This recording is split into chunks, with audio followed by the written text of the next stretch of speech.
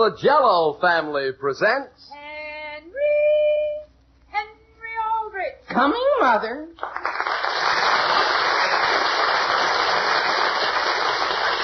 Yes, it's the Aldrich family, based on characters originated by Clifford Goldsmith and starring Ezra Stone as Henry with Jackie Kelk as Homer. And yes, it's the Jell-O family with its three famous desserts. Jell-O in those 6 delicious flavors, regular Jell-O puddings with that old-fashioned homemade flavor, and Jell-O tapioca puddings. A miracle of goodness, a marvel of speed. Oh, the big red letters stand for the Jell-O family. Oh, the big red letters stand for the Jell-O family. That's Jell-O. Yum, yum, yum. Jell-O puddings. Yum, yum, yum. Jell-O tapioca puddings. Yes, sirree. And now for the Aldrich family.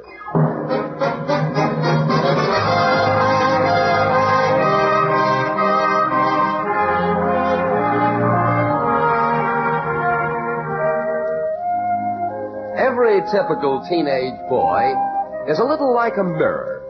No man can follow Henry Aldrich very long, for instance, without seeing a reflection of the boy he used to be. The scene opens in the cafeteria at Central High School. It is right after school.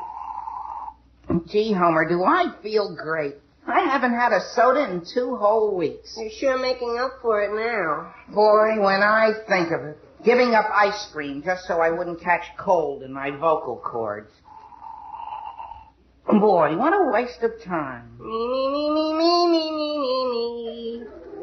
I beg your pardon? Nothing. Only speaking of vocal cords, I'm just keeping mine limbered up. Homer, are you sure you don't want a soda? No, thanks. I'm not taking any chances with my voice. Me. Boy, am I glad I'm not in the cast. Once the rehearsals for that operetta start, you'll be tied down every darn afternoon, you poor kid. I don't mind. While I'll be as free as a bird, I can go skating, I can go on hikes, and gee, I can do all kinds of things. All by yourself, Hen? There's Willie, isn't there? Willie? He's in the chorus with me. He is? Along with Toby and Charlie? Sure. Me. Homer. Yeah. All of a sudden, I'm kind of bored sitting here. Look, what do you say we go upstairs and just have a look at the bulletin board? I thought you said you were positive your name wouldn't be there. Sure, I'm positive. It just couldn't be there. Me. Homer, are you sure you didn't see my name anywhere on the list? Hen, I told you. All I saw was my own name. Gee, that's a relief. I don't know why I ever tried out for the darn thing in the first place. Me. And besides, Homer, do you really think Gilbert and Sullivan is any good anymore? Sure, don't you? Especially the Mikado. Gee, the way they'll have to make you up, nobody will ever recognize you. Not even your own family.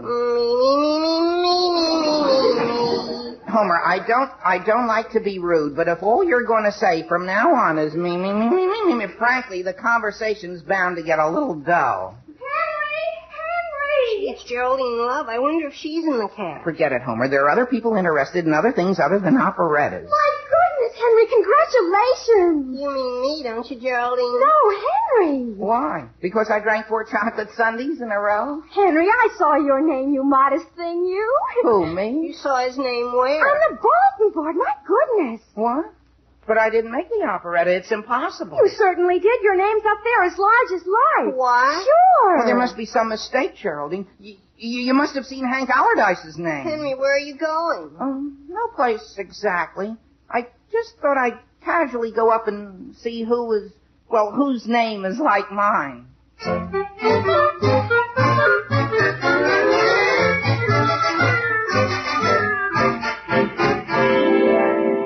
Mr. Cooper. Mildred, how on earth did his name ever get on that list? I'm almost positive you dictated it to me. Why would I do a thing like that? Henry Aldrich in the leading role of the Mikado? I know. Mildred, you'll just have to hunt him up immediately and tell him the whole thing was a mistake. You mean I have to tell him? Mr. Cooper, may I have a word with you, please? Oh, certainly, Mr. Bradley.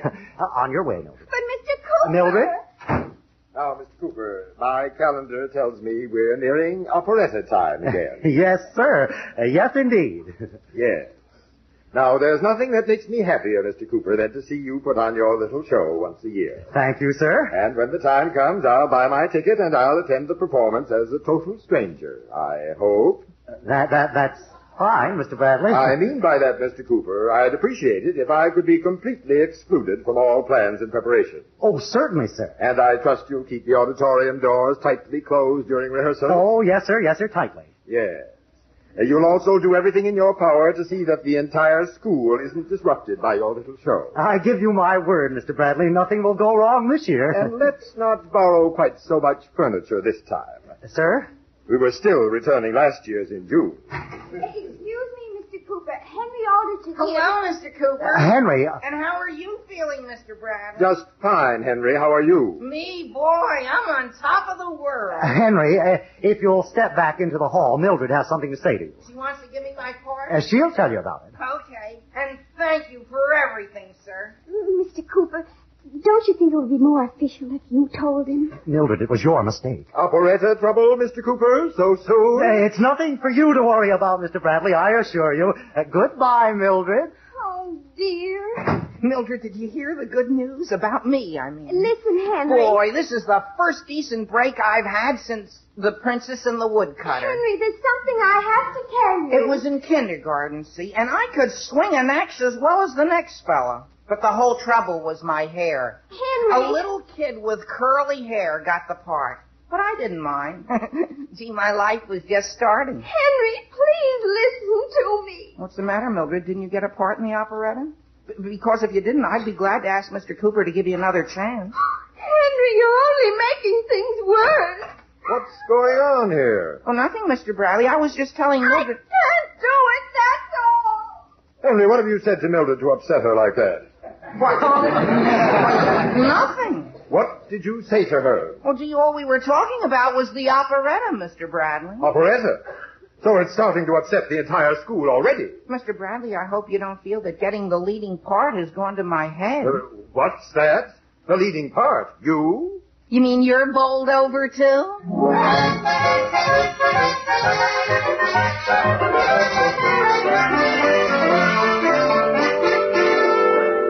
I'm very glad you phoned, Mr. Cooper. I was considering writing him a letter, Mrs. Aldrich, but then it occurred to me that his mother might be the best one to tell him. No, I'm sure I won't have any difficulty, Mr. Cooper. I can't tell you how sorry I am the whole thing happened. Oh, well, I'm sure Henry doesn't really believe he's playing the lead in your operetta. He doesn't? There's one thing about us Aldriches, we know our failings. Yes, but... And just between you and me, Mr. Cooper, Henry can't sing a note. Oh, I wouldn't say that, Mrs. Aldrich. It's just that he can't sing them in the right order. I think I hear him coming in now. Well, good luck, Mrs. Aldrich. Oh, I'm sure I won't have any trouble. Goodbye. Minstrel, I, a thing of shreds and hatches, of ballad songs, and hello, Mother. Hello, Henry. 3 guesses what I'm singing. Yes, dear. And guess what else? I'm to play the lead in the operetta. Yes, dear. Sit down. Sit down? Gee, I can't take time to sit down for the next month. I've got to get started on my homework. Your homework? Sure, and get some decent marks so I don't get thrown out of the cast. Henry, you can sit down for a minute. You and I have to have a little talk. We do? Okay. And now then. Me. Dear, do you think that's nice? You go ahead and talk, Mother. I'll just be rehearsing in between. Me.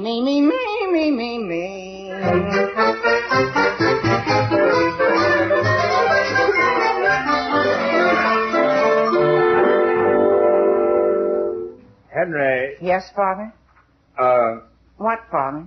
That is, your mother wanted me to explain something to you, so, did you enjoy your dinner, son? I'll say, boy, who wouldn't enjoy a dinner like that? Yes. Why do you suppose Mother had all my favorite things tonight? Even strawberry shortcake a la mode. Well, that's because, we're all extremely fond of you, son. You are? Extremely. Gee, thanks. And, sit down, Henry. Sure. And anyway, I think I know. Know what? Why everybody in the family's suddenly being so nice to me. Because for the first time in my natural life, you can be proud of me. Henry, some people might be proud because their children can play a leading role in an operetta, but personally, you know how I judge my children? How, Father? By the way they can take a disappointment.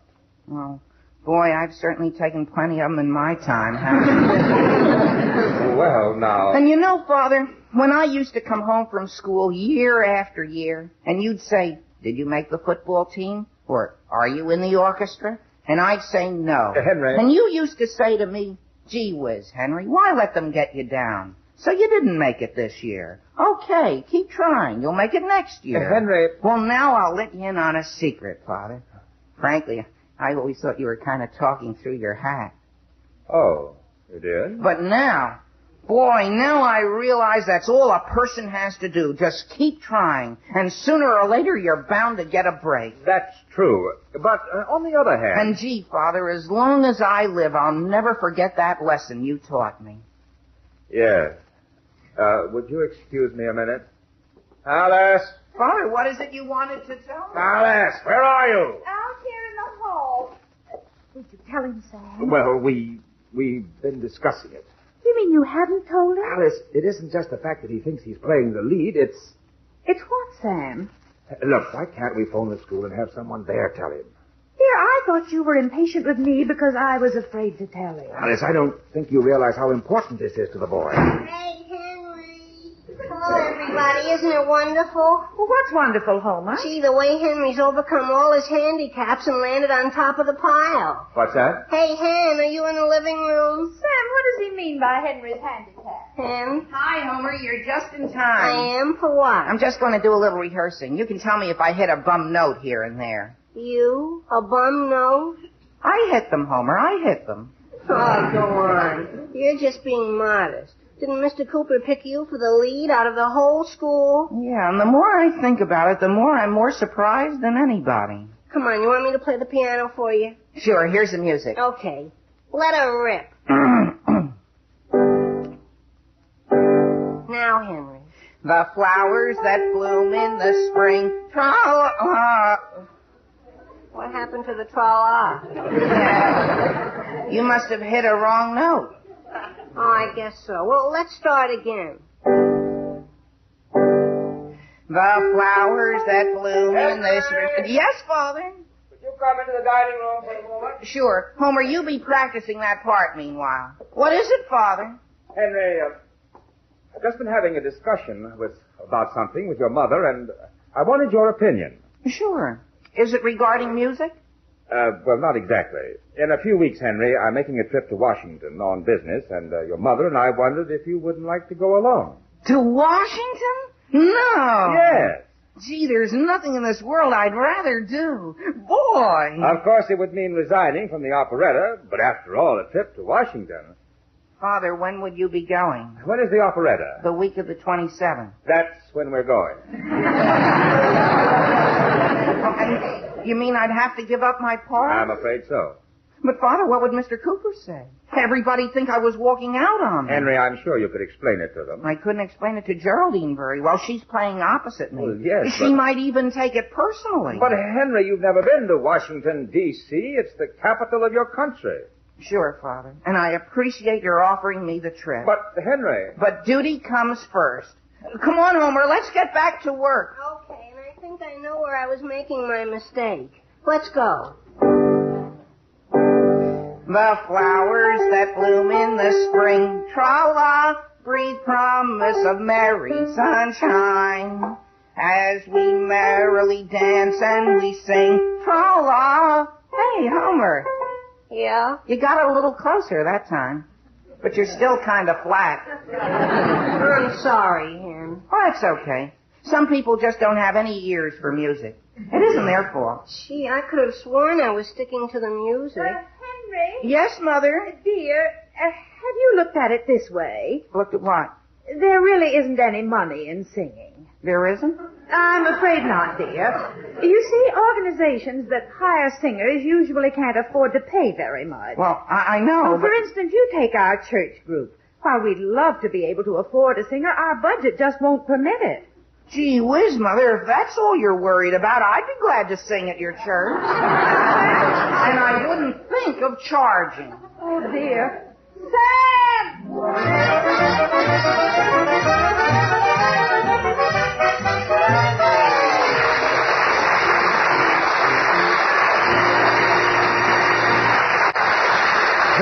isn't the only one who's anxious to sing. Here are a few notes from Meredith Wilson and his talking people. Intermission! Intermission! Jell-O is the grandest dessert in the world. And now, back to the Aldrich. Hey, wait just a minute here. How can you interrupt the Aldrich family in such a crucial situation? Well, you can always interrupt with anything as tempting as Jell-O's 6 delicious flavors. Starting with strawberry, raspberry, cherry, orange, lemon, lime. And every one of those rich, fruit-like flavors reminds you of the real ripe fruit itself. Flavor that's locked right into Jell-O, locked in so that it can't possibly get out until your first delectable spoonful. That's fine. Intermission over. Curtain, curtain, curtain going up. Hey, hold it there. Intermission is not over. I haven't even begun to tell the people half of the wonderful things about Jell-O, all the variety of salads and desserts that you can make so easily with any one of Jell-O's 6 delicious flavors.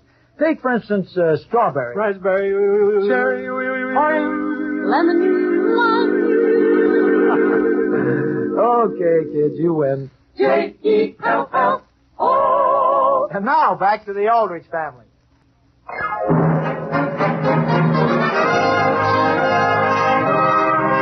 Yes, getting back to the troubles of Henry Aldrich. Due to a mistake, Henry has gotten the impression that he has to play the lead in the school's production of The Mikado.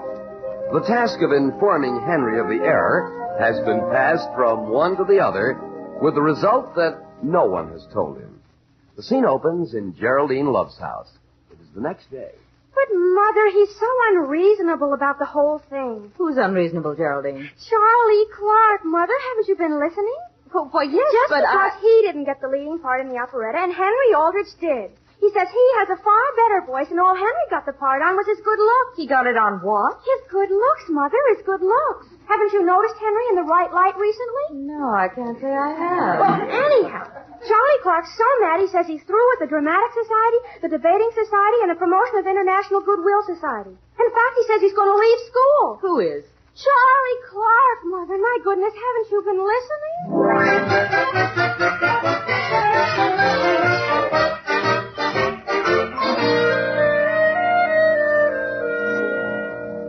Come right in, please. Thank you. Gee, Professor Everett, I guess you hardly remember me, huh? Henry Aldrich, you said? Yes, sir. I used to take piano lessons from you. You did? Sure, for 2 years. And then you had to go away on a long vacation. Yes, I remember now. I'll never forget it. Well, how nice of you to drop in, Henry. Thank you. A social call, I hope? Not exactly. You see, up until recently, I didn't have any voice to speak of. But all of a sudden, it seems to have turned into something. Is that so? And while I'm not sure I ought to take on more studies, I'd just be interested in learning what you charge. For singing lessons? Yes, sir. And since my folks have poured so much money into you in the past, well, I thought I'd try to swing this myself. I see. Well, suppose you sing something for me. Sure. Do you happen to be familiar enough with Titwillow to accompany me? I'll do my best. Okay. Me.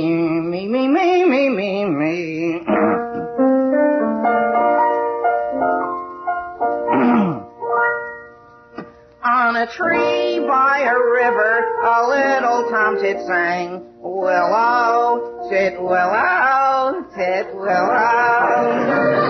And I said to him, Dickie Bird, why do you sit singing willow, titwillow, titwillow?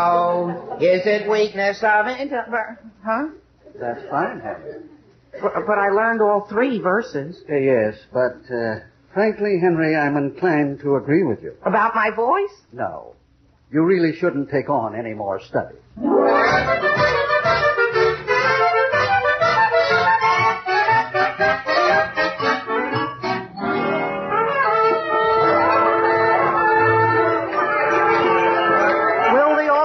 Please come to order.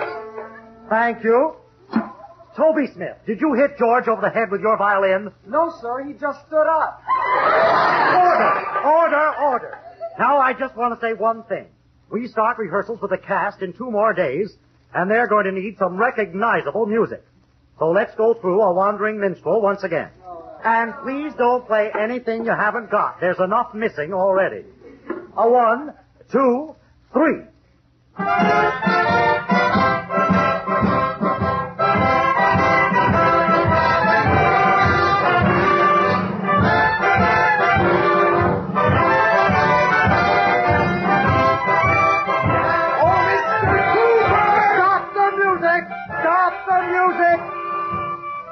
Mr. Bradley, you mean the auditorium doors weren't closed? They were, Mr. Cooper, but may I have a word with you out here in the hall? Why, certainly, Mr. Bradley, certainly. Will the orchestra please stay put? After you, Mr. Cooper. No, sir. After you, Mr. Bradley, sir. First of all, I've just had a very interesting telephone conversation with Mrs. Aldrich. Henry's mother? Yes. It seems that Henry still thinks he's going to play the lead in your operetta. Oh, no, Mr. Bradley. I phoned his mother yesterday myself. She told him. But the fact remains she hasn't told him, nor has anyone else told him. Why not? She says that isn't the question. She wants to know why you allowed Henry to believe he was playing the lead in the first place. Oh, may I explain that? When I have finished, I have here a petition signed by some 30 students headed by the name of Charlie Clark, stating that unless Charlie is given the leading role, they will drop out of all school activities, including the drive to raise funds for new trays in the cafeteria. And now, Mr. Bradley, may I explain? When I have finished, I also have a letter here from the mother of a student named Mildred Carter. You know her, of course. She's the girl who posted Henry's name on the bulletin board. The child is in bed as the result of a nervous collapse. Well, I... Once more, Mr. Cooper, you are putting on an operetta. And once more, the operetta is upsetting the entire school. Very well, Mr. Bradley. I'll tell Henry myself that he is not playing the lead in the Mikado. About that, Mr. Cooper, I have here a report from no less than 6 of Henry's teachers who say that overnight he's showing more industry and application than anyone else in his classes. Who, Henry Aldrich? The boy's apparently taken a new lease on life. Why, that's astounding. And in view of the fact that scholastic standing is always of prime importance. Yes, sir. How can you now take Henry Aldrich out of the leading part in your operetta? But, Mr. Bradley, what am I going to do? The question is, Mr. Cooper, what am I going to do now that your little operetta has turned the entire school upside down?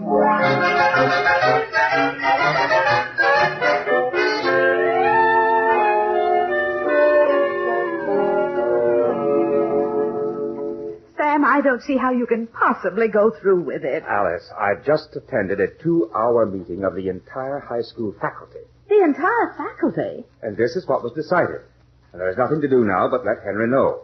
I wouldn't have the courage. Courage or not, it's my fault things have gone as far as they have. Henry! Yes, Father? Will you step into the living room, please? Sam, I've known people who were scarred for life because of a thing like this. Were you calling I, Father? Yes, Henry. Alice, I think you'd better leave. I think so, too. Henry, I'll be out in the kitchen making you a chocolate cake. Father, is there something wrong with Mother? No, Henry. Just sit down. Okay. Henry, can you take some bad news? Yes, sir. It's about the operetta. You mean because you're going to Washington, you won't be able to hear me sing? Henry, I'm going to let you have it straight from the shoulder.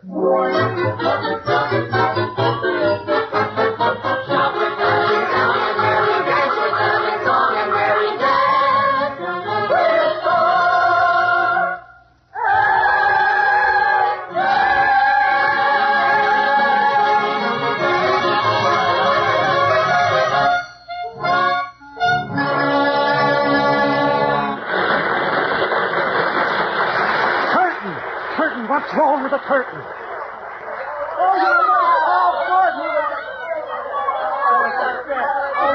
Hi, Geraldine. It's over. Oh, Henry, you were wonderful. Simply wonderful. Gee whiz, Geraldine, you were pretty swell yourself. Was I really? Was that a swell show? Thanks, Homer. And gee, you were swell, too. Gee whiz, look who's coming backstage. Henry!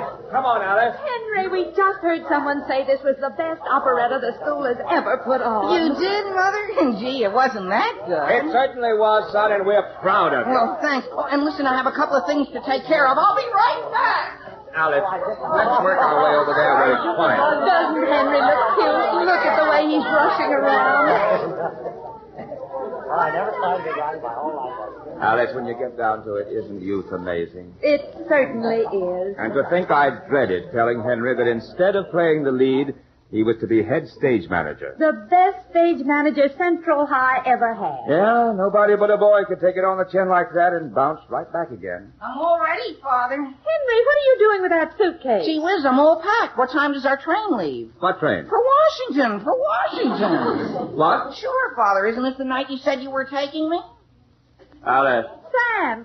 Henry, your mother has something to tell you. Sam Aldrich, you come back here.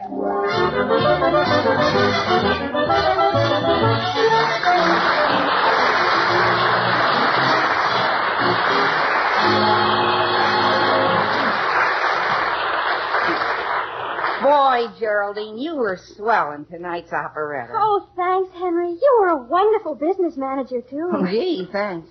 You know, you could make singing your whole future career. Oh, no. I've got another career all picked out. You have? My goodness, yes. I want to marry a famous businessman. Don't you mean a business manager? Well, speaking of careers, what a famous one Jell-O has made for itself as America's favorite gelatin dessert. Yes, Jell-O, the luscious, shimmering dessert that comes in 6 delicious flavors: strawberry, raspberry, cherry, orange, lemon, and lime. All 6 rich with that famous locked-in goodness. Tomorrow, try Jell-O Peach and Banana Mold. Just prepare 1 package of lime Jell-O as usual.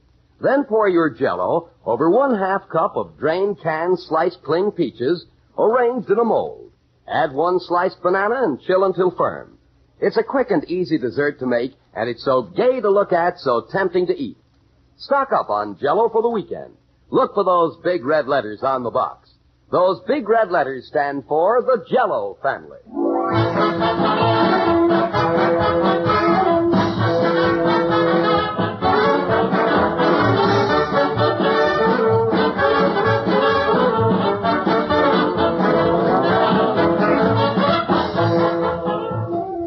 If you have a heart, listen. Last year, 1 person died every minute from heart disease. Let's do something about it. Send a donation to your local Heart Association campaign or to the American Heart Association, Box 500, New York City. Money can help the fight against heart disease. So open your heart and give.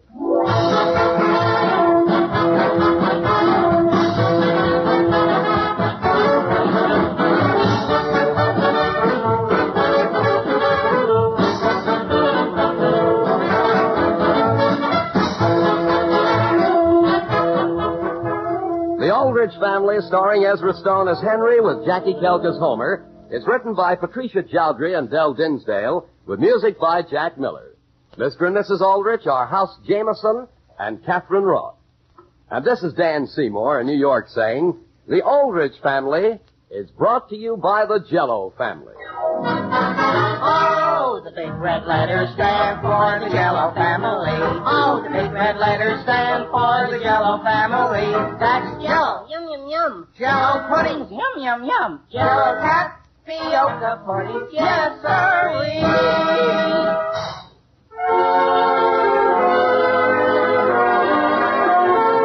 And now stay tuned for the Burns and Allen Show, which follows immediately over most of these same stations.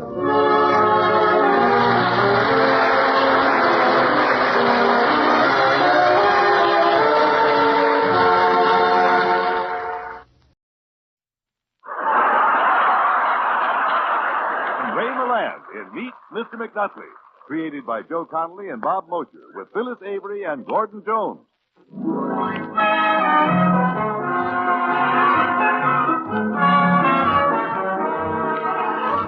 Well, there's an ice cream parlor, much favored by the girls of Lynn Haven College, that is never patronized by Professor Raymond R. McNutley, head of the English department. His dislike for the place was occasioned by the events of a warm evening last September. The new school year was just about to start, and Ray and his wife Peggy had Dean Bradley to dinner.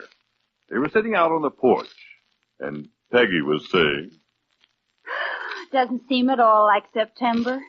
Why, it's as warm as the night in midsummer. Ray, maybe Miss Bradley'd like a drink. Oh, why, sure. What'll it be? Could I get you some, root beer? Why, yes, that would be nice. We haven't any root beer. How's the new freshman class shaping up, Miss Bradley? Well, it's hard to tell what sort of shape it has with the kind of clothes that the girls wear nowadays. Blue jeans, sloppy sweaters. How about some orange soda? Oh, that'll be fine, thank you. We haven't any orange soda. I know what I can get you, Dean Bradley. Sarsaparilla. Why, yes, I'm very fond of sarsaparilla. We're out of sarsaparilla. Now, this place is a dried-up oasis in the heart of the Sahara. What have we got? We have an old dusty bottle of raspberry fizzle. Well, why didn't you say so a long time ago? Isn't that great, Dean Bradley? I'll go right in and... No, thank you. Frankly, I detest raspberry fizzle. Oh. Well, it's really a very refreshing drink if you know how to get it down. It's so popular the stores can't keep up with the demand. To get this bottle, I had to bribe the clerk and promise to, Ray, this was one of 2 bottles that was left on our doorstep 3 years ago by a promotion crew. Oh, no, you're mistaken, Peg. That was grape swish. It was raspberry fizzle. I distinctly recall... You had the doctor at 4:00 in the morning. His diagnosis, I believe, was inside sunburn. The pain would disappear as soon as your stomach peeled. Well, I was run down and probably over-susceptible. Sure you want to have some raspberry fizzle, Dean Bradley? Oh, no, thank you. However, if you insist that I have something, do you have any ice cream? Oh, we always have ice cream. What's your favorite flavor?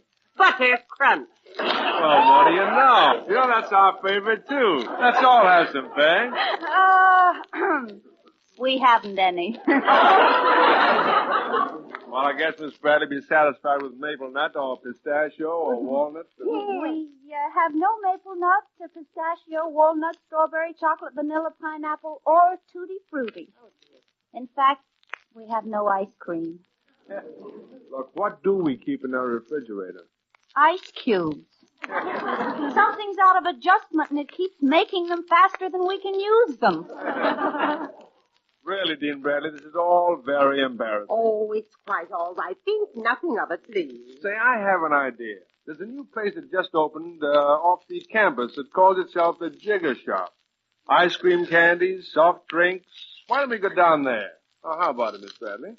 Well, our girls will probably make it a rendezvous, so I should like to look it over and ascertain its character. Why don't we stroll down and have some butter crunch? Well, say now, that's the spirit. Don't you think so, Peg? I'll run the car out of the garage. Ray, Miss Bradley said stroll. Well, honestly, to hear her talk, Miss Bradley, anyone would think I never went anywhere without a car. I just thought, since it's such a warm night, that you'd rather... Oh, I love to walk. Well, shall we start? Coming, dear? Oh, certainly. I was ready 5 minutes ago. Just waiting for you to make up your minds how you wanted to go, that's all. Now, just sing out if I set too fast a pace.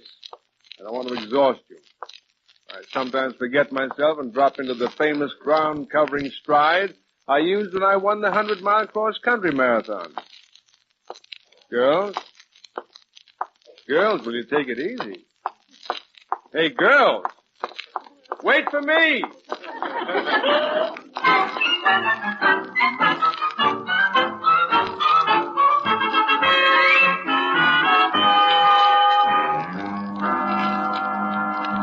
Well, the place seems respectable enough. Oh, I think it's one of the nicest ice cream parlors I've ever seen, Miss Bradley. Don't you like it, Ray? Yes. Yeah. Very pretty. Anybody get out time in that last quarter? Must have been pretty close to the Olympic record. Oh, I suppose that the man approaching us is the proprietor. He has an appearance of respectability, don't you think so? Oh, yes, indeed. Yes, folks. Can I serve you? Do you have butter crunch ice cream? Oh, yes, ma'am. We'd like 3 dishes. In large or small? Well, so soon after dinner, the small, I guess. In marshmallow on them? No, I think not. In nuts, perhaps? No, just have... Now, how about a cherry on top? We'd really like just the plain butter crunch ice cream. Yes, well, I don't make much on just plain ice cream, you know. It's the garnishments that pays the rent. But you do serve plain ice cream. Yes, ma'am. Mostly as a service, you understand. A young fella comes in with his girl, wanting to give her the impression that he's a big shot instead of being the cheapskate he is. Well, I got a heart, I serve. Well, I'm a cheapskate, and we want 3 dishes of plain butter. Yes, sir. Coming right up. So I don't blame a man for not wanting to shoot his relief check all in one night. Well, really, Mr. McNutten, you are very short with the man. Yes, you were almost rude. I didn't like his attitude. Well, I thought he was very gracious under the circumstances. Yes, indeed. Well, here we are. 3 small, plain, naked as the day it was born dishes of butter. Thank you. Oh, it looks very delicious, doesn't it? Well, I can't say. I didn't bring my reading glasses.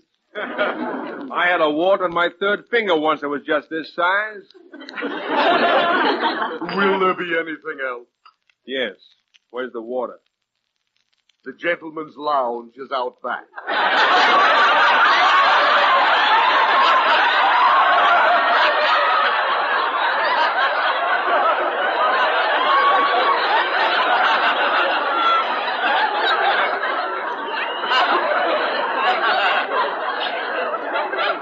I was not inquiring about water to wash my hands. I would like a glass of water to drink. Don't you have water at your house? Certainly I have water at my house. Then why do you walk all the way down here to drink mine? Look, when I left home, I wasn't thirsty. But the minute you get here, where the water runs through my water meter instead of yours, you are thirsty. Is that it? All right, we'll forget the water. But I would like a spoon to eat my butter crunch. You've already got a spoon. I have not got a spoon? I gave one to each of the ladies, and yours was right there on your ice cream plate. If it had been there, I would have seen it. Lying beside this anthill of ice cream, it would have jutted up like the Washington Monument. Maybe you put it in your pocket. I did not put the spoon in my pocket. Maybe you swallowed it. It's surprising to me what souvenir hunters will do to get away with something. My dear sir. Jones is the name. Thank you. My dear Mr. Jones, I am not a professional sword swallower, nor am I a shoplifter, and I would like a spoon to eat my ice cream. Well, you just shake your pockets or maybe burp, and I think you'll find the one I want. Really, dear, I think it's mean of you to tease the poor man. You're very dexterous, Mr. McNutley. Now, I usually can catch on very quickly to such parlor tricks. But I must confess I'm quite mystified. Tell us, where did you hide the spoon? I never had one! But I'm going to have a spoon to eat my ice cream, and I'm going to disassemble this place like a Tinker toy. Now, Ray, if you start an argument, you'll just make yourself ridiculous. Why will I be ridiculous? You don't need a spoon. You've played around so long that your ice cream's all melted. You can drink it with a straw. And do hurry. Mr. Jones seems to be closing up, and we won't want to keep him and perhaps worry his dear wife. If he has a wife, she probably lives in a walk-up in a Swiss cheese. Excuse me, I'll pay the rodent. We'll get out of here.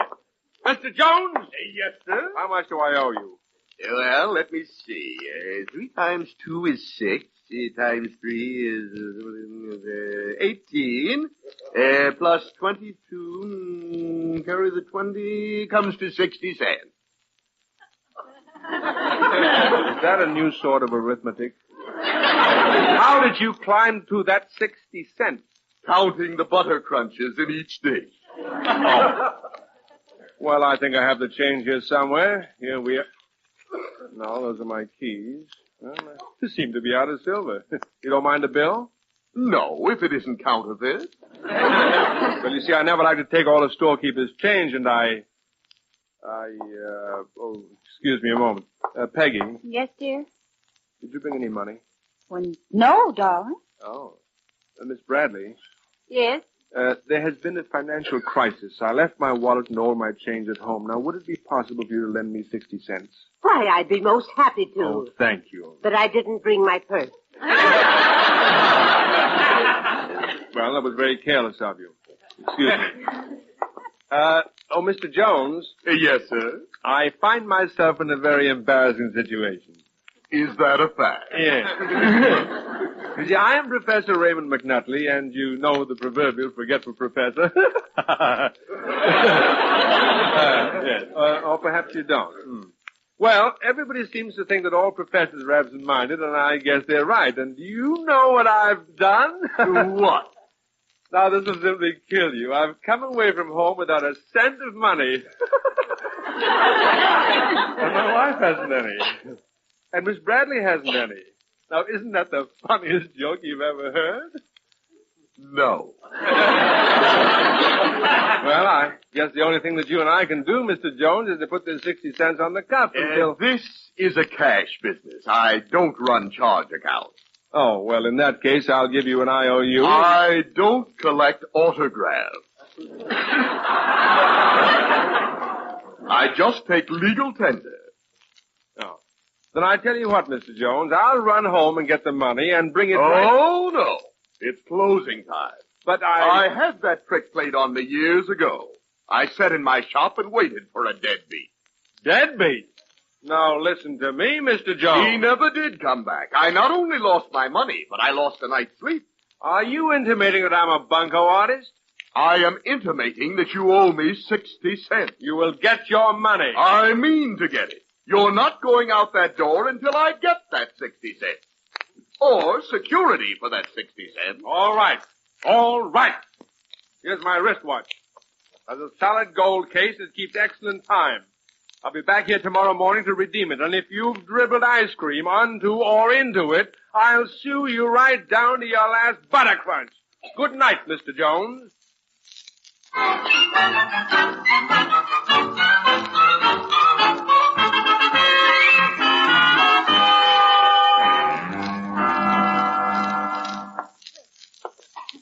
Mr. Jones, never in my 35 years of contact with the human race have I met an individual who had entirely missed evolution and was still an ape. Good morning, Professor McNutley. Good morning, Doctor. Good morning.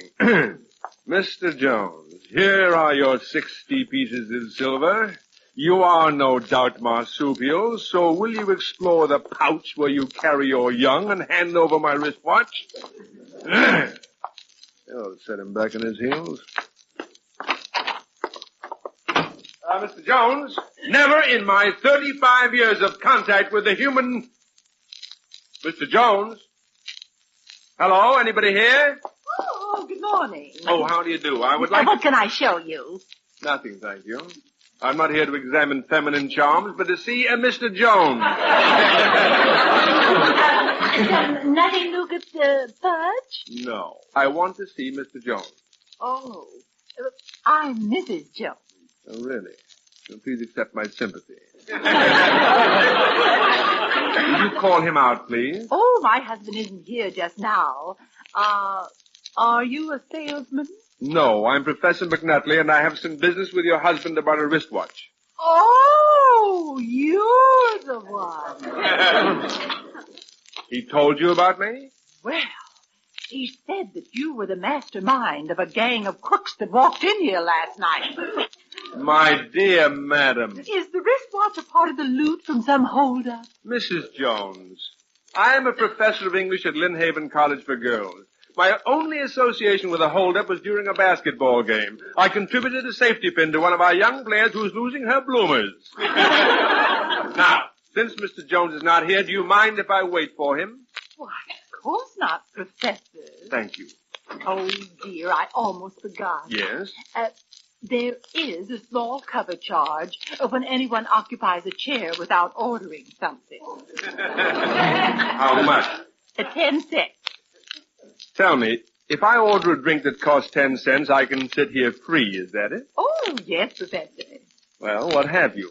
The only thing at that price is raspberry fizzle. Oh, yes. Well, you may bring me a glass. I don't have to drink it. Oh, by no means. It's your raspberry fizzle. And as my husband said when we opened the place, Ada, always remember the customer is king. Always crown him if you can. Here you are, Professor. Thank you. By the way, when Mr. Jones stepped out, did he take my wristwatch with him? Oh, no, it's in the safe. Well, that simplifies the matter. I have a faculty meeting. Now, I suppose I give you the 60 cents and you give me the watch. But I don't know the combination. Oh. You'll just have to be patient and wait for Mr. Jones. Very well. You don't mind if I go on with my work? No, not at all. Drink it to me all lyrics I know, and I will pledge with my just leave a kiss within the cup. Mrs. Jones! Yes, Professor? As I said, I have a faculty meeting. When do you expect Mr. Jones to return? Oh, sometime this evening. This evening? My dear woman. Well, never mind. Just tell Mr. Jones I was here and that I'll be back. Oh, just a moment, Professor. You owe 10 cents for the raspberry fizzle. Oh, I'm sorry. Here, you can take it out of this. A $10 bill? Oh, I can't change that. Oh, very well. I'll pay your husband this evening.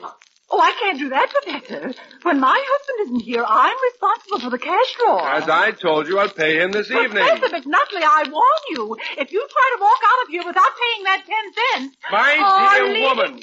security for that 10 cents, I'll scream my lungs out. All right. Here's my tie pin. Please don't thrust it into your heart and blunt the point.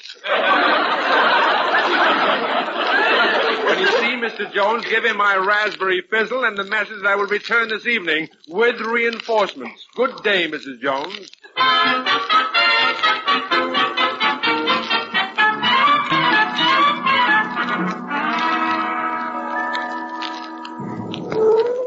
Now, here we are. Now, when I go in, you please stick close behind me. Now, you may have his gang hidden back at the soda fountain. If they jump me, one of you run for the police. Well, I think it's perfectly silly to drag Mrs. Bradley, Pete, and me in on this, Ray. It's a simple business transaction. Why, yes, of course it is. You give him the money and he gives you back your watch and tie pin. Well, let's go in. I hope you appreciate this favor, Ray. I've been waiting for a month for the date I got tonight with the little dove. Here I am horsing around with you instead of nesting. Oh, are you a pigeon fancier, Mr. Thompson? Definitely yes, Dean Bradley. And the fancier, the better. Now, are you sure you have the money, dear? I have the 70 cents I owe him and a $10 bill, enough for any emergency. There he is at the end of the fountain. Well, Mr. Jones, here I am. Why, good evening, Professor McNutley. A funny thing, I was just thinking about you. I have come for my watch and my tie pin. Well, that's fine. I've got them right here waiting for you, Professor. Here you are. You may count it as your 70 cents. Oh, I wasn't worried about it at all, Professor. Here's your watch. I knew you were good for it. And your tie pin. Because, thinking it over, I remembered that the ladies you were with looked very, very respectable. Yeah, thank you very much. Well, Miss Bradley, Peggy, Pete, shall we be going? Oh, just a minute, Professor. Well, I feel sort of bad about this misunderstanding. After all, this is a new place, and I want to start off on the right foot. Now, just to show that there are no hard feelings, will you and your friends sit down and have some ice cream on the house? No, I don't. Fresh vanilla? Just made? Oh, I think that's very generous of you, Mr. Jones. Why, yes, Mr. Jones, we accept your invitation in the spirit in which it is offered. Oh, now wait just a minute. Look, the man's trying to be nice, Ray. And if he wants to give us some vanilla, you're going to be a sorehead and say no. Well, all right. But just to keep things straight, you say this is on the house, Mr. Jones. Give my compliments, Professor. Won't cost you a cent. Now, you sit down at the very best table, and I'll bring it right over. Now, you see, Ray, how you misjudge people? He's a very gracious and generous soul. Salt of the earth. Oh, Mr. Jones. Yes, sir? I think I'll have some crushed walnuts on my order. Oh, that'd be nice. Don't you think so, Miss Bradley? Why, yes, it would be quite festive. We'll have crushed walnuts and all of them, Mr. Jones. Yes, sir, Professor. Hope you folks won't mind if I eat and run. Oh, of course not, Pete. Late as I am, my little dove will be ruffling her feathers. Here we are.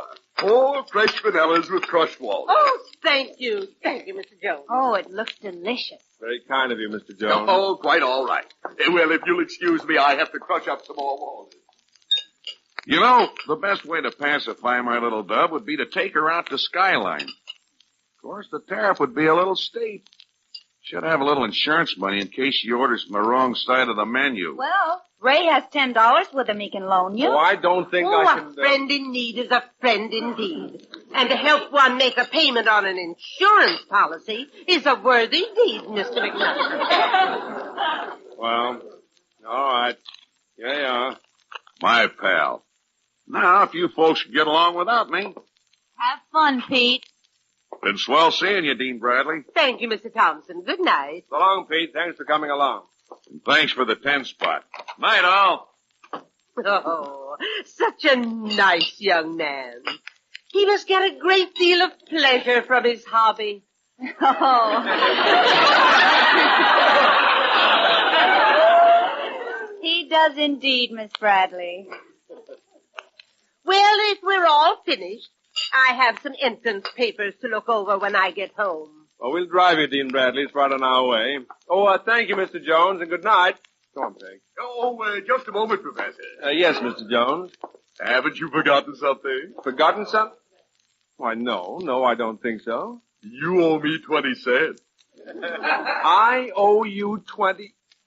No, wait just 1 minute, Mr. Jones. Oh, that's the tariff. It's right on the menu. Look, I heard you with my own ears, and I've got 2 witnesses. You invited us to sit down and have 4 vanilla ice creams on the house. That I did.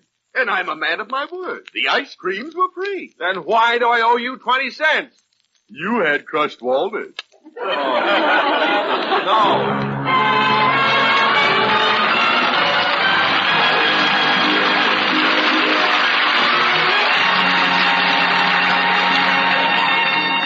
Tonight's show was directed by Joe Rise. The Ray Milland Show is a review production.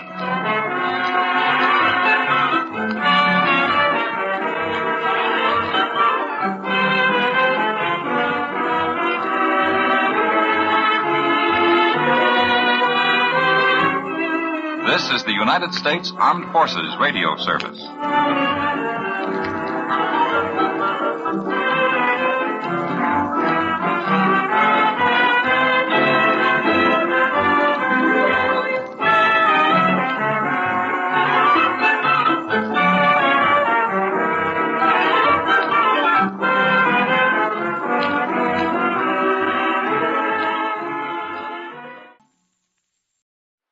Field Ball with Richard Denning.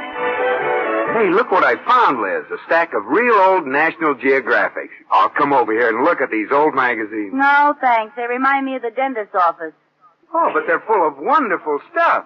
Look, it says right here that in South Africa, the female wombat takes on a protective coloring and becomes invisible during the mating season. No. No explanation has been found, and it's very frustrating to science. I'll bet it's more frustrating to the male wombat. gee, look at this automobile ad from 20 years ago, Liz. Oh, let me see. Oh, doesn't that make you sad? New Cadillac, $1,100. Lend me your handkerchief, Liz. George, let's answer this ad. It's got a coupon on it. Oh, don't be silly. But it's my favorite model, a sport roadster with a rumble seat. Say, do you remember those roadsters, Liz? With the isinglass curtains? And the rumble seat. And how tough it was to put the top up and down. And the rumble seat. And those hard tires that took 60 pounds pressure. And the rumble seat. Hey, wait a minute. What's with you and the rumble seat? I was just remembering my college days, George. A couple of fellows drove us to school and I used to ride back and forth in the rumble seat. Oh. I'll never forget my college days. Gee, I sure got a wonderful education. At college? No, in the rumble seat.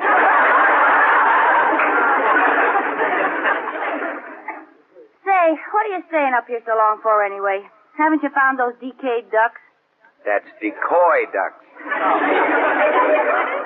Oh, George, I just remember what happened to them. You know the charity bazaar last fall? Yeah? Guess what we used for targets in the shooting gallery? You mean... Yes, those little decoys have gone to the great duck pond up yonder. Oh, well, I needed new ones anyway. George, we ought to throw away some of this awful trash up here. That old iron junk, for instance. Junk? That's my muscle building equipment. Too bad you never used it. Thanks a lot.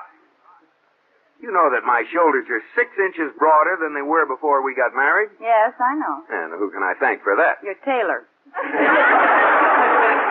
Nonsense. I built them up with this barbell. Then how come when you take your coat off, they go back to their premarital size?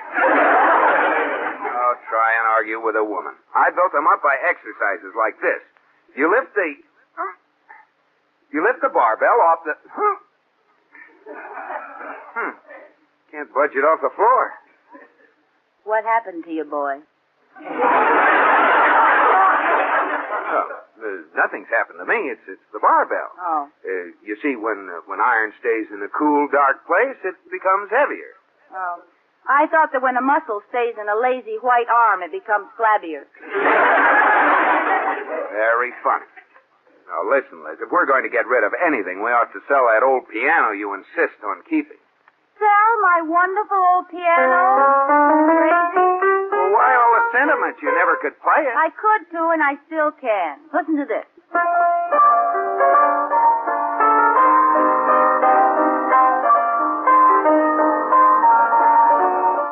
How was that? Fine. Now do it without the player piano. I didn't think you'd notice. Well, your feet gave you away. Oh. That's the only way you ever could play a piano, with your feet. Oh, is that so? Well, name anything and I'll play it. All right. How about Glowworm? How about the Tchaikovsky Piano Concerto in B-flat minor? How about Glowworm? How about the Tchaikovsky Piano Concerto in B-flat minor? Did I hear someone say Glowworm? No, you didn't. All right, I'll play the Tchaikovsky Piano Concerto in B-flat minor. You mean you really can play it? Certainly. The Tchaikovsky Piano Concerto in B-flat minor.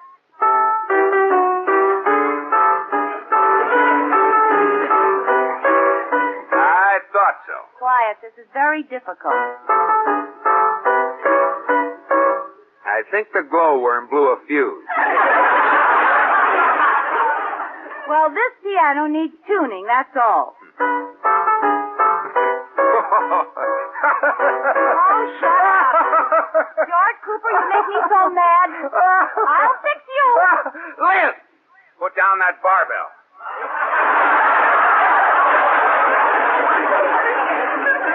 All right. Now, come on, Liz. Let's go downstairs. Oh, no, now you got me mad. I'm going to lick this glowworm if it takes all night.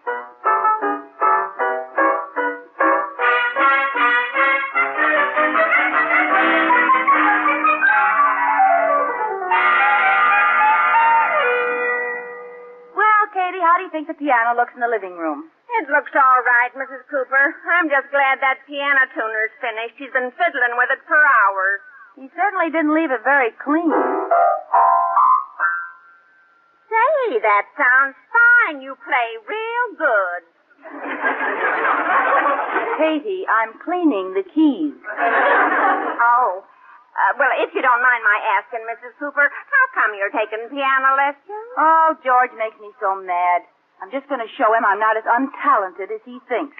I used to play the piano pretty well. Haven't you finished cleaning those keys yet? Katie, this time I'm playing it. Oh, pardon me. It's all right. Now that it's tuned, George will see it was the piano that was at fault and not me.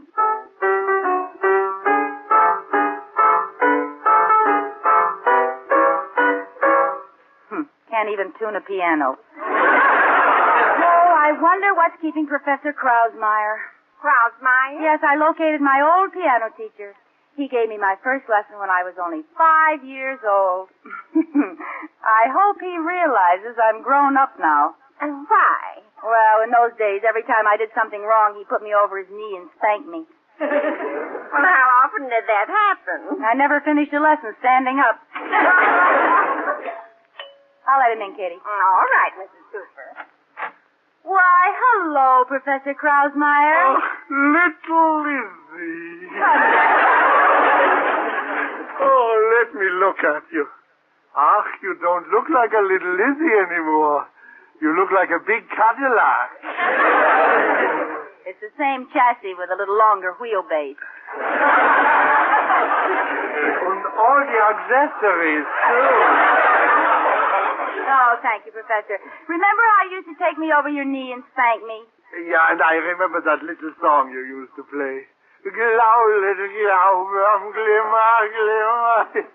How is that poor little Glaube? It's still suffering. Look, I found all my old music books. Oh, excellent, excellent. Let me look, huh?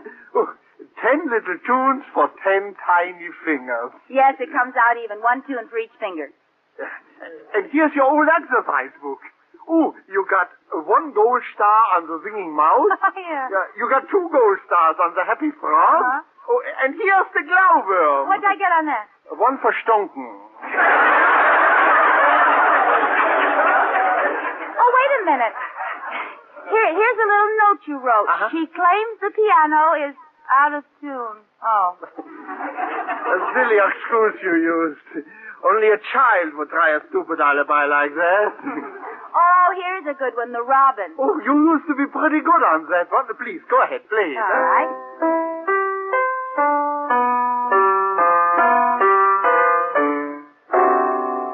Pretty good, huh? Lizzie, you got 10 fingers, haven't you? Certainly. Let me see your hand. Why? It sounds like you got 7 on one hand and 3 on the other. Oh, Professor, you don't think I'm hopeless, do you? Oh, nobody is hopeless. I can teach anybody to play the piano who possesses only 3 qualifications. What are they? A right hand, a left hand, and $5 an hour. That settles it. Professor, I'm going to take lessons again. I have to learn at least 1 piece perfectly, or life won't be worth living around here. Oh, I have the perfect piece for you. It's an old German folk song called Weit unten auf dem Schwanefluss.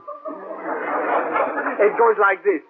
Weit unten auf dem Schwanefluss. Oh, I know that song. It's called Way Down Upon the Swanee River. Ach, they are translating everything these days. Well, if you really want to show it off, you should go on my little radio program, you know. Yeah, Professor Krausmeyer's Talent Scout. Each week I give a prize. Of course, that's just for my talented boobles. Oh, well, that lets me out. I'm not a talented boo-boo. But now, if you would take 3 lessons a week, I might consider you talented enough to go on it. Oh, I see. Mother Nature doesn't give out the talent anymore. You do, huh? Well, we work hand in hand. I get it.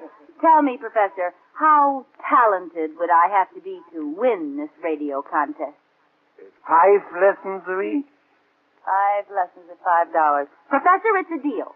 I'm going to win that contest and impress George if it takes all the talent I have in the bank.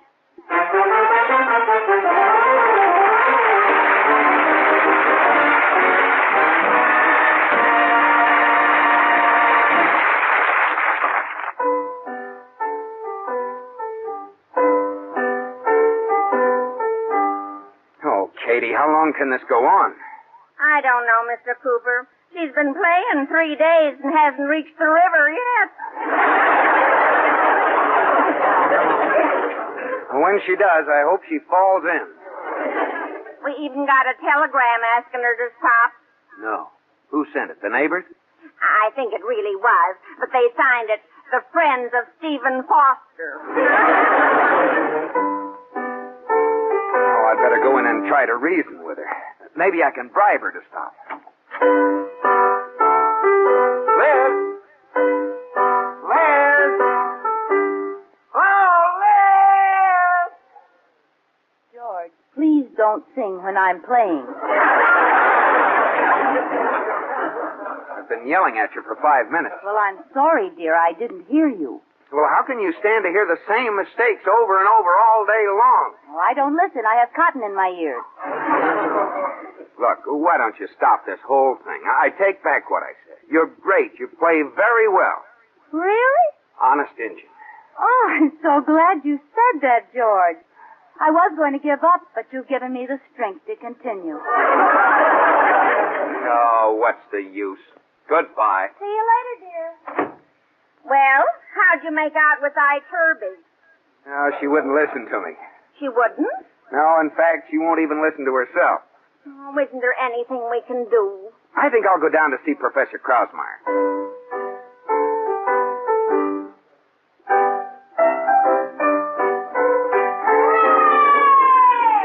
She made it. I'd better get to Krausmeyer in a hurry. Now there'll be no stopping.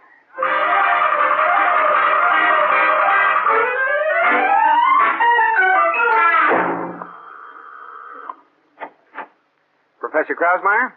I'm Liz Cooper's husband. Oh, come in. Tell me, has she made it to River? Yes, today. Congratulations. Professor, I came to ask you to make Liz give up the piano. She's about the worst. Wait! Your hands. Huh? What about them? So artistic. When you came in the door, I said, there are the hands of a pianist. Really? Well, you're wrong, although I did play the violin a little in high school. When you came in the door, I said, there are the hands of a violinist. I just happen to have this old violin in my studio. Go ahead. Play. Oh, but I've forgotten everything I ever knew. Oh, nonsense. True talent never dies. Well... Go ahead. Play.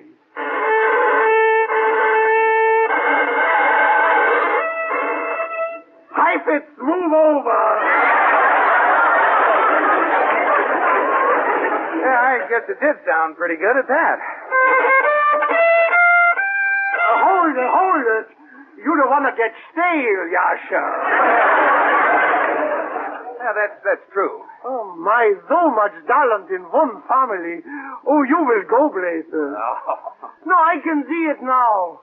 George and his magic violin, and Liz and her makes you glad you're not a Glover music. Oh, but Professor, I don't have time to take lessons. Now, look, Mr. Cooper, I'll let you in on a secret. I got a little radio program. Each week I hold a contest. Now, your wife is going to be on it this week. How would you like to be on it and win? On the basis of talent, of course. Say for, $50. It'll be worth it to beat Liz at her own game. It's a deal, Professor.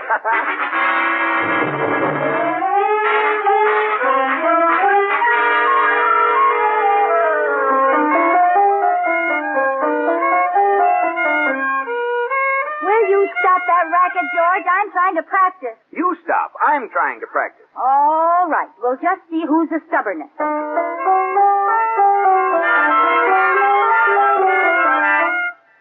Where'd that harmonica music come from?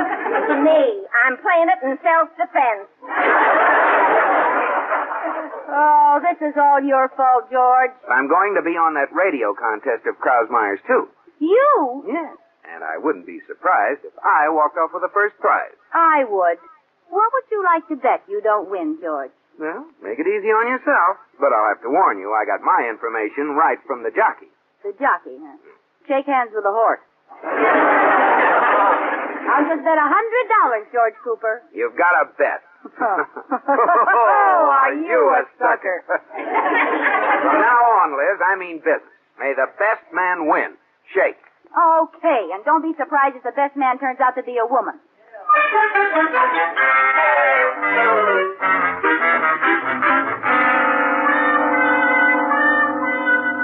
Liz, what have you done? You've ruined my violin. All I did was glue the strings together. All you did? Well, you were having so much trouble with 4 strings, I thought one big one would be better.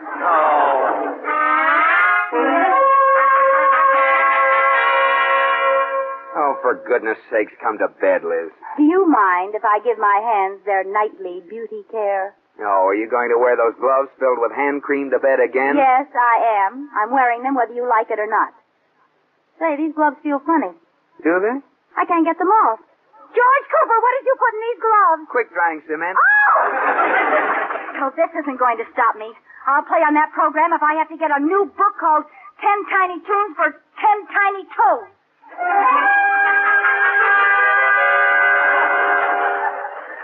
Oh, aren't you dressed yet, Liz? It's almost time to leave for the radio studio. I just have to put on my dress.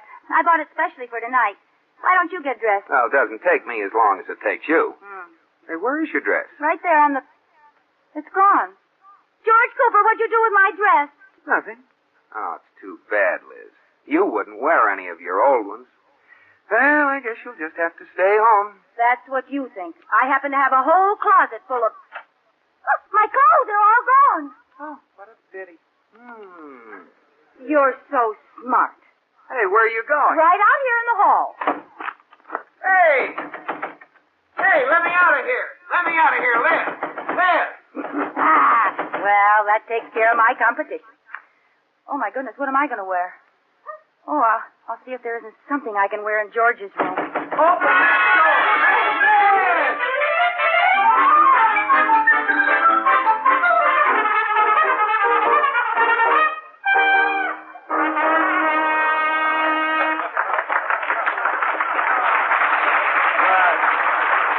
That was little Danny Thielen, age 12. Thank you, Danny. You keep on playing like that, and who knows what will happen to you.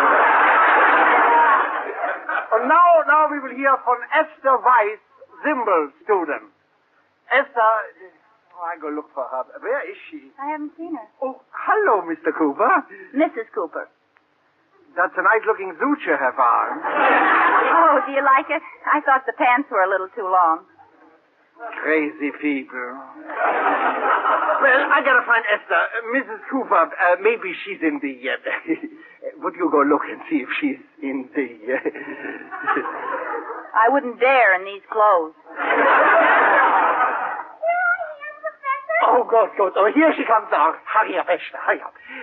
By the way, where is Mrs. Cooper? Mr. Cooper? The other Cooper, where? Oh, I'm sorry. He asked me to tell you he couldn't get out tonight. I'm ready. Oh, good.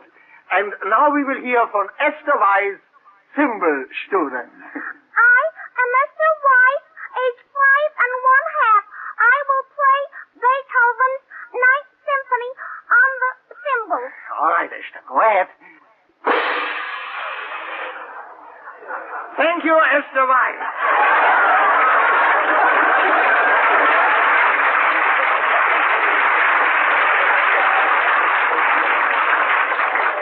And now, for our last contestant, we hear from Liz Cooper at the piano. Hi, Liz. George, how did you get here? I slid down the drain pipe. That's a lovely dress you're wearing. Do you like it? The skirt's a little short. That's my son's suit. Oh, that's what it is. Hasn't it got an awfully low neckline? You got it on backwards. Well, now, for our last contestant, Liz Cooper at the piano. Last contestant? That's going to be me. Oh, no, it isn't. What's going on here? What's the matter, Mrs. Cooper? That's Mrs. Cooper. You're both here. But there's only time for one of you. Well, which one? That's something you'll have to decide between you. I'll play. That's what you think. Out of my way. No, wait, come back. You both can't play. My name is George Cooper. My name is Liz Cooper. Age 36. My name is Liz Cooper. I'll play humorette. I'll play way down by the Swanee River. But you both can't play at the same time. 1, 2.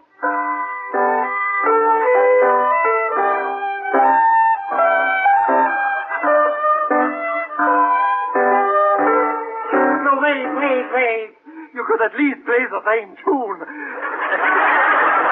One of you change to the other one. All right. 1, 2.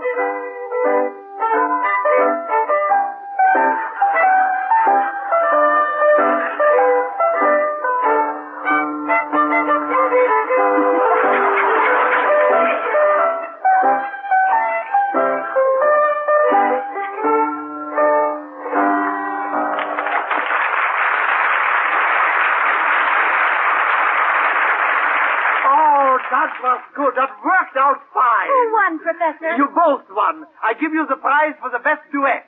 6 months free lessons with Professor Krauswein.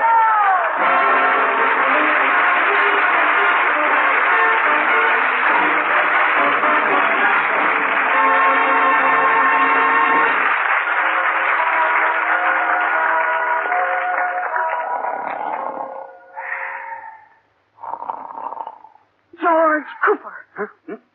What's the matter? You ought to be ashamed. Hey, what's the idea of slapping me? That's for the way you acted in my dream. Oh, what was I doing? You were smooching with Betty Grable. Oh, Liz. You know, I was dreaming, too, about you. Oh, really? Yeah. You were dancing with Gregory Peck, but you don't see me getting angry. Oh, I'm sorry. Where were you in your dream? Oh, I was out on the patio, smooching with Betty Grable. Oh! That's for me and Betty Grable. Good night, George.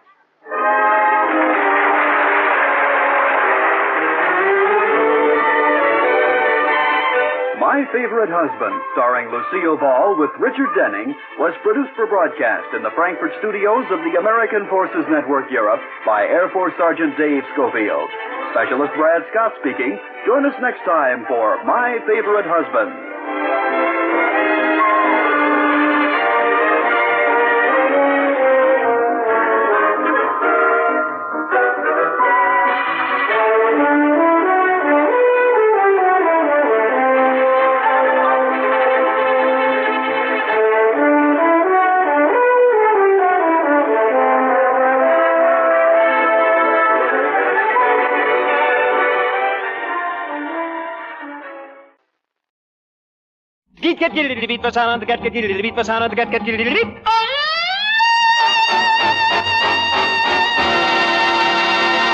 This is the Danny Kaye Show with Eve Arden, Lionel Stander, our very special visiting celebrity, Eddie Cantor, and the music of America's top band, Harry James and his Music Makers.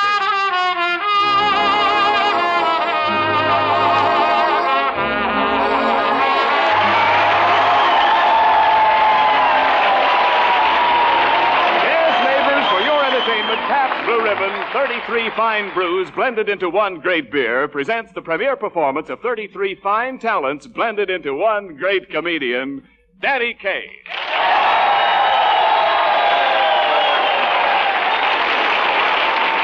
You see, Mr. Kaye? That's just what it's going to sound like when you go on the air for us next Saturday night. Now, just sign on the dotted line.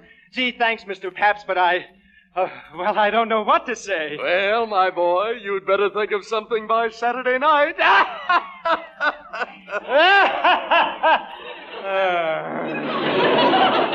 Mr. Kaye, sit right down here at the desk and sign the contract. Here's my pen. Oh, thanks. Say, what's the matter with this ink? It's foaming. Oh, that's not ink, my boy. I never fill my pen with anything but blue ribbon. Well, this will probably be the first signature in history with a head on it. Oh, that's good. That's very good.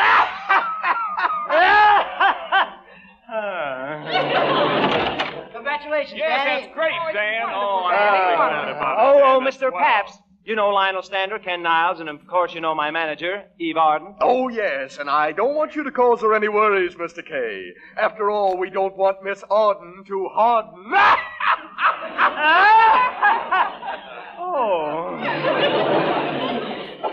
You know our orchestra leader, Mr. Harry James? Oh, yes, of course. That's my blow ribbon boy. That's very cute, Mr. Pabst, and corny. Ah, what a momentous occasion this is. To think that in this little hotel suite, Danny Kaye, the party of the first part, and Blue Ribbon, party of the second part, have merged their mutual interests. As for me, I am happy to sanction this union. Habeas corpus. Well, well, what a brilliant speech. Are you Mr. Kaye's attorney? No, I'm the elevator boy here. Well, we all have our ups and downs.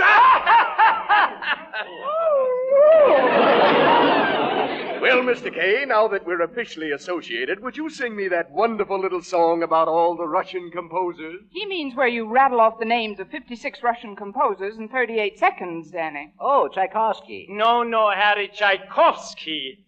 Oh, how I love those Russian composers.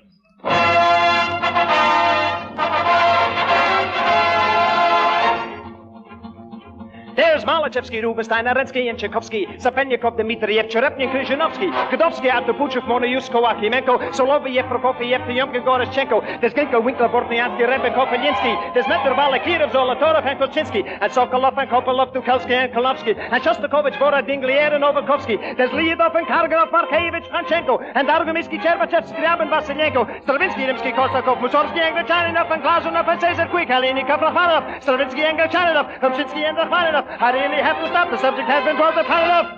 Rachmaninoff! Rachmaninoff! I really have to stop. The subject has been brought to Rachmaninoff.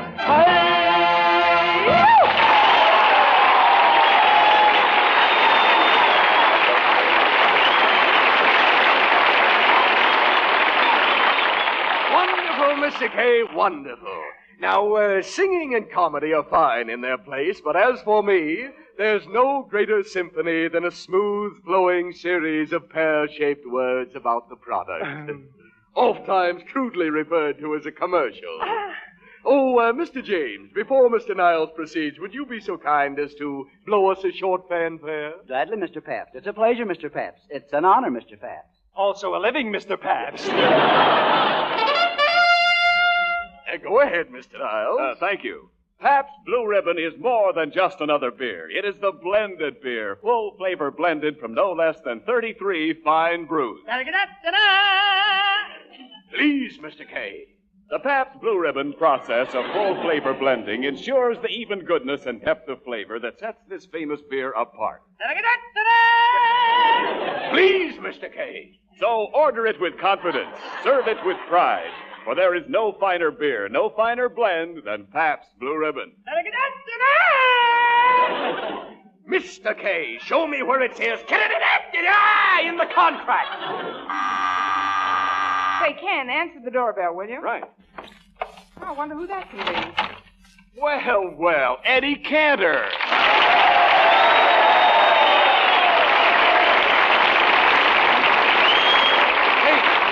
What are you doing here, Eddie? Shh. Is it too late? Huh? Has Danny Kaye signed his contract yet? Yeah, he just signed it. Too late. What am I going to tell the boys? The boys? What boys? Jack Benny, Bob Hope. You see, we drew straws, and they left it up to me. Eddie, what are you talking about? Niles, don't be a child. Danny Kaye is creeping into our racket. I'm going to frighten that guy so much when I get finished with him, not only will he be through in radio, he won't even go back to pictures. Oh, now, Eddie, you wouldn't do a thing like that. What do you mean? This guy's got talent. We're in a spot. Remember, I've got a big family, 5 children so far. I know, but Eddie... Out of my way. Just watch me go to work on him. Well, Danny, my pal. Oh, hello, Eddie. Hello. Eddie Cantor. Sure. Gee, Eddie, I just signed my radio contract, and I don't know anybody I'd rather tell the good news to than you. Well, Danny, now that you're going to be on the radio, remember you're going to be a big man, and big things are going to happen to you sooner than you think. Look, we'd better have a heart-to-heart talk, just the two of us. If you folks don't mind, you Not at all. Come on, gang. We'll leave Mr. Anthony and his latest problem child alone. Now, Danny, you know that I've always felt like a father toward you, and I hate to harp on this, but there's... Look, Eddie, I've told you 1,000 times. I like your daughter, Janet.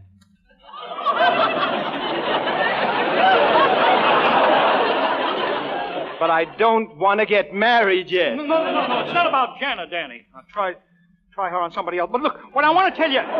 Danny, look. Do you remember when you were 17 and your father called you in the other room and talked to you? You mean to say there's more?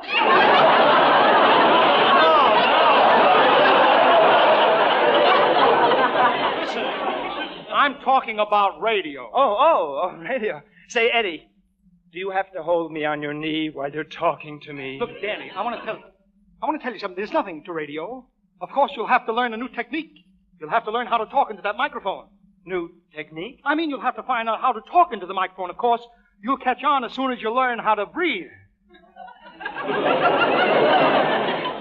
I breathe in and out. Is there another way? No. Let me explain it to you, Danny. Just pretend that I'm a microphone. Talk into my face. Go ahead. Talk into your face? Sure, use me for a microphone. Oh, all right.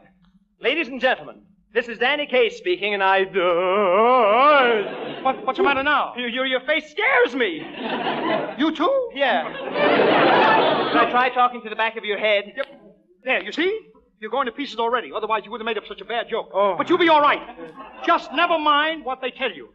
Who tells me what? Never mind. Just don't listen to them. Why should I never mind not listening to who telling me what, Eddie? All those things you hear about radio comedians, like Fred Allen is nervous, tired, looks terrible. I've known Fred for years. He's always looked that way. Eddie, do you mind if I sit back on your knee? Not at all, Danny. You've got the right idea. Save your strength, baby. Look. By the way, who is your psychiatrist? I don't have any psychiatrist. I've got a doctor. Just a plain doctor? Who is he, Danny? Oh, you wouldn't know him, Eddie. He's just a young fellow starting out. Oh, well, maybe it's better that way. A young fellow's ambitious. He won't mind getting up all hours of the night. All hours of... You mean I'll be calling him all hours of the night? Not necessarily. Some nights you won't get to the phone in time. Oh, don't worry. Don't worry. Your attendant will take care of you. Who's got an attendant? Well, you better get one. After all, if you get it on the street, who's going to carry you home? If I get what on the street? You know, that buzzing in the ears and you strangle, that tight feeling like you're hanging. No. The bells start ringing all the time, clanging in your head. But, Eddie, why should I get buzzing and clanging? Who says you should? It could take some other form, like when you close your mouth. You pull your eyes open and your tongue drops out. Eddie, I'm getting frightened. Frightened? Have I said anything, Danny? Don't start reading meanings into things. I'm your pal, kid. Yes, I know. You can be on radio and still be healthy. Look at me. Sound as a dollar.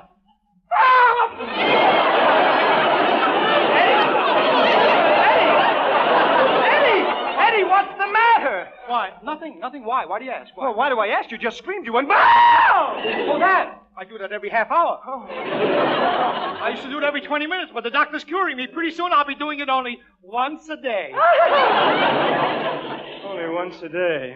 Well, Danny, I have to run along. Well? So long, Danny. So long, Eddie, and thanks for coming over. Well, goodbye, son. Bye, Eddie. Bye. Bye.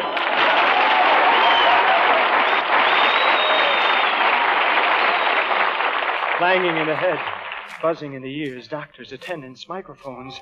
Is it worth it? No, I won't do it. My health. I'm dying. No, I don't care what they do to me. Sue me. Put me in jail. I'll run away. I'll hide. That's what I'll do. I'll hide. Let me out of here!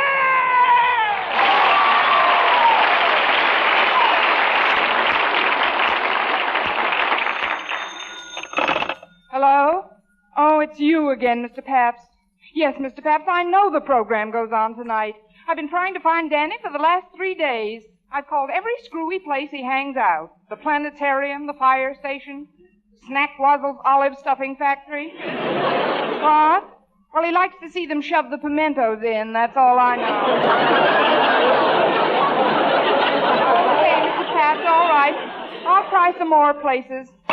Oh, there's just a chance he might be here. Hello, County Fish Hatchery. Max Barracuda speaking. Listen, Max, is there a tall, blonde fellow standing by the guppy tank watching the guppies gup? Sorry, lady. Danny K. ain't been in yet. Oh, all right. Thanks, Max. Now, where else could he be? Oh, I know. I forgot all about it.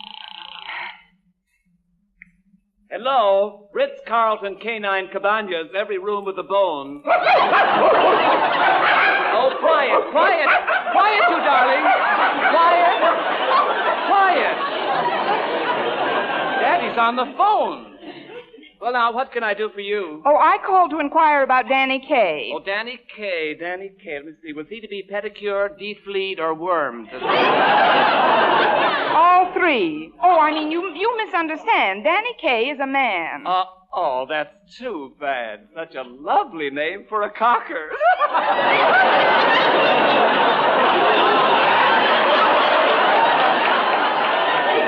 Yes, isn't it? Fresh.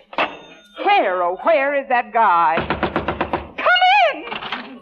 Oh, Lionel, it's only you. That's what everybody says. Why is that? Oh, never mind that. Have you found any trace of Danny? How should I know? I'm just the elevator boy here. I don't pry into people's private business around a hotel. Oh, yeah? I wish I had a nickel for every time you got your head caught in a transom.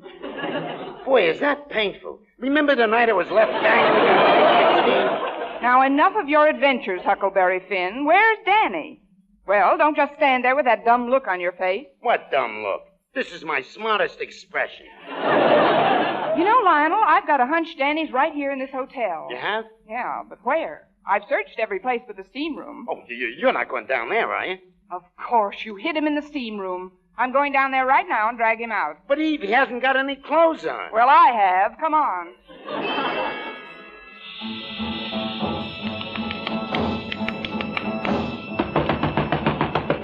Danny Kaye, I'm asking you for the last time. Are you coming out of that steam room or not? Or not? Danny, don't be ridiculous. Do you realize that your radio show goes on the air in just 5 seconds? 5 seconds? Hey, Oscar, turn on the radio. I want to hear my program. Okay, Mr. Kaye. Yes, folks, here's the premiere of the Danny Kaye Show. But I regret to inform you that our star, Danny Kaye, is unable to appear tonight due to a sudden illness. However, we are fortunate indeed to have in his place Danny's dear friend and colleague, who has so graciously volunteered to fill in for him, Eddie Cantor. Eddie Cantor? Yes, Eddie Cantor.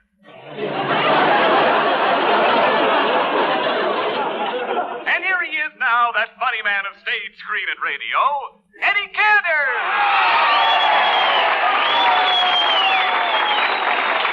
Thank you, Ken. Folks, this is Eddie pinch hitting for Danny Kaye, Cantor. A funny thing happened to me on my way down to the studio today. And then you know what my wife said? And my 5 daughters? Oscar, just listen to the laughs he's getting with nothing. And he scared me away from radio. Oh, that was wonderful, Eddie, wonderful. Well, Ken, I'm never too busy to step in for a friend. The show must go on. And if you're listening, get well, Danny boy. I'm well right now. Oscar, call a cab. And now let's listen to America's top band, Harry James and his music makers, as they play 2 o'clock jump.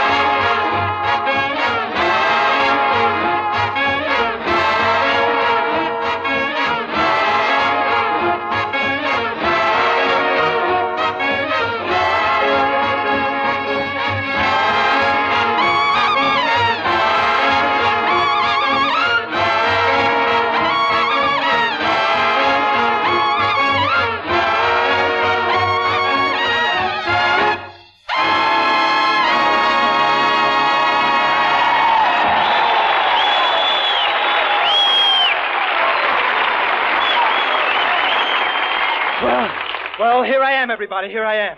I finally made it. Better late than never, eh, Mr. Pabst? That maxim hardly holds true in this case, Mr. K. You've left us all in a terrible lurch. Now, just a minute, Mr. Pabst. If you only knew what I've been through, you'd be nursing my wounds, offering me transfusions. Just what have you been through, Mr. K? Well, I'll tell you what I've been through. I left for the studio bright and early, and all of a sudden 8 or 10 fellas sneaked up behind me with a blackjack. 10 men with one blackjack? Oh, it was huge. And you know something? Annie, my friend, my pal, where have you been? Are you all right? I'm doing the broadcast for you. Lie down, baby. Go ahead, lie down. I'm not tired. I heard you coming over. Got some big laughs, too. Big laughs, he says. They were a very tough audience. Oh. Well, I got to get back on the stage. I'm on again in a minute. You're on again? Yeah. What's wrong with me? I'm here now. Quiet. Mr. Niles is getting ready to speak. I want to hear every word of this. But, Mr. Pabst, I want to go out there. I want to entertain. This is my show. Quiet. But I can tell them about Pabst Blue Ribbon and the 32 brews. Mr. K, Pabst contains 33 brews. Drop the brew. Mr. Niles is about to start. The Pabst Blue Ribbon process of full flavor blending with no less than 33 brews ensures the matchless taste, flavor, and quality that is found in this fine beer. How true, how true. So order it with confidence and serve it with pride. You can say that again. Order it with confidence and serve it with pride. But no matter where you go, there is no finer beer, no finer blend than Pabst Blue Ribbon. No, Mr. K. Go out and top that if you can. All right. I'll go out there and do something. But Danny, the show's about over. About over? Well, what became of the play we were going to do? I cut out the play. There aren't any actors here to do it with you. Oh, well, then I'll play all the parts myself. What? All the parts yourself? The girl, the lovers, the butler, the father, yourself? Are you crazy? Yes. I'm going to do the play. Little music, please. And now, ladies and gentlemen, we present the dramatic, gripping, dripping story of Ingrid Knucklemeyer, girl grandfather. Here she is. Oh, what to do? What to do? I don't know whom to marry. Pierre Gaston or Butch McGillicuddy. Some problem, I mean it. Well, Lancashire or the Worcestershire, upon my word. Pip, what's it's right. Meadows, I think it's time to birth the baby. Very good, sir.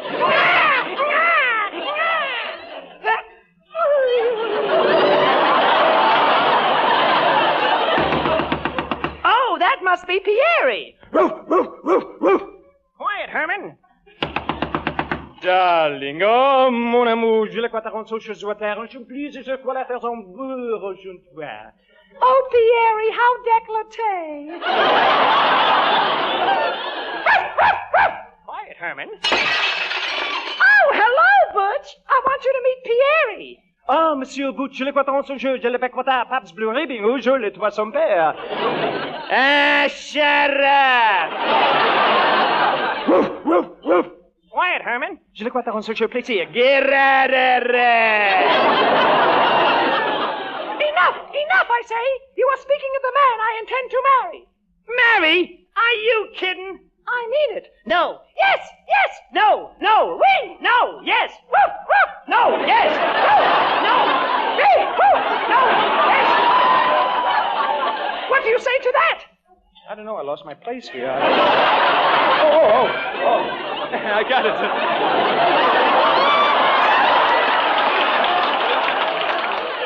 Oh, you can't marry this man. Oh, you can't marry this man. Why not, Butch? You have forced my hand, but now I must tell you, I am not Butch McGillicuddy from Brooklyn. You mean? Yes. I am really Investigator Patrick Clancy of the FBI. No! Yes.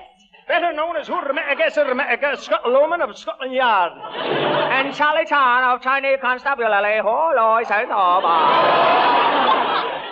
still marrying Pierre. Again, you force my hand. What? Exactly. Pierre Gaston is not really Pierre Gaston. He is Hasmura Toga Kosuno Roto Solopo, the Japanese spy. Pierre, tell him he lies. So, Sally Montreal, pleased to see I have Lee Wallawa in my sleeve. Oh!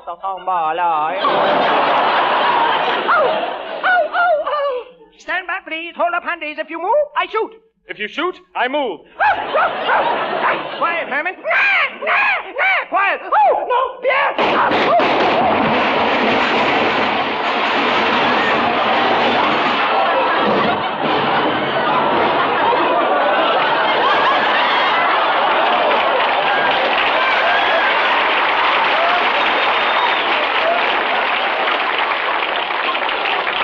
And so, we take leave of the simple home of the Knucklemires.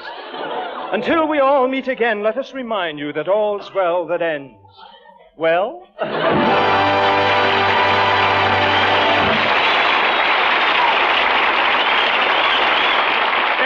good, Danny. Very good. Excellent, in fact. But I still don't think you topped the commercial. Oh, well, then suppose I sing something. Say an old favorite of mine like Minnie the Moocher. Oh, goody. Can I join in the answers? Yes, of course. I want you, the orchestra, the audience here, and the audience listening at home, all to join in. I'll be the conductor, and when I beckon, I want you all to unleash your golden throats and shout back at me. Will you? Shall we start the dirty work, Harry?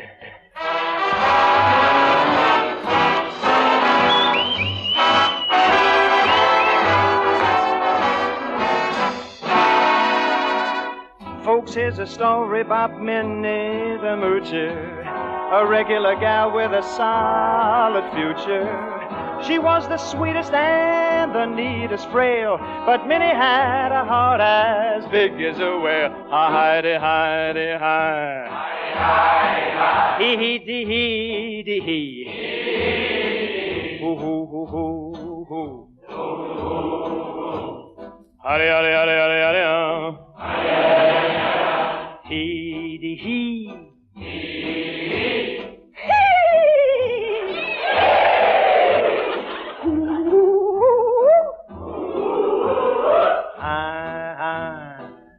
Listen.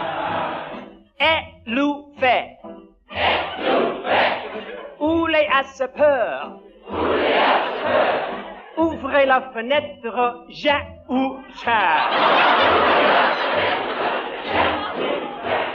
Roast cheese, Sevigny. Roast beef, 7-Up. In Gaudes Blöben Heikenblut.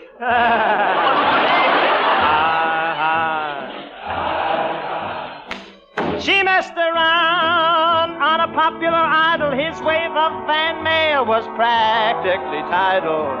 He went and married a movie star, and Minnie beat her heart out, ate to the bar. Hoo-dee-hoo, dee-hoo. Hoo-dee-hoo, dee-hoo. Hee-dee-hee, dee-hee. Hee-dee-hee, Hoo-dee-hoo-dee. Hoo-dee-hoo-dee. Hoo-dee-hoo-dee.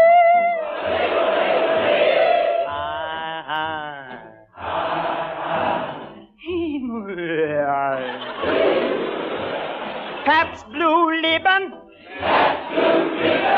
Hi, hi. Rope, rope.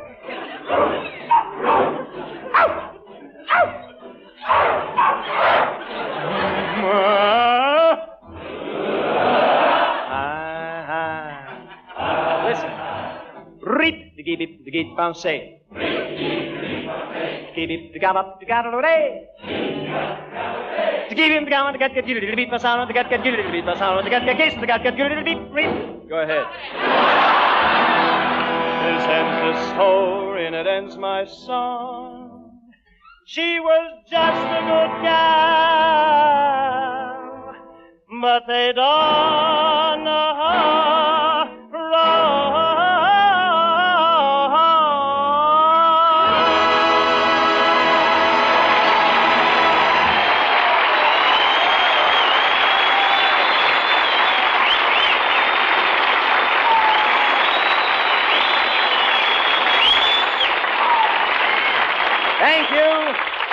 Thank you, ladies and gentlemen. And before we close up shop, I want to thank my friend Eddie Cantor for dropping in and making fun with us. Thanks to you, Eddie, to Pabst, and to all the people listening in. You're very welcome, Danny, but how do you know anybody who was listening? Well, I didn't. What? Oh, what a gruesome thought. Eddie, do you think maybe Pabst... No, Danny, look, I was only kidding. The whole thing was a joke. Don't be afraid of a listening audience. I promise you, as long as you're on the air, a good part of America will be listening to you every week. Good luck, Danny, and may this be the beginning of a long and successful career for you. Good night, all.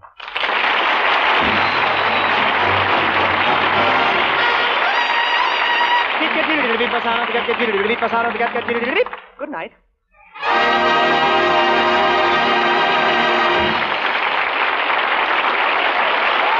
Remember, next Saturday, same time, same station, another great Danny Kaye show with Eve Arden, Lionel Stander, and the outstanding music of Harry James and his music makers.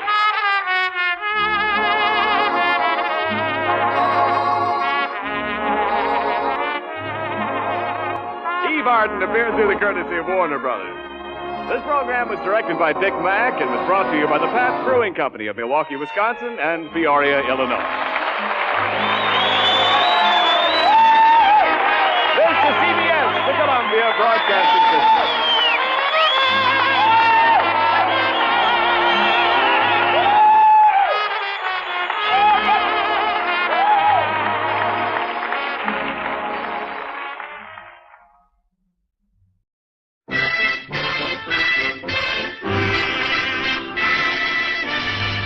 Lever Brothers Company, makers of Swan, the soap with the exclusive Super Cream blend, presents Our friend Swan with my friend Irma. starring Mary Wilson as Irma and Kathy Lewis as Jane. Friendship, friendship, just a perfect friendship. When other friendships have been forgot, theirs will still be hot. My friend Irma.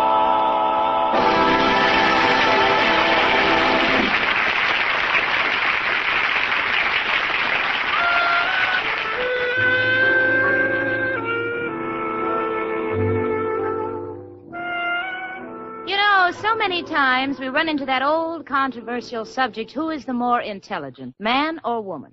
Now, me, Jane Stacy, I like to stick up for us gals. As an example of woman's intelligence, I invariably point to Madame Curie, Queen Victoria, Dorothy Parker. I think I'm doing all right until the opposition nods knowingly in the direction of Irma Peterson.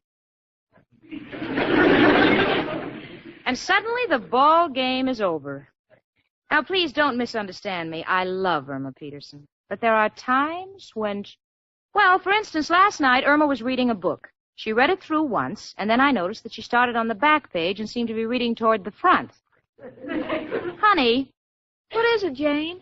You know, you read that book through once. What's the idea of reading it backwards? Well, I want to be fair. After all, there are two sides to every story. See what I mean? This goes on every day, and I'm certain that on this lovely Saturday afternoon, it's not going to be any different. But I promised to meet Irma for lunch, so I better call her. Hello? Mr. Clyde's office. Hi, honey. You through for the day? Almost, Jane. Do you know where I can find a Canadian stamp? Why do you want a Canadian stamp? Well, Mr. Clyde dictated a letter, and he wants me to mail it to Canada right away. Look, sweetie, just put a United States stamp on it. Will it get there, Jane? Sure, I have pull in Washington. Sweetie, where do you want to meet me? Well, how about 49th and 6th? You know, the corner where the fat policeman stands. The fat policeman? Yes, you know the one who always says, "Hello, Irma, are you still lost?" Oh, oh yeah, that one. Oh, he's so nice, and he's interested in my health, too. He is? Yes, he keeps saying, "Kid, you've been standing in the sun too long."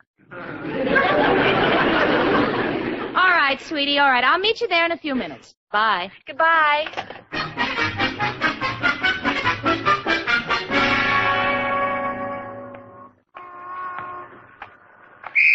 All right, hold on there. Hold on. Oh, hello, Irma. It's you. You still lost? Oh, hello, officer. I was just telling my girlfriend about you. Well, that's nice. You better cross now. The light's green. Thank you. Don't mention it. Just keep out of the sun. I will. Oh, there's my girlfriend, Jane. Jane. Hello, honey.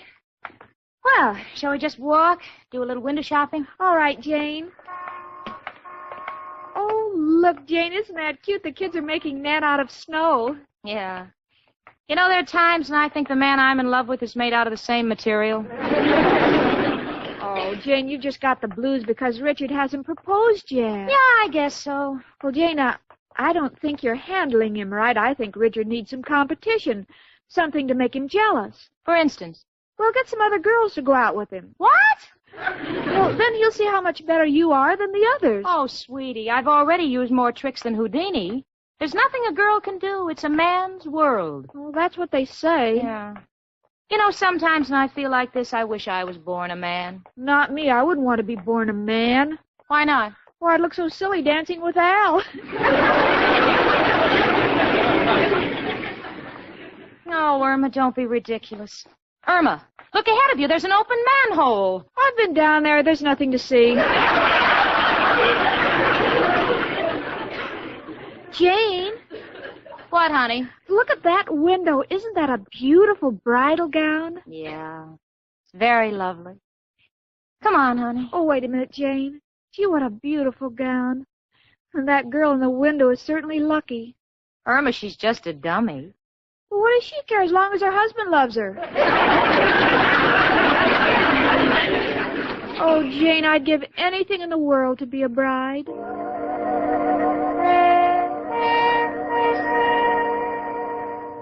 Well, there stands Irma gazing pathetically at the bridal gown. I can tell by the expression on her face that she's picturing herself on her wedding day. She's just beaming with pride. Must be standing at the altar with Al.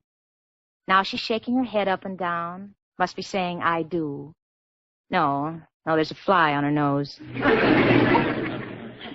Now she's extending her finger for the wedding band, and she's holding it up and admiring it. I don't know what kind of a wedding band it can be, but if Al gave it to her, it must say Corona, Corona.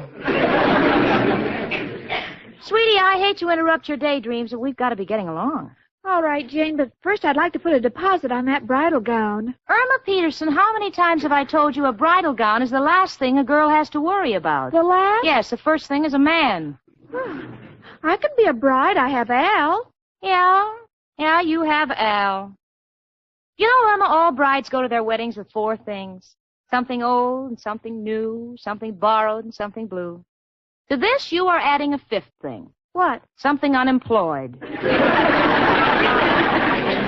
So what? Well, Irma, you can't be happy with a man who can't give you the things that go with a home. For instance, furniture, a refrigerator, vacuum cleaner, dishes. Yes, I guess Al could never make it on his unemployment check. That's right. Well, come on, honey, let's have lunch.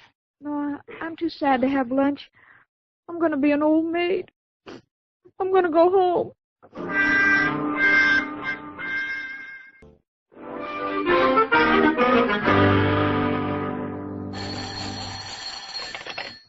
Hello? Oh, hello, Richard. No, Jane went off to do some shopping. I'm here alone. Huh? No, I'm not frightened. I've been alone before when there was no one with me. Well, that's a good idea. I'll turn on the radio for company. Yes, goodbye, Richard. Listen, ladies, have you ever wished you might be a bride? Oh, yes, I have. You have? Then this program is going to make it possible for some lucky girl to have everything she'll ever need for that honeymoon cottage. Furniture, a refrigerator, a vacuum cleaner, a washing machine. Dishes? And, oh, yes, a complete set of dishes. Say nothing of some silverware. And now listen carefully, and I'll tell you how you can participate in our show. You have a pencil ready? Can I use a fountain pen instead? Or a fountain pen.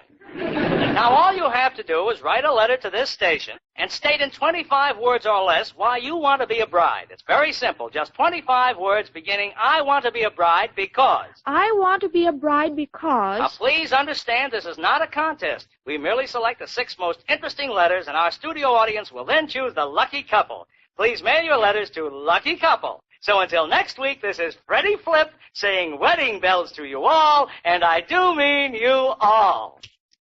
I want to be a bride because... Come in. It's only me, Professor Kropotkin. Hello, Irma, darling. Oh, Professor, why are you limping? Oh, my room is so dark, I keep falling over everything. Well, why don't you turn on the lights? I can't stand the sight of that place. Irma, where's Janie? Oh, she's out. Oh, Professor, I'm so excited. Can you give me 25 words why a person should get married? No, but I got plenty of words about why you shouldn't. What's it all about, Irma? Well, I have to write a letter. I want to be a bride because, and if they select my letter, I get a refrigerator, furniture, a vacuum cleaner, everything to make the house perfect. And Al will be your husband? Naturally. This you call perfect? Well, Professor, would you help me write the letter? Help you? Yes, you were once married. What made you get married? A weakness in my character. Oh, all you men say that. But wasn't there something that made you feel wonderful in 25 words? Listen, Irma, darling, with my wife, 25 words was just a breathing spell. You know, she once stopped talking for 5 seconds. We all thought she had lockjaw. No, Irma, I refuse to be accessory to this crime. Besides, I have to get back to my room. I'm having a fight with Mrs. O'Reilly. What about? I told her there's mice in my room as big as dogs. What's she doing about it? She wants to charge me extra for running a kennel club. Well, goodbye, Irma. Write your letter and good luck. I want to be a bride because it's the only way for a girl to be married.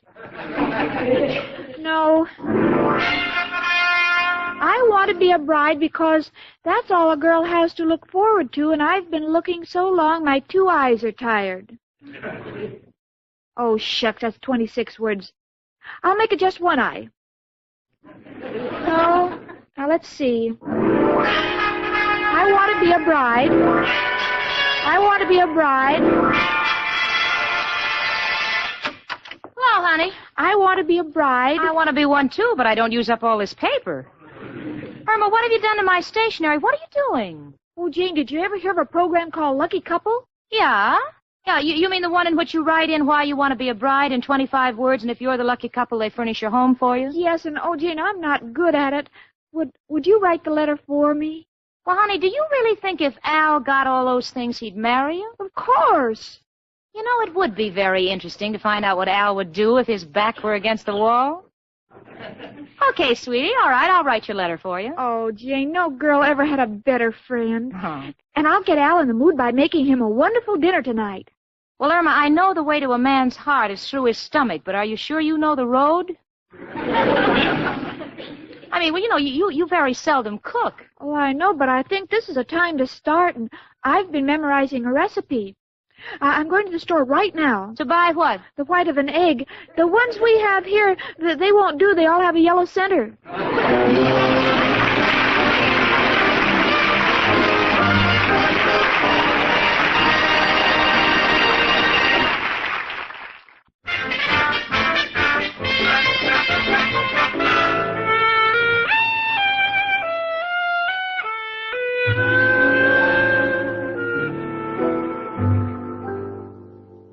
The 3 of us have just finished the first dinner Irma ever cooked, and I must say I am positively speechless. Not only did Irma look adorable, but she made a dinner that was fit for a king, and Al ate it like a king. King Henry VIII. And then for dessert, she served those cute little Chinese fortune cookies, but she'd removed the original prophecies and replaced them with little slips of paper, which read, "If you don't get married right away, you'll drop dead." Oh, it's a subtle kid, that Irma. But if she can get Al to agree to marry her this way or any other way, it's okay by me. I'll be happy to write the letter if she can get Al to say the word. Honey. Yes, Jane? You know, I simply must tell you that was the most delicious dinner I've ever eaten. Right, Al? Oh, the best. Oh, thank you, Al. I'm glad to hear you say that because I realize how important cooking is in marriage. You see, married people eat twice as much as single people because there's 2 of them. Wait a minute, Irma. Did you invite me to this dinner so I'd propose? Yes, Al. Well, chicken, I don't think that's fair of you. I should at least have been given the right to choose my food. What do you mean, Al? Well, any guy about to walk the last mile always has the right to pick his own menu. Look, Al, you can stall Irma, but you can't stall me. Now, there's a chance. It may be slim, but it's a chance for you and Irma to win all the things necessary to furnish a home. How? Well, I'm going to write a letter for Irma in 25 words, why she wants to be a bride, and send it to the Lucky Couple program. Can't be done. Why not? Well, what would you write about? I mean, naturally you'd write that Irma wants to be a bride because she's met a nice guy, a man of sterling character, a gentleman, a deep thinker. Personally, I don't think you can do me justice in 25 words. If she does win, will you go through with it? You know, Jane, if you worked half as hard on Richard as you do on me, you'd have been married 10 years ago. Look, now, Al, you're the one that Irma wants, and I want to see her happy. Now, what do you say? Well, putting it like that, there's only one man who can advise me. Who, Al? Who else but... Hello, Joe. Al, got a problem. Irma and I are going on a radio program. Huh? No, Joe, not it pays to be ignorant. Now, this is called the Lucky Couple Program, dedicated to making happy marriages. Joe, want to ask you a personal question. What do you think of marriage? Uh-huh. Uh-huh. Uh-huh. Mm-hmm. You love it? You think it's a wonderful institution? You think it's swell? And it's the best thing... Oh, your wife is sitting on your lap and she sends her regards, too. Gotcha, Joe. Goodbye. Man's no help. He's trapped himself. Well, Al, what do you say? Okay, you write the letter and I'll go through with it. Well, I finally got the letter out. I believe I rewrote it 18 times because every time I tried to describe Al, I was sure it wouldn't go through the mails. So I just kept playing around till I got 25 words that seemed to make a little sense, and I signed Irma's name and I sent it off. Well, you can imagine what Irma's been going through since then. Every morning, Irma's been running downstairs to meet the mailman. She brings him little cookies. Once, I believe I overheard her asking him if he had any socks that needed darning. Then she comes up and she waits by the phone. Once the phone rang at the same time that the mailman knocked, and it was as close as Irma ever came to doing a split. Well, this has just been going on for days, and I don't think I can take it much longer. Honey.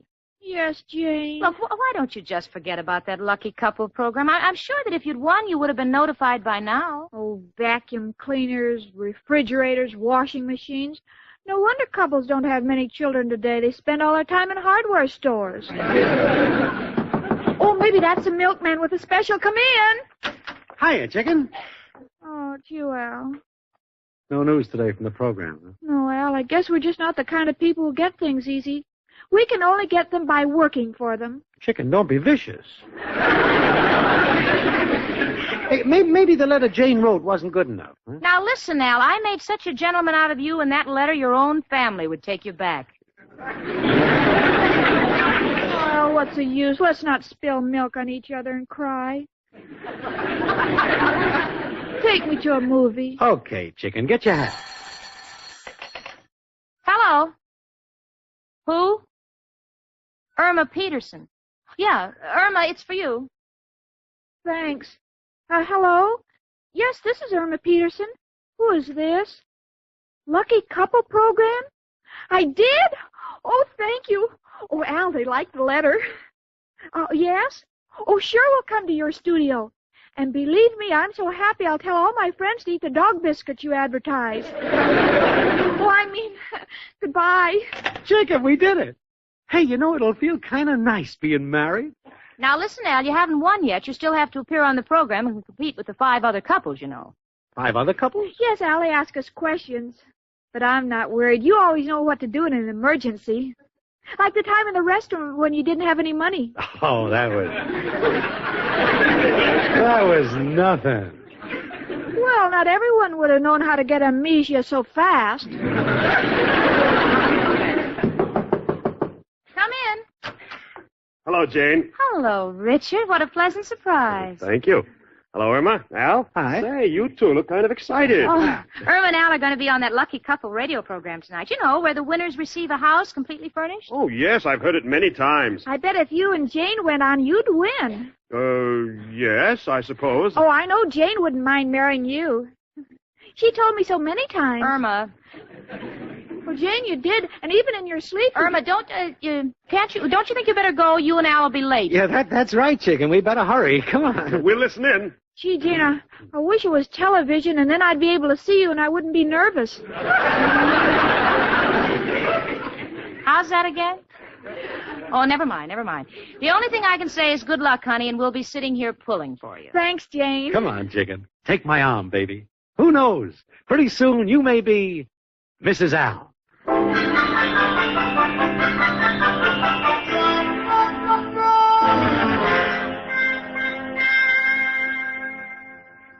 Gee, Al, I wonder how the other couples are making out. Don't worry about them, chicken. We'll be called into the studio next.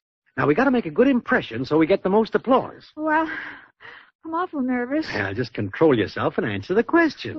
What do they usually ask? Well, they'll ask your age. You say 22. 22. Then they'll want to know how many children we would like. You say 3 or 4. 3 or 4. Then they ask you why you picked me to be your husband.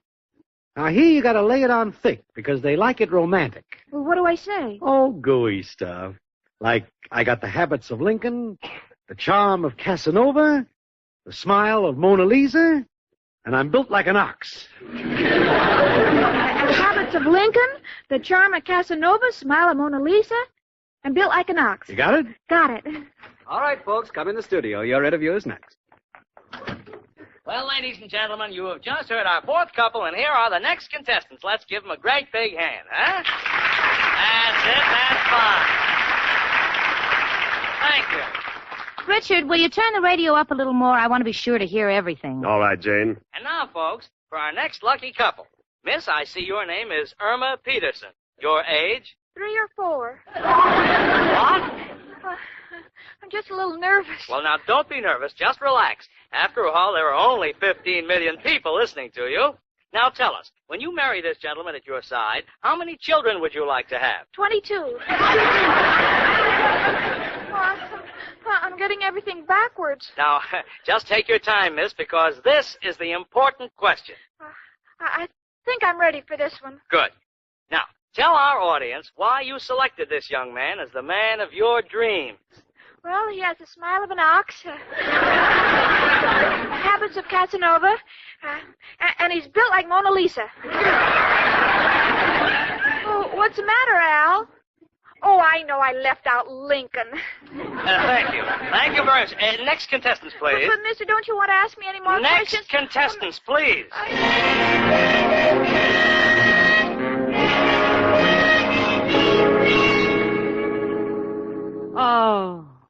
Oh, poor Irma. Oh, and she tried so hard. Richard, why didn't Al talk? You know, he knows that Irma gets excited. Oh, I'll have an unhappy girl on my hands tonight. Say, I think I see them coming up the street now. How do you know it's Irma now? Well, the fellow's walking on the inside. That's them. Well, I better try and cheer her up some way. Put the radio on, huh? Get some music. And now, ladies and gentlemen, for our Pot of Cash feature. If you're home when we call your phone number, all you have to do is answer the phone, and we give you $10,000. There goes the wheel. The first name is Irma Peterson, and we're ringing her now. Irma Peterson? Yes! They're ringing us! Hello, Jane. Answer the phone! Answer the phone, Irma. It's a radio show, and they want to give you nothing doing. They made a fool of me once tonight. They won't do it again. I'm going to bed. Good night. Well, I'm sorry you weren't in, Miss Peterson. Sorry you weren't in. And you know, even when she is in, there's nobody home. When you're dealing with my friend Irma.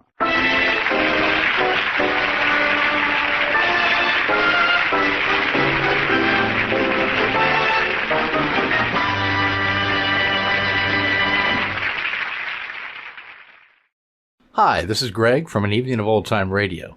Hope you're enjoying the video and the old time radio shows. If you're watching this on any other channel than An Evening of Old Time Radio, you should be aware that the channel owner has stolen this audio track from one of my videos and uploaded it with a different background as if it were their own. Again, this video and this audio is from my channel, An Evening of Old Time Radio. On with the show. Kraft presents The Great Gildersleeve.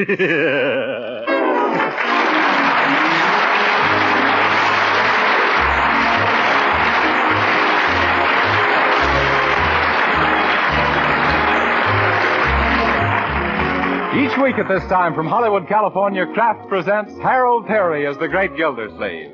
Written by Leonard L. Levinson.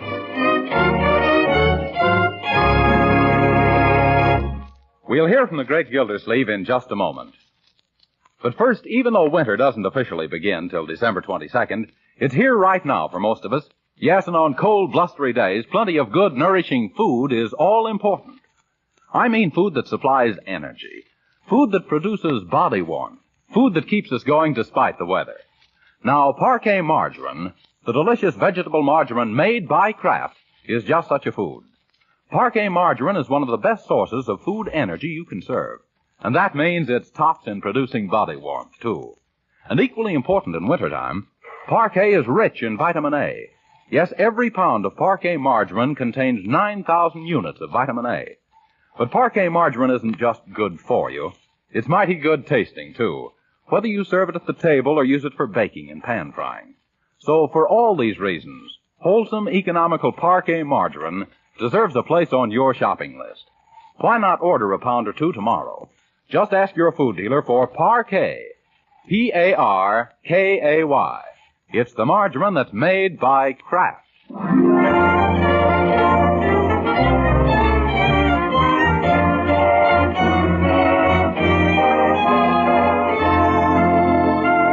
And now let's visit our friend, the great Gildersleeve.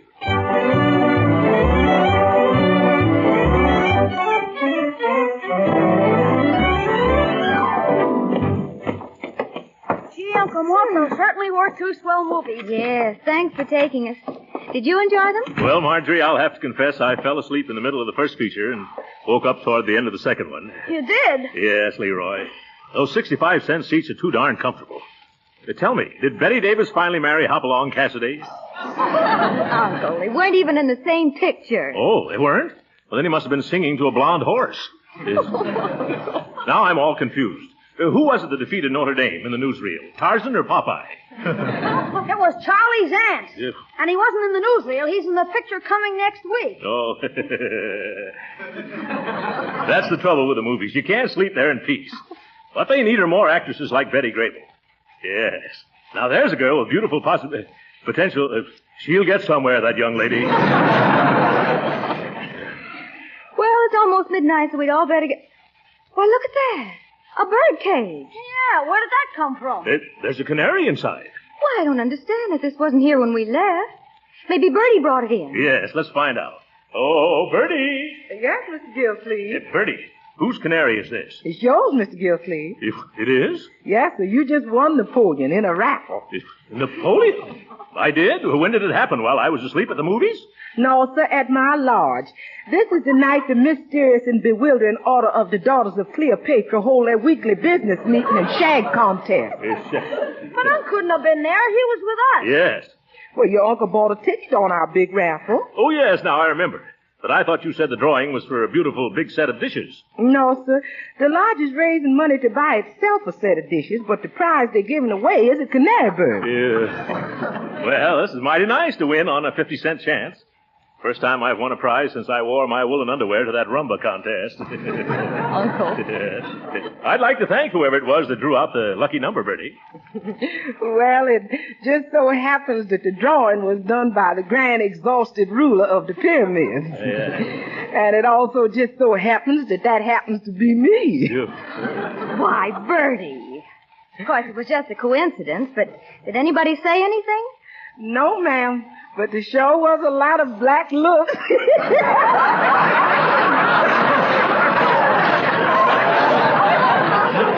Yes, I guess they were. Say, this Napoleon's a pretty feisty little bird. Will he sing? Of course he will. Only the man we brought him from says that in 2-3 days he's got to get customized to his new surroundings, and after that he'll sing just like this here Eddie Nelson. Eddie Nelson? Oh, I see, yes. Well, it's time for all of us to get to bed.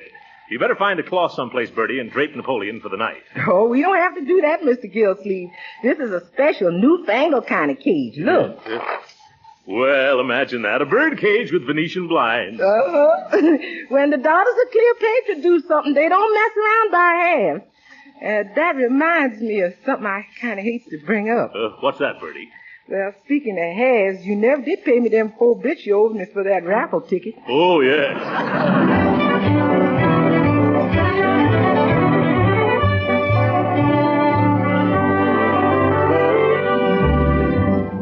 Now, Now, see here, Napoleon. You've been a free boarder around here for a week now, and you haven't sung once. Not one single solitary... Stop eating a moment, Napoleon, and listen to me. Oh, now I've frightened you. What's the trouble, old man? Haven't I tried to be a pal to you? Haven't I? By George, look me in the eye when I'm talking to you. You've got to do something around here to earn your keep. You think bird seed grows on trees? You better find your voice, little chum, or you'll find yourself decorating somebody's hat. Hello, Mr. Gillsleeve. Yeah, hello. Is Napoleon worked yourself into a vocalizing mood yet? Yeah, not yet. You know, Bertie, I'm not one to look a gift bird in the bill. I'm afraid the cat's got this canary stung. No, sir, the cat was after it this morning, but I chased him away. Oh, well, I don't know much about birds, but if ever I saw a moody mudlark, it's this jaundiced little jaybird. You know, I can't understand it, Mr. Gillsleeve. This canary bird was not only guaranteed to sing, but the man said positively. Well, maybe we better take Napoleon back to the store and get the Duke of Wellington. Well, there was no store. No? You know, we bought that dicky bird off of a man that was selling them off the back of a truck. But if he guaranteed him, he must have some permanent address. Well, he said something about if everything wasn't completely satisfactory to write him in care of the Canary Islands. Only he didn't say which island. Well, I suspect he was selling hot canaries, only this one is not so hot. Good evening, Uncle Mort. Oh, good evening. Oh, is Napoleon still sulking? Well, I can't tell from the expression on his face. The only expression he's got. What do you think, Bertie? I don't know nothing about canary birds. The only birds I've ever associated with is chickens. Yep. And even then only to the extent of southern frying them, you know. Yes. Well, we may turn Napoleon into chicken a la king yet. Hi, folks. Huh? Is that dumb bird still dumb? Yes, Leroy. We better get some advice from an expert. I think I'll go to a pet store or an aviary. Oh, you better try a pet store, Uncle Mort. Those aviaries are too busy these days with defense work. Oh, Leroy, an aviary isn't a place where they work on aviation. I know. It's a place where birds of a lot of different feathers all flock together. Say, Unc, why don't you come down to the library with me? I gotta take a book back, and you can find out a lot of things about canaries there. That's an excellent idea. The bird stores are probably all closed, and this way I can get the information I want tonight. Okay, but I can tell you one thing about that bird right now. What's that? He's no stool pigeon. What do you mean, Leroy? He won't sing.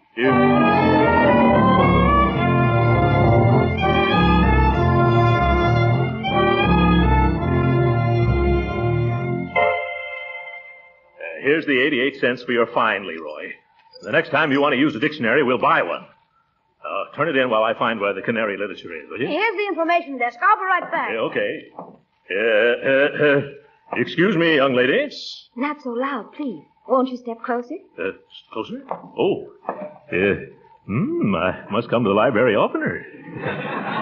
What can I do for you? If my canary refuses to sing. What? My canary won't sing. And I wonder if you could help me. I'd be glad to, only I don't sing either. You don't, eh? I'll bet you. Have you got any books for a canary in that condition? Well, the music department has some volumes with bird calls. Oh, I don't think that would do. You see, my canary can't read music. Well, how about a book that you could read? Oh, that'd be splendid. Something that would tell me the cause and cureness of curtness or coyness in canaries. You'll find that under C over there in the reference room. You'll have to hurry now. We're closing in just a few minutes. Yeah, thanks, I will. Oh, Leroy, come along with me. I'm coming. Only you better make it snappy, Unc. It's almost 9 o'clock. Oh, it won't take me long. Is this the reference room? Yeah. Let's see. Somewhere along here. Canopies. The canaries. The canaries. Oh, canaries. Ah, here's what we're looking for. Almost missed it. Native birds of the Bronx and how to get the most out of them. What to do till the bird doctor comes. You're getting warm, Unc. Yes, I know I am. Here, hold my overcoat, will you? 44 famous formulas for feeding our fine feathered friends by F. McGee. Oh, that sounds like it. I don't think you'll have time to read much, Unc. Here's what we're after. A list of different feeds to food. Foods to feed Napoleon. You want to read them off, Unc, while I take them down? Oh, splendid idea, young man. Ready? Sure, go ahead. Shoot the junk to me, Unc. Yes. Watercress? Watercress. Nasturtiums? Nasturtiums. Dandelions? Dandelions. Marigolds? Marigolds. What's happened to the lights? Gee, they put him out. It must be 9 o'clock. Come on, Leroy. Let's get out of here before they lock us in. Okay, but I'm sort of mixed up. Which way is out? I think it's right over this. Oh, not that way, Leroy. Here, take my hand. Oh! Ooh, an avalanche! Oh, my goodness. Oh! Leroy, where are you? Right here under the book. Oh, are you hurt? Gee, my head feels funny. Say, your head does feel funny. I can feel it going around and around. That's not me, Uncle Mort. I'm over here. What am I touching then? Oh, it must be that globe of the world. Let's see if we can grope our way out into the other room. All right, take my hand. Oh, to think of it, trapped in a public library at my age. Gee, Uncle Mort, everybody must be gone. How are we going to get out of here? We'll find some door we can open, Leroy, or else I'll locate a window big enough to crawl out of. Yeah, a bay window. Never mind, young man. I'll stay close to me, so we won't get... No!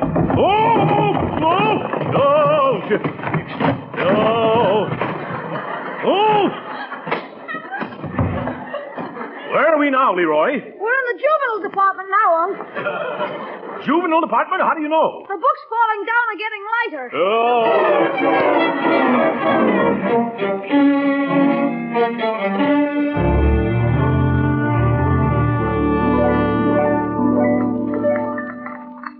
Good morning, Uncle Mort. Good morning, Leroy. Good morning. My, but you two look pale and tired. You shouldn't stay out so late nights. What kept you up so long? Well, it was like this, You Mort. better eat your breakfast, Leroy. Oh, yes. Say, did you see the morning paper? There's the most mysterious story. Listen. Prowlers turn library topsy-turvy. Excuse me, my coffee went down the wrong way. Oh, gee, Unc, we're sunk. Quiet, Leroy. Let your sister read the morning paper. What else does it say, Marjorie? Finding the door of the Summerfield Public Library open at 2 a.m. this morning, Patrolman Elmo Dunkel entered and discovered a scene of unparalleled confusion. Well, I wonder what that could have been. Gee, don't you know? Thousands of books had been pushed from shelves, and the floor was, in some places, 4 feet deep in volume. That's an awful lie. I mean, awfully high, isn't it? It was estimated by city librarian Helen Hunt Schultz. Oh, yes, Miss Schultz, yeah.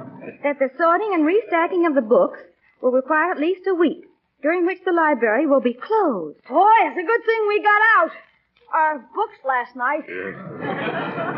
Shall I go on? Oh, yes. Very interesting, very interesting, yeah. Members of the detective squad who are investigating believe it to be the work of a gang known as the Laurel and Hardy Mob. Led by a large, fat man and his skinny little lieutenant. My, isn't it warm in here? The detectives discovered a clue in the form of a slip of paper reading, watercress, nasturtium, dandelions. Eat your dandelions, Leroy.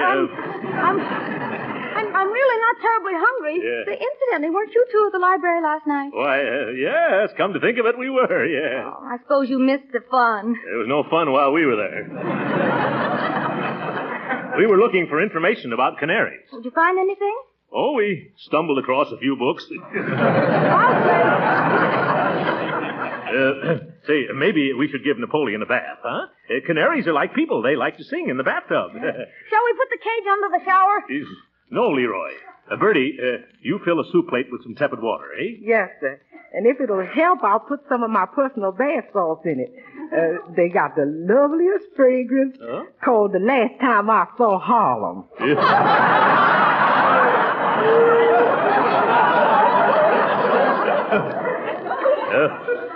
No thanks, Bertie. We can't take any chances in Napoleon singing Boogie Woogie. That's what you say, Mr. Gildersleeve. Yeah, all right. Maybe all he needs is a good wash job. Yeah. Now, here he is. I hope that canary bird can swim better than he can sing. Yes, thanks, Bertie. Now, you folks just go on with your breakfast. I'll handle this thing all by myself. The last time I saw Harlem. Oh, good morning, Napoleon. Have a good night's rest? Yeah. Now, I've got a nice bath all fixed up for you. That better make you sing, brother. Gee, Uncle Mort, what are we going to do now? Give this bird a ducky. No, I mean about the police and the library and stuff. Oh, don't worry, Leroy. They're not looking for us. They're after a couple of fellows who look like Laurel and Hardy. Oh, my goodness, they are looking for us. You see what I mean? Yes. Oh, let's not borrow trouble, Leroy. Let's forget the whole matter, huh? Say, I'm afraid this plate is too big to get into your cage, nappy old chappie. Shall I get a smaller dish? No, we'll leave it here just outside the cage and open the door. Yeah. There you are. Well, come on out, Napoleon. Nobody's going to bite you. Yeah, don't be bashful. Maybe you should prod him with your finger. Oh, that's an idea. Ow! He pecked me, the darn little dive bomber. I was afraid that had happened. There, now he's going out. Yeah, come on, Napoleon. Make it snappy. We haven't got all... No, Napoleon. Stop flying around the room. Hey, there's your nice bath. Here. Look out, he's heading for a window. Window? Keep away, Uncle Mort. Shut the window. Go back, you ding-dong devil. Oh, my goodness, he's gone. Yeah, he sure flew the coop. Oh, come on, Leroy. Bring the cage. We got to catch Napoleon before he heads for Florida.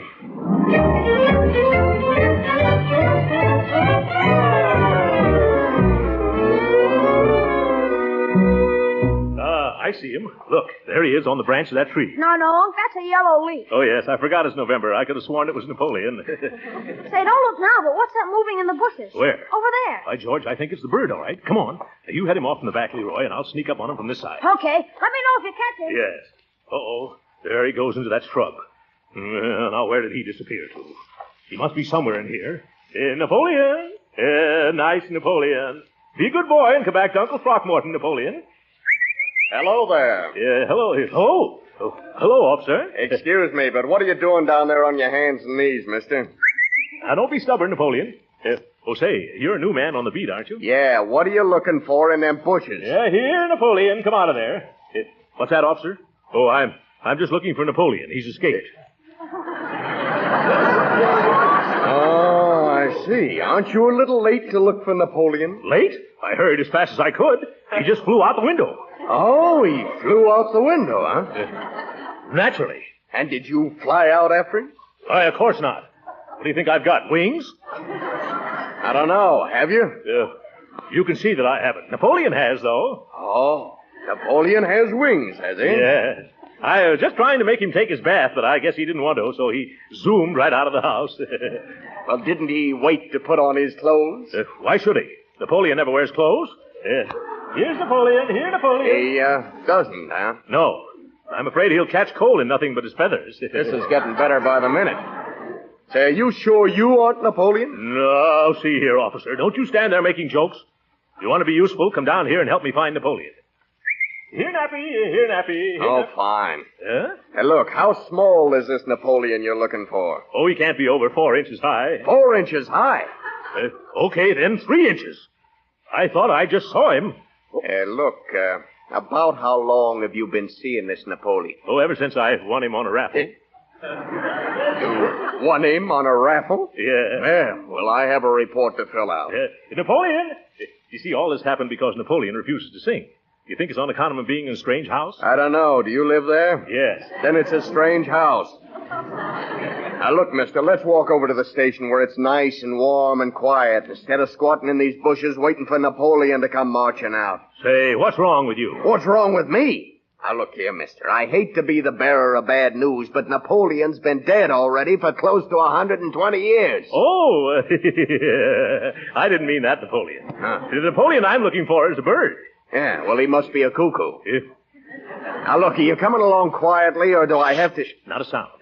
There he is. You see him? Here, Napoleon. Well, what do you know? It is a bird. Of course. Leroy, head him off. I am. Leroy, use your hat. Be careful you don't crush him. Hi, Birdie. Hop into your cage. There he goes in, Uncle Mort. I got him. You better take him in the house. Well, officer, you satisfied? Yeah, but it's lucky that canary showed up when he did. Why? Well, I was ready to run you in as one of them screwballs that busted into the public library last night. That'd have been pretty silly, wouldn't it? Yes, it would.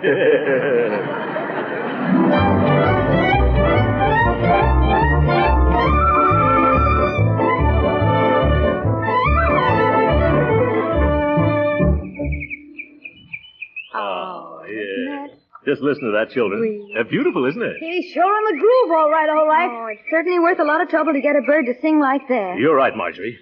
Let's ask the clerk what kind of bird seed she feeds this canary, and then buy some just like it for our Napoleon. Oh, miss, will you please come here? What can I do for you? Pleased to meet you. If we have a canary and he refuses to sing, lady. Yeah, he won't give out with a jive. Leroy, he's not supposed to be a jitter bird. Yeah. Possibly the boy needs a change from diet. What have you been feeding him, if I am not too inquisitive? Oh, well, you're not. We tried everything the books recommended. Cuttlebone, watercress, bacon, vegetables, apples. Have you tried Boyd seed? Boys, of course. He's gotten so fat on seeds, he keeps falling off his perch. Though, for falling off the porch, we carry a special padded bottom. What have you got for birds who won't sing? Well, we have a number of remedies. Here's Marble's Bauble Gargle, guaranteed to make the saddest canary a Pollyanna. That sounds good already. And you also might try our Melody Restorer and Whistle Food. It's revived more songs than Bing Crosby. And this is a Positival Sure Cure, a bottle from Philharmonic Symphonic Tonic for chronic lack of harmonics. Which one would you care to try? Well, lady, we're in this thing so deep, we might as well go the whole hog. Please, not in here. Oh, yeah. Well, we'll take all of them. Are you sure they'll work? Oh, any one of them would work. But if you put them all together, the Boyd will simply whistle you out of house and home. Oh, well, that's all we need to do then, eh? Oh, yes. But just to be on the safe side, you might try singing to him. Oh. But the idea is to get him to sing to us. That I understand. However, if you sing to him, it is only natural for him to show you how much better he can do. Oh, well, then we're all set. 3 different kinds of medicine and also singing. Now we can't fail, can we? Oh, no, not a chance under the sun. But you might take along this card just to be on the safe side. A card? What's this? Oh, Dr. D.J. Roller, bird physician. If everything else fails, let me put your birds in the twitter.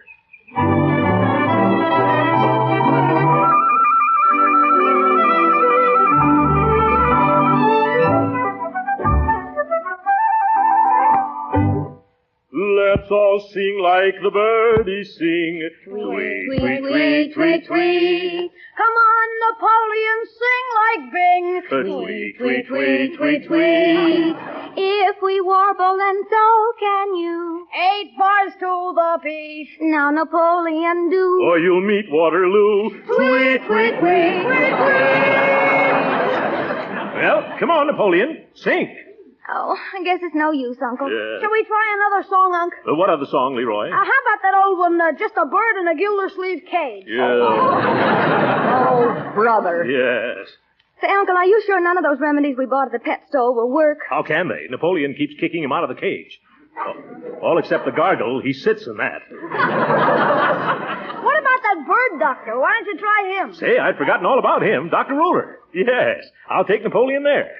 And if I won't bring him back singing, I won't bring him back, period.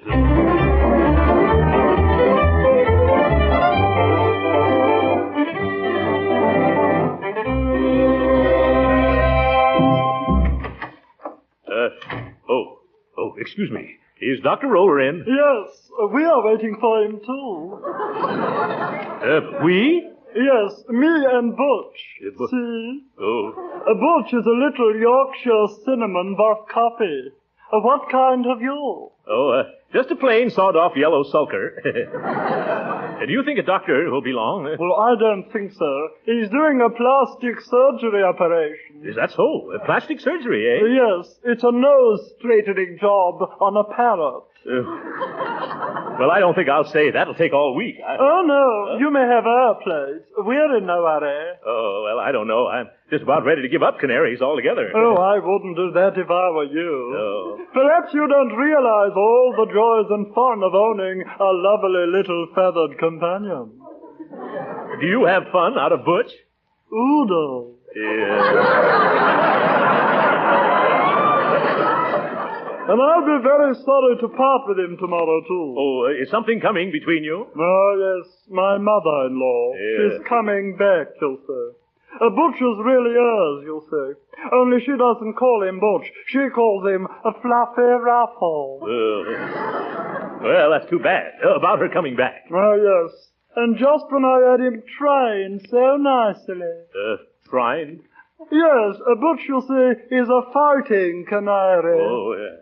Now, don't say a word of this to my mother-in-law, but Butch has kicked the living daylights out of half the canaries on the north side of town. Oh, well, I never knew people matched canaries in battles. Oh, yes, indeed. Especially lonesome men that people leave canaries with when they go away someplace. It's a lot better than just sitting at home and listening to the darn thing singing, you know. I agree with you. But why are you bringing him in here? Well, sir, before my mother-in-law gets home, I'm having the doctor do a little work on him. You see, likely he's developed something of a cauliflower beak. I think I understand. Patient, please. Go ahead, sir. Thank you very much. Well, here we are, Doctor. Just bring the cage in here. Thank you. Oh, that's a nice bird you have there. What seems to be the trouble? Well, Doctor, it's something like this. Oh, excuse me. There's a $5 consultation fee in advance. Oh, well, isn't that a lot for such a little bird? Mister, the smaller the patient, the more difficult to treat. Yes. Hummingbirds are $15 and ostriches are $1.25. Oh. I see your point. Harder to hold. Well, here you are. Thanks. Now, once again, what seems to be the trouble? Well, it's very simple. This bird, our Napoleon, doesn't sing. Well, that's a common affliction. Especially in this particular species of bird. Yes, of course. Turn the cage around. Thank you. No question about it. That's it, all right. Knew it the minute I saw it. Well, for goodness sakes, tell me, what is it? Mister, as you should know and apparently don't, there are two separate and distinct kinds of canaries. There are? Yes. The one kind, happy, gay, carefree, singing practically all the time. Yes. Then the other kind, sad, always worrying, busy and distracted, hardly ever letting out a peep. Well, this is all news to me. What are the names of these two different kinds of canaries? The kind that sings is called the male. The kind that doesn't sing is known as the female. Is that so? Yes. And this Napoleon you have here isn't a Napoleon at all. He's a Josephine.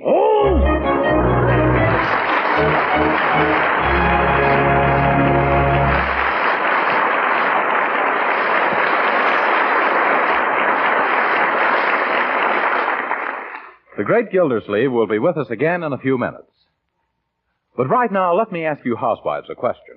What is it that makes the difference between the meals prepared by a good cook and just an ordinary one?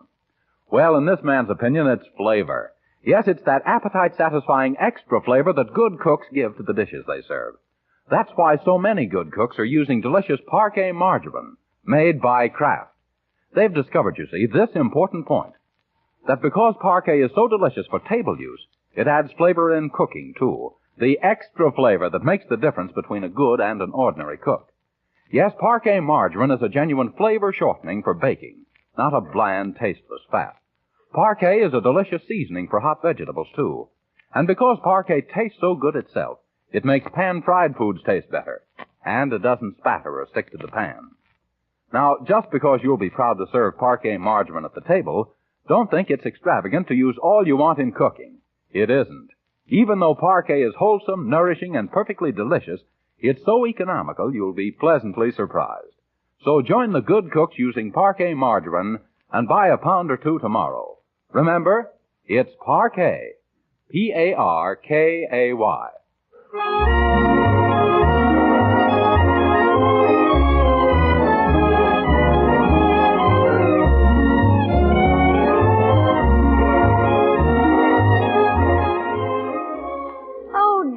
This Christmas list is getting me down. Cigars for Judge Hooker, a necktie for the mailman, and then for Bertie. Let's see. Oh, Uncle Mort. What is it, Marjorie? Have you thought of anything to give Bertie for Christmas? Oh, yes, you bet I have. Good. What is it? Josephine. Good night.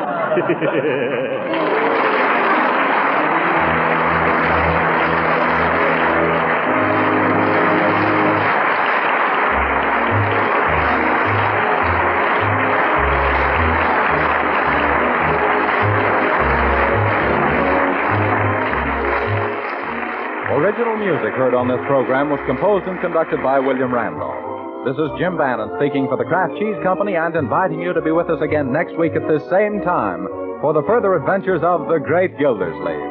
This is the National Broadcasting Company. Ozzie, Yes, Harriet? what's the latest in the international situation? Just this, that the solid silver with beauty that lives forever is International Sterling. Oh, Ozzie, everybody knows that.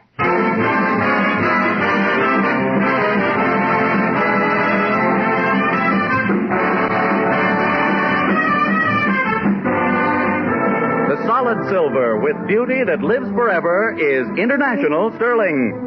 From Hollywood, International Silver Company, creators of International Sterling, present the adventures of Ozzie and Harriet, starring America's favorite young couple, Ozzie Nelson and Harriet Hilliard.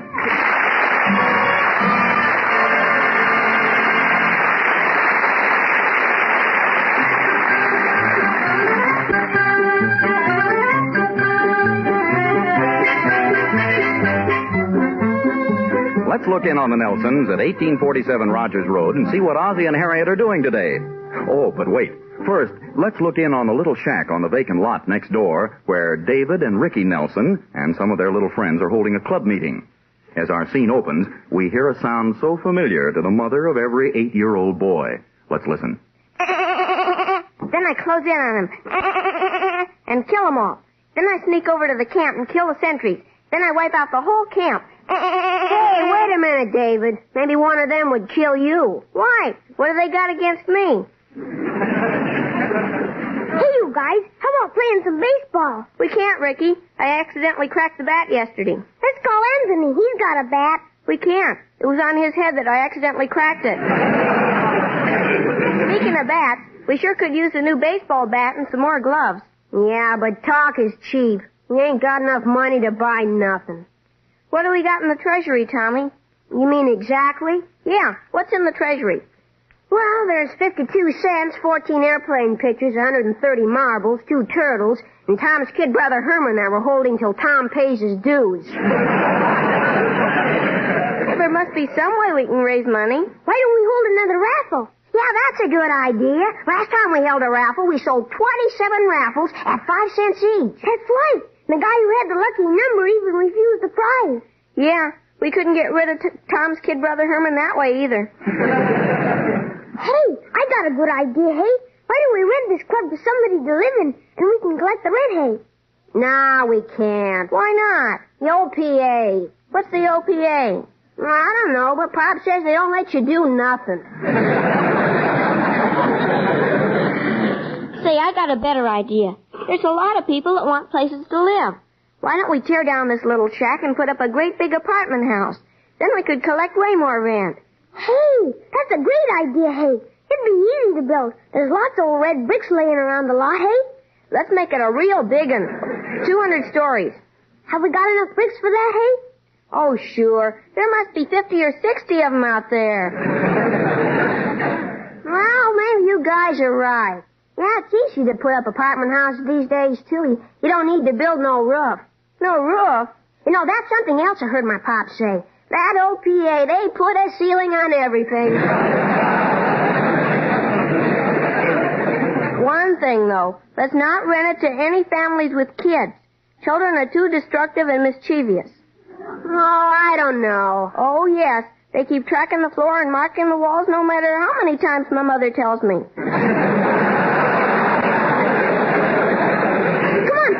Let's start building right now, hey? Oh, just a minute. We're forgetting something important. Like what?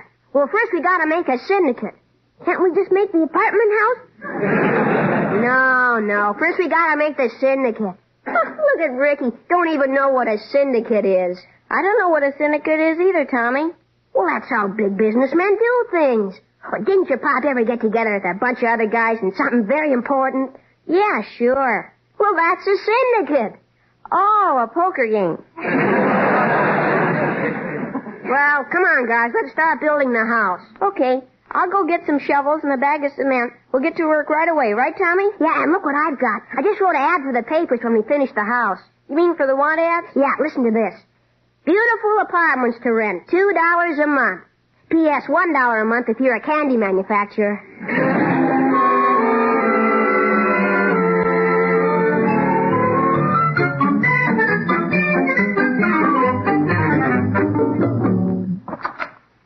Dear. Oh, hello, Harriet. What's wrong, Ozzie? You look upset. I am upset. Harriet, do you know what a man down the street just told me? No, I don't, but I think you're good looking. Oh, well, this has nothing to do with my looks. It seems that a very disturbing rumor is spreading through the neighborhood. What's that? Well, you know that vacant lot right next door to us? Yeah. Well, some big syndicate is putting up an immense apartment house on it. I heard it from Charlie Hooper, and then from old Mr. Carlton, and then Ben told me the same thing. Are you sure about this? Just as sure as I'm a human being. Well, let's not worry until it's more definite.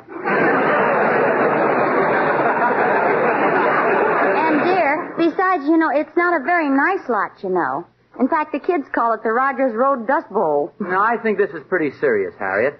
Big apartment house right next door? Isn't exactly my idea of something to laugh about. I like neighbors, but not about 200 of them 10 feet away. I guess you're right at that. Besides blocking off our house and turning this street into a traffic street and a lot of other things like that, it's going to deprive all the kids of their only playground around here. And you're right. They always have so much fun playing there, too. Remember the time they were playing Follow the Leader and they all climbed up that telephone pole and then they dared you to do it? I did it, too, didn't I? Yeah. And it wasn't so very much trouble for the fire department to get you down.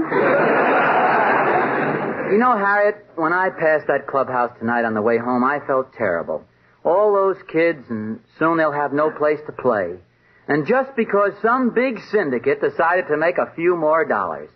It seems to me that the freedom of youth is worth a good deal more to the community than the desires of a few big businessmen. Has the time come that we've thrown over the principles of democracy and justice for the many merely because of the importance of a select few? The senator from California has the floor. And now may I ask you a question? Go right ahead. How many times have you seen Anchors Away? Okay. No, you're right, dear.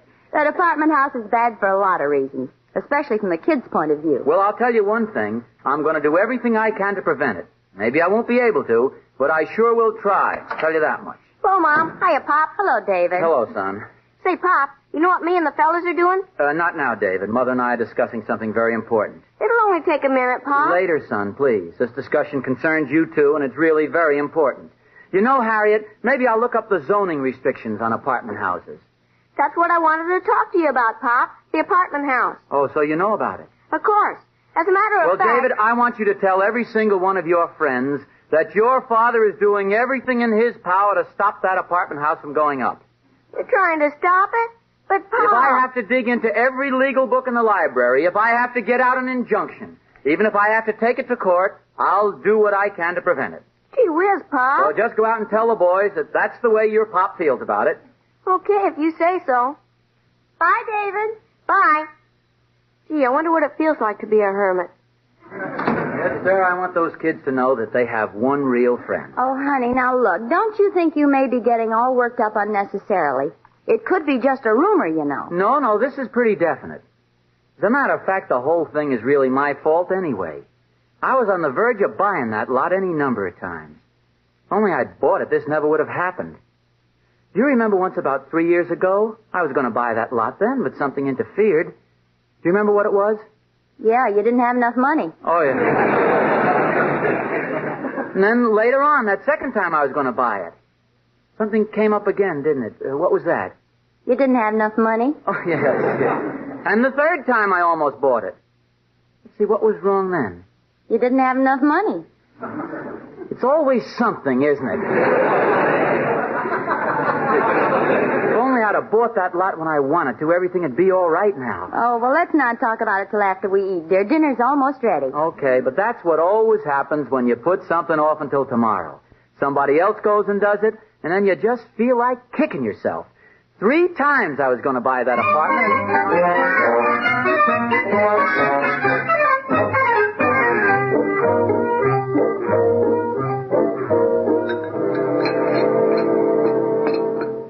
Ozzie Nelson, you've been sitting there with a sour face all through dinner. Oh, I'm sorry, dear. I was thinking about the syndicate buying that lot. I didn't realize I was being such a sourpuss. Anything I can do for you? Yeah, smile show your teeth. I want to be able to tell you from the dill pickle. Well, Harriet, I'm just sore about not buying it. I kept putting it off and putting it off. Oh, I know, dear. I was just teasing you. Before we sit down and start figuring out what to do, I'll call Gloria so she can clear the table. Oh, Gloria! Gloria! Did you call me, Mrs. Nelson? Yes, Gloria, I did. We finished dinner. All right, Mrs. Nelson. And if you'll pardon me for saying so, Mr. Nelson looks very unhappy this evening. Oh, well, I'm sort of burned up at myself, Gloria. It's exactly as my mother always says. Procrastination is the thief of time. Oh, you're telling me. Oh, have you ever kept putting something off and finally wound up not doing it at all? Have you ever seen the dust on the piano? Well, you see, Gloria, Mr. Nelson's always wanted to buy that vacant lot next door. And it's rumored now that some big syndicate went and bought it. They did? Yeah, that's right. Somebody else bought that lot next door. Oh, that's too bad. When are they going to take it away? No, nobody's taking the lot away, Gloria. Oh, well, that's good. It'd leave such an awful hole.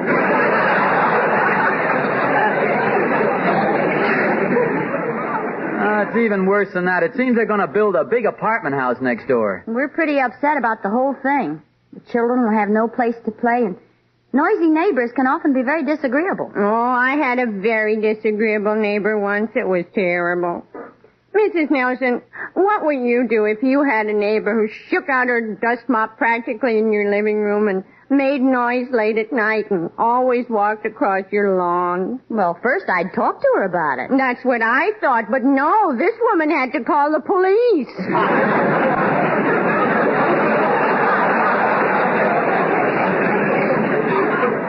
But, Gloria, it's not only the neighbors. There's so many reasons. It'll ruin our view, for one thing. Ruin the view? Sure, you won't be able to see anything, will you? Well, that depends on how far down they pull their shades. Well, I'll see you later. Good old Gloria. Well, let's try to figure out what we can do about this apartment house, shall we, dear? I hate to be a wet blanket, honey, but I don't think there's much you can do. Say, Harriet, I just thought of something. Maybe that big syndicate hasn't bought the lot yet. What makes you say that? Well, I understand that Mrs. Appleby, the lady who owns it, has been out of town for a few weeks. She just got back today. Maybe that company's been making plans before buying the lot. Could be. At least it's worth going over there. You mean over to Mrs. Appleby's? Well, sure. If we get to her before the syndicate does, we'll buy the lot first. Well, it's up to you. But they've probably already bought it, honey. And if they have, I'll fight it to the last. I'll write to my congressman. If that doesn't help, I'll go see the governor. And if that doesn't help, I'll go to see President Truman himself. Could you get in to see President Truman? Well, of course. President Truman and I are very close friends. Really? Well, at the last meeting of the Musicians' Union, I met a guy who knows a fellow who's a friend of the man that tunes his piano.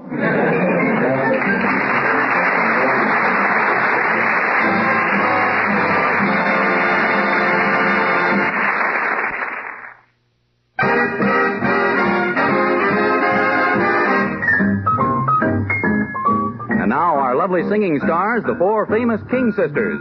I'm gonna love that guy like he's never been loved before. I'm gonna show that guy he's the fella that I adore. When he's in my arms again, our dreams will all come true. Then the years between might never have been. We'll start our lives anew. I'm gonna kiss that boy like he's never been kissed before. And though I miss that guy, he's the fellow I'm waiting for. We'll never part again, he'll hold my heart again, forever and evermore. I'm gonna love that guy like he's never been loved before.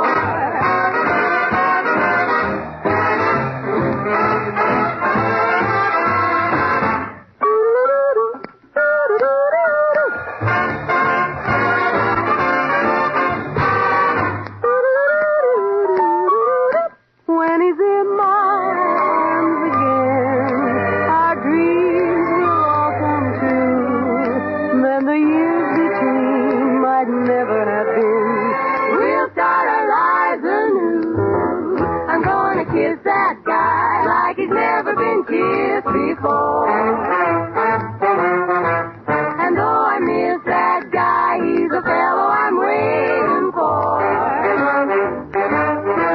We'll never part again, he'll hold my heart again, forever and evermore. I'm gonna love that guy like he's never known.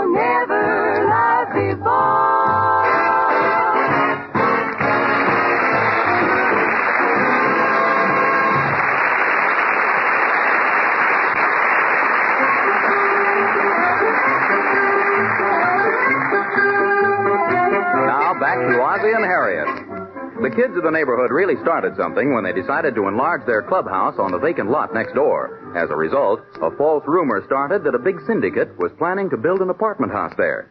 Ozzie, in order to stop the building, decided to try to buy the lot before the syndicate did. We find him now, with Harriet, ringing the doorbell at Mrs. Appleby's, the woman who owns the lot. Oh, hello, Mrs. Appleby. Do you remember me? I live right... Oh, of course. Come right in. When did you get to town?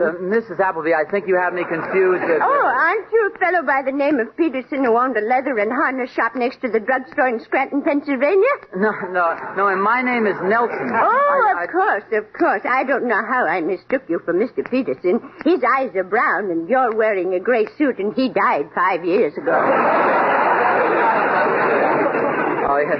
You know my wife, don't you, Mrs. Appleby? Oh, how do you do, Mrs. Appleby?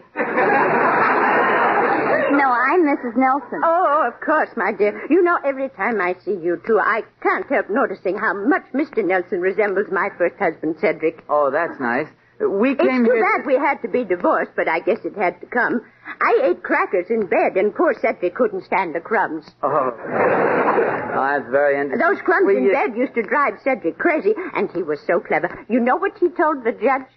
No, what did he tell the judge? He said he just had to have a divorce because instead of being wedded, he was gradually being breaded. Isn't that clever? Yes. I'd like to talk to you about... Naturally, when I married for the second time, I didn't eat crackers in bed. Heaven forbid. I wouldn't dream of eating crackers in bed. Oh, well, that's good. But we were divorced, too. Those lamb chops cost just as much trouble. Well, Mrs. Appleby, the reason we dropped in That was my second husband. I've had 3, you know. That's right, 3 husbands. Now, what was it you wanted to ask me? Well, to come right to the point, Mrs. Appleby... You know there's someone else you remind me of. I know. It's that young fellow who lives right around the corner on Rogers Road. Well, that's me, Mrs. Appleby. Oh, it couldn't be. This fellow's name is Nelson. Yes, that's me. My name is Nelson. Of course. Oh, I'm so sorry. I have such a poor memory.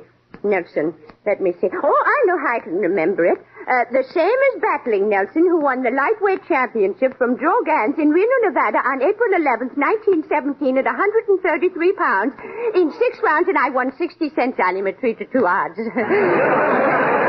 Yes, sir. That's how I'll remember you, Mr. Dempsey. Mrs. Appleby. Yes? Mrs. Appleby, are you interested in selling that lot next to my house? Mr. Nelson, is that what you came over here to ask me? Yes. Well, for goodness sakes, what was all that beating around the bush for? Well, I'm kind of a blabbermouth. But tell me, you haven't promised that lot to anybody else, have you? Oh, no. Then will you take a $50 deposit on it and hold it for me? Oh, certainly, Mr. Nelson, if you wish to buy it. Oh, that's fine. We'll let you know as soon as possible. Here's the $50, Mrs. Appleby. And now I think we'd better be going. Oh, but Mr. Nelson, I haven't even told you why my last husband left me. I know why. You ate grapefruits in bed. Why, that's right. I ate grapefruits in bed. But how did you know? I remember the headline in the society column that day. Mrs. Appleby squirts off 3rd drip. Goodbye.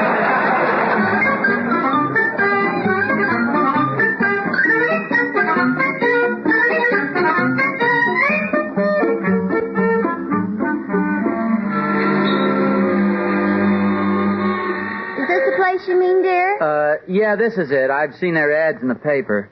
Well, you go ahead, dear, and I'll see you at home later, okay? Goodbye. Bye. Welcome to the Helping Hand Finance Company.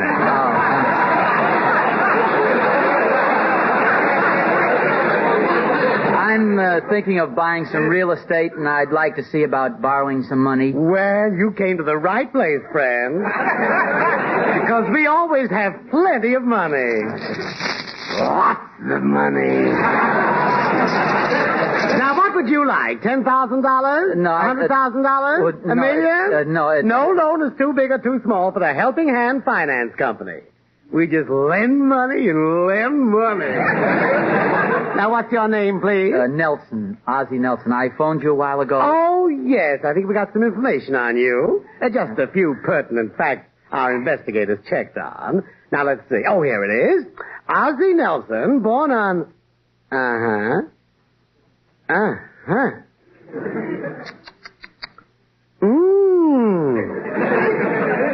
We've led a very interesting life, haven't we? Well, you know, that is... And let's see. One night in June 1938, while you were...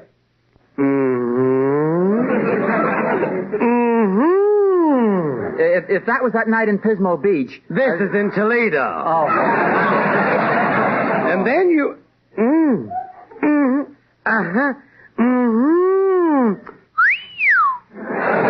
What's the matter? I just got to Pismo Beach.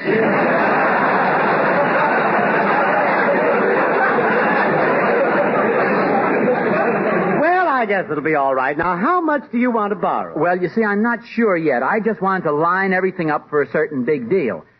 Suppose I call back tomorrow. Would that be all right? Mr. Nelson, yes. We'll be happy to serve you. And please bear in mind, Mr. Nelson, or Ozzy, if I may, we don't want you to look upon this as a cold business deal. We want you to think of us as warm friends who are glad to help you out in your hour of need. Your signature on one of our applications is like the warm hand clasp of two dear friends. That's why we call ourselves the Helping Hand Finance Company, because we give you a helping hand. Oh, well, thanks. Just one thing. Suppose I can't meet my payments on time. Do you still extend a helping hand? Well, in that case, we use our foot a little. Goodbye.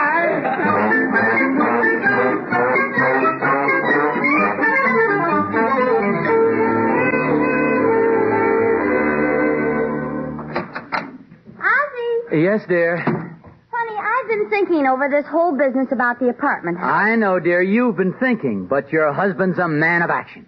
I've got everything lined up. My credit's okay at the finance company, and now I'll go over to Mrs. Appleby and start to talk real business. But, darling... I can just imagine how that big syndicate is going to feel when they find out they've been outsmarted by a guy who's a little too fast for them. Well, I just hope you haven't wasted $50 and a whole lot of time and energy, that's all. Oh, Harriet, please.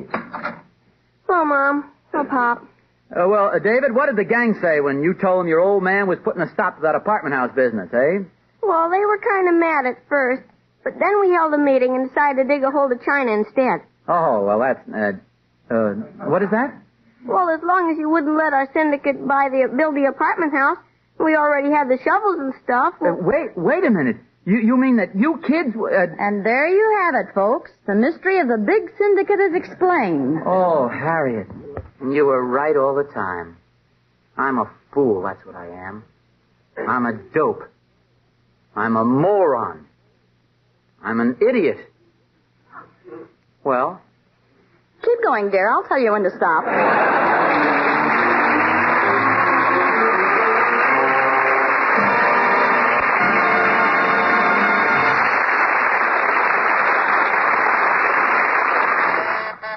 I'll get it.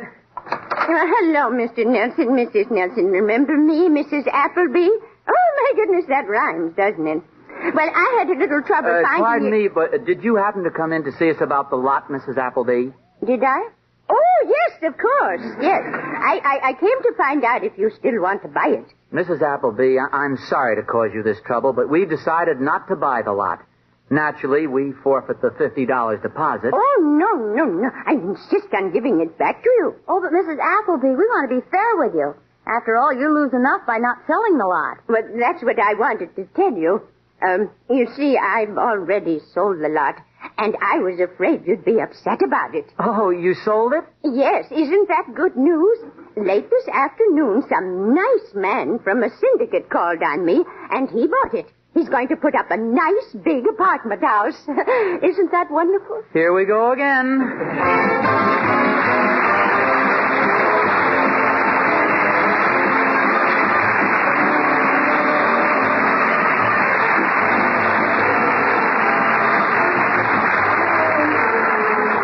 International Silver Company, creators of International Sterling, invite you to listen again next Sunday to the adventures of Ozzie and Harriet, with songs by the King Sisters and music by Ozzie Nelson's orchestra. And don't forget, the solid silver with beauty that lives forever is International Sterling. You're right, Harriet. The solid silver with beauty that lives forever is International Sterling.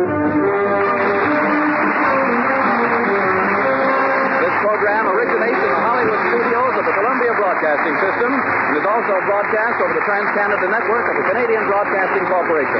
This adventure of Ozzie and Harriet will be transmitted to our men and women overseas by shortwave and through the worldwide facilities of the Armed Forces Radio Service. Appearing in support of Ozzie and Harriet were B. Benaderet, John Brown, Joel Davis, Tommy Cook, and Henry Blair. Original music was composed by Billy May. This is Vern Smith speaking.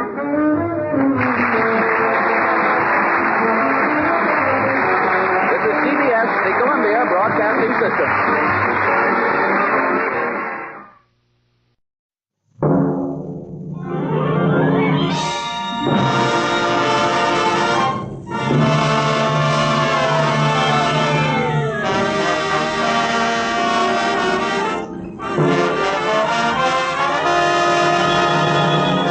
From Hollywood, California, the makers of Old Gold cigarettes present The Comedy Theater, the only radio program that brings you every week the greatest stars in the greatest comedies.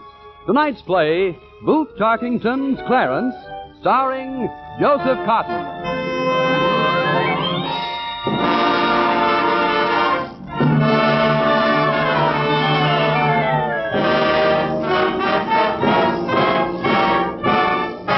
And here is the director of the Old Gold Comedy Theater, Mr. Harold Lloyd.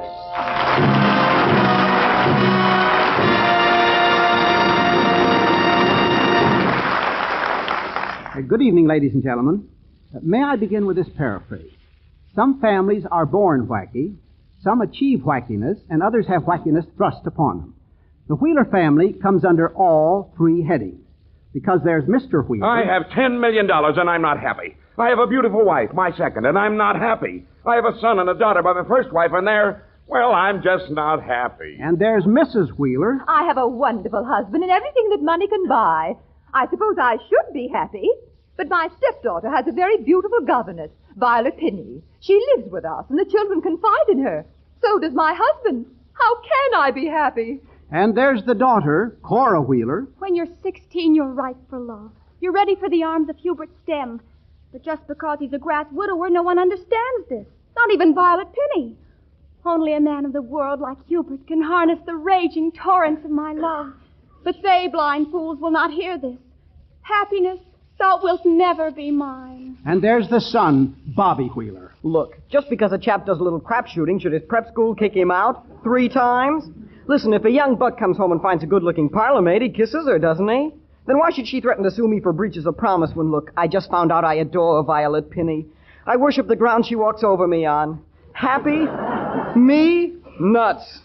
Yes, those are the Wheelers, with whom no one would wish to become involved, except maybe Clarence, because fools rush in where angels fear to tread. However, Clarence doesn't rush in. He enters the reception room of Mr. Wheeler's office slowly, sagging a bit in the middle, wearing thick-tinted glasses and an Army private's uniform badly in need of pressing. He says to Mr. Wheeler's secretary, Good morning. Oh, you're the soldier who's been waiting to see Mr. Wheeler? Yes, ma'am. Well, Mr. Wheeler is very busy. Perhaps some other members of the firm could assist you. Oh, no, ma'am, I don't think so. Mr. Wheeler, please. I'm his secretary. Perhaps if you tell me your business... I'm afraid I don't have any business exactly. Or what you wanted to see him about. It's personal. I see. The very earliest you could speak to Mr. Wheeler would be Friday of next week at 10:30. What is your name? It's Clarence, ma'am. Clarence. Is Mr. Wheeler in his office, Grace? Why, yes, Mrs. Wheeler. But I don't believe he was expecting you down this morning. I'll call him. Oh, no, don't bother him. It's just that... Did they come in here this morning? They? Cora and her governess, Violet Pinney. No, Mrs. Wheeler. Ah, well, they will. Imagine. As though I can't handle my own stepdaughter. So she needs a governess. But does she need a pretty one? Using every opportunity to confer with Mr. Wheeler. You mean about Cora? That's what she'd like me to believe. But I have other ideas. Well, I'll be glad to tell Mr. Wheeler you're here. Oh, no. I wouldn't bother him with my troubles. I'll just run downstairs for a few minutes. There's a diamond clip I saw that should look well in my new evening gown. Next week, Friday at 10:30. Oh, I had forgotten you were here. Yes, ma'am. Next week, Friday at 10:30. Pardon me. Hello, yes?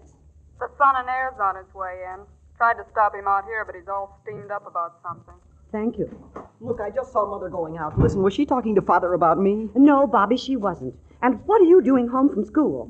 They sacked me. Again? Look, it's a high-class school. They have to throw out somebody every month to give up their reputation. And I bounce easier than anybody else. Are you going to worry your father with that? No, listen, I've got something else to worry him with. I'm in real trouble this time. Well, your father is busy, and he won't be able to... Look, there's no hurry. I'll wait in one of the other offices. I want to call up a good lawyer anyway. Next week, Friday at 10:30. Oh, yes. I'm sorry to have kept you waiting like this. That's all right. It gave me a chance to look over the back numbers of Esquire. Really?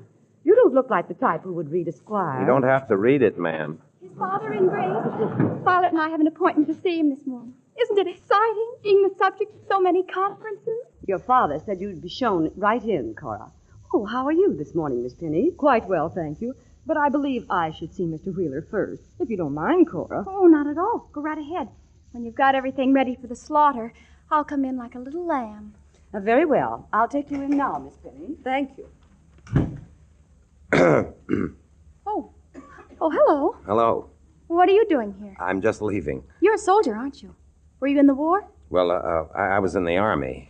And you came to see Father about a job. I think we should take care of all the soldiers and the sailors and the Marines. That's a lot to take care of. Father has a big business. He's a cocoon on Wall Street. Tycoon. Was that it? Well, he'll see you and give you a good job anyway. I hope so. Next week, Friday at 10:30. Is that what Grace told you? Nonsense. You can go in and see him when it's my turn. I wouldn't want to take your turn. Ooh-wee. All he wants to do is give me fits. Besides, I'm a woman in love, and my capacity to understand and help others is infantile. Infinite. Was that it? Oh. What's your name? It's Clarence. Look, why should one of those lawyers want... Where's Grace? Cora! What are you doing here? And listen, who's that you're talking to? Why, this is Clarence. Grace is in with Violet talking with Father. About me? You and your puny affairs. They're discussing me. You? Look, you don't know what an affair is. Listen, I just called a lawyer. Are you in some other trouble? Just since you've been expelled? No, never mind me and my puny affairs.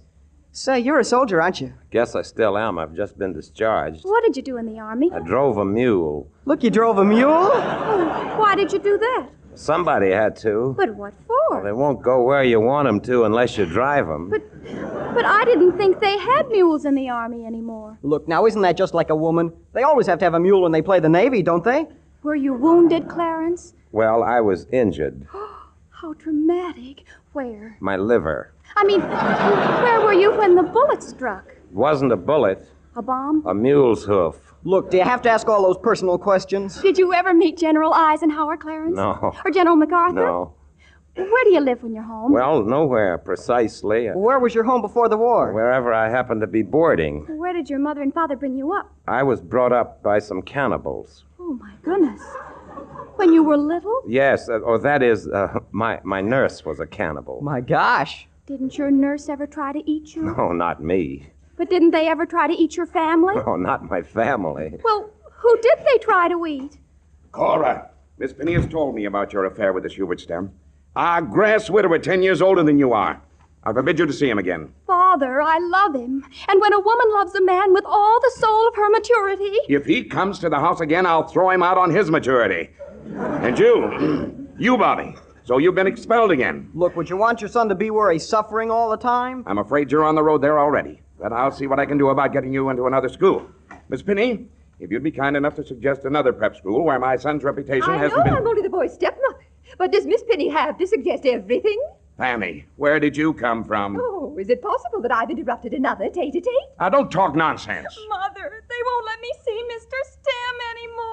Oh, my poor darling. Well, at least you come to me when your heart is troubled. Your father and Miss Penny are probably too preoccupied to guide you. Mr. Wheeler, I don't think I can stand any more of these insinuations. Well, I'm depending on you at least to keep your head. Now, take Cora home. I'll take Cora home. Well, I don't care who takes her home, just so long as she go... Who are you? I'm Clarence. Well, he's the soldier who's been waiting to see you, Mr. Wheeler. You mean you've been here all the time and you've heard all this? Yes, sir. Everybody talks so loud. Clarence was brought up by cannibals. But they didn't eat him. He wants a job. Look, he's been in the Army and everything. And a mule kicked his liver. Is that why you sagged to the right, young man? Yes, sir, I guess so. Well, of course, I'd like to do everything I can, but you know how it is just at present. He used to drive mules. You used to drive mules? In the Army? Yes, sir.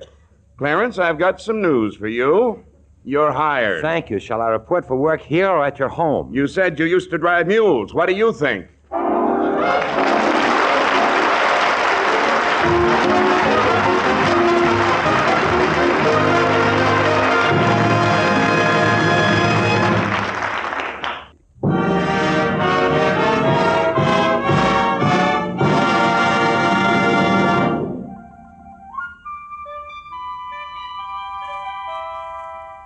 And so it is that Clarence has come into the Wheeler home.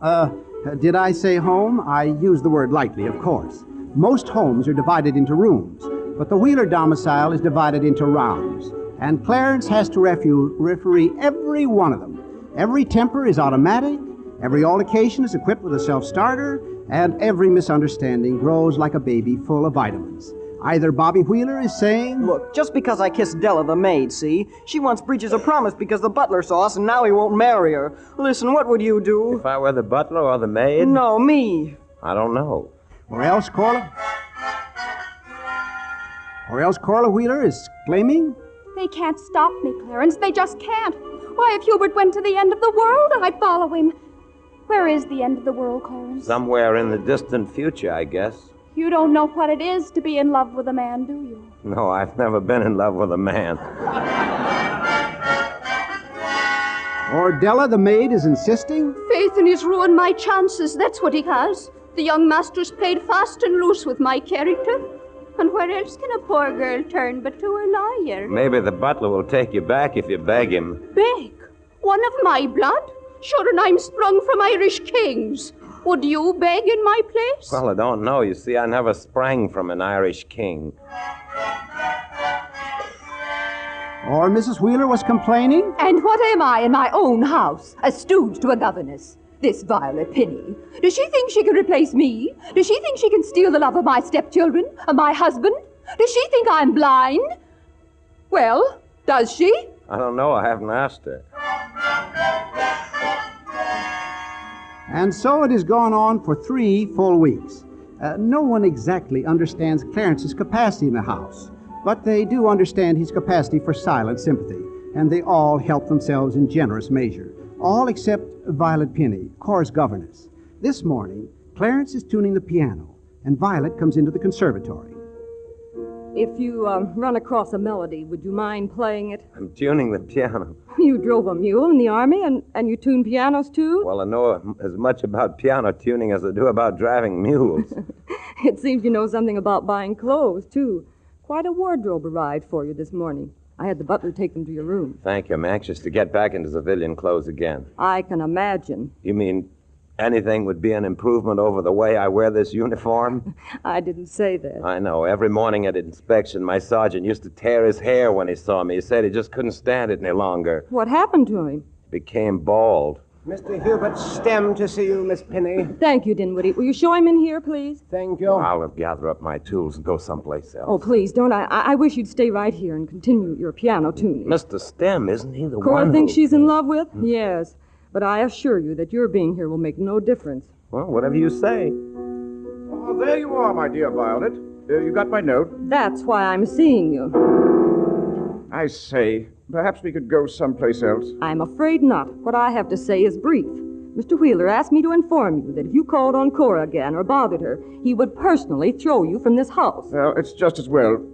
I have never been interested in Cora. No? No, it's you I've wanted to see. I've been using her as an excuse. Oh, Mr. Stem. You've kept yourself aloof from me.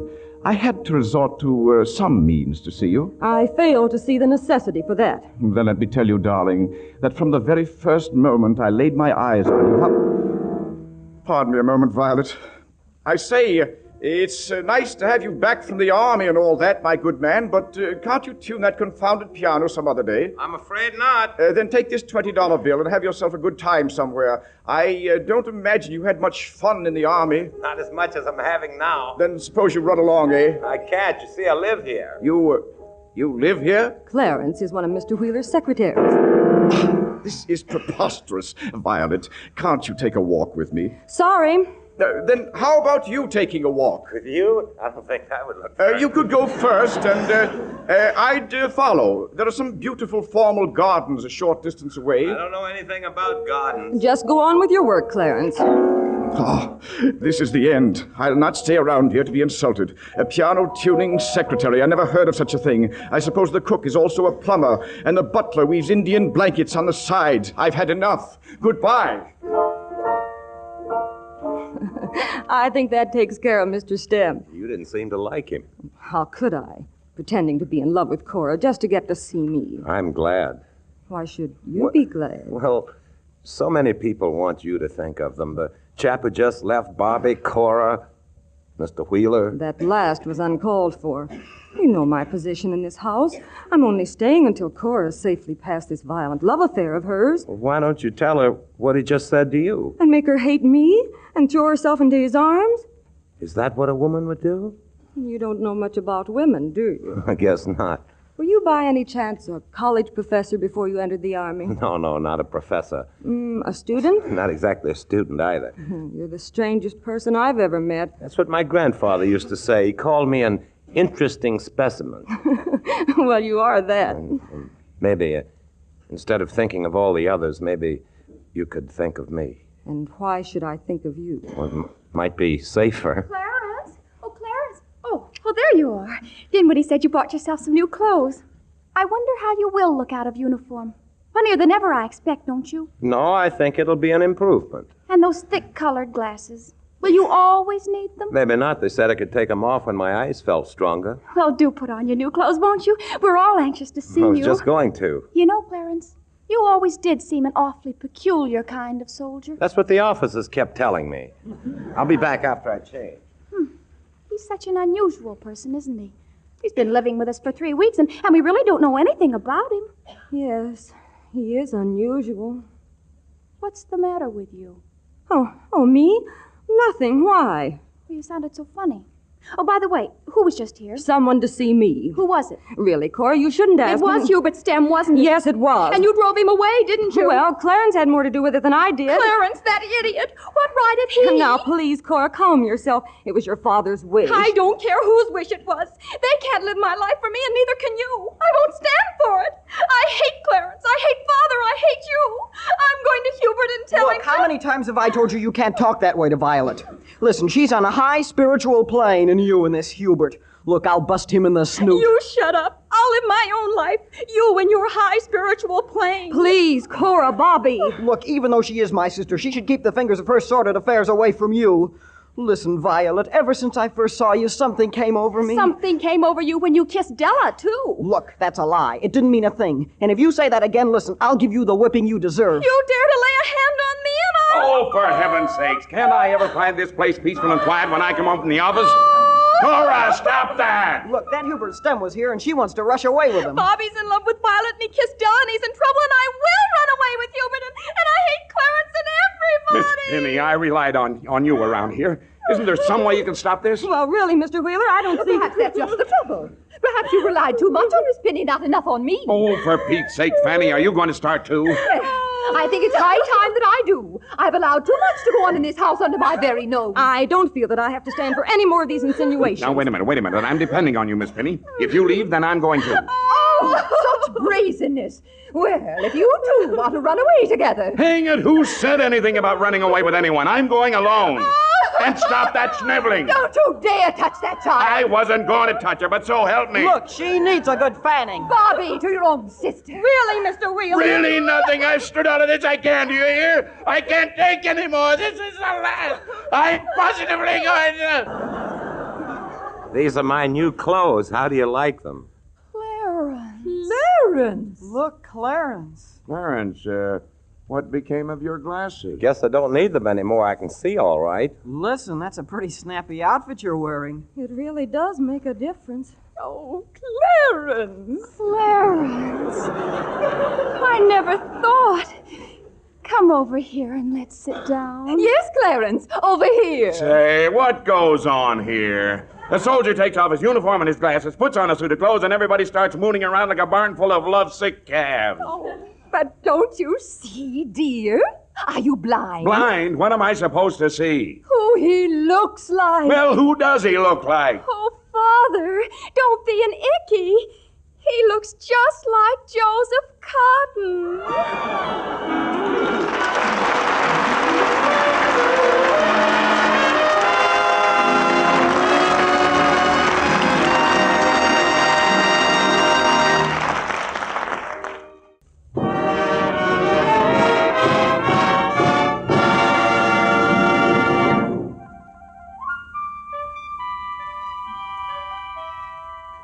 And the Wheeler home becomes headquarters for sweetness and light, just because Clarence looks like Joseph Cotton. Would that there could be one in every home. Mrs. Wheeler falls in love with her husband again. Shall we say indirectly? Cora forgets Hubert Stem directly. Della the maid forgets all about Bobby because her eyes are full of moonbeams. But Clarence still remains a mystery. They aren't even sure of his last name. Wheeler insists that his last name is Smam because his secretary wrote it that way. Violet holds out for Clarence Moon because she has heard it that way. And Clarence insists they should have looked him up in Who's Who because he is listed there. And when they look him up, neither Smam or Moon can they find. So the mystery deepens, as does his spell over all but Violet. And then one morning he says to her, I hear you're leaving today. Yes, Cora's entering a school tomorrow, and Bobby's been taken back again by his principal. There's no longer any need for me. Well, where will you go? Oh, I don't know, but I'll find something. I thought maybe we could go together. I'm leaving, too. You're assuming quite a bit, aren't you? We looked you up in Who's Who last night, and you weren't even mentioned. You mean they dropped me so soon? I didn't expect that. Then maybe my work isn't so important since the war. Your work? I was on potato bugs. Potato bugs? Yes, out in Montana, millions of potato bugs out there. You find bugs that hate potato bugs and put them together, and then you save the potatoes. Why, that's an entomologist. Sure. But why did you come here? Well, I had a very good assistant when I left, and in fact, he was a better bug man than I was, a specialist on potato bugs, whereas I just played the field. I didn't want to come back and take his job after he took over for me, but there's a letter coming this morning that'll make everything right. What letter? I read that my former assistant had been offered a position with the Department of Agriculture and had accepted, so I wrote to the university telling them that I would be available again if they still think as much of me as I think they do. I'll go back to my bugs. It's not a bad life. Isn't it? We wouldn't be talking about bugs always. We'd talk about other things. We would? Yes. You see, well, aside from potato bugs, you're the only person I've ever loved. Oh, Clarence. Morning mail just arrived. There's a letter here for C.L. Smith in care of me. Any idea who he might be? Of course, I'm C.L. Smith. Smith? Well, I thought your name was Smam. Oh, nobody's name was ever Smam. Clarence Smith. Oh, Mother, let's see if that's in Who's Who. Oh, I've been waiting for that letter, Mr. Wheeler. May I have it? Why, certainly, here. Oh, here it is. Clarence Smith, born July 13, 1914, at Zubesi Mission Station, Congo River, Africa. Well, I should say he did have cannibals. Son of Gabriel C., medical missionary, and Martha S., graduate, College of Physical Science, Newcastle, England. Postgraduate, Polytechnique, Paris, France. Doctor of Science. Doctor of Science? Chief Entomologist, Sturtevant Biological Laboratory. Chief Entomologist? This is it. Listen, this is the news I've been waiting for. I can have my position back starting today. What do you say, Violet? Well, what do I say? Why, I hardly know you. Doctor of Science, Chief Entomologist? Oh, why not forget the titles? How's about kissing just Clarence? Clarence. She kissed him. She kissed him. Why, certainly, dear. Didn't you know they're going to be married? Married? Oh, Clarence. Look, this is quite a shock, Violet. Listen, when am I going to see you again? Anytime, Bobby. You can come out to Montana on your vacation. Montana? That's right. We'll be working with the potato bugs. Potato bugs? Oh, Cora, for heaven's sakes, what's the matter now? I've lost Clarence, And what's the use of going out to Montana? Why not, I'd like to know? Because no potato bug ever looked like Joseph Cotton.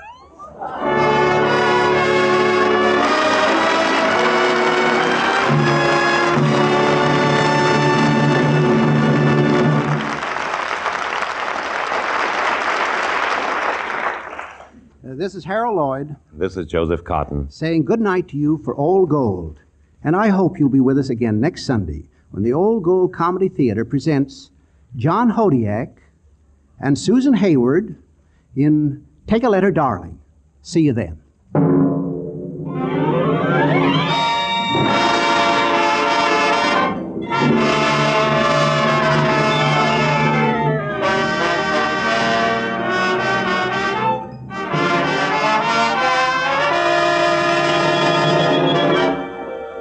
Joseph Cotton appeared on the Old Gold Comedy Theater by arrangement with David O. Selznick, producer of I'll Be Seeing You, in which Mr. Cotton will soon be seen.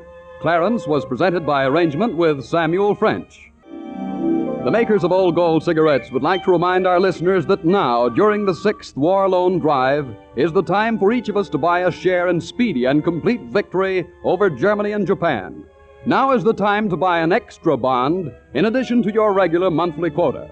As the tempo of the battle increases, as victory comes ever closer, more and more supplies are needed to guarantee that victory.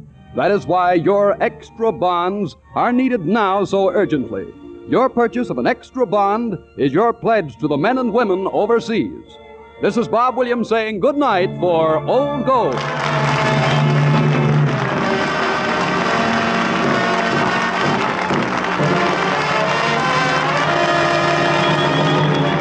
This is the National Broadcasting Company.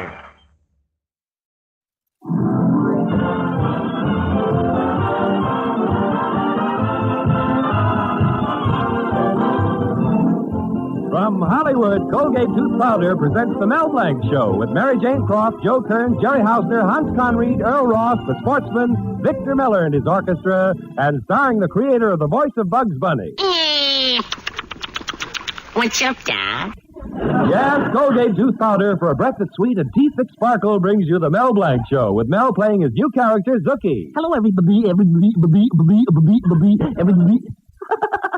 Hi. And starring himself in person, Mel Blanc. Hi, folks. Ugga boo, ugga.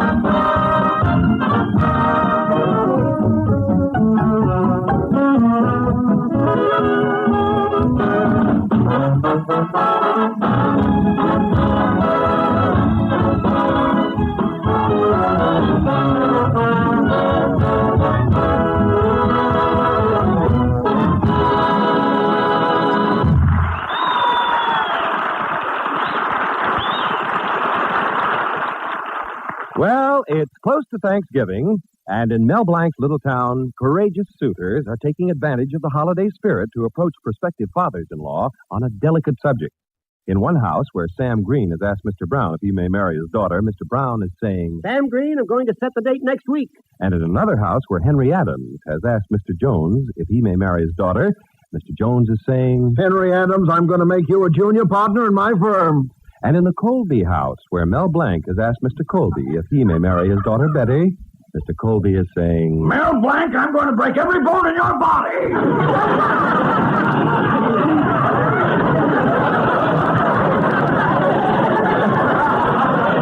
So now it's Thanksgiving Eve, and in order to get in Mr. Colby's good graces again, Mel Blanc is holding a Thanksgiving party in his Fix-It shop. He has invited a few of his friends for Thanksgiving dinner. Right now, we find Mel and his girl, Betty, setting the table. Knife, plate, fork, knife, plate, Fork. Knife. Fork. Mel, those were the last 2 plates. Now what'll you do? Oh, don't worry. Knife, piece of plate, fork. Knife, piece of plate, fork. Gosh, what a beautiful table. Yes, there's the celery stalks, stuffed olives, candied yams, cranberry sauce, all the fixings. And in the center, that great big, beautiful 15-pound salami. But Mel, Father will be awfully mad. He's expecting turkey. Oh, I took care of that. I scooped out the center of the salami and I stuffed it with chestnut dressing. And besides, Betty, what difference does it make? Salami or turkey? It's the spirit of Thanksgiving that counts. But Mel... Anyway, the orphans' home needed the turkey much more than I did. Oh, darling, I love you for giving the turkey to the orphans' home. You always were a softy for children. Well, Betty, you know how I feel about us. Someday we'll get married and we'll have a little 2-room house. Yes. Then after a while, we'll add another room. Betty, I refuse to have your father live with us. Darling, I mean children. After we get married, there's no reason why we can't have 3, 4, or 5. Yeah, and if we like them, the next year we'll have some more.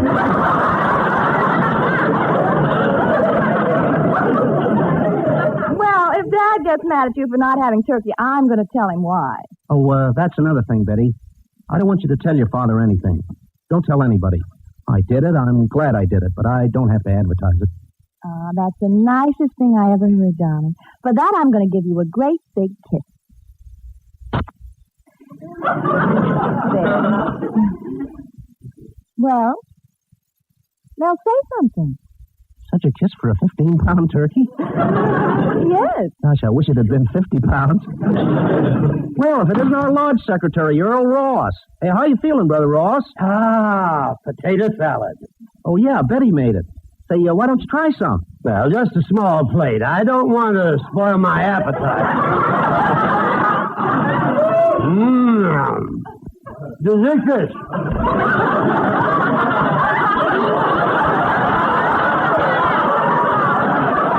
Pass the olives, Nell. No, not the green ones. The pits will agree with me. Say, why don't you have another sandwich? No thanks. I've already had 2. You've already had 4, but who's counting? Go on, have another one. Oh, here comes Father, Mel. Hey, who's that fellow with him? Oh, that's Willie Murdoch. Father just hired him to manage the supermarket. He's rather nice. Rather nice. Betty, have you gone out with him? Well, Father insisted that I go to the movies with him last night. You and Willie at the movies? Dark places? Betty, why didn't you tell me? Well, darling, it's Thanksgiving, and I didn't want to upset you. Now, you be nice to him. Hello, Mel. Happy Thanksgiving. Happy Thanksgiving, Mr. Colby. Oh, Mel, I want you to meet my new manager, Willie Murdoch. Hello, Mr. Murdoch. Hello, Blank. Heard a lot about you from Mr. Colby. Don't want to get you down. Willie, this is Mr. Ross, secretary of our Loyal Order of Benevolent Zebras. Mr. Ross is a very good friend of mine. Oh, well, Mr. Colby, any good friend of yours is a good friend of mine. Pleased to meet you, Mr. Ross. As you must be.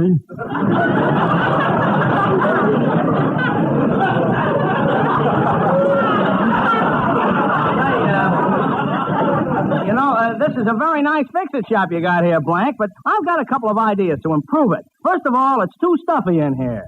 Well, it could use a little air conditioning. Blank, you can't condition this air. You got to get rid of it. And next, you take down that picture of the city dump on the wall. Murdoch, that's no picture. You're looking through the window. Oh, well. I see Miss Colby is unattached. Better go over and attach myself. Get it? Thanksgiving. Why couldn't the Pilgrim Fathers have landed on him? Oh, it's Zucker. Hello, Zucker. Happy Thanksgiving. Oh, hey, hello, everybody. Happy Thanksgiving. Happy Thanksgiving. Merry Christmas. Hello, Zookie. Oh, hello, Betty. Thanks. Say, how do you like my new dress, Zookie? Oh, gosh, Betty, you're the most beautiful. You're the quintessence of lovely. You're the acme of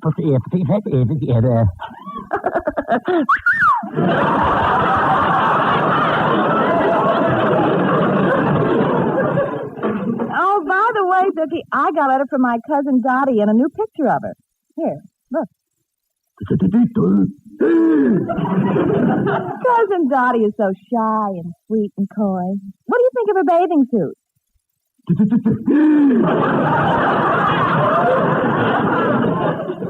Zookie, can I get you a little something before dinner? What would you like? I'd like some potato here. I'd like some some candy there. Yeah. I'd like that picture of Dottie.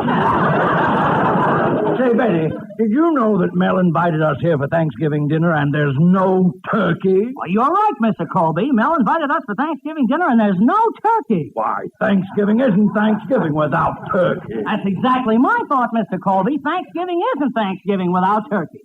Huh. This guy can easily be replaced with a sheet of carbon paper. I tell you, this is preposterous. Turkey, where's Mel? Oh, he went back to the kitchen. Oh.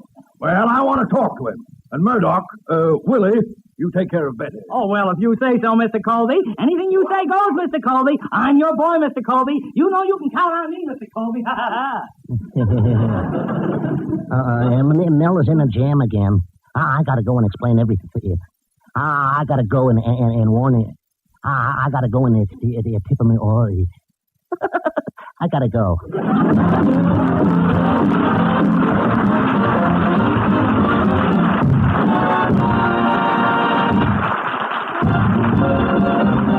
Use Colgate tooth powder, keep smiling just right.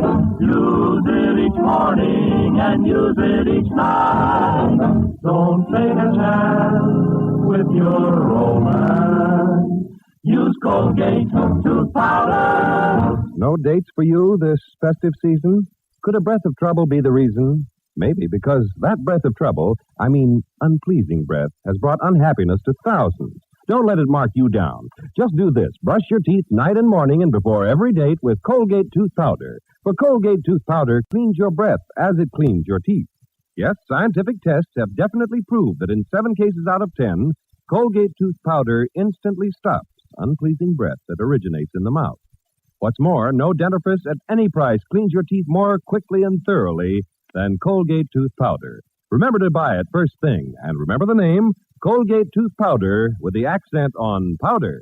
Don't take a chance with your romance. Use Colgate tooth powder.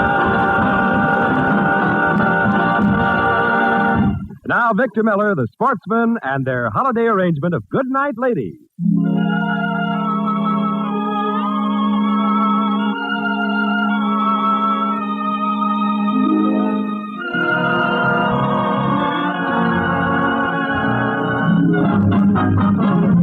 Good night, ladies, good night, ladies, good night, ladies, we're gonna leave you now. Merrily we roll along, roll along, roll along, merrily we roll along, o'er the deep blue sea, o'er the deep blue sea. Farewell, ladies. Goodbye. So long. Good night. Farewell, ladies. Goodbye. So long. Good night. Farewell, ladies, for we're gonna leave you now. Merrily, merrily we roll along, merrily, merrily we roll along, merrily, merrily we roll along o'er the deep blue sea. Merrily we roll along, roll along, roll along, merrily we roll along o'er the deep blue. Merrily we roll along, roll along, roll along, merrily we roll along o'er the deep. Merrily we roll along, roll along, roll along, merrily we roll along o'er the. Merrily we roll along, roll along, roll along, merrily we roll along o'er the deep blue sea.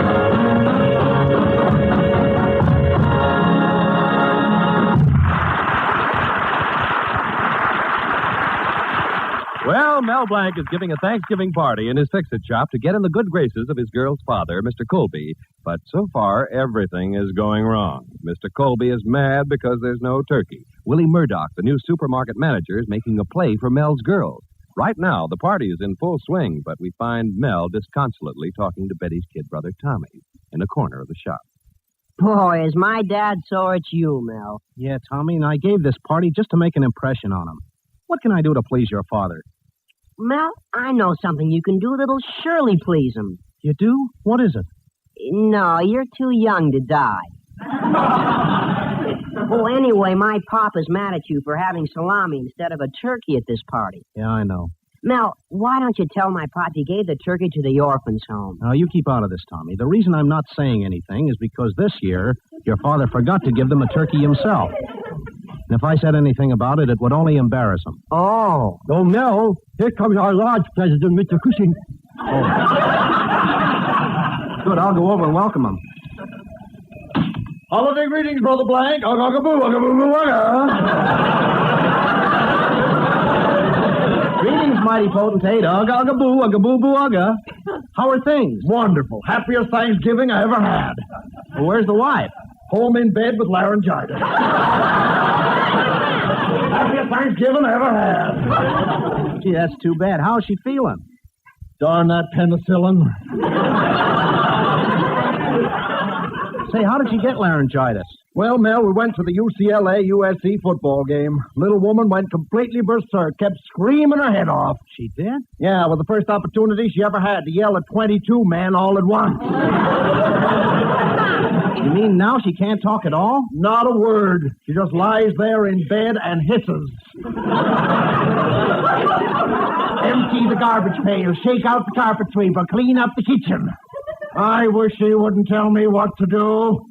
I have my own system for doing the housework. Gosh, Mr. Cushing, it must be tough living with your wife. Mel, if you only knew. Last night we went out and she said, "Look at me, John, I'm dressed up to kill." Gad, what a temptation.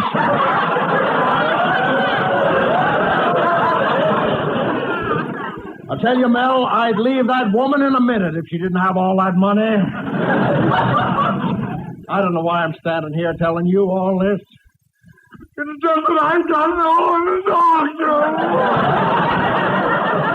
Oh, cheer up, Mr. Cushing. When you get your wife a Christmas present, everything will be okay. Well, she's already hinted about a present. She wants some beauty aid. Ha!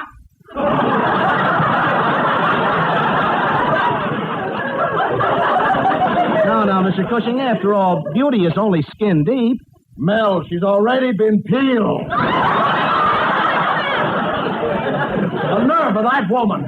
She asked me for a beauty makeup kit. Well, what are you going to get her? With her face, a box of Dr. Scholl's foot pads. Nothing helped that woman, Mel. Well, I have to let you in for another disappointment, mighty potentate. I haven't any turkey. What a relief. You're happy not to see a turkey? Mel, are you forgetting? I've been looking at my wife all day. Well, on to the party. Oh, I see Brother Colby here. Greetings, Brother Colby. Ugga-ugga-boo, ugga-boo-boo, ugga. Oh, greetings, mighty potentate. Ugga-ugga-boo, ugga-boo-boo, ugga. And there's Brother Ross. Greetings, Brother Ross. Ugga-ugga-boo, ugga-boo-boo, ugga. Ugga-ugga-boo, ugga-boo, passes all ugga.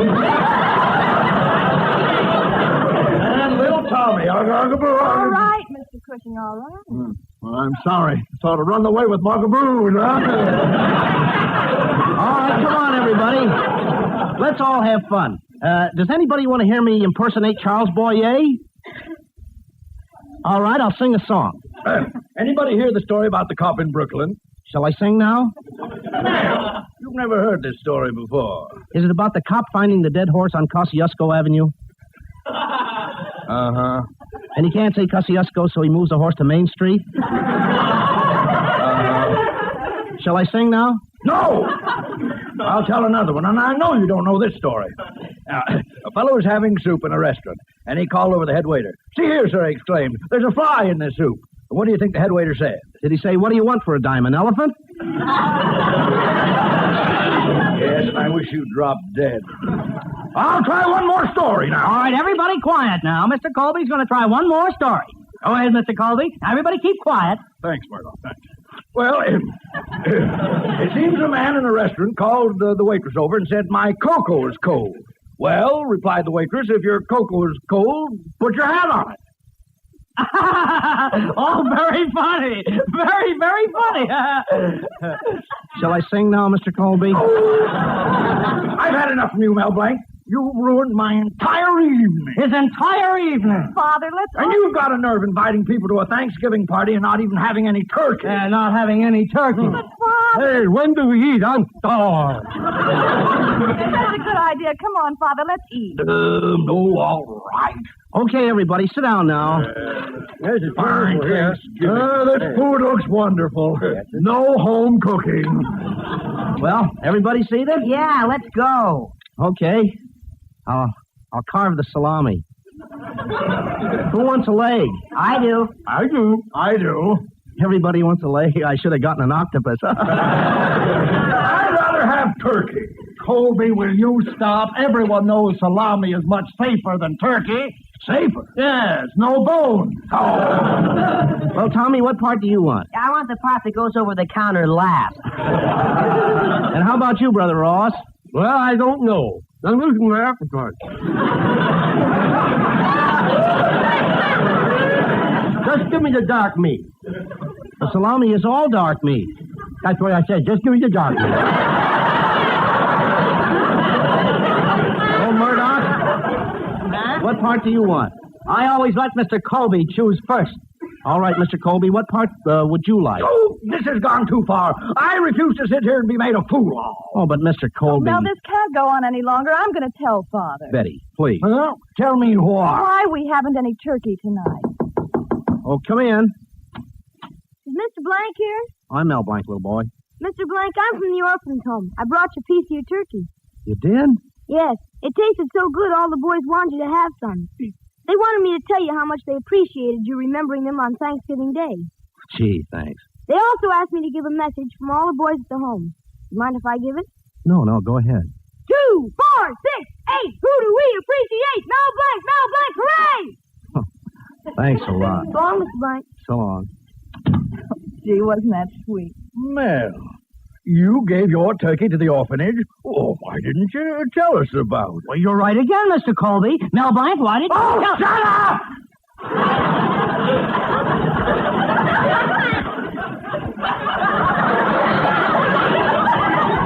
Well, Mel, he didn't want to tell you because you forgot to give your turkey this year. What? Well, I always give a turkey to the orphanage. In fact, I told Willie Murdoch... Murdoch, didn't you deliver that? Mr. Colby, it slipped my mind. Oh, it did. Murdoch, come here. I'm going to break every bone in your body. Quiet, everybody. Mr. Colby's going to break every bone in his body. Gee, it sounds good on somebody else. Oh, forget it, Mr. Colby. It's Thanksgiving. Let's forgive.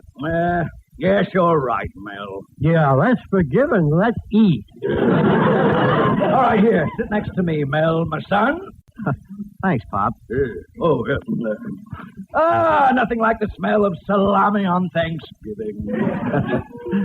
You see, Betty, it's like I said. What difference does it make, salami or turkey? It's the spirit of Thanksgiving that counts.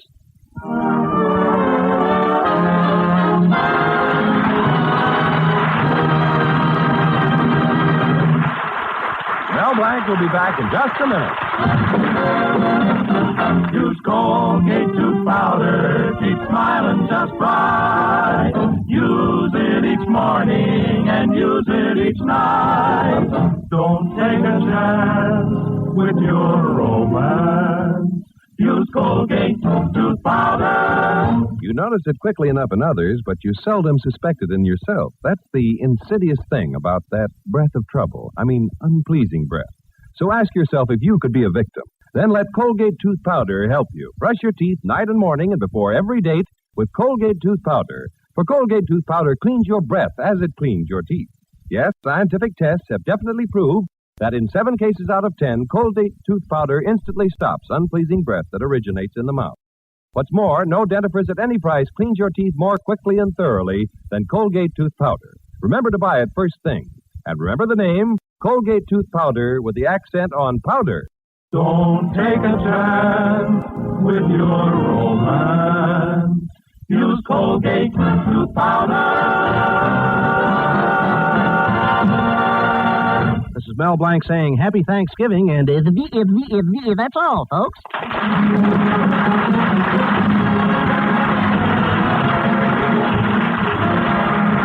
This is Bud Easton reminding you that Colgate tooth powder for breath that's sweet and keep it sparkle brings you the Mel Blanc Show every Tuesday at this time. Be sure and join us again next Tuesday night for more fun with Mel and the people you'll meet in Mel Blanc's Fix-It Shop.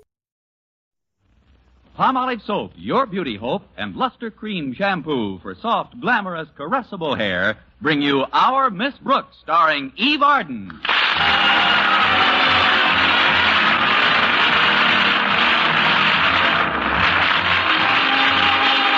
Our Miss Brooks teaches English at Madison High School. And like most other teachers, she tries to stay on the best of terms with her principal, Mr. Osgood Conklin. This isn't always easy. You see, Mr. Conklin has high blood pressure, and it's wise to take him with a grain of salt. Of course, it's wiser not to take him at all. Anyway, on Thursday, he gave me a little honorary assignment to take care of on my own time, which consisted of a report he had to submit to the school board. I was to rephrase, punctuate, and proofread the 25 pages by morning. And sure enough, I got it all done by morning. In fact, when Mrs. Davis, my landlady, awakened me, I had been sleeping like a baby for over 20 minutes. All upset, dear. What's the trouble? Nightmare? No, daymare. I was up all night with some extra work Mr. Conklin gave me. Oh. Well, I guess you can use the extra money that goes with it. Money? What money? Surely there must be some compensation for working away from the school. Oh, there is, Mrs. Davis. The satisfaction of a job well done, the thrill of helping my colleagues in their time of need, and the gratification that comes with the knowledge that I've assisted my superior officer on the battlefield of life. And you know something else, Mrs. Davis? What, Connie? The next time I work at home, it'll cost him a fin. Well, remember this, dear. Money won't buy back your health and good looks once they've gone.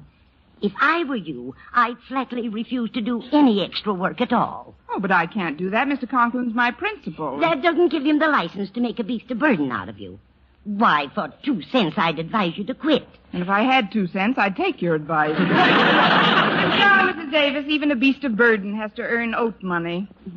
Well, hurry with your shower, Connie. I've got a nice breakfast all planned for you. Oh, I won't have time for breakfast today, Mrs. Davis. Walter Denton's taking me to school in his car so I can get this report to Mr. Conklin. What's the matter with your car, Connie? I had a little trouble with the steering wheel. What kind of trouble? It came off.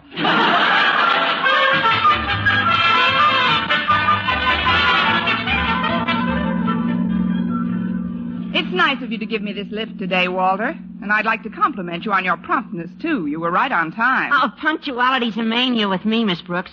Besides, if I wasn't on time, you'd let some other kid pick you up. Like I always say, the early bird catches the worm. Well, like I always say to the other worms, let's get some men and go fishing. Confidentially, Miss Brooks, you look like you could use a little help. You seem bushed. Frankly, I think you're work-happy, Miss Brooks. Work-happy? Yeah. What did you do last night after you got home from school? I worked on a report for Mr. Conklin. Aha, I knew it. Mr. Conklin shouldn't give you extra things to do. Why don't you tell him about it, Walter? Oh, I'm not kidding, Miss Brooks. If you let him, Mr. Conklin will make a beast of burden out of you. You gotta put your foot down. I may put all 4 of them down. And I've been reading in the papers that there's quite a shortage of good teachers. You don't have to tow-cow to anybody. I don't have to what, Walter? Tow-cow. It's Chinese slang for polishing the apple. Well, Walter, I don't tow-cow to Mr. Conklin. It's just that he's my principal, and Excuse me, Miss Brooks, but he's only your principal at school. After hours, he's just... before I quote what I'm going to quote, I'd like to make a prior statement. Proceed. Well, any remark I make now is merely something I overheard in my daily contact with other members of the student body and does not necessarily reflect the opinion of the repeating eavesdropper. Well, repeat away, eavesdropper. I've heard sundry other pupils refer to Mr. Conklin as... Like I said, Miss Brooks, this isn't necessarily my opinion of him. You've made that very clear, Walter. Yeah, good. Well, some of the kids have spoken of Mr. Conklin as... After all, I go with his daughter, Harriet, you know. Yes, I know. It might not be the right thing to do to talk about my father-in-law. Walter, you're not married yet. No, that's right, too. Well, I've heard him called it... Gee, I wouldn't want Harriet to know about this. My lips are sealed, Walter. Now go on. Okay. Now, Mr. Conklin, in the eyes of some of the undergraduates at this high school, is nothing but a... Gosh, if I was Harriet's father and he was going to marry Harriet, I wouldn't want him to go repeating things about me. Then again, he'd probably be the first one to do it. Sure he would. So I'll tell. Tell. A kid in the cafeteria called Mr. Conklin a big inflated bag of ego. There, I said it. Give that boy a new Nash and a pair of pajamas to drive it in. You won't ever mention my mentioning this, will you, Miss Brooks? Oh, of course not, Walter. I wouldn't even want anyone to hear me thinking it. Mr. Conklin may be rather a disciplinarian, but he does have quite a job on his hands, too. Running a high school these days is difficult work. Now, just between you and me, Walter. Yes? How would you go about deflating a big bag of ego? Well, the first thing I'd do is not let him think I was afraid of my job. I'd walk in with whatever work I'd done for him last night, throw it on his desk, and say, there you are. That's the last work I do outside of my regular school duties. Take it or leave it, Buster. Well, that sounds like sterling advice, Walter, but there's just one more thing I'd like to ask you. What's that, Miss Brooks? If Buster decides to leave it... Yeah? Where's the nearest local of the Beasts of Burden Union?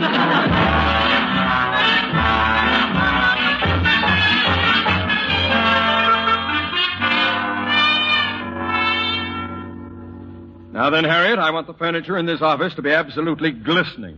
But, Daddy, it's as neat as a pin now. Harriet Conklin, when your father and principal asks you to polish something, grab a dust rag, girl. Why, Daddy?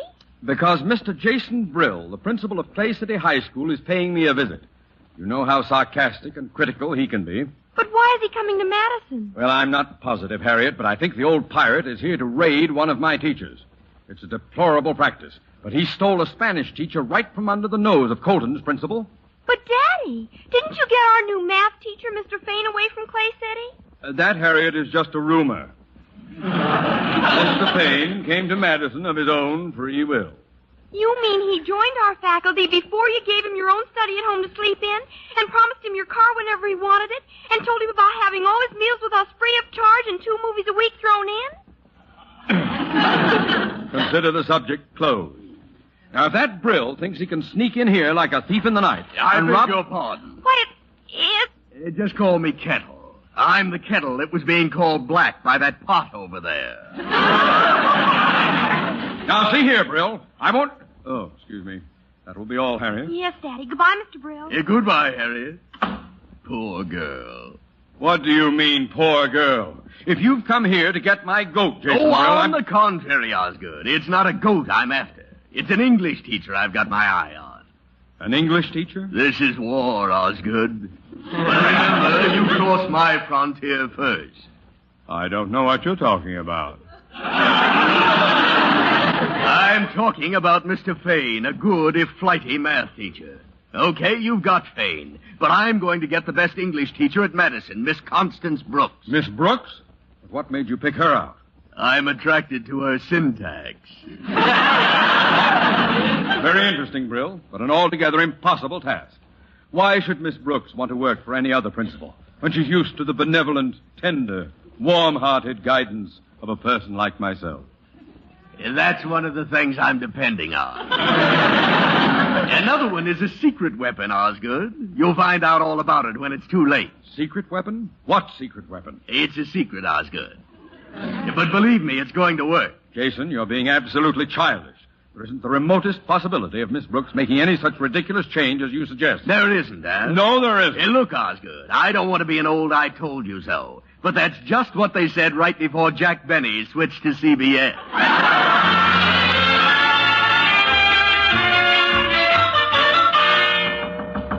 Come in.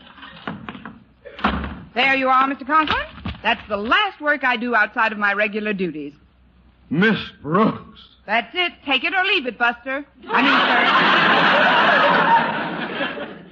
They've gotten to her. Come here, Miss Brooks. Sit down by my desk, if you please. What? Oh, but I've got a class soon, Mr. Conklin. That can wait. You've been working too hard lately, Miss Brooks. I have? That is, sure I have. I don't like it, you hear? I don't like it one bit. You don't? We here at Madison don't want our teachers to overwork. After all, you're an educator, a person of intellect and perception, not a beast of burden? Exactly. Look about you, Miss Brooks. The walls of this office. That picture hanging there of Madison's first principal, Yoda Critch. He certainly was. There's more to a school than the people in it. There's tradition. A tradition of loyalty and industry, good fellowship and cooperation, but mostly loyalty. Why, when I think of our school song, it brings a lump to my throat. Oh, Madison, thou Madison, I love the air, thou... Madison? Thou Madison. Miss Brooks, come with me to the window. These hallowed walls, this lovely ivy-covered exterior. Do you know the significance of this venerable and beloved ivy, Miss Brooks? Why, no, I don't, Mr. Conklin. Here, I'll raise the window. Here, let me help you.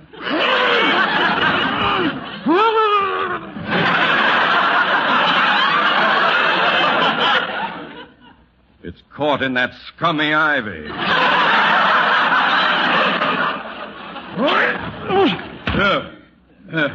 There we are. Now look, Miss Brooks. Look at this beautiful campus. As far as the eye can see, green grass. Now, there's one thing I want you to do before you do anything else. No. What? No, I won't do it. Won't do what? I absolutely refuse to mow that lawn.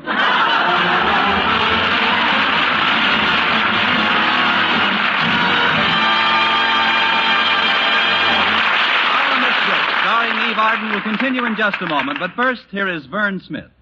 The makers of Palmolive soap are giving away $100,000 in prizes. First prize, $49,000, plus over 4,900 other cash prizes in the Big 49 Gold Rush Contest. Hundreds will strike it rich in this exciting Gold Rush Contest. One of them may be you. It's easy to enter. Just finish this sentence in 25 additional words or less. I like Palmolive soap because. That's all. Just 25 words or less to finish the sentence, I like Palmolive soap because. Then mail your entry right away along with a Palmolive soap wrapper. Try for your share of that $100,000 in prizes right now. Your chance of winning $49,000 is as good as anyone's. Get entry blank with complete rules from your dealer or write your completed sentence on plain paper. Include your name and address and dealer's name and address. Mail with one Palmolive soap wrapper for each entry to Gold Rush Contest, Box 49, New York 8, New York. You better write that down. Gold Rush Contest, Box 49, New York 8, New York. Enter as often as you like, including one wrapper with each entry. But hurry, the contest closes a week from next Saturday. Mail your entry right away. Get Palmolive soap right away to help win a lovelier complexion. And try for your share of the $100,000 in cash prizes.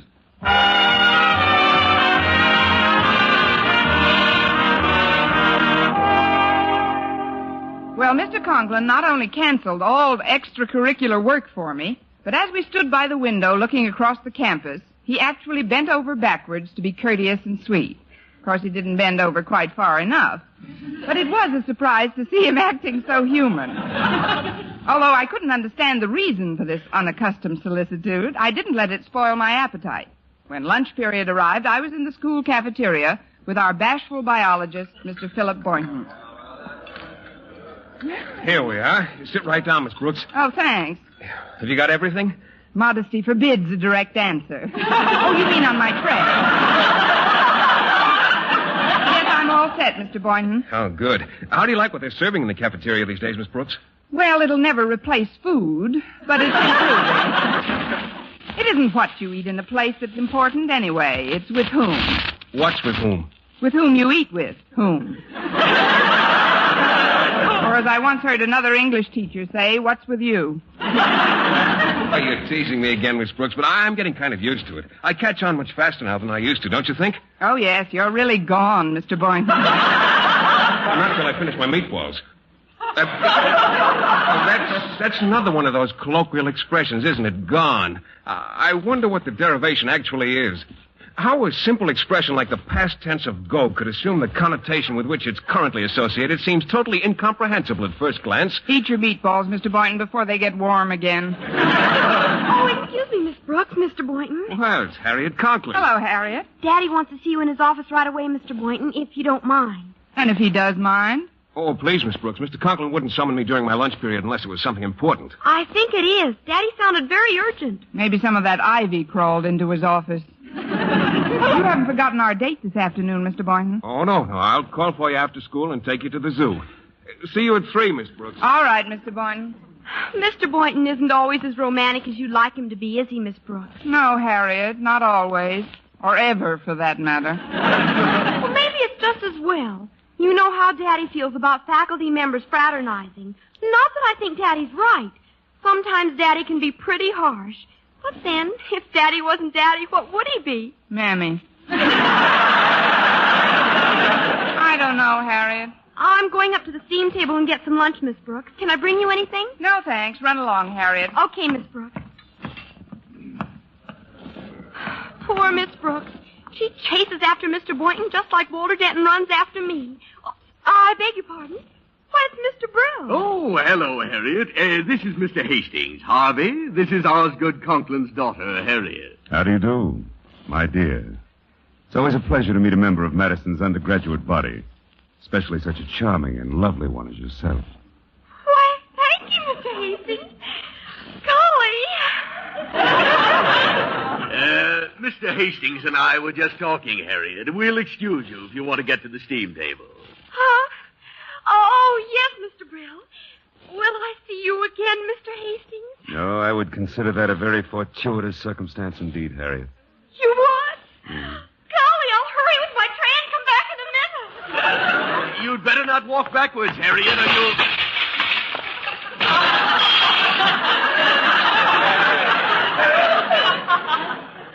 She did.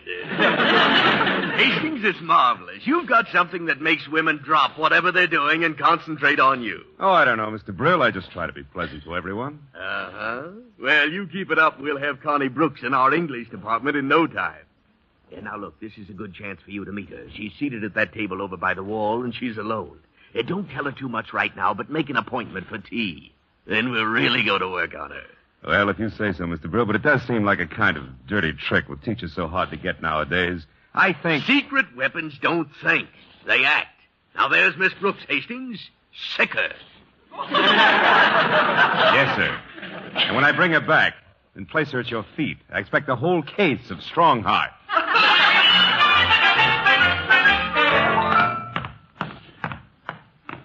Oh, I beg your pardon, Miss Brooks, but may I introduce myself? What?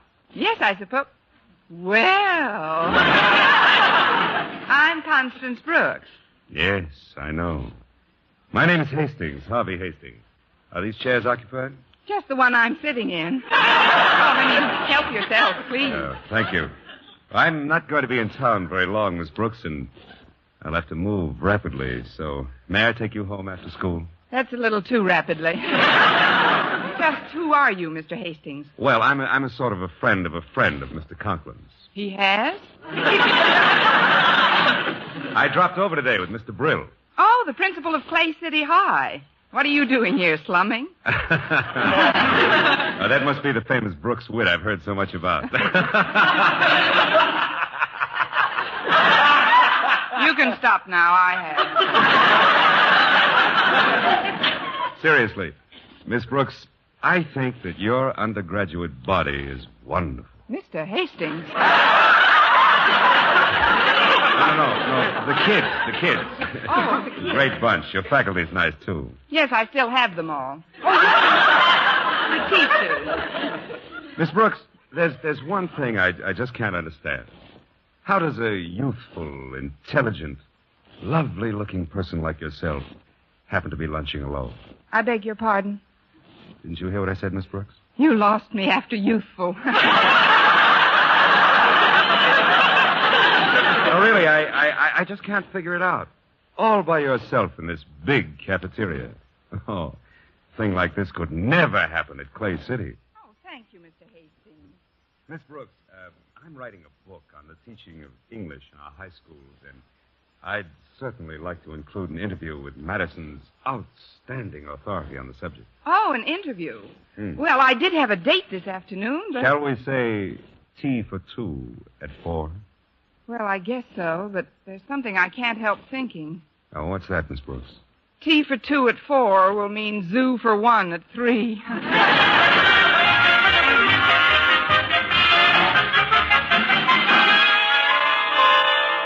And that's why I've summoned you to my office, Mr. Boynton. Jason Brill and his secret weapon must be stopped. You've got to make Miss Brooks stay on at Madison. But why me, Mr. Conklin? You know how timid I am. Well, you've got to get over it, boy. You like Miss Brooks, don't you? Oh, yes, sir, but what about your stand on fraternization? I've reversed it as of now. Look, Boynton, all you have to do is act the way you really feel. Or better yet, the way you've seen other people act. What do you mean, Mr. Conklin? Well, you've seen leading men on the screen, haven't you? Humphrey Bogart in Knock on Any Door, Errol Flynn in Don Juan. No, sir, I haven't seen those. Oh, well, what's the last movie you did see? The last movie I saw was called, I believe it was called Aerosmith. I don't go to movies much, Mr. Conklin. You see, I'm more of a radio fan. I listen to those mystery programs a lot. Mystery programs, eh? Well, that's just as good. According to my wife and daughter, those private detective fellows are as attractive as any of the movie stars. Now, why don't you act like one of them when Miss Brooks comes around? Me? Act like a private eye? Certainly. From what I hear, most of them merely sit behind a desk until some beautiful girl comes in. Then they open the drawer, take a big drink, and then they say, "Come on, babe, we're going on a caper." Whatever that is. Well, I won't take no for an answer, Boynton. You've got to do it. Well, Mr. Conklin... It's for Madison, boy. Tell me that you'll try, Boynton. That's all I ask. All right, Mr. Conklin. I'll try.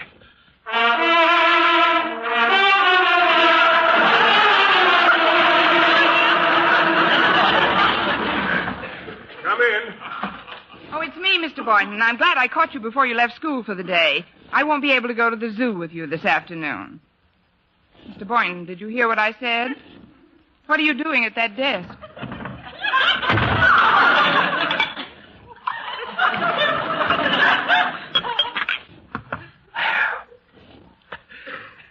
Park the frame, baby. Stash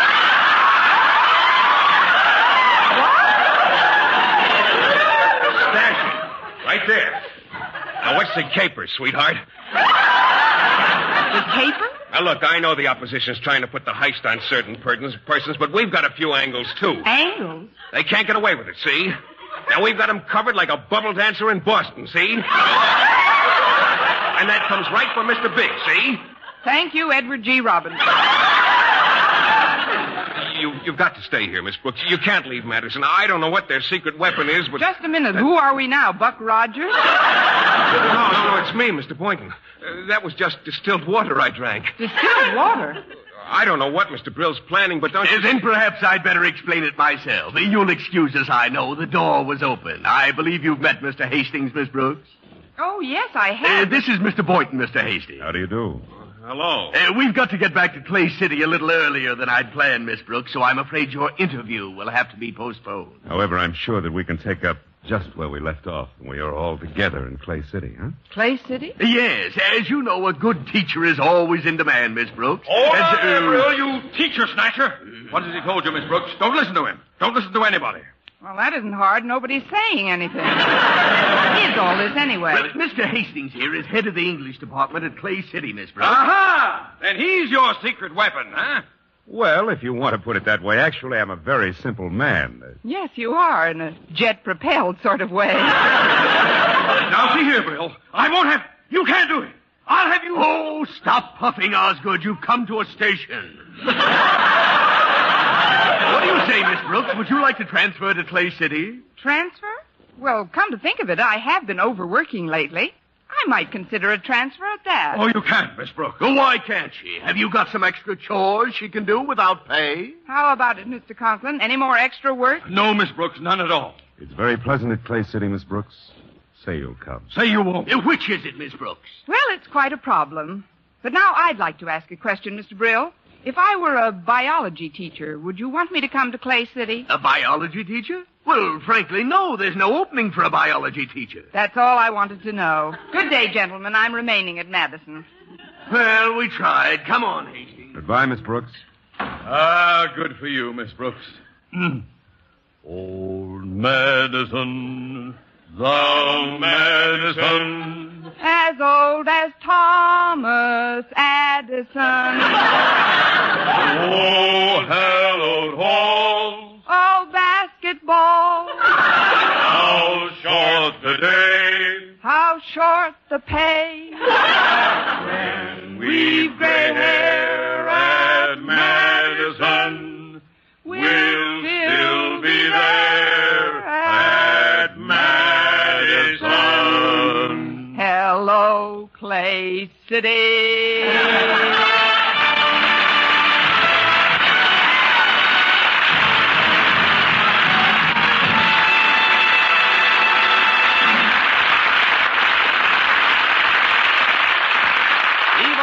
Our Miss Brooks returns in just a moment, but first... Dream girl, beautiful luster cream girl. Tonight, show him how much lovelier your hair can look after a Luster Cream shampoo. Only Luster Cream brings you Kay Daumit's magic formula blend of secret ingredients plus gentle lanolin. Gives loveliness lather even in hardest water. Glamorizes your hair as you wash it. Luster Cream. Not a soap, not a liquid, but a dainty cream shampoo. Leaves hair fragrantly clean, free of loose dandruff, glistening with sheen. Soft, manageable. Gives new beauty to all hairdos or permanents. 4-ounce jar, $1. Smaller sizes, either tubes or jars. Tonight, try Luster Cream shampoo and be a... Dream girl, beautiful luster cream girl. You owe your crowning glory to a luster cream shampoo. And now, once again, here is our Miss Brooks. Well, Mr. Conklin finally left us all alone in Mr. Boynton's laboratory. Oh, gosh, Miss Brooks, you sure had me worried. Were you really afraid I'd leave, Mr. Boynton? Oh, sure, I couldn't even talk. I was so nervous. You didn't get much of a chance. But now that we're alone, Mr. Boynton, is there anything else you want to say to me? Yes, Miss Brooks, there is. What? If we don't hurry, we'll be late for the zoo. Where are you going, Miss Brooks? What are you doing at my desk?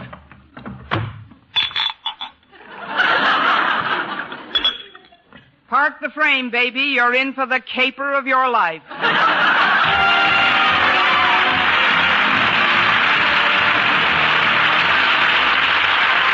week, tune in to another Our Miss Brooks show brought to you by Palmolive Soap, your beauty hope, and Luster Cream shampoo for soft, glamorous, caressable hair. Our Miss Brooks, starring Eve Arden, is produced by Larry Burns, written and directed by Al Lewis, with music by Wilbur Hatch.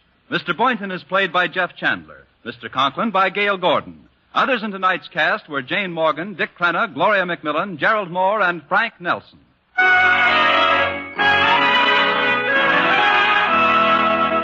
Men, do you shave with a lather or brushless shave cream? Palmolive shaving cream comes both ways, and whichever way you prefer to shave, you'll find that using either Palmolive brushless or Palmolive lather shaving cream can bring you more comfortable, actually smoother shaves. Here's the proof.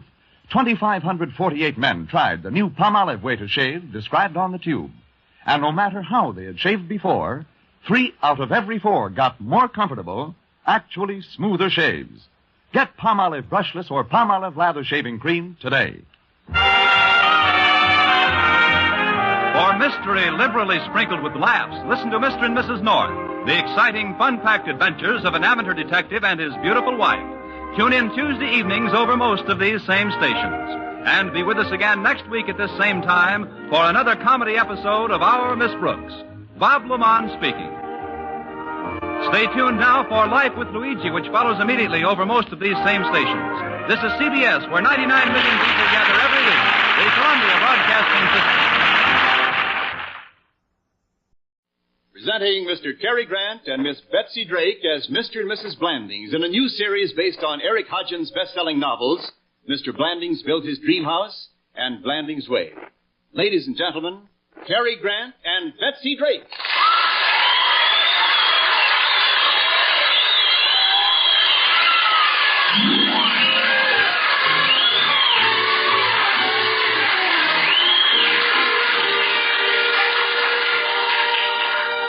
Susan?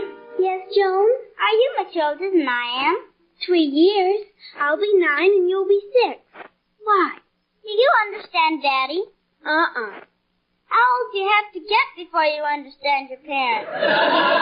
Depends on your parents.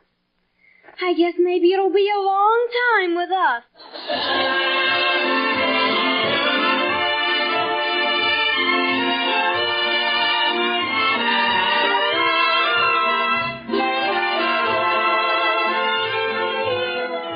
Those are the Blandings children, Susan and Joan.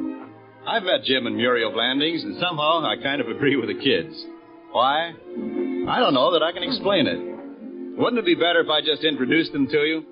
Ladies and gentlemen, Mr. Cary Grant and Miss Betsy Drake as Mr. and Mrs. Blandings, with Gail Gordon as Bill Cole. Muriel. In here, Jim. Hello, darling.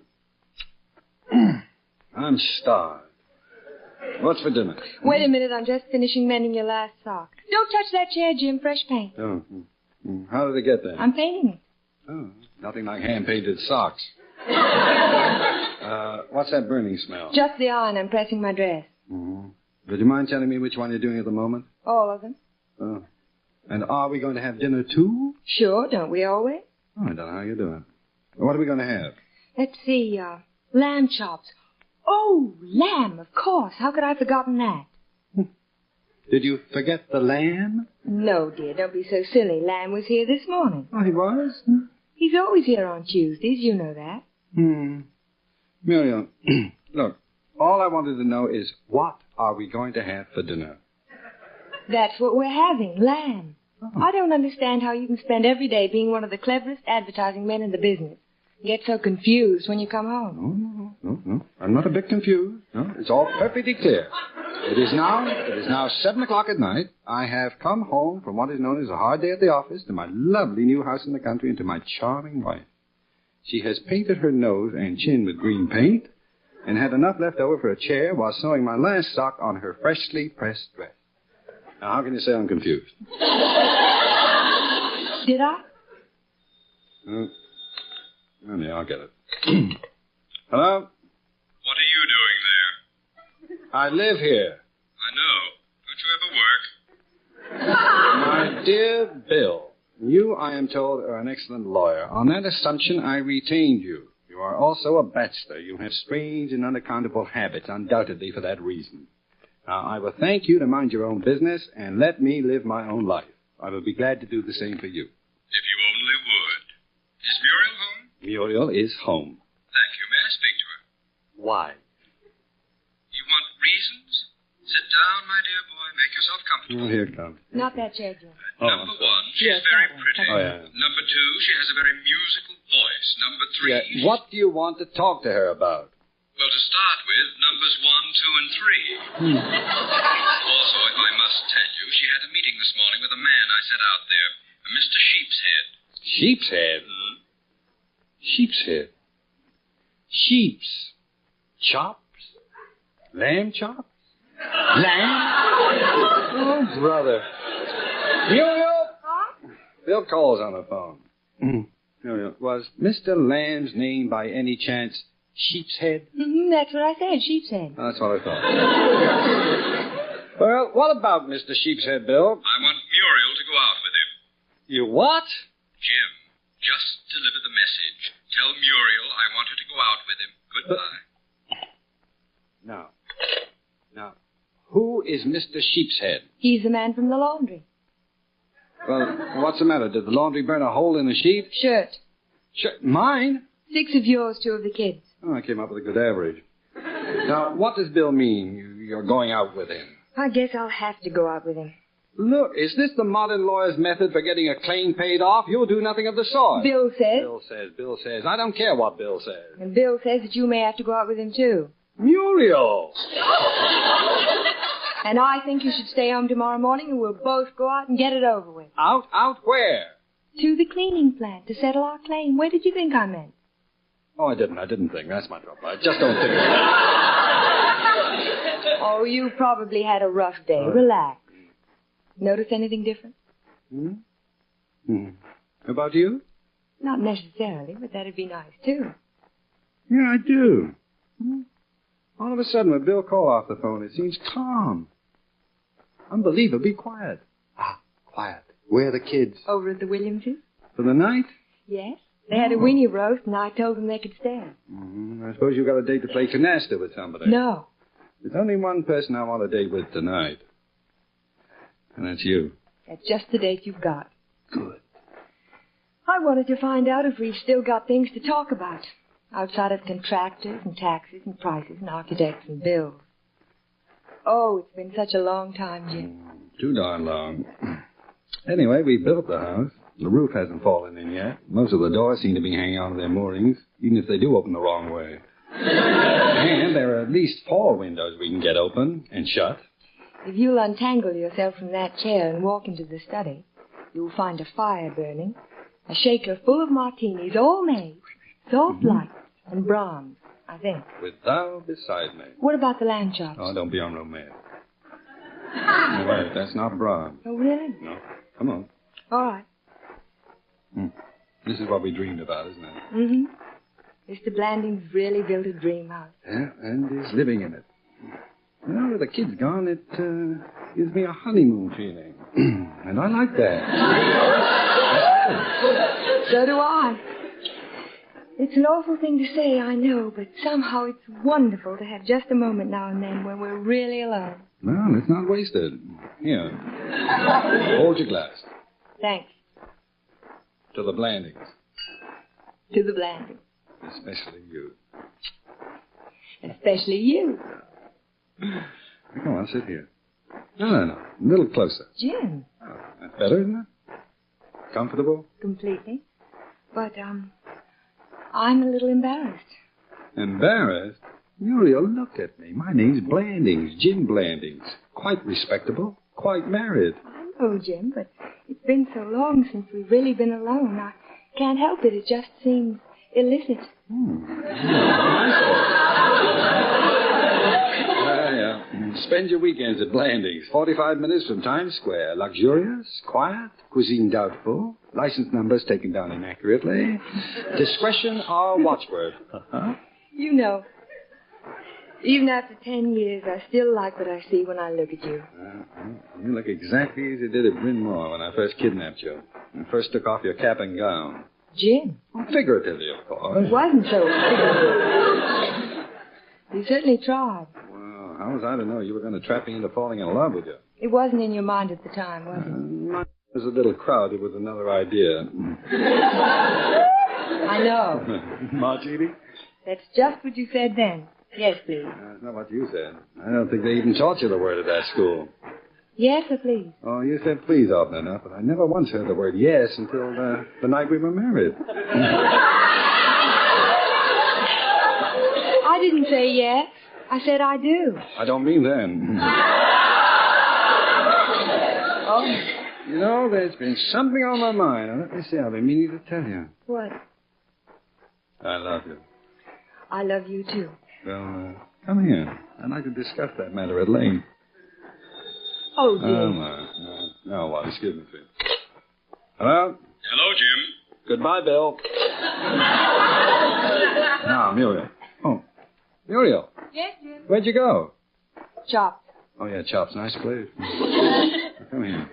With your permission, may I introduce you to a modern miracle? I have here a telephone cord. How do you do, telephone cord? Now, if you'll permit your eye to follow the cord, you will see that it's inserted into the wall by means of a plug.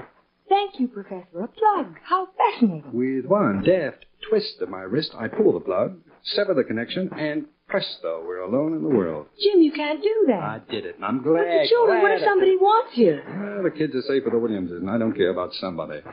This night is for us.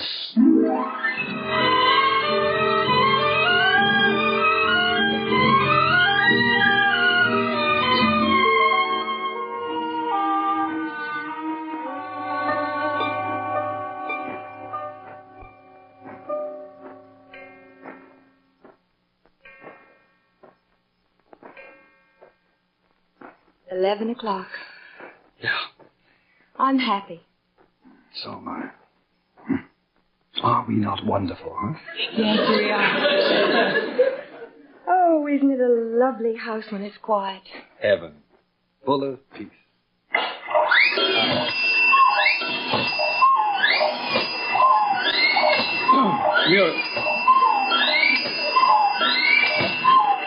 Muriel, what the devil's all that? Jim, you've been fooling with the wiring again. Who, me? Yes, you. Well, I certainly wasn't going to pay those outrageous prices just for fixing a simple little wire break. So you fixed it? Yeah, before I left this morning. There was nothing to it. Naturally, except now the coffee's percolating, the washing machine's going, the mix master's mixing, and this is the longest short circuit I ever heard. Oh, wait a minute, Muriel. I can't hear. Wait till I pull this plug.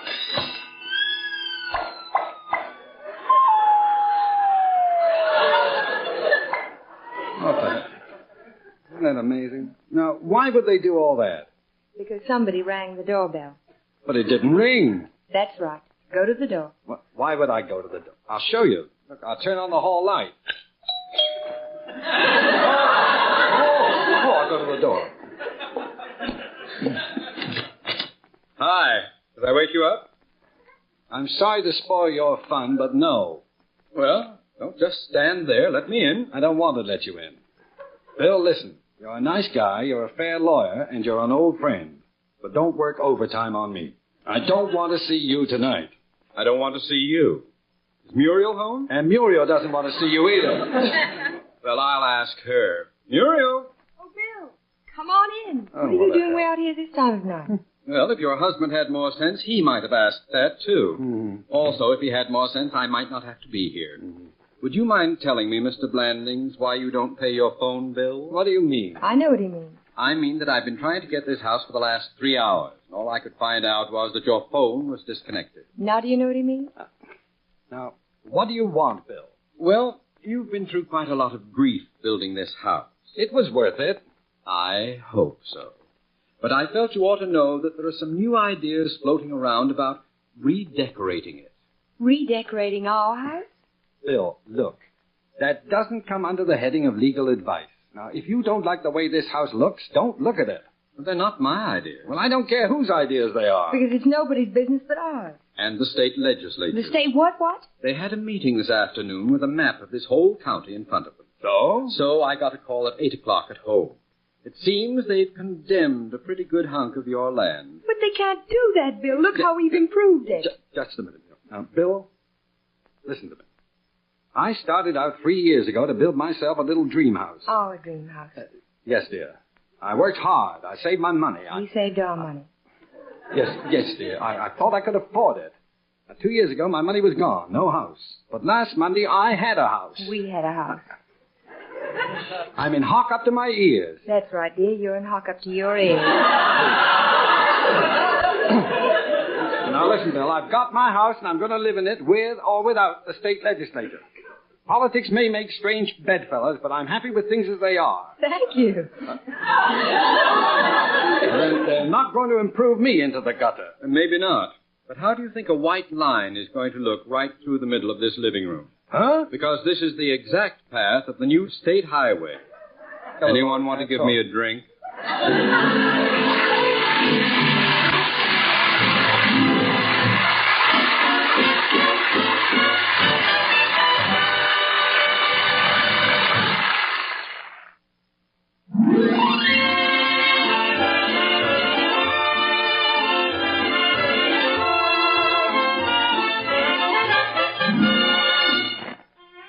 If you were to look through the window of the Blandings house, you'd see a tableau. Two Blandings, Jim and Muriel, standing frozen, looking with the deepest horror into the smiling and completely composed face of their lawyer and best friend, Bill Cole. What do you mean they're going to build a road right through the house? Now, don't shout, Jim. But, Bill, what do you mean? Look, kids, I'm thirsty. What about that drink? Drink nothing. You walk in here grinning like a Cheshire cat in the middle of the night, tell me to move out in the street, and you want a drink. Not so loud, Jim. You'll wake up the kids. They aren't here. Now, calm down, Jim. After all, Bill can't help it. We're lucky he had friends who call him from the state capitol. Thank you, Muriel. Will you also tell him that from now on he should always talk to me before he does something? You mean Jim should talk to you before he does something? Oh, thank you, Muriel. Oh, now, look, Bill. You handled my entire purchase of this property. You handled all the horrible details of the financial butchery that turned out to be this house. You wrote all the correspondence. Ah, hold it. For what? Correspondence. Ever see this letter? I didn't write it. Let me see it. Here, I'll take it. No, you won't. I'll read it to you. It's addressed to the County Road Commission. Does that ring a bell? No, it doesn't. If it did, it would start the washing machine. Now, listen to the letter. Gentlemen, I am about to take occupancy in my new home. I have put a considerable amount of money into the development of my property, and I feel that in all fairness, the county should contribute its share of the taxes I pay to make the community livable and comfortable. I wish to report that I have spent upwards of $100 for the repair of broken springs and shock absorbers in my car because of the deplorable condition of the only road which goes to my property. May I hope that you will take up the matter of a new road at the earliest possible moment. Uh-oh. Now, do you remember the letter? No, I don't. You're making it up. Oh, sure. Do you remember it, Muriel? Me? Remember what? The letter I just read? I'm sorry, Bill. Guess I wasn't listening. Not listening? Muriel, don't you realize the spot we're in? They're building a road right through the middle of our living room. I know. I was trying to figure out how we can get out of it. Well, let me see that letter. Here. This letter never came from me or from my office. Besides that, I never spent a quarter on my car because I never broke anything. Are you sure you didn't write it? Positive. Besides, my secretary always puts her initials on every letter, and that letter was written on the worst typewriter in the world. Look at it. Half the keys are broken. Broken keys. Muriel. Yes, Jim? Muriel, where is my old typewriter? Which one? I only had one. That's funny. I thought you had lots of typewriters. Do you know where it is? Where it is? Yes, dear. That's what I said. Well, let's see. The fishing stuff is in the attic. The ski stuff is in the garage. She got around to it. The golf stuff is in the coat closet. Now, what was it you wanted? Did you write the letter, Muriel? Yes, I did. You didn't ask Bill before you did it, did you? Well, it wasn't my car that was busted up. Our car. Our car, your car. It was a couple of kids from the village who were helping me get settled, and they couldn't afford to have it fixed, and the road was terrible. We pay taxes to everybody and his brother. Somebody told me about the County Road Commission. Gee whiz, why the devil shouldn't I? Would somebody please get me a drink? Us, not you. Not a big one, Jim. You know what happens to your stomach if you drink when you're excited. Muriel? Yes, Jim? Now, you just sit still in that chair and don't... What are you laughing at? Oh, you said still. What? I couldn't have said still. Now look. Now listen. Do not, under any circumstances, give me any advice. Now, for the next few minutes, if you breathe at all, do it quietly, or maybe... Jim. Okay, Scotch. Scotch. All right. I think there's a way out, you know. What's the way out, Bill? Blue blades? No. You see, sometimes politics are mixed up in these things. Somebody's got a hunk of land someplace that will double in value if a state highway goes past it all of a sudden. Sometimes they'll lay out funny routes to make that happen. Why, the highbinders, the thieving grafters. Wait a minute. The most important thing to you two is to live in this house. Don't be sending the governor to jail until you're sure you've got a roof over your heads. Now, I'm getting out of here. You wanted to be alone, so you're going to be alone. And in the morning, take this petition which I drew up for you, and will charge you for later, and have every neighbor within 50 miles sign it. And when am I supposed to go to my office? Jim, did you write the letter? No, I didn't. You can get up now, Muriel. You're going to need your sleep. You've got a long drive in the morning. Go to bed, my sweet. I'll go. And you can cook your own lamb chops. Good night. Good night, Muriel. Sorry I had to switch teams in midstream. And you can go stew, too. Well, better not rush, Bill. We ought to talk this thing over a little more. Okay. Stay a minute. Just long enough to have one for the road. Oh, easy, chum. I think maybe that's an expression I'll never use again. Sorry. Now, I'll just tell you one thing. You're my lawyer. It's up to you to get me out of this. They can't do this to me.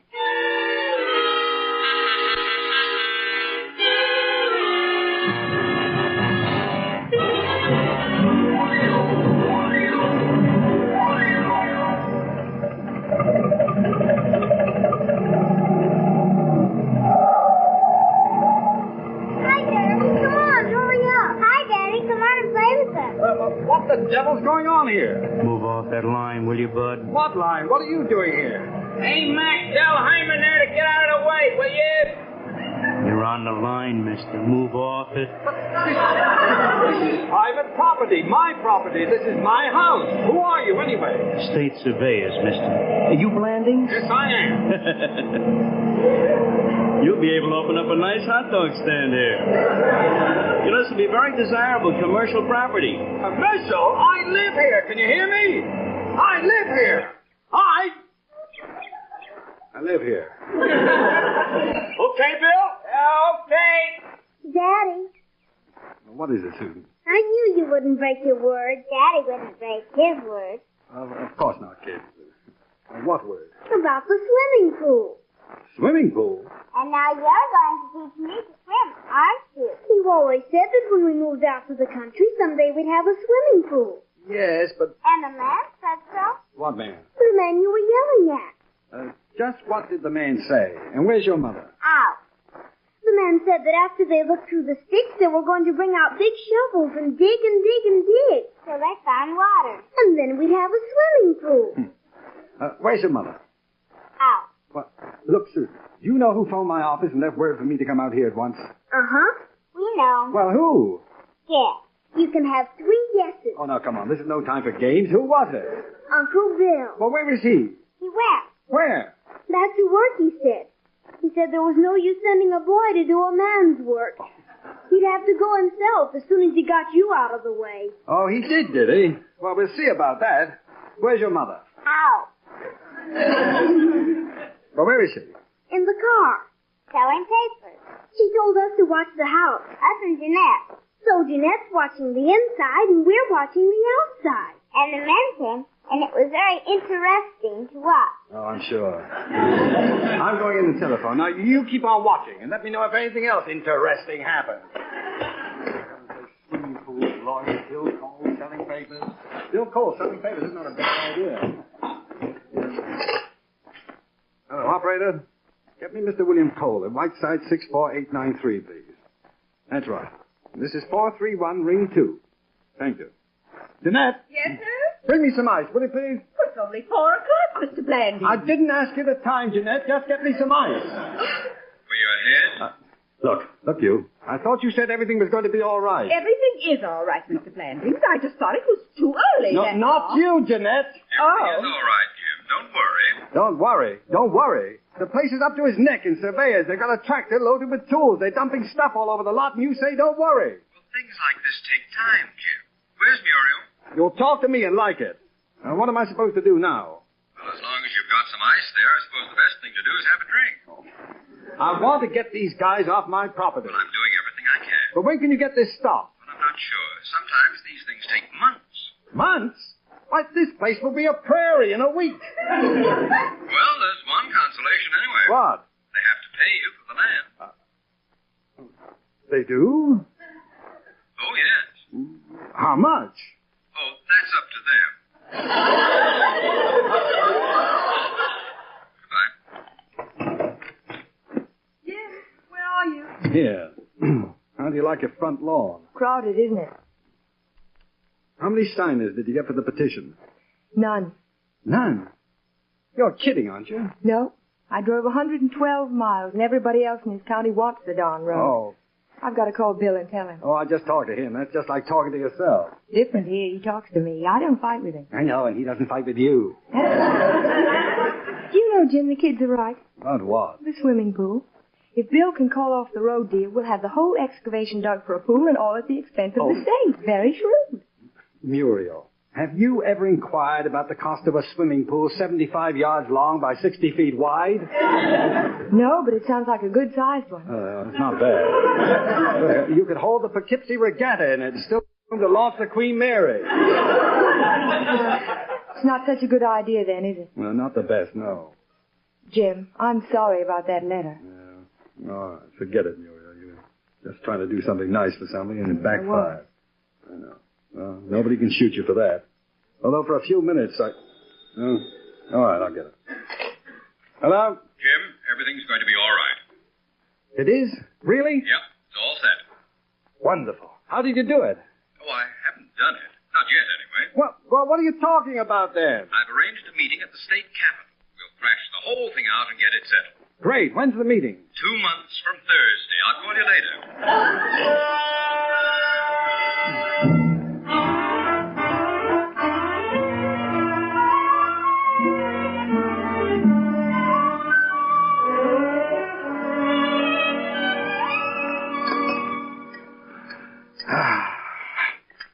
That was a perfect dinner, Muriel. Almost made me forget my troubles. Well, Jeanette seemed to sense that we needed to be well fed tonight. More coffee? Yeah, just half a cup. Bill called while you were taking a shower. He did? I suppose you saved that bad news until I'd been fed. Not bad news, but I saved it anyway. I wanted you to eat a good dinner. Oh, I did that. What did he say? He's managed to get some sort of a thing until that meeting he's arranged. Some sort of a thing? Yes. Can't remember the name of it. Well, think, Muriel. Now, see if you can't remember. This is important. I'll try. Oh, never mind. I'll call Bill myself. He's on the train for Washington. Oh, that's good. Would there be anything about a girdle? Girdle? In the state legislature? Corset, maybe?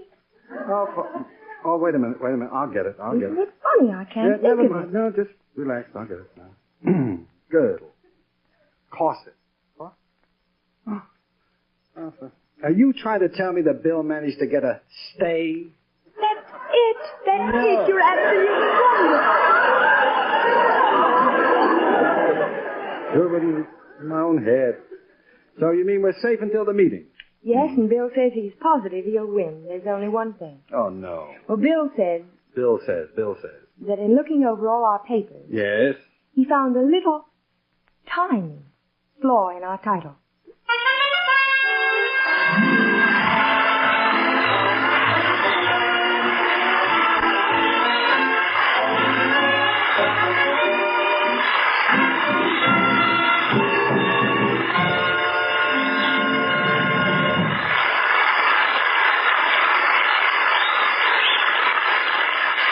Here again are Cary Grant and Betsy Drake. Come on, Jim. Where? To the laundry. We've got a date with Mr. Lamb. Sheep's Head. No, he lives in Pawtucket. Nice town. Lamb? No, thanks. I'll just have a hamburger. Good night, everybody. Good night.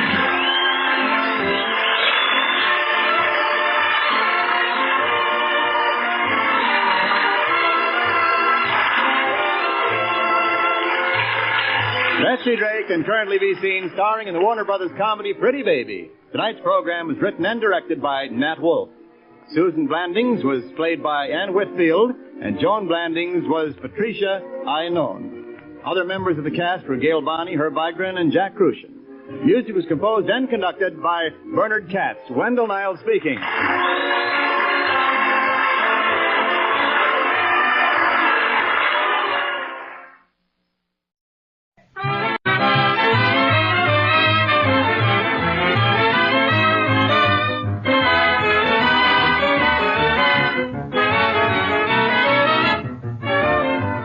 Systax presents The Neb, starring Gene Lockhart and Kathleen Lockhart as Rudy and Fanny Neb.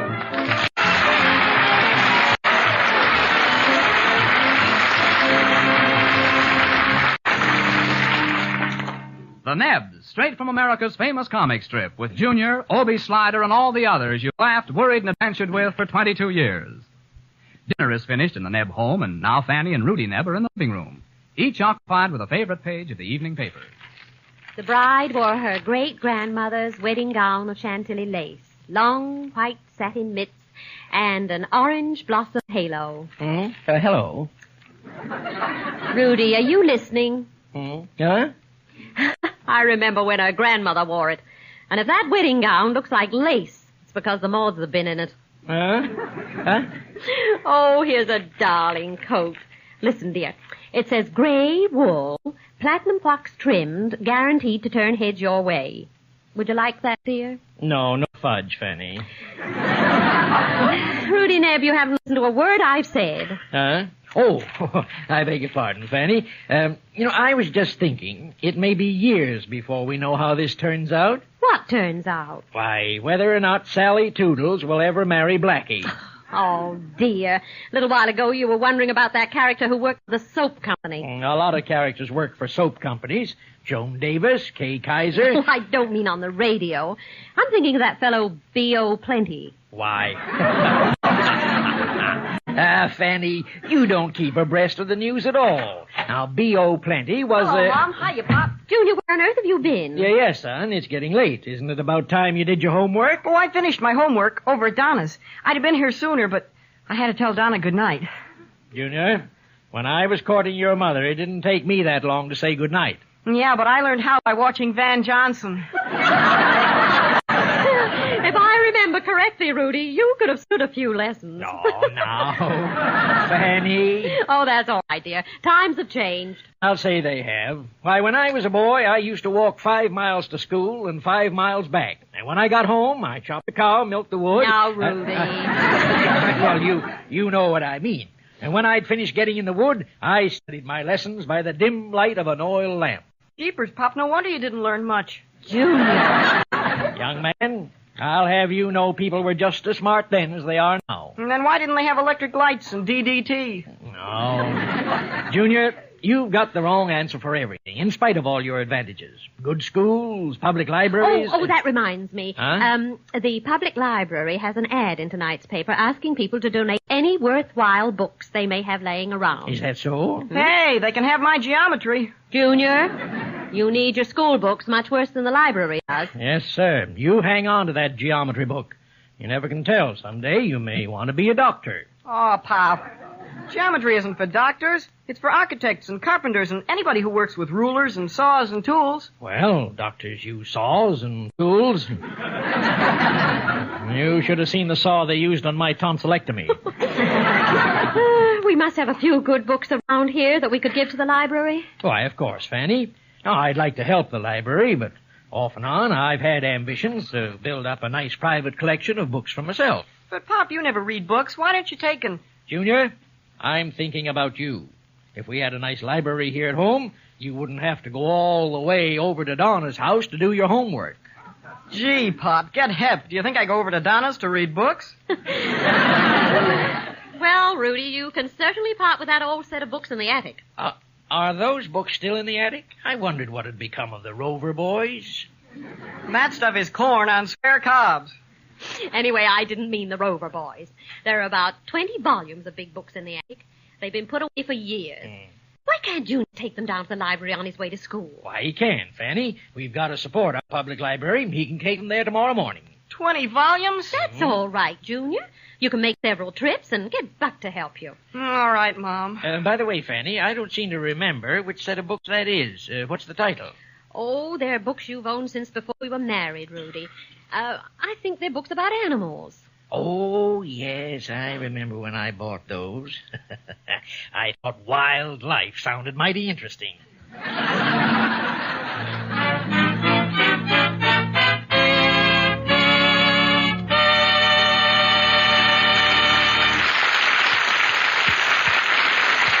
We'll return to the Nebs in just a moment.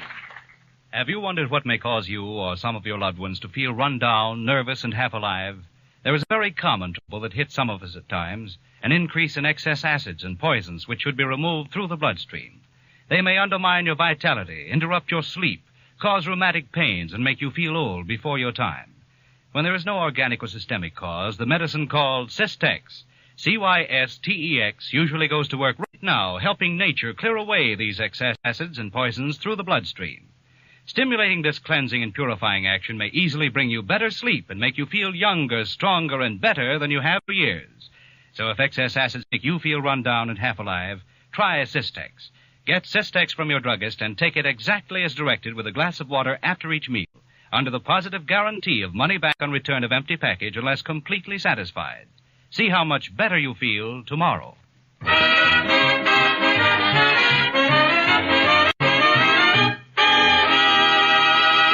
And now, back to the Nebs.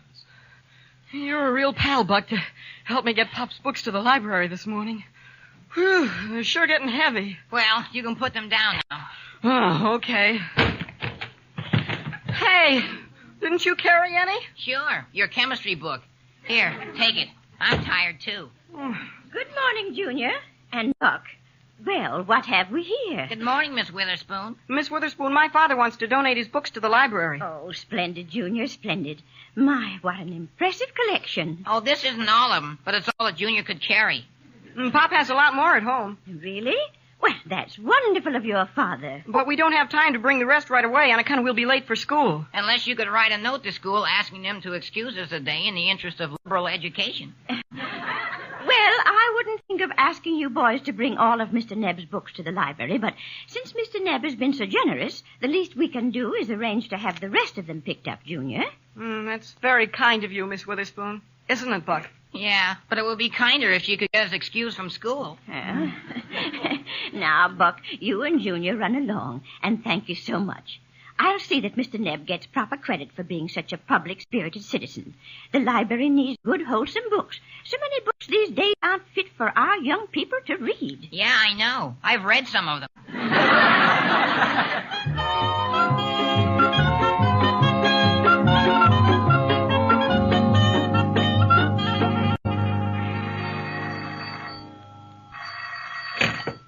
Hello?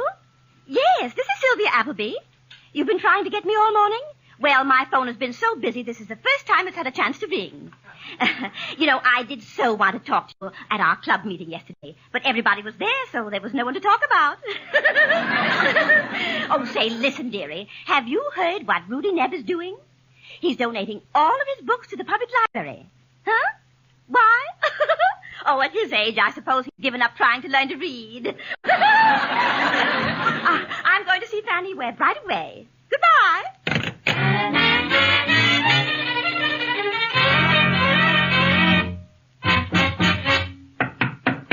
Come in. Good morning, Fanny, darling. Hi, Sylvia. What's the matter? I'm just completely out of breath. No, at last. Yes. No. Oh, Fanny, the marvelous thing Rudy Nebb is doing for this town has everybody thrilled. Really? I thought Rudy was long past the point where he could thrill anybody. Well, now, the trouble with you and Rudy is... The trouble with you and Rudy is that you're entirely too modest. Now, I always say give credit where credit is due. And by the same token, if there's any blame to be placed, let them which are to be blamed be blamed. Don't you see? And I'll do all in my power to see that they are.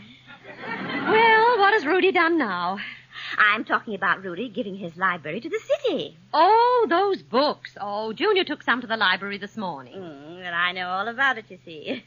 Yes, Sadie Witherspoon, librarian, told Hepsy Slider, and Hepsy called Emma Gruntley, and Emma Gruntley called me and said that the library was going to have the rest of Rudy's books picked up this afternoon. Oh, the library shouldn't go to all that trouble. Junior could take the rest of them after school. And, Fanny, before the library gets all your books, I'd like to get one here that belongs to me. You remember that one, don't you? Do I have a book of yours, Sylvia? Well, certainly, Fanny. You know the book. I'm afraid I don't. Anyway, I haven't read it. What's the name of it? What's the name of the book? Why, Fanny, come closer. Forever Amber. Forever Amber? Why, has that book been in my house all this time and I haven't read it? Well, I'll just have to take it along. It'll soon be time to get into my heavy winter reading. And besides, there's a shortage of coal. Fanny. Oh, Fanny. In here, Rudy. Well, hello, Sylvia. Hello, Sylvia. What do you know that's come up that somebody'd like to live down? Well, I was telling Fanny how I admired your generous civic gesture, giving all of your books to the public library. Well, Sylvia, I figured more of our young people ought to know about wildlife. Wildlife? What, sakes alive, Rudy Ned. Oh, he's talking about wild games, Sylvia. Animals. It's a natural mistake, Fanny. I made the same one when I bought those books. Well, anyway, you've got a lot of books here that aren't about animals, and I'm sure the library will be glad to get them. Rudy, you aren't giving all our books to the library, are you? Huh? Why, of course not, Fanny. Where'd you get that idea? Well, she got it from me, and I got it from sources usually considered reliable. Sylvia, don't believe everything you hear. Oh, not me. I just pass it on. I wonder if anybody else has heard it. Yes, the newspaper. The newspaper? Yes, indeed. It's all over town by now. Oh, and I'll have to be running along. That's in case it isn't. Well, goodbye, Fanny. Goodbye. Oh, wonderful gesture, Rudy. Well, Rudy, what are you going to do about this situation? What am I going to do about it? I'm going to put a stop to such a rumor, Fanny. Just because I offered the library a set of old books doesn't mean they have a mortgage on the whole works. I won't stand for it. Sylvia said the library was sending somebody to pick up the rest of the books this afternoon. Everything that woman hears goes in one ear and over the back fence. She was all out of breath over it when she came in. The trouble with Sylvia is she finds out everything the hard way, breaking her back, bending over keyholes. Hadn't you better call up the library and explain the whole thing? Explain? What have I got to explain? I'm giving them a set of books. So they get the set of books, and that's all. They'll get the rest of my library over my dead body. I'll get it. Hello? Hello? Is this Mr. Nebb? Who wants to know? Rudy. Yes, this is Rudy Nebb. Yes. Well, Mr. Nebb, this is Miss Witherspoon at the library. Oh, Miss Witherspoon. Yes. Well, I was just about to call you. I just wanted to thank you for donating your library to us. Donating my library? And I want to tell you how grateful we are, and that we're sending for your books this afternoon. No, just a minute, Miss Witherspoon. Now, Mr. Nebb, don't try to pretend it isn't anything. It's the biggest thing that's ever happened to our library. And you're becoming the Andrew Carnegie of our town. Miss Witherspoon, you've got the wrong cow by the tail. Mr. Nebb, you have such a marvelous sense of humor. You know, Andrew Carnegie gave away $200 million. Well, he probably had a lot of relatives. And besides, Andrew Carnegie founded our modern, free public library. Then you don't need my library. Why, of course we do. And we're very proud that our most prominent citizen is following in Mr. Carnegie's footsteps. Huh? I am? Thank you again so much. Oh, you're wonderful, Mr. Nebb. And goodbye. Well, Rudy, what happened? Fanny, if Andrew Carnegie can start public libraries, Rudy Nebb can finish them.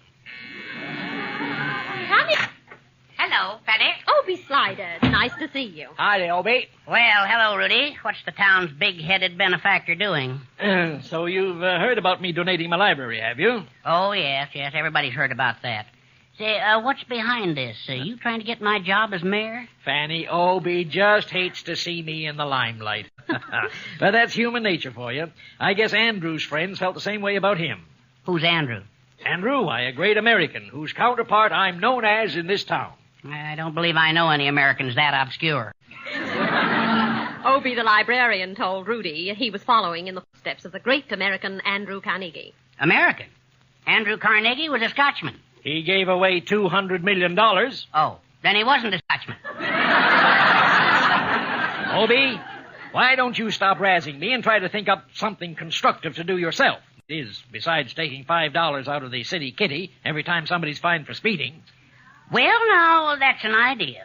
While you're donating to the library, you might give me a little help so I could maybe start a museum. Relics of the town's past, you know. What could I do? Just donate me your old family album, that's all, brother. What's the matter, Obie? Are you jealous of my prominence? Oh, no, I'm not jealous. But if I was a prominent man like you, I wouldn't pull a cheap trick like giving the city a lot of old second-hand books. No, you wouldn't, eh? No, sir. I'd build them a library. Well, thumbtack, if you're so public-spirited, why don't you build them a library? Rudy, if you donate all the books I see in this room, and that ain't many, I will build a library. All right, then you can start laying the cornerstone, my friend, because I'm donating every one of them. Bet you don't. Obie Slider, I'll bet you any amount and call that bluff. Now put up or shut up. When I put up, you'll shut up. I'll make you build a new library. You name the bet. How about $10? Ah, here, small change. You're covered. This afternoon, every one of these books goes to the library. Pay me. Nope, you pay me. Here's a book they don't get because it belongs to me. Oh. Take the money, you chiseler. Yeah, I loaned you this book 3 years ago when you had to make a speech at that banquet. Remember the title? Among the humorous and after-dinner speakers. Yeah, that was sure a typical banquet, too. Instead of bringing you a vegetable and then the dessert, they had dessert and then the corn. It seems to me you made a speech, too. Yeah. Gee. Oh, did I have 'em rolling in the aisles? Yes, and that's another thing. You'll never make me believe you didn't bust your suspenders on purpose. The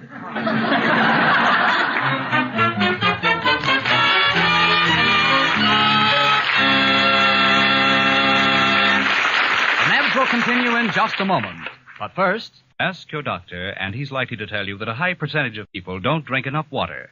So here's a health tip. Drink a glass of cool, pure water after every meal. At the same time, take 2 tasteless, sugar-coated little tablets of Cystex. The Cystex, you see, goes right along with the water and helps nature clear away excess acids, which, if too concentrated and if allowed to accumulate, may cause rheumatic pains, loss of energy, make you nervous, and what is of prime importance, may interrupt your sleep. So if you feel tired, run down, old before your time, why don't you try taking Cystex? Cystex with a full glass of water after each meal. When there is no organic or systemic cause, Cystex usually goes to work right now, helping nature eliminate excess acids and poisons through the bloodstream.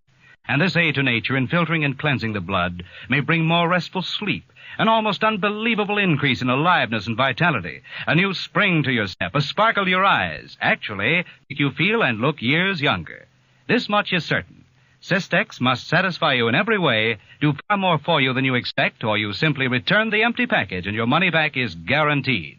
So get money back guaranteed Cystex, Cystex from your druggist today. Take it with a glass of water after each meal. See how quickly it puts you on the road to feeling like new again.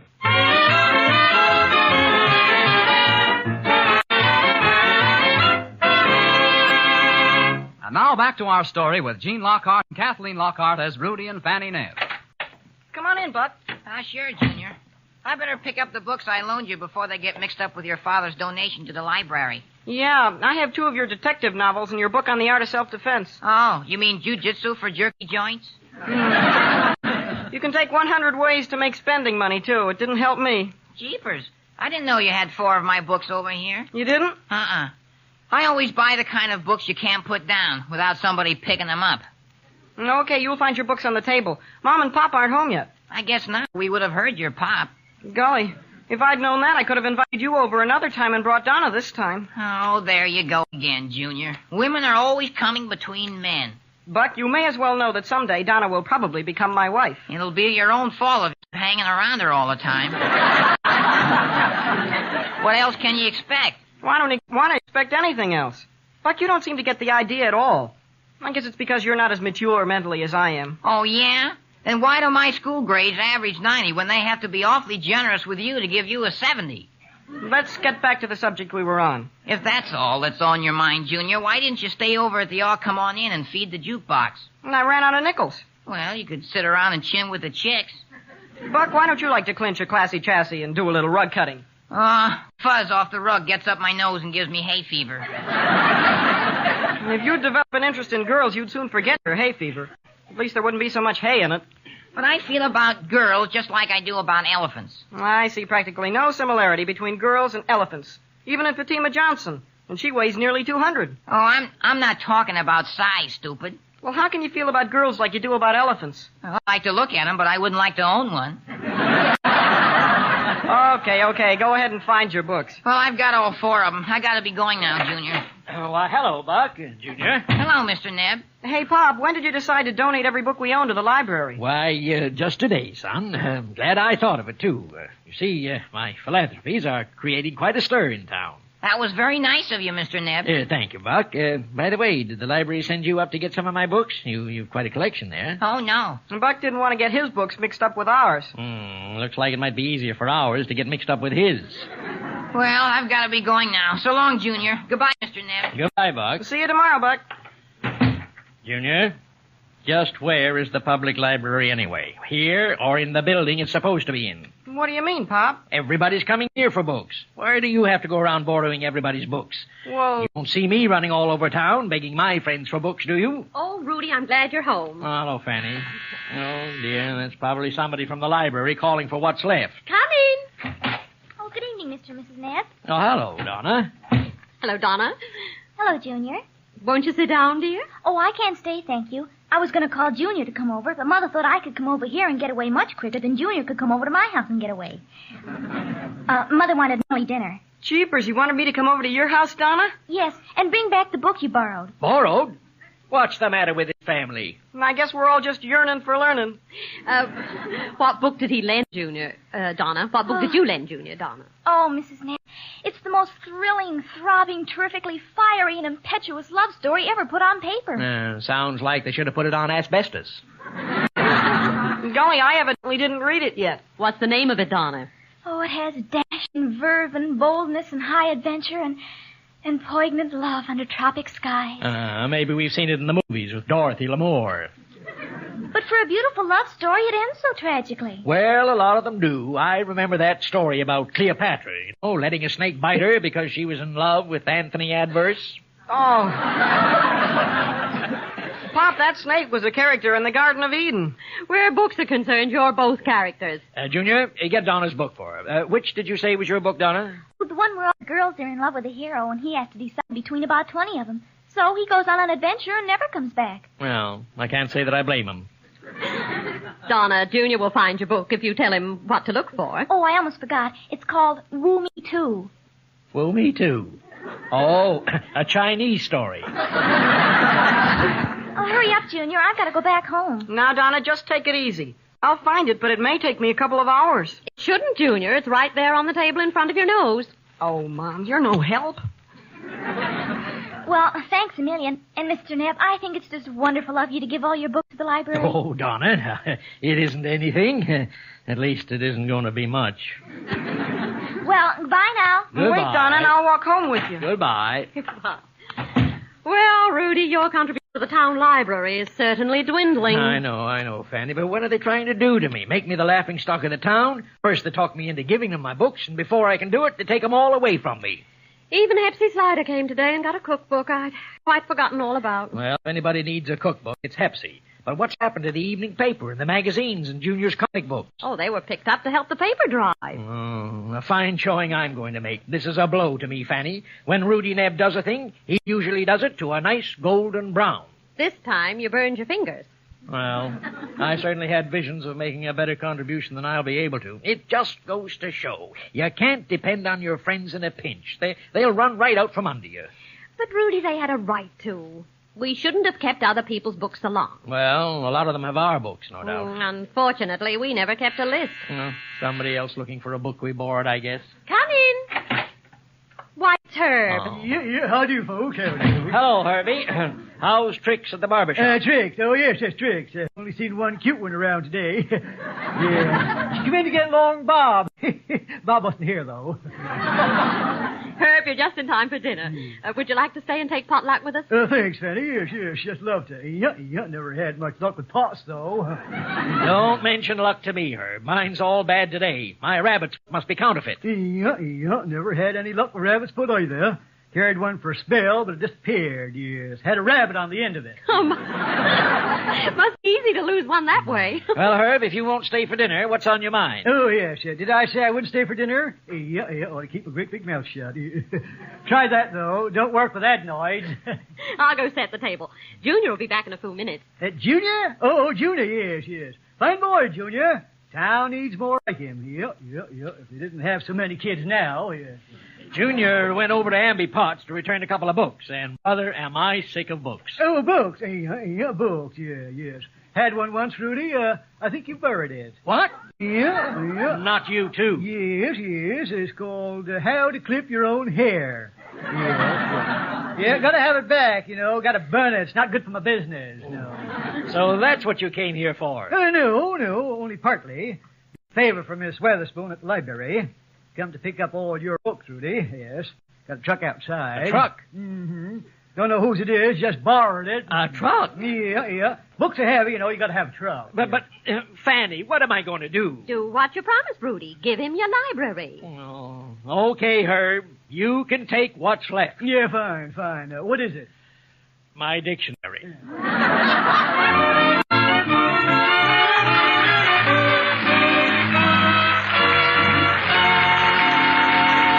return to Rudy's worries in just a moment. If you're a wife or a mother, take a good look at your menfolk. Do you notice signs of nervousness, circles under the eyes, worry, and overwork? Do they complain of sleep being interrupted, nervousness, or rheumatic pains? Ask yourself, does my husband look years older than he actually is? These symptoms may be caused by excess acids and poisons which should be removed through the bloodstream. When there is nothing organically or systemically wrong, the medicine called Cystex, Cystex, usually goes to work right now, helping nature clear away excess acids and poisons. So if you're run down and not up to par, why don't you try Cystex? You must discover Cystex to be a quick and easy way to help remove excess acids through the blood and to gain increased vitality and better sleep, or your money back is guaranteed on return of empty package. Get Cystex, Cystex, from your druggist today, and take it as directed with a glass of water after each meal. See how much better you feel tomorrow.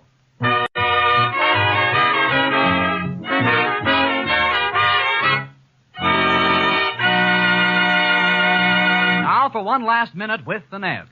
Rudy, why are we stopping in the library? Fanny, I just remembered that dictionary we gave them. I had our war bonds hidden in it. Why, Rudy, our savings? Yes, I'm glad to give the library a dictionary, but I've got to get back those bonds. Oh, Mr. and Mrs. Nebb, good morning. Oh, good morning, Miss Witherspoon. Can I be of any help? You certainly can, Miss Witherspoon.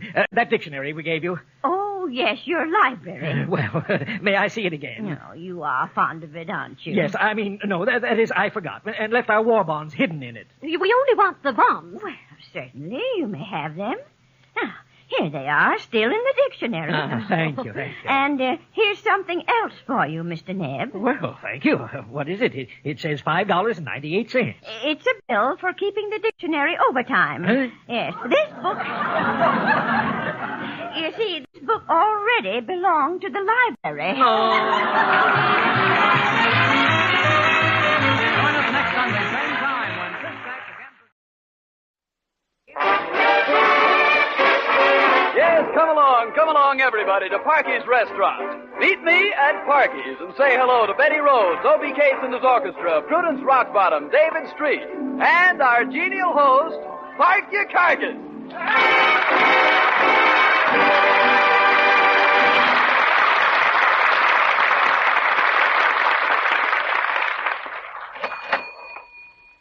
Let me see now. I got to figure out yesterday's business. 1 and 3 is 6. Is that right? Couldn't be, because that leaves 9 to carry. No good. 9 is too heavy to carry. I'll let it walk. Now, 7 is don't go into 4, so I got to push it.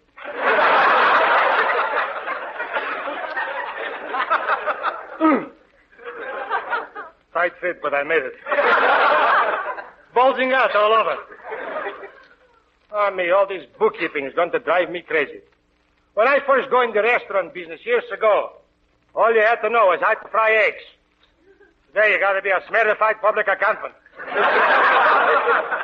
All the taxes they got now, withholding tax, income tax, outgo tax, payroll tax, exercise tax, unemployment tax, sales tax.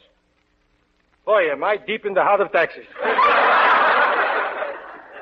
I'm even dreaming about taxes now. Last night I dreamed the government put a tax on breathing. They put a machine over your nose every time you inhale, they had to drop a penny in. When you exhale, they bring up no sale. And in the middle of my dream, the machine got stuck, couldn't get my breath. The lucky thing I sneezed and hit the jackpot. Figures, got to be a regular dimensional gizzard. Got to know how to add, how to detract, how to emulsify. Hello, Parky. Oh, hello, Betty Rhodes. Are you messing up my books again? No, I'm just checking up on yesterday's business. Counted it 3 times to make sure I was right. What'd you get? 4 different answers. Now what I really got to do, I got to pay $110 to the fishman. That fishman has got me all bowled up anyways. Yesterday I ordered 65 pounds of fish. What do you think you sent over? What? 3 mackerel and 1 smelt.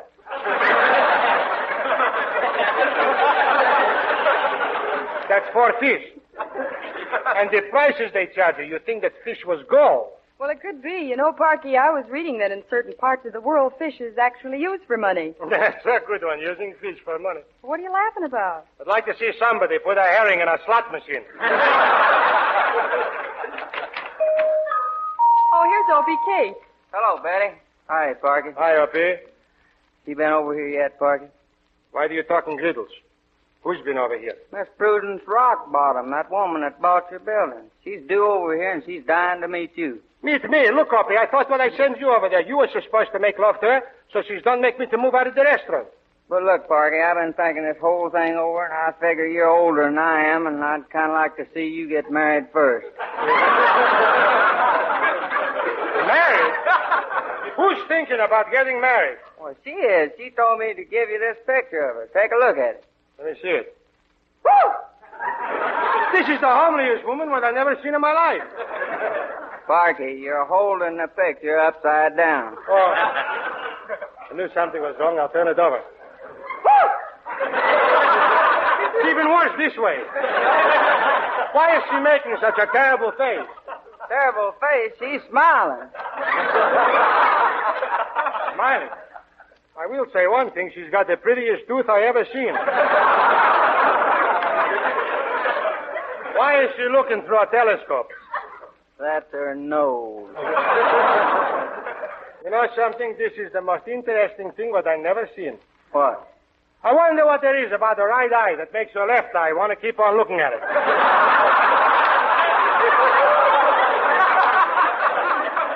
Oh, you're awfully unkind, Parky. After all, she is a woman. You want to bet?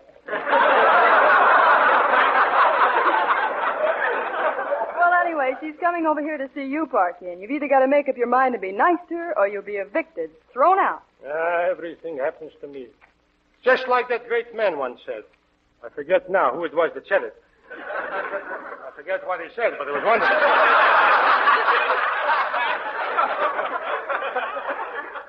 Imagine, after 18 years, they're liable to throw me out of this place. I am overcome with emulsion. Great Scott.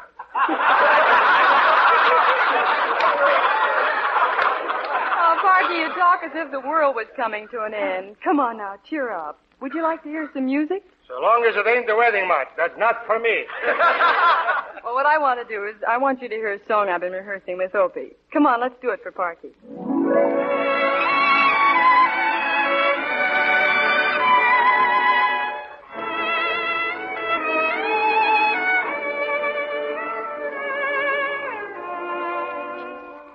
I just want the right to love you all of my life.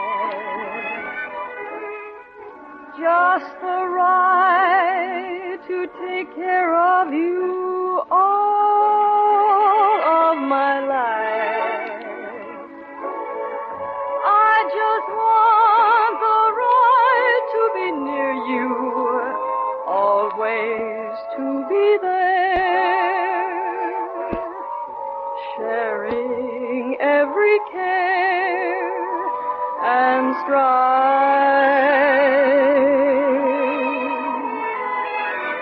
Life can be as simple as a nursery rhyme. Sunday, Monday, Tuesday, Wednesday, all of the time, long as I may live, I just want the right to give all my love with all of my heart, for all of my life with you.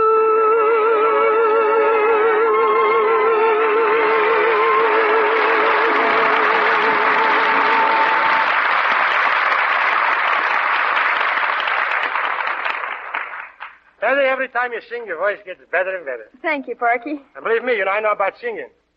Yes, I was with the Metropolitan Opera Company. Oh, really, Parky? Then you must know all the operas. Oh, sure, know all the operas. Well, tell me, Parky, do you know the Barber of Seville? Barbara Seville, you're waiting for me to tell that joke. I suppose you want me to tell you that he shaves me every morning. Well, he don't. See, he only cuts my hair.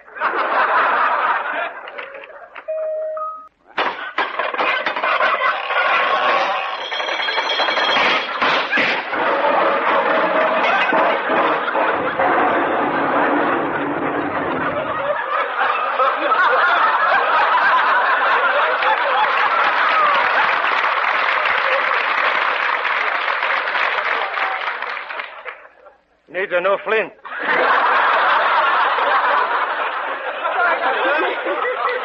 Parky, you better stop fooling around with that Rube Goldberg lighter of yours and get into your best bib and tucker, because Miss Rockbottom should be here very soon. Oh, I got too much work to do, and it's impossible to get any help today.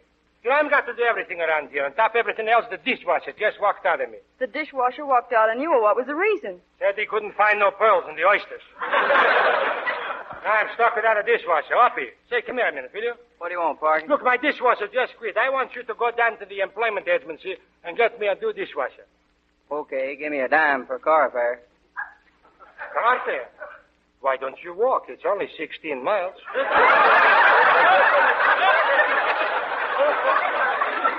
Uphill. Parky, you got me all wrong. I'm an orchestra leader, not a mountain climber. Look, Uppy, you're a good friend of mine, and I would like to see you riding on streetcars. What's wrong with streetcars? You mean you don't know what's wrong with streetcars? I'll show you. Look, you're standing on the corner of Hollywood Boulevard and Vine Street. It's 10 o'clock at night. You sure it's me? Was it you? What am I doing up so late?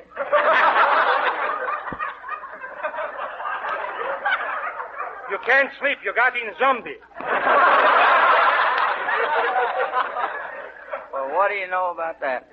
Now, after waiting for half an hour, a streetcar finally comes tearing down the street. Which way is it going?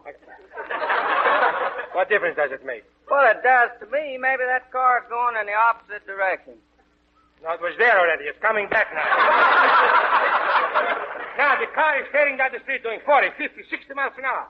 You start running after the car. What color is it? What color is it? Any color. Blue, green, yellow, brown. You're running like anything, trying to catch the car. Not me. I'm waiting for the red one. You know, red's my favorite color. I don't care where it goes. Oh, never mind that. Now, after running 10 blocks, you're neck and neck with the car. You give one lead. Uh-oh. I slipped, huh? Yeah.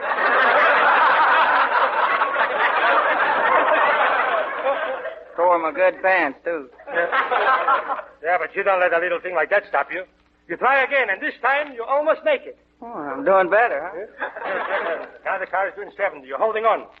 But it's dragging you all over the rocks. Are they tearing up that street again?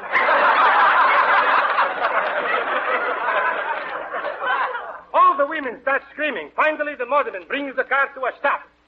Oh, boy, I made it, huh? You get on. Now the car starts with a jerk. That's me. You see an empty seat, and you make a dive for it, and you sit down. I'm not comfortable. Why not? There's two women standing on my feet. You pay no attention to them. You stop to read the newspaper. Suddenly, you get angry. Why? The guy who owns the newspaper turns the page. He can't do that to me. That's just what you say. Yes, sir. I'll slug him. I'll ruin him. I'll mash him to a pulp. Careful, Uppy. He's twice as big as you are. I'll apologize. It's too late. No, it ain't. I'll get up from my seat. No, you won't. You'll get up from the floor. Well, how'd I get there? Did you see that left hooky through? No. That's how you got on the floor. You're stretched out. You hear a siren. An ambulance draws up. The two of you get in. Me and the guy I was fighting with? No, you and your lawyer. They rush you to a hospital. You're unconscious. Your girlfriend comes to the bedside. She bends down and kisses you. Well, don't she know I'm unconscious? No, she's kissed you before. Oh, this is murder. Why did I ever get into such a jam like this? Because you insisted on riding on a streetcar. You know something, Parker? You just made up my mind for me. You're right. You don't have to give me a dime for that car fare. Good boy, Opie. You gonna walk, huh? Nope. You're gonna give me $3. I'm gonna take a taxi. Look, Opie, forget all about going to the employment agency. Let's do the dishes together, 50-50. 50-50? Yeah, you wash and I'll watch. Oh, I ain't got time. I gotta rehearse my band. We're playing for a benefit tonight. If you're playing for my benefit, you can stop right now. Oh, come on, Parky. Don't be so hard on poor old B. Yeah, well, I'm going to tell you one thing, Betty. Unless that Opie pays his bill, what he and those 21 fugitives in his orchestra run up here for food, I'm going to throw him out of here. And when I say something, my word is not final. Oh, Parky, Opie and his boys are a fine aggregation of musicians. I don't need no aggravation from musicians. With all the orchestras I want, and bigger names than him, too. Oh, Parky, what bigger names would play in your restaurant? Lots of them. You ever hear of Paul Vitamins? And Gene Krupe? And Tommy Doorstep? And Cap Calories? And Duke Axelgris? And that Spanish fella, what's his name? Xavier Catgut? Yes, but no one can play dig-a-dig-a-doo like Opie Case. Show him what I mean, Opie.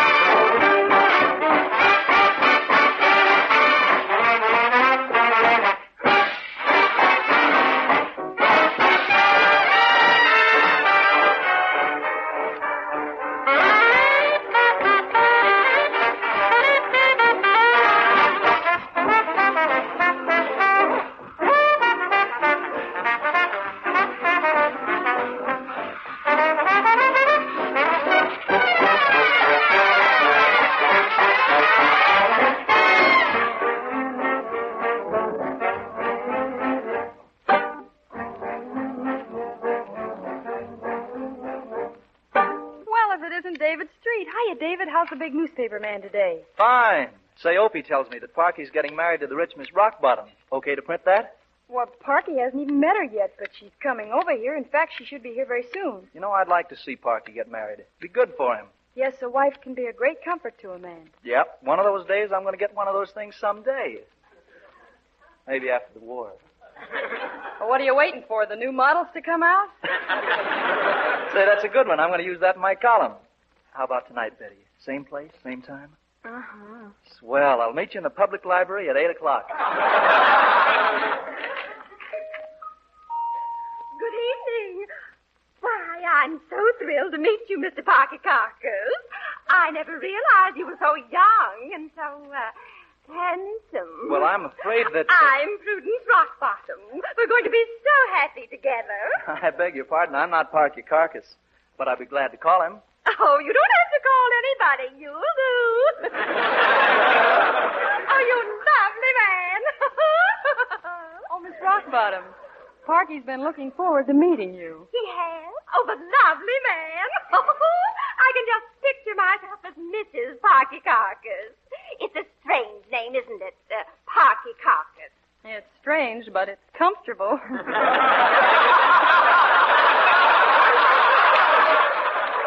Parky. Yeah? Oh, hello, Dave. Is this your grandfather? Grandfather, I'm Miss Rockbottom. I've never been so insulted in my life. I've a good mind to throw you out of my building. Oh, but Miss Rockbottom, Parky's been here for 18 years. Yes, and he's worked so hard to make it a success. That's right. For 18 years, I worked like a dog. 27 hours a day. Ridiculous. How can you work 27 hours a day? I get up early. Miss Rockbottom, there must be some way to make everybody happy. Well, if we could get married. Wait a minute, right? Before we're going to get married, I think we should get engaged first, don't you? You know something? I believe in long engagements. You do? Yeah. How long? 22 years. But in 22 years, I'll be 32.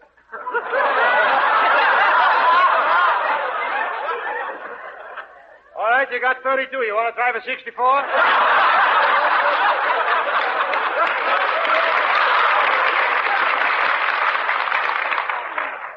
Hasn't he a delightful sense of humor, Miss Rockbottom? Yes. Oh, Parky, dear, let's get married at once. I'm a smart businesswoman. I own 38 buildings. You do? Darling, maybe I do love you. Maybe we could be happy together, just the 40 of us. The 40 of us? Yeah, you and me in the 38 buildings. Oh, Parky, can't you see that I'm madly in love with you? Take me in your arms. Hold me tight. Kiss me, Parky. Kiss me. Please, not here. People will talk. What people will talk? Me, I'm a stool pigeon.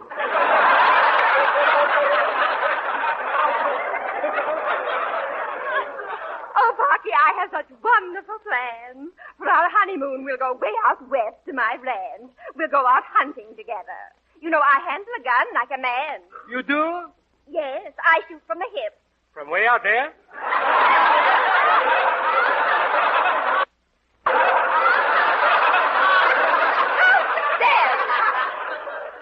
Here, what is this, the lovers' first quarrel? Parky, I'm surprised at you. You've been very harsh with Miss Rockbottom. That's not like you at all. Come on, you two kids. Now, kiss and make up. Oh, that's a good idea. Parky, dear, whisper sweet nothings to me. Tell me you love me. Okay, you talked me into it. I love you. Oh, those are the most wonderful words I've ever heard. But, Parky, you may love me now, but will you love me when I'm old and ugly? Well, I do, don't I? David, you'd better sing something before Prudence gets angry again. Okay, Betty.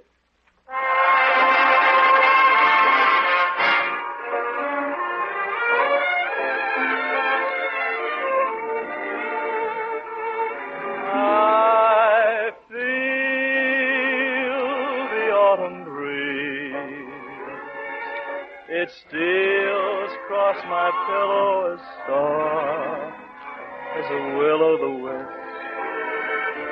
And in its song there is sadness because there's no you. The lonely autumn breeze, how softly it's sighing, for summer is dying. They know that in my heart there's no gladness because there's no you. The walked in, the garden we talked in, how lonely they seem in the fall. Stormy clouds hover, falling leaves cover our favorite nook in the wall. In spring we'll meet again. We'll kiss and recapture the summertime rapture renewed. And from that day, nevermore will I say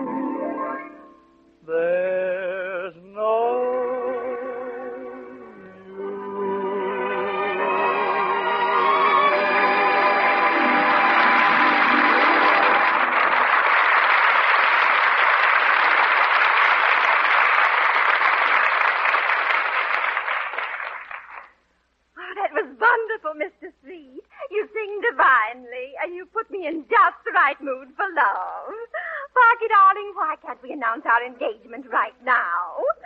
Let David print it in his column tomorrow. No, I think what we should do so long as we're going to get engaged is to do this thing up right. Next week we'll have a big engagement party, and we'll all have a big celebration. You know what I'm going to do? I'm going to cook for everybody a big Duke dinner. A Duke dinner? You mean a duck dinner? I mean a Duke dinner. I went duck hunting with a Duke, and the Duke didn't duck. It's a Duke dinner.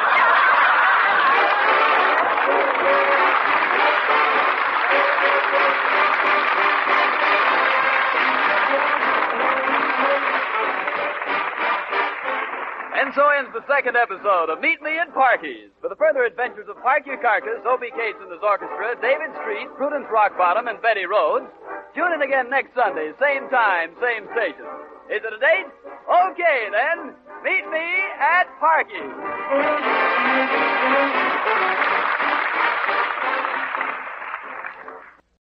Hi, this is Greg from An Evening of Old Time Radio. Hope you're enjoying the video and the old time radio shows. If you're watching this on any other channel than An Evening of Old Time Radio, you should be aware that the channel owner has stolen this audio track from one of my videos and uploaded it with a different background as if it were their own.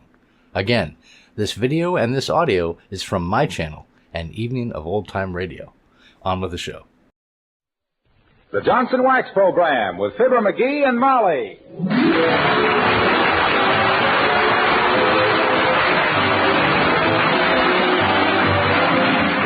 The makers of Johnson Wax products for home and industry present Fibber McGee and Molly, written by Don Quinn and Phil Leslie, with music by the King's Men and Billy Mills Orchestra.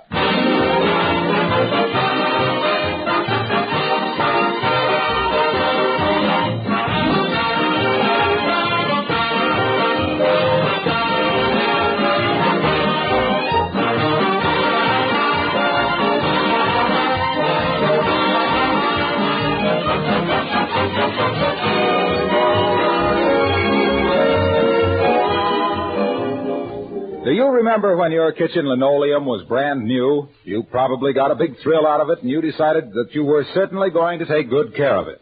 Well, have you? Does it still look almost new? It would if you'd begun right away to protect it with Johnson's Self-Polishing Glow Coat. Because when you apply Glow Coat to linoleum, you're putting down a tough shield that protects the finish against wear and dirt and moisture. The thin, invisible film of Glow Coat itself takes the wear, and the surface underneath is safe. That's why the regular use of Glow Coat makes linoleum last much longer, besides keeping it sparkling and beautiful. Glow Coat is easy to use because it needs no rubbing or buffing. You simply apply and let dry. Conservation begins at home. In fact, it begins in your own kitchen, the very first time you use Johnson's Self-Polishing Glow Coat.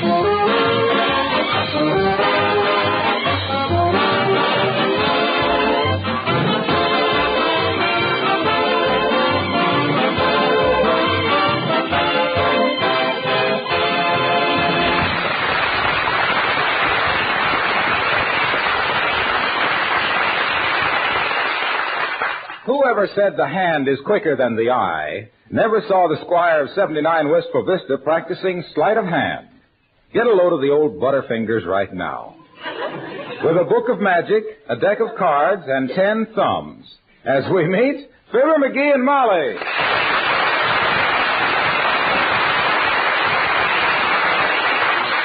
Do that last trick again, McGee. That was very good. What'd I do? Made a card jump out of the deck into the cup of your pants. Oh, so that's where that other card went. My gosh, I've been looking all over for it. Here, let me try this one. Here, take a card. Any card. All right. I'll take this one. It's the 10 of diamonds.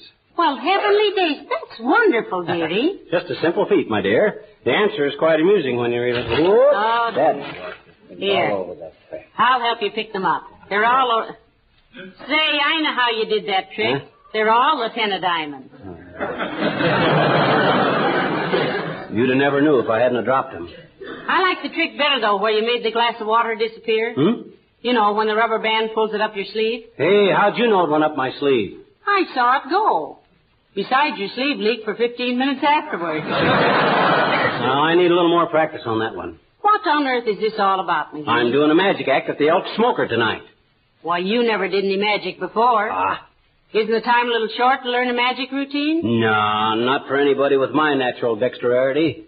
And after my years in vaudeville, I got a great line of patter to cover up any mistakes I make. Well, I think it was mean of the entertainment committee to ask you to do this with so little time to prepare, though. Oh, they didn't ask me. I volunteered. In fact, they begged me not to do it. They says it takes years for anybody to get to be a good magician. And I says, yes, for the average ham-handed oaf, I says, but not for me, I says. Give me half a day to practice, I says, and I'll make your eyes bug out so far it'll take a truant officer to round up your pupils. What do they say if it's fit for a lady's ears? Well, sir, I showed them one simple little feat of legerdemain that stopped them right in their tracks. Really? Took a $50, see? Made a pass over, and whammo, no $50. Had them completely baffled. Where did it go? I'm darned if I know. I've been looking for it ever since I got home. But it takes a pretty smooth magician to fool even himself, you'll admit that. What tricks are you going to do tonight, dearie? Well, the way I got my routine laid out is like this here. First, I do a few simple stuff with coins. Yeah? Then I'll do some rope tricks, cut a rope in 5 places and restore it. For goodness sakes, can you really do that? Well, Natch, it's right here in the book. I just read it over once and I can do it like a mice. Here, I'll take this piece of rope, you see? Absolutely undamaged. Examine it, please. I find it completely undamaged, Professor. Exactly. Now then... Hello, Mr. McGee. Hello, Mrs. McGee. Hello, Alice. Have a chair while the mighty Mystic McGee mystifies, amazes, and instructs. Yeah, get a load of this, kid. I'm practicing my magic act for the Elk Smoker tonight. Oh, gee, I wish I could be there. You like magic, Alice? No, but I've never seen an elk smoke. Let's leave the levity to the magician, shall we? You see this rope, Alice? Yes, jeepers, that's a wonderful trick, Mr. McGee. Do it again. Doggone it, I haven't even done the trick yet. Oh. He cuts the rope in 5 places, Alice, and then makes it all into one piece again, you see? It's an amazing illusion. Most people think the magician has an extra piece of rope hid under his coat or up his sleeve. Has he? Why, certainly not. Anyway, I don't think so. Hand me the book there, Alice. Page 26. Nope, no rope up the sleeve. Wouldn't it be safer tonight, dear, if you just took the book along and read him the tricks? Oh, I can do them. Now, I'll take this piece of rope, see? I take it in the middle like this here, and cut it. Whoops. Okay. I now have 2 pieces of rope, of which both pieces are of equal size and length. Jeepers, this is simply wonderful. He hasn't done the trick yet, Alice. Oh. Now then, your attention, please, ladies and gentlemen. I will now proceed to restore the rope to one single undamaged piece. I take my magic wand. Hey, where's my wand? What's the stick under your arm? Huh? Oh, yes.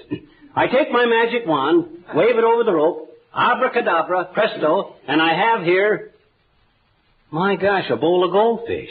Where on earth did they come from? I'm doggone if I know. I must have been doing the wrong trick. Did you give me page 26, Alice? Oh, I thought you said 76. I'm sorry. Oh, forget it. In fact, I can use this trick in my act with a little patter like this. You see, folks, I always like to have a few goldfish around anyhow. Every 4 weeks I walk through the woods trying to find a brook with goldfish in it. I belong to the Brook of the Month Club.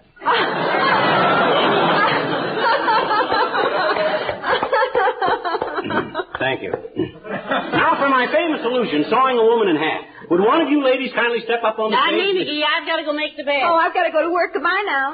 Cowards.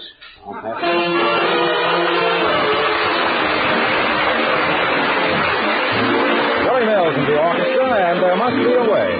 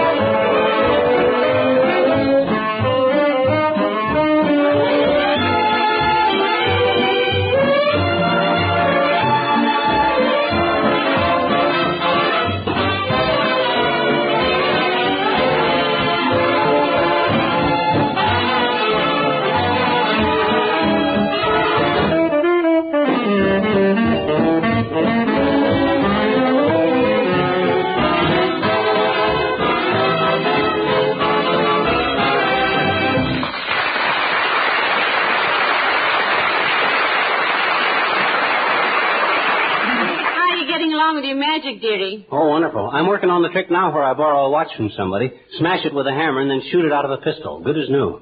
Well, I shudder to think how many places that trick could go wrong. But I got that one down slicker than a wet spaniel. Let me take your wristwatch. No. Oh, come on, I won't hurt it. No. Please. No, McGee, positively no. Ah. You gave me this watch as an anniversary present. I'll not have it hammered to pieces nor shot out of pistols. It's just a trick. I'm pretty sure I can do it. But, dearie, this watch is worth a great deal of money, aside from its sentimental value. Yeah. But the better the watch, the more impressive the trick is, see? Nobody cares if you bang up a dollar turnip. But when you see a gold and diamond creation being battered to pieces... Oh, no, McGee, it wouldn't be right to... Who's that? Mrs. Carstairs. Oh, hot dog. She's got a wristwatch that's worth $3,000. Platinum and emeralds. Come in. Hello there, Mrs. Carstairs. Do come in. How do you do, my dear? Hi, Carsty. I'm glad to see you. You're just in time to see some parlor magic that'll make your faded old eyes light up like a burning barn.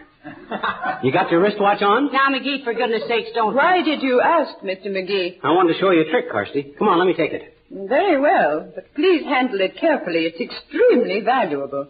If this doesn't work, McGee, you better reload that pistol fast. You're going to have to shoot your way out of here.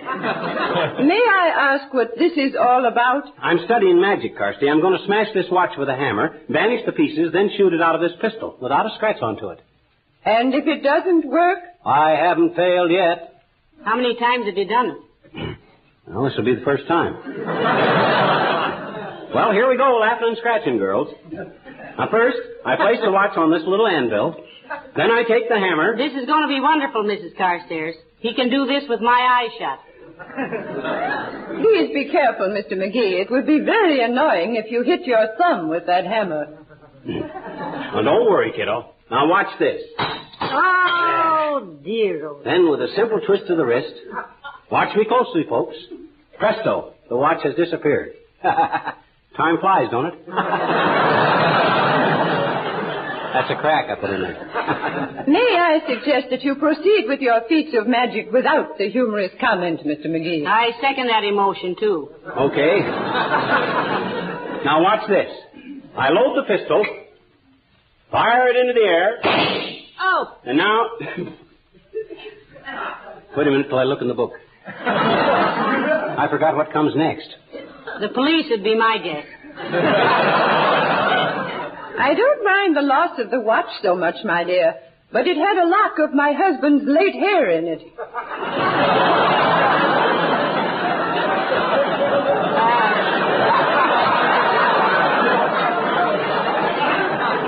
Mrs. Carstairs, you mean your late husband's hair, don't you? No, he's still here, but his hair is gone.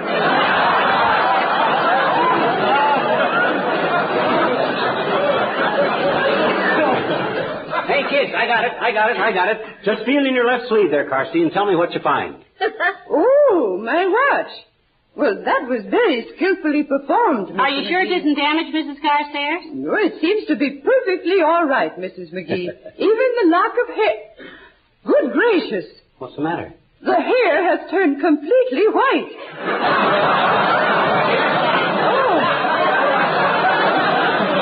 Well, I simply must go tell Mr. Carstairs about this. Good day, Mrs. McGee. Goodbye, Mrs. Carstairs.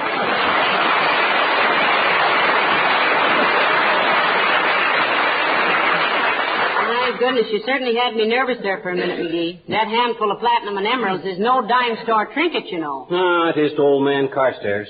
He's rolling in dough like a baker's elbow. Well, I must say I'm relieved. I wish you'd stick to simple tricks with cards and coins. Wait till you see the one I do where I find the dollar bill and the grapefruit. Quite a production. The first thing I do is get the grapefruit. Hi, Molly. Hello, pal. Hello, Mr. Wilcox. Hi, Junior. Take a card. What? Take a card. Any card. Oh, card tricks, eh? Okay. Well, I picked a card, pal. Now what? What card was it? 5 of spades. Correct. Now watch me do a trick where I take the... Hey, wait a minute. Watch me do a trick. You got an egg? I have some in the kitchen, Mr. Wilcox. Shall I get one? Well, might need more than one. Let's all go out in the kitchen. Something tells me I'm going to regret this, but come on. I'll get you an egg out of the refrigerator, Mr. Wilcox. What are you practicing this magic for, pal? I'm doing a magic act at the Elk Smoker tonight. Founders Day dinner. Honor of Mort Toots. You mean to tell me Mort Toops founded the Elks Club? No, but he hauled in a bushel of clams one day in 1936, and we had a clam bake. We all ate clams till we almost foundered, so we celebrate Founders Day every year. Now, here's the egg, Mr. Wilcox. Thanks. Who's got a quarter? Here. Okay. Now then, I take the egg in my left hand, and with a slight movement of... Ah, dear, and that was my last egg, too. You're about as graceful as a moose on snowshoes, Junior. Gee, I'm sorry, Molly. Give me a damp cloth and I'll wipe it right up. Here, may I use this cloth? Sure, go ahead. Well, I'm surprised to see you can really kneel down like that, Junior. You got such a crease in them pants, I thought they were made of aluminum tweed. There we are. Well, let's see the trick, Junior. All right, come on back in the living room. Well, go ahead, Mr. Wilcox. Hey? Go ahead. You're going to show us some magic. I did. You did? Why, sure. Wasn't it magical the way that egg came off that Johnson glow-coated linoleum? That's just an example of how easily spots, stains, and smudges are removed when you use Johnson's self-polishing glow coat on your linoleum. Isn't my kitchen magic as good as your parlor magic? You mean you wasted our last egg just for that? Yes. But you'll admit I showed considerable restraint. I didn't say a word about how Glow Coat protects and preserves the beauty and color of linoleum, or how it makes it wear 6 to 10 times longer, or how it shines as it dries in 20 minutes or less, and how... Yeah, but what was the quarter for? What quarter, Molly? The quarter you borrowed from me. Oh, that. That had nothing to do with the trick. I have to take a bus downtown, and I had nothing smaller than a $5 bill. I'll pay you back next week, pal. Thanks a lot. So long, Molly.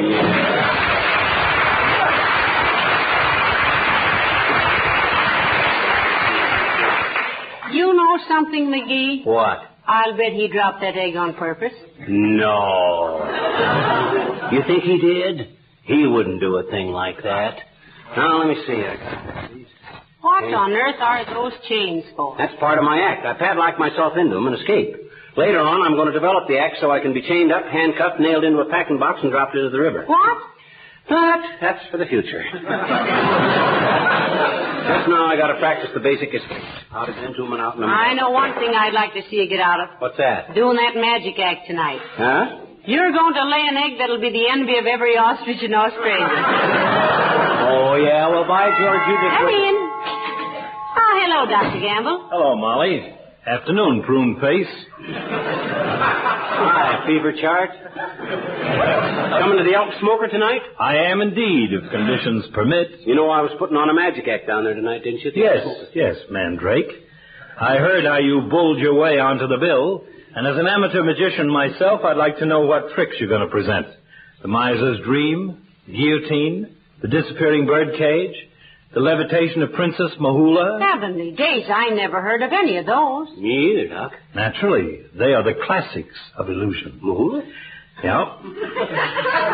And I wouldn't expect a tent show Thurston like you to know anything more involved than pulling a bunch of paper flowers out from under your vest. Mm-hmm. You're using those chains for an escape trick? Yep. Well, you better be sure whoever puts them on knows what he's doing. That's a very good thought, Doctor. Uh-huh. I'd hate to go through the rest of my married life with a non-skid husband. Panucci, I've studied this trick and I know what I'm doing. There's nobody in the world that could tie me up in these chains so I couldn't escape in 2 minutes. Would you care to risk a small wager on that dreamboat? You're doggone right I would, wise guy. Put your money where your mouth is. And make it easy on yourself. $2. 2 bits it is. Now. $2. Okay, $2. Just a minute, McGee. Hadn't you better be sure? Sure, I'm sure, all right. This guy's got more bluff than the Hudson River.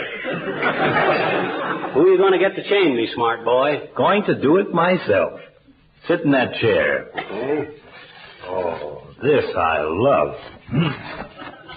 Now, let's see. Around and under the... Under My the shoulders. goodness, now. I don't know how anybody could get out of those things, Doctor. You wait, baby. I'll slip out of these like a butterfly out of a raccoon. You mean cocoon, dearie? Oh, no, I don't. A cocoon is a small lake. That's a lagoon, you illiterate little jackdaw. I thought a lagoon was a white chicken. No, that's a leghorn. Go on, leghorns are a kind of puttees. Everybody knows that. You're thinking of leggings and hold still. Well, then what's a raccoon? It's a small animal, like a badger. Why, certainly. And when I think how I badgered Doc into betting $2 on this thing, Oh, you through, Doc? Yes, I'm through. And so are you, for the afternoon. Can you get loose, dearie? Can I get loose, she says. She said that. You watch this. Oh, dear. Well, I've got to be running along, Molly. I'll leave a few aspirin tablets for him. He'll have quite a headache in an hour or so. Hey, wait a minute, Doc. I want you to see me win that bet. Well, just call me up when you get free, Merlin. I'll be at my office till 7:30. Good day, Molly. Goodbye, Doctor. Now, listen, he isn't in any danger, is he? Only of losing $2, my dear. Goodbye now.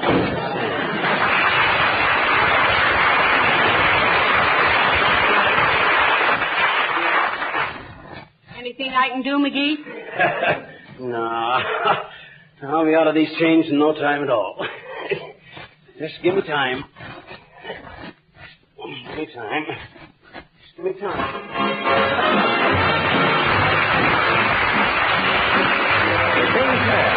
Singing down the road.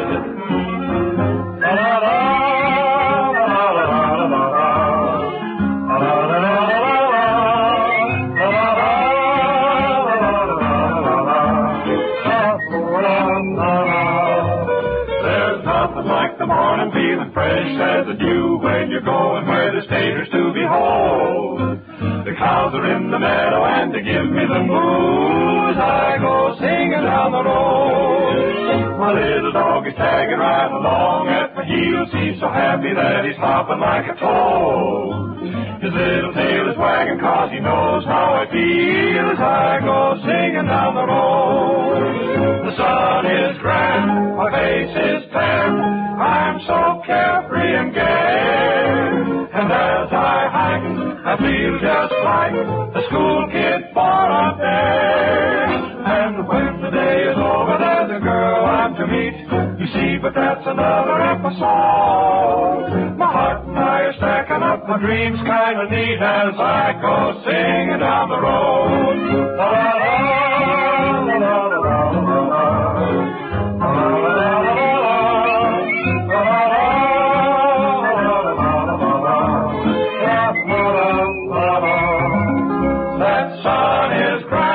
Face is tan, and I'm so carefree and gay. And as I hike, I feel just like a school kid for a day. So when the day is over, there's a girl I'm to meet. You see, but that's another episode. My heart and I are stacking up my dreams as I go singing down the road.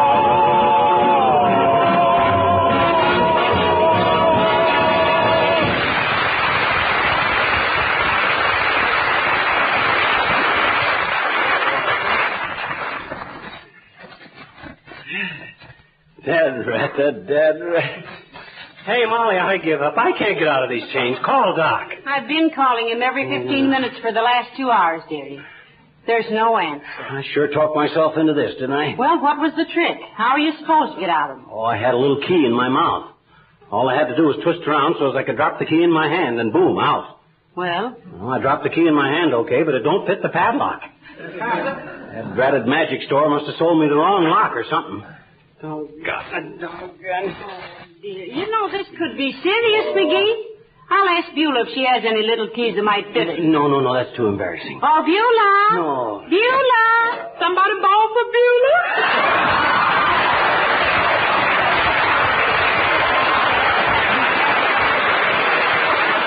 You know, I thought I had some loan on it. Well, for goodness sakes, who do that to Mr. McGee? Dr. Gamble did, Beulah. Dr. Gamble did it. Did Dr. Gamble do this? He steal anything? How'd you get loose, ma'am? For goodness sake, he might have killed us all. I never figured him for a man who would do it. Oh. I told him to do it, Beulah. Yeah, so you told him to? Yes, Beulah. You see, it was a trick. That's a dirty one, if you ask me. No, look, Beulah, I'm studying magic, see, and this is part of my act. Oh, you study magic, huh? I never see anybody so wrapped up in this studies. Ain't them chains awful heavy? Why don't you take them off? Well, he can't get them off, Beulah. Ever? Look, Beulah, can you find me a little key someplace around that'll fit this padlock? Try one of those keys to the padlock on his golf bag, Beulah. Hey, loan down to Mr. Tooth, man. Oh, my gosh. Well, find something. Do something. These dead-ratted things must weigh 90 pounds. I think maybe we better... I'll get it, ma'am. McGee, Residell. Who? Mr. McGee? Well, Rob, I'm sorry. He's tied up right now. Yeah, sir. Who called, please? Post National Bank? Yes, I'll tell him you call Mr. National. Gee whiz, I gotta get out of these things in time to put on my act at the Elks Club tonight. They start smoking at 8 o'clock. Well, let's see if we can't find something to pick that lock with. Keep your chain up, McGee. Come on,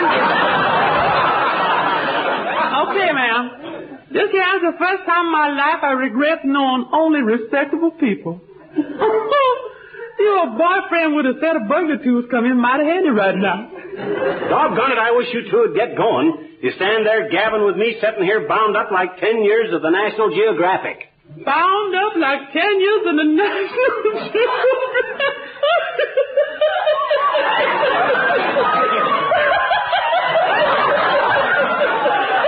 I love that man.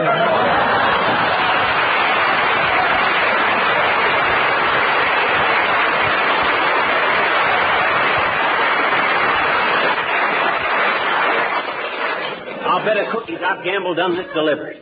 If I ever lay my dupes on that witch doctor, I'll jam his stethoscope so far down his throat he can hear the clocks in his socks. Double-crossing, underhanded.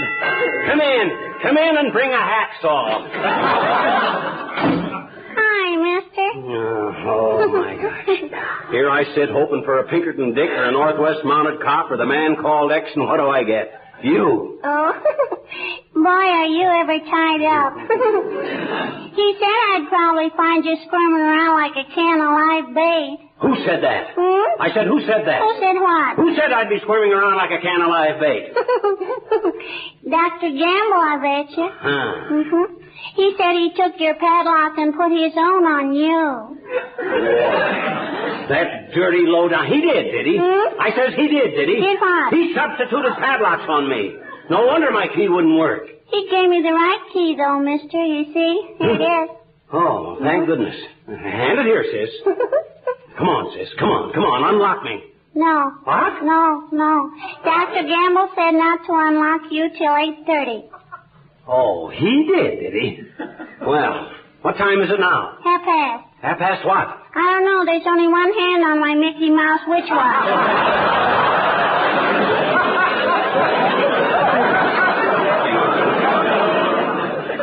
But, Mr. McGee, if I had 50 cents, I could get another hand on it, and then it would be 8:30, and I could unlock your chains, I bet you.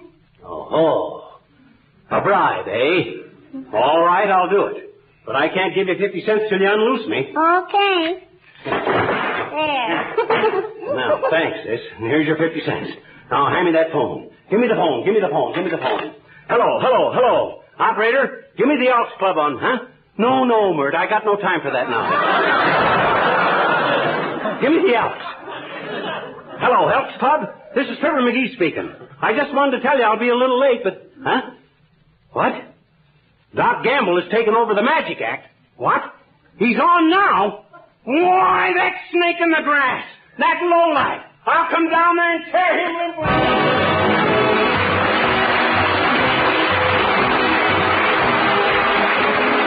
That increase in the gasoline ration that's coming up was good news, wasn't it? Doesn't mean you can go gallivanting around the country yet, but it's a pleasant thing to have a few extra miles a week. Why not celebrate by giving your car a beauty treatment with Johnson's Car New? Then you can really enjoy that extra driving, because it's more fun and more satisfaction to drive a car that shines and sparkles. Now, if cleaning and polishing a car were still a big chore, you might argue the point, but Car New knocks that argument into a cocked hat. It is easy to give your car a showroom shine with Car New. This popular polish does two jobs at once, both cleans and polishes with one application. Carnu is a liquid. You apply it with just enough rubbing to loosen the dirt and grime. It dries to a white powder, and when you wipe this powder off, you'll be surprised how beautiful the finish looks. There's only one way to find out about Johnson's Carnu, and that's to try it for yourself. Why not do it this week?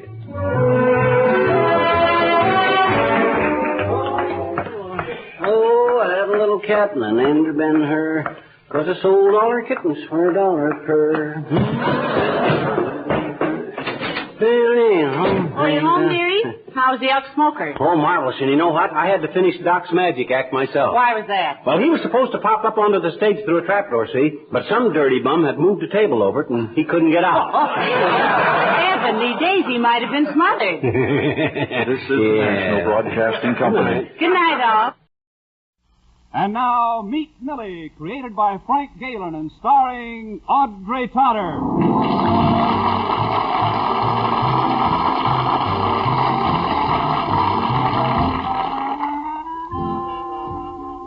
Yes, you're about to meet Millie, that great American institution, the secretary, whose life is an object lesson for young women everywhere. For while other girls frittered away their time, our Millie slaved long nights over typing, filing, shorthand, and commercial law.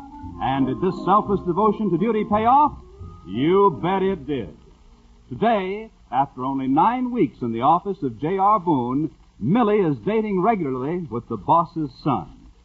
So, remember, girls, if you want to be successful secretaries, work hard, study faithfully, have confidence in yourself, and also have big blue eyes, soft blonde hair, and a luscious figure. And now, let's join our successful heroine and her mama in their Jackson Heights apartment, where the topic of conversation seems to be the family finances.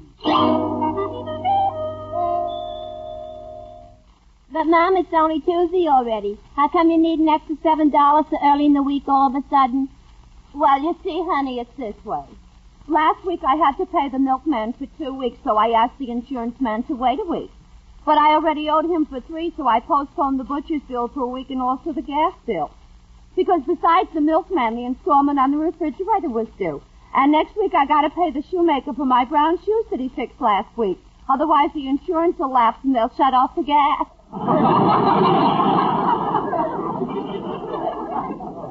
See?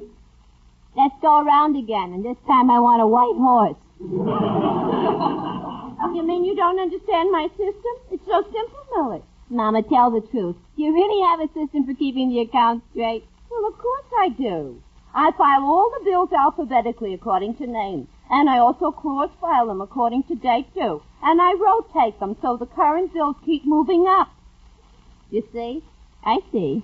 And then when the man comes to the door with the summons, I pay. Some system. But it works somehow. We've got more money in our savings account than we ever had. Yeah? I only hope when I'm running a household I can manage as well as you do. Just don't be a dope like I was, Millie. Learn to spend more than your husband makes. A man needs an expensive wife to get ahead in the world. It gives him incentive. He works like a dog to pay the bills. A woman owes it to her husband to spend his money like crazy. Yeah. Yeah, I guess the least she can do for him. I'll do my best. Good girl. And don't let his insurance lapse. Because, you know something? For some reason or other, they don't live as long as we do. I think I can see why. Yeah. We're a pretty sneaky sex, huh? We sure are. Yeah. Still, maybe it isn't nice for a mother to talk to her daughter this way. When you get right down to it, money isn't the important thing in a marriage. That's true. It's love that makes the world go round. Yeah, and all is not gold that glitters. That's right. And money's the root of all evil. Sure, and money can't buy happiness. Yeah, and, let's see, what are some of those other stupid sayings? You know, my favorite is, who steals my purse steals trash.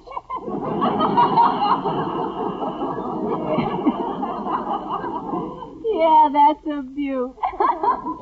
all I can say is I'm very glad your boyfriend, Mr. Boone Jr., is loaded. Well, that's just a coincidence, Mama. You can talk all you want, but when you fall in love, you don't care about money. You're telling me. I got the dishpan hands to prove it. That money's mighty nice stuff, just the same. I'd be just as crazy about Mr. Boone Jr. if he didn't have a cent, Mama. As a matter of fact, I'd prefer him to be poor. Yeah, huh? Yeah. That way I could stand by his side and struggle with him to carve a place in the world. The two of us fighting our way up the ladder. Now, because he's rich, I'll be denied that struggle. Oh, does my heart bleed for you? Oh, Mama. Say, look at the time. I better be getting down to work. I'll be home early to get dressed. Got a big date tonight. Yeah, with Junior. Where's he taking you? I don't know, but it's formal, so we must be planning something big. Maybe the store club. The store club again? So what's wrong with the store club? I already got ashtrays from there. Why can't he take you to the Monte Carlo? I understand they got beautiful silver drink mixers. Mama, if you wear your dress with the bustle, you could bring me home a couple of dozen. I'm sorry about your collection, Mama, but I like the store club. Maybe if we go there, there's something else besides ashtrays I could bring you. Well, this, Nah. What? Nah. Forget it. It's silly. Oh, come on, Mama, tell me. Well, come here then, Don. Oh, Mama, you wouldn't know what to do with Sherman Billingsley if I did bring him. I'd think of something.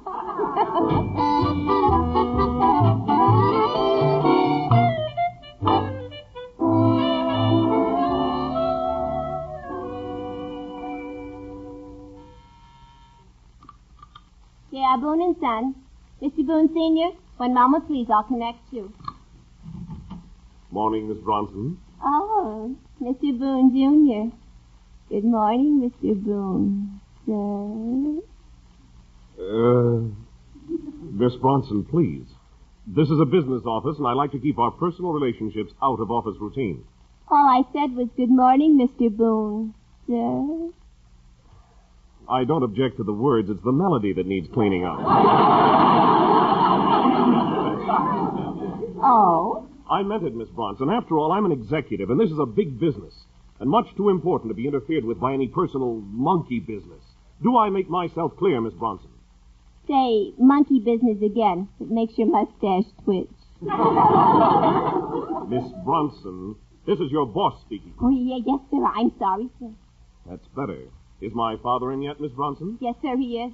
And is he busy? Yes, sir, very busy. And how's about a little kiss, huh? Mr. Boone, you're an executive, and this is a big business and much too important to be interfered with by any personal monkey business. Do I make myself clear, Mr. Boone? Yes, ma'am. So come here and fuck her up. All right, I guess I have to. It's better than breaking in a new secretary. Now, just a second. You're not under any obligation, you know. Come here. If that's the way you feel, I can quit this job. That's what I'll do. I'll quit right now, and you can...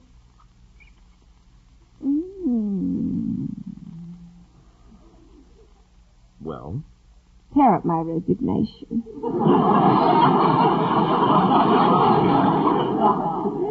You were getting pretty steamed up there, weren't you? Yeah, and I love the way you cooled off my boiler.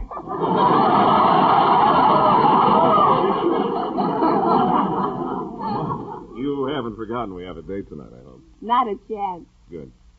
Well, back to business. There are a couple of letters I'd like to get out, so if you can get Morton out of the shipping department to take over your switchboard, I'll see you in my office. Miss Bronson. Yes, Mr. Boone. Morton. Did you call, Millie? Yeah, would you take over the board, Morton? I have to take some dictation from Mr. Boone, Jr. Gee, do you have to say his name that way, Millie? What way? I don't know, but every time you even mention it, your voice bubbles like a glass of champagne. Don't be silly. When I say your name, my voice bubbles too. Listen, Morton Rappaport, see? It's no use, Millie. You may be trying for champagne, but it's coming out Alka-Seltzer. You're just being ridiculous. Oh, yeah? Then prove it. How about a date tonight? Oh, I wish I could, Morton, but I can't. And you gotta stop asking me for dates from now on. You see, Mr. Boone Jr. and I are, well, we're going steady. Oh. Well, I guess there's nothing for me to do but congratulate him. Oh, please don't, Morton. I'd rather you heard the news first from me. Oh, I see. Well, as long as he doesn't know he's going steady, how about seeing a movie with me tonight? I'm sorry, Morton. It's going to be a beautiful night for an open-air movie, Millie. There'll be a full moon and stars. A drive-in movie? Where did you get a car? Who said anything about a drive-in? I'm talking about the window of Columbo's television store. There's a Hopalong Cassidy picture on Channel 14.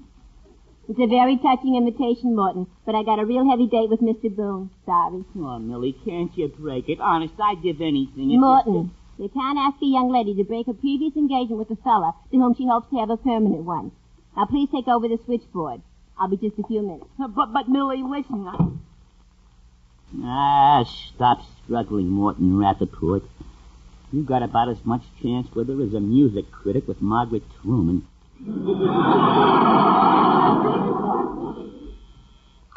J.R. Boone and Son, good morning. I'd like to speak to Morton Rappaport, please. This is he speaking. Oh, hello. And this is David Clark over at your neighborhood draft board. Hey, you applied for that vacancy in our office, a part-time file clerk to work evenings? Oh, yes, sir, I did, Mr. Clark. Do I get the job? It's all yours. You can start tomorrow evening. Oh, swell. Thanks, Mr. Clark. Glad to have you. Remember, though, it's a 7-night-a-week job. Oh, yeah, that's okay. Mr. Clark, on that other matter, did you ask your fellow members on the board about giving me another chance to pass the physical for the Army? We had a conference on it, Morton, and we went over your medical report. Yeah? It was the unanimous decision of this board that drafting you would be treason. Oh, I see. I'm sorry. See you tomorrow night at 8, Morton. Yeah. Goodbye, Mr. Clark. Goodbye. Gee, I wonder how I like working nights. Oh, well, it's the only way I can get through. You can go back to the stockroom for a while, Morton. Mr. Boone had to stop dictating to check some invoices. Millie, you just gotta go out with me tonight. You gotta now. Huh? Why do I have to? Well, I just got word from my draft board, Millie. Your draft board? Yeah. Oh, Morton. And tonight'll be my last night off. You mean they're taking you so soon? How can they? Well, they need me badly. I'm replacing someone who's having his tonsils out. Oh, Morton, it's so hard to think of you as a soldier. Huh? Oh, my hero. Oh, I'm so proud of you, Morton. Millie, you look just wonderful in your uniform, and I'll knit your socks like crazy. Millie, let me explain. And of course I'll break my date with Mr. Boone tonight and go out with you. Millie, will you let me talk? I'm trying to tell you. Did you say you'd go out with me tonight? Yes, but what is it you wanted to talk about? Nothing. A slip of the lip could sink a ship. Huh? Oh, yes, Millie. I can see me now. The bombs bursting all around me. Bullets whistling past my ears. Oh, Morton. Tanks rumbling, guns thundering, howitzers howitzing. Marching to know who knows what fate. Oh, Martin, I'm so proud of you. I could almost kiss you. Well, let's keep working on it. Tramping through the night. Hungry and thirsty. Enemy bombers swooping overhead, dropping their deadly loads all about me. And me shooting bravely at enemy snipers. Bang, bang! I got one! Bang, bang! You got me, but I won't fall down. Mr. Boone. Would someone kindly tell me what's going on here? Morton's draft board has just called him, Mr. Boone. He's going into the Army. No. How did you know? Morton, my boy, this is a big moment. As the first employee of J.R. Boone & Son, you enter the service of our country. I salute you. But, Mr. Boone, you don't understand. You see, I'm proud of you, son. Proud. I wish there were some way I could show my appreciation for what you're doing. When do you go in, my boy? This is his last day here, Mr. Boone. Your very last day? Well, by George, starting right now, you get a raise of $10 a week.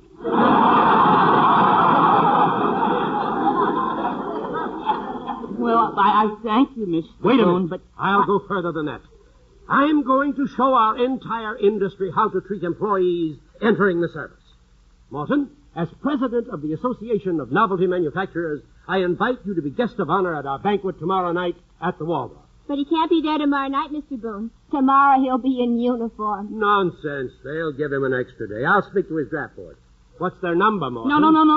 I'll arrange it. I'll speak to them. Fine. I'll set an example for the entire country at that banquet. I'll have reporters there, the newsreels. What an occasion for the novelty industry. I'll start on the arrangements right now.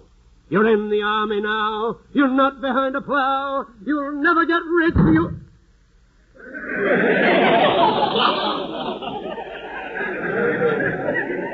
Oh, Morton, isn't it wonderful? You're a hero. Morton, talk to me. Morton, just don't stand there looking sick. Morton, say something. Oi.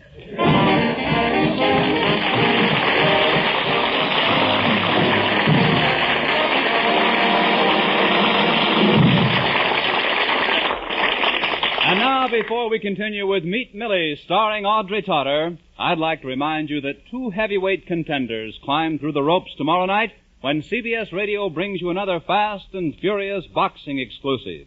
It's Archie Moore versus Umbrell Davidson, in what promises to be one of the slugfests of the new season. Don't miss a single exchange of blows when Davidson and Moore fight it out. 10 rounds of heavyweight boxing exclusive tomorrow night on most of these same CBS radio stations. Well, our poor little shipping clerk, Morton, is in a hole. An innocent little pretense that he'd been drafted by the Army has boomeranged into the biggest headache of his life. Mr. Boone Sr. is arranging to make him the guest of honor at a banquet tomorrow night, and Millie and her mama are preparing another hero's feast at their apartment as they await Morton tonight. Will Morton Rappaport have the nerve to tell them the truth? That the draft board has called him for a clerking job? What would you do? Listen now as the drama unfolds. There we are. If I say so myself, I never arranged a more beautiful table. Oh, it is pretty, Mama. I just love the way you spelled out goodbye, our hero, in potato pancakes. Yeah, I thought it'd be appropriate. Wait till you see the radishes. I carved them in the shape of little guns. Repeaters, of course. Yeah. And you'll love the olives. I put pieces of pimento on them for fins, and they look just like little blockbusters. Oh, Mama. Listen, it's the least we can do for a boy who's going into uniform. Yeah, we're sure doing our part to make Morton... There he is. Okay, now, I'll open the door, and you stand on that side, and I'll stand over here. You ready? Yeah, I'm ready. Okay. Welcome our hero. All hail Morton Rappaport.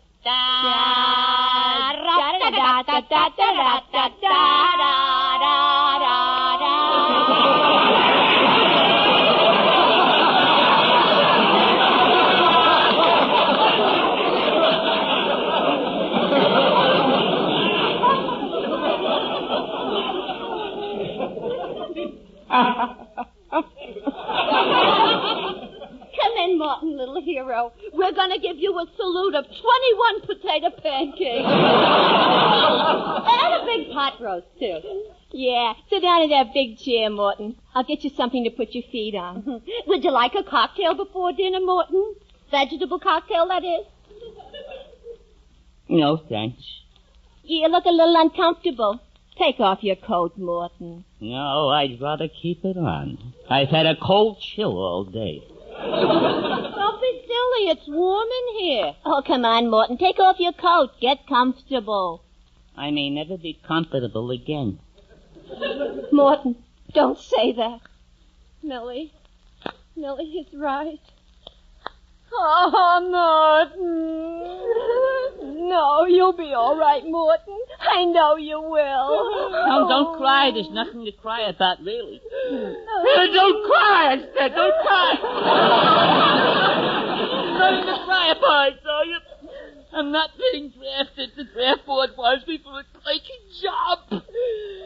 Oh, poor Morton. Did you hear that, Millie? They want to take this fine boy in the bloom of his youth and put him in a clerking job. A clerking job? Morton, what are you saying? It's true, Millie. I wasn't drafted at all. I was just kidding. I'm sorry. Morton, I broke a date with Mr. Boone Jr. for a civilian. And I went and spelled out goodbye our hero in potato pancakes. Morton Rappaport, you're going to eat those words. He's not going to eat a bite. Of all the contemptible tricks, Morton Rappaport, deliberately letting us think No, Millie, I wanted to explain. Honest, I did. But ever since Mr. Boone Sr. started all that fuss over me and invited me to that banquet and everything, my tongue's been hiding in back of my tonsils. Oh, Morton, you ought to be ashamed. I know. What am I going to do, Millie? What am I going to do about Mr. Boone? Well, there's only one thing you can do. Tell him the truth. Tell him I'm not really going into the Army after all the plans he's made? Certainly. What are you, a man or a mouse? I don't know, but right now a piece of cheese would look wonderful to me. Morton, you gotta tell him. And the very first thing in the morning, too. He's getting the whole Association of Novelty Manufacturers into an uproar over you. But how can I, Millie? You know his temper. He'll kill me. Oh, don't be silly. Mr. Boone is excitable, but he isn't that bad. Probably all he'll do is... Mama, get out the pot roast. Let's give the condemned man a hearty meal.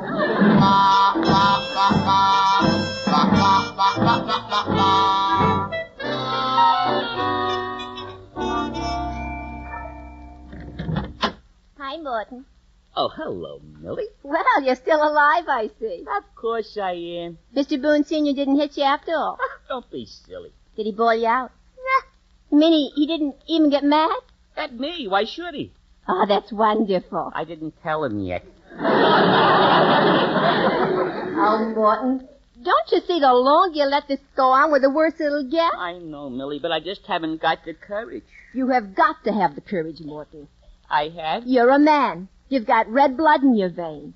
That's the trouble. I'd like to keep it there. Morton Rappaport, if you don't go in there right now and tell him the truth, I will. No, I will. You're right, Millie. Why should I be afraid of him? I'll show you and I'll show him. Here it goes. Good boy. Well, Morton, our hero. How are you, boy?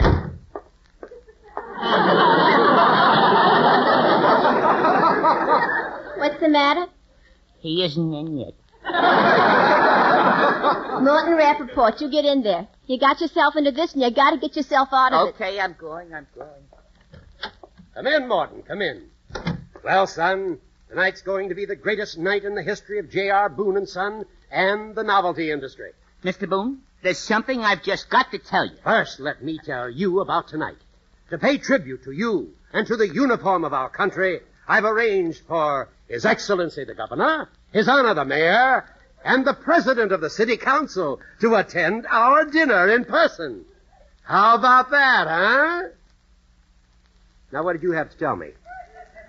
That you better get the water cooler fixed, sir. We're losing quite a bit of water.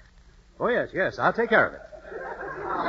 And now, if you'll pardon me, I have to call the newsreel people.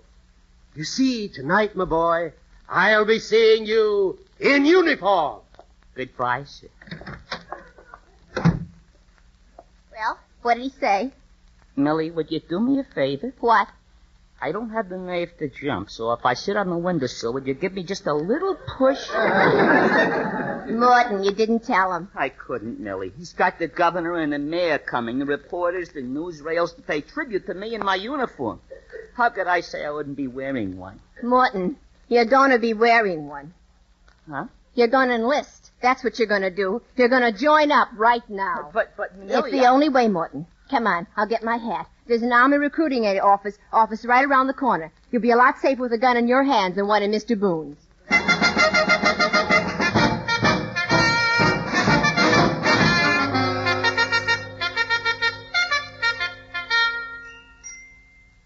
Okay, take off your shirt, son.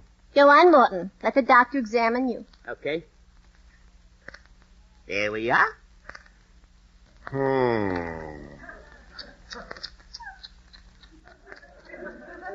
He's really much stronger than he looks, Doctor. He'd have to be to have made the stairs. Son, where did you get all those ribs? Aren't these the usual number? I suppose so. I guess I just didn't recognize them without flesh. I'm sorry, son. Doctor, you mean the Army doesn't want him? My dear young lady, not only doesn't the Army want them, but I wouldn't want it to get out that we have civilians like this. Come on, Morton. If the Army doesn't want you, there's someone else who will.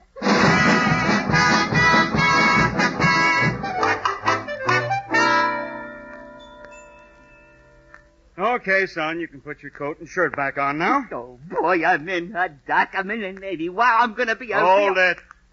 Huh? Son, it's true the Navy's asked me to scrape the bottom of the barrel for personnel. But so far, they haven't asked me to take the barrel. You mean? I'm sorry, son. You're breathing and you're warm, but that's about the best I can say for you.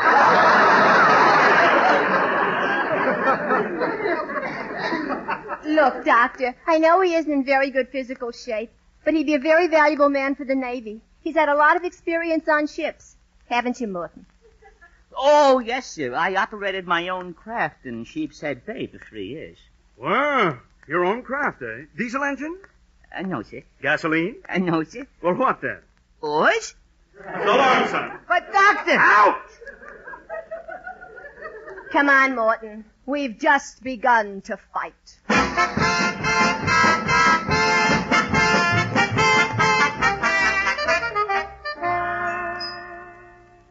And that's why I want to join the Marines, sir. Because it's the roughest, toughest, fightingest outfit in the United States Armed Services.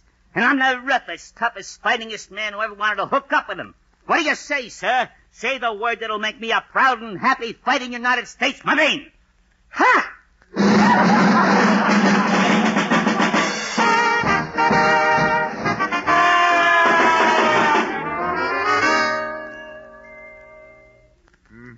So you want to join the Air Force, huh? Oh, yes, sir, I sure would. He's just the right size for a tail gunner, too. Yes, that's true. However, our standards are rather high. You wear those glasses all the time? Oh, no, sir. He doesn't really need glasses. His eyes are perfect, aren't they, Morton? Oh, sure. I can look at anything without my glasses. I just put them on to see what it is I'm looking at. Okay, take them off. Yes, sir. There we go. Okay, now walk over to the wall next to that desk. What desk? The one next to the filing cabinet. What filing cabinet? The one against the wall. What wall? That one, Morton. Over there. Straight ahead. Oh.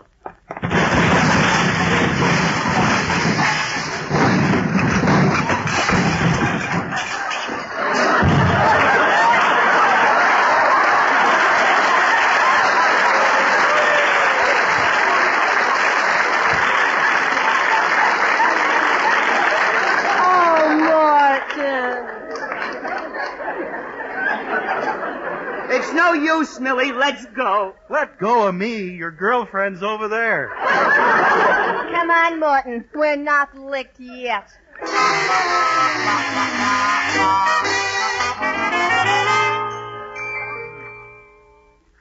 Millie, here? We've tried everything else, Morton. It's your last chance to get into uniform. I know, but... Here he comes. How can I do something for you folks? Yes, sir. This man wants to join up. And a man with his spirit and his enthusiasm is just what your outfit needs. Oh, I'm sorry, but he's really much too old for the Cub Scouts. Come on, Morton.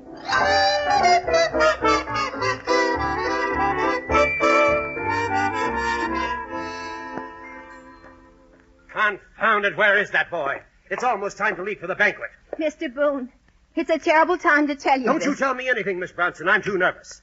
He's 20 minutes late. I can't keep the press and the governor waiting forever. But, Mr. Boone, there's something you should know. Miss Bronson, you've been annoying me for 2 hours. The only thing I want to know is why that boy isn't here in his uniform, as he said he'd be. But I'm trying to tell you if you'll just listen. The truth is that Morton wasn't... Come in. Morton. Morton? Good heavens. I said I'd be in uniform, and here I am. But... Oh, Morton Rappaport, how could you? Corporal Morton Rappaport, at your service. 1st Platoon, 4th Squad, 2nd Dolphiny Division of the Radio City Music Hall Rushes. Oh, no, Morton. No.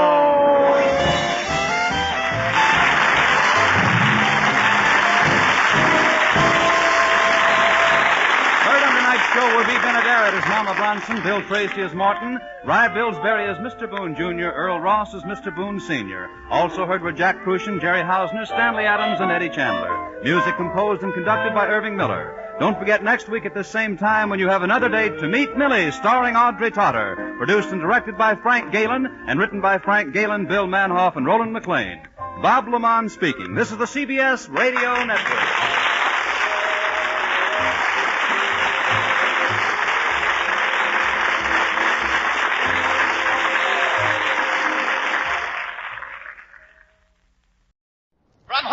Here's Mickey Rooney, Louis Stone, and Fay Holden in The Hardy Family.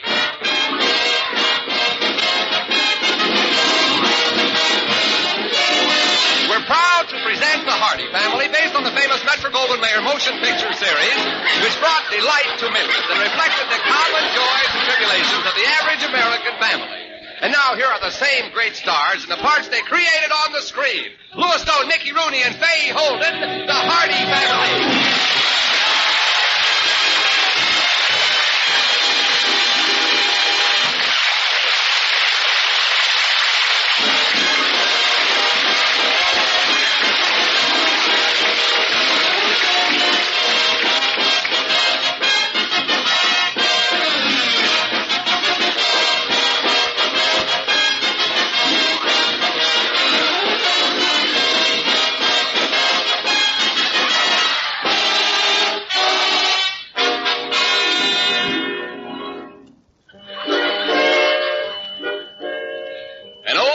Of the Hardy family is about to reach an end.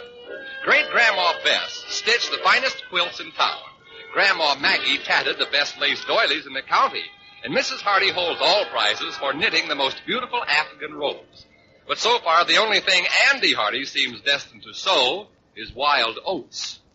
Emily, may I interrupt you long enough to ask a question? Yes, certainly, James, certainly. Well, I've been sitting at this table here for 15 minutes. Oh, goodness, that's a hard question, dear. I don't think I know the answer. Well, the question is, why am I sitting here? That's obvious, dear. You're having your breakfast. Oh, am I? Mm-hmm. Look at my plate. What, dear? Oh, the plate. Yes, it's a lovely plate, isn't it? Yes, but there's nothing on it. James, really, you shouldn't gobble your food so fast. I've been gobbling. I've just been sitting here waiting and drooling. Thank you, dear. The hot cakes were good, weren't they? Emily, if you can tear yourself away from your knitting for just a moment, you'll realize that you haven't served me any breakfast yet. Oh, goodness, I'm sorry, dear. I'll get you some hot cakes right away. Same thing happens every year at this time. I wish you wouldn't take your study club's charity bazaar quite so seriously. James, I made up my mind I'm going to win first prize for my knitting this year. Well, it's not worth the torture you go through, my dear. Oh, I love every minute of it. All right, then it's not worth the torture I go through. A household routine completely disrupted, meals at all hours, knitting needles in my bed. Oh, James, you're exaggerating. There, you'll feel better after you've had your hotcakes. Oh, thank you. I put butter and syrup on them already. See, I give you even better service at these times. Emily. Yes, dear. Either this knife is very dull or I'm trying to carve a potholder. Dear. May I trade this in for some hot cakes, please? I'm afraid I didn't make any, dear. We're having bacon and eggs this morning. That's fine. Anything just so it's food. We're out of bacon. Well, I'll settle for eggs. I forgot to get some. Oh, Emily, don't tell me that. Oh, no, dear. This is such a difficult stitch. Knit one, purl two. Well, Emily, may I suggest that... James, don't you think this Afghan robe I'm knitting is the best I've ever done?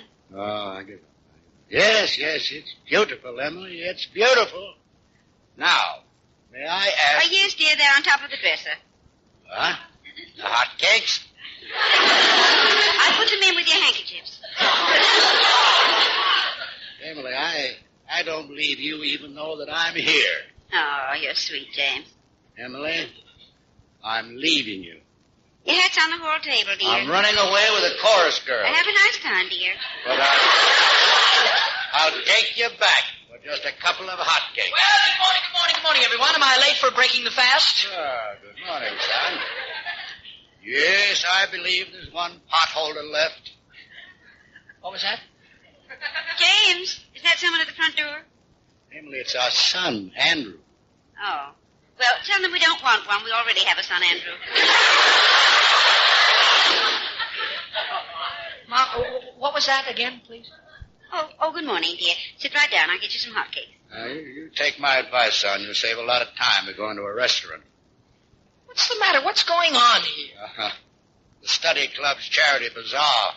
I get it. I see the bazaar. Yeah, Mom's trying to finish her Afghan robe by tomorrow night. Is that it? Yes, your mother is with us in body only until after this contest. No breakfast? I wouldn't advise it. Andrew, I'll give you a lesson in real concentration right now. You just watch me. All right. Emily. Yes, James? I hope you lose the contest tomorrow. Oh, that's awfully nice of you, dear. You see, Annie? See what I mean? It's amazing. Can I try? Go ahead. Run ahead. Mom, that thing you're knitting looks terrible. Thank you, dear. I didn't think you'd noticed it. You know, this is sort of weird. Nothing on her mind but knitting. Well, now you know what people mean when they say tend to your knitting. It's kind of pitiful to see someone get the knitting habit, though, huh? Pitiful. It's like a drug. Poor Mom. She doesn't hear a word we say. Yeah. Put it down. I sort of hate to suggest this, but you know how she is when we try to go out and play a game of golf. Yes, I know. Always finds 1,001 things that need doing around the house. Yeah, well, we'll never get another chance like this. Oh, no. I think that's taking an unfair advantage. Oh, she'll never know the difference. I think so? Yeah. Well, maybe you're right. I'll get my clubs. Good. Oh, James. Yes, my dear. You won't have time for golf. I want you to help me with this yarn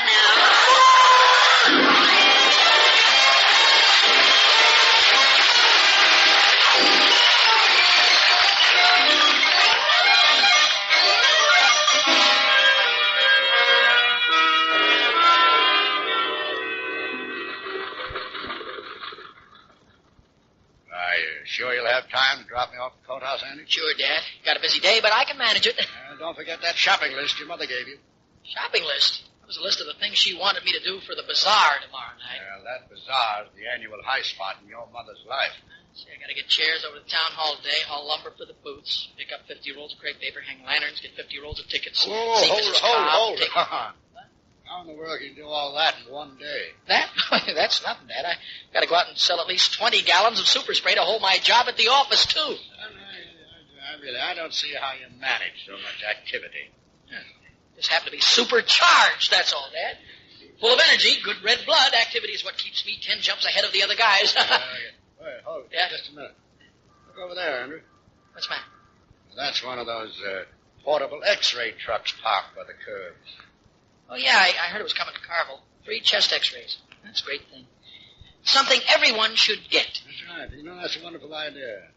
You know, we ought to stop a minute and take advantage of it. See a doctor? Let him look inside of me? No, Andrew. Dad, I take care of the outside of me. Let the inside take care of itself.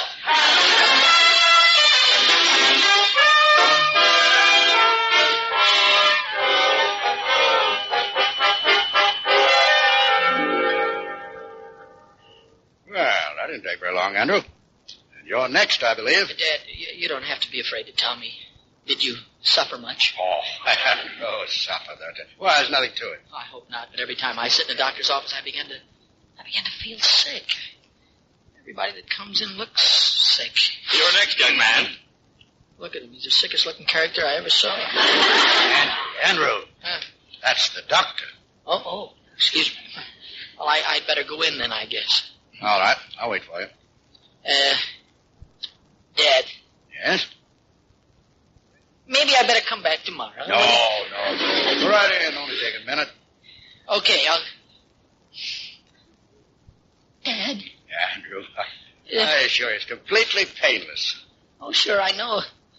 Well, I feel kind of faint. That's just because you haven't had any breakfast. Go on in. All right. See you later, Dad. Well, how do you do? Right over here, please. Name Andrew Hardy, next to kin, Judge and Mrs. James Hardy, type of blood A. Just mail the body to any. Well, now, there's no need to be nervous. Just remove your shirt, please. No, I'm not nervous. How would you like me to pose, Doc? Alone or a family group shot? Now, just face this plate and put your shoulders against it. Yeah. What are you going to do behind my back there? Just shooting a picture. My profile is better. Now, please, hold still. Wait. I don't want to know. I don't want to know what's going on. Let me out of here. Please, I'm going to snap it now. Let me live on in ignorance. Quiet. Oh, you stuck me with the needle. I'm bleeding. That was just the X-ray machine clicking. That was just the one. What next? That's all. That's all? Well, that was easy. Hope you got a good picture, Doc. Ought to be a beauty. Yes, I think your chest is all right. Certainly, I was telling you. You think my chest is all right? What kind of a... Well, you're very nervous for a young man. Oh, it's just energy, Doc. That's all. Just energy. Well, as a doctor, I can warn you that it's very dangerous to be so high-strung. It is? Yes, you keep up at a pace like that and you'll explode one of these days. Doc, I exploded the day I was born. I'm just a shower of sparks as it is. Well, you'd better learn to slow down if you want to reach a ripe old age. It's really serious. Yes, indeed. What's wrong with me, Doc? Well, I think it's your adrenaline supply. You mean I'm running low on adrenaline? Running low? It's coming out of your ears. Oh. I wish there were some way to tap you and bottle the stuff. I could make a fortune. Doc, you've got me worried. What can I do to relax? Relax. Slow down the pace. It's too fast. Well, there are a couple of very helpful therapeutic treatments. Tell me, Doc. I want to live to be a ripe old guy. Well, you need to concentrate and keep your mind from running away with it. Well, what can I do? What? Try basket weaving. Try basket? Yeah. Holy cats, I'm a salesman. I've got to be out and around all day ringing doorbells. What would people think of me if they came to their front door and found me sitting on the porch weaving a basket? Yes, I'm afraid that's impractical in your case. Well, there is one more thing. Oh, let me hear it. It's something you can do at odd moments in the evening or during the day when you're just waiting for a customer, perhaps. Yeah, well, good. That sounds like the idea. What is it? Now, if you heed my advice, you'll take it up right away. Well, I will. Tell me what it is. Knitting. Hey!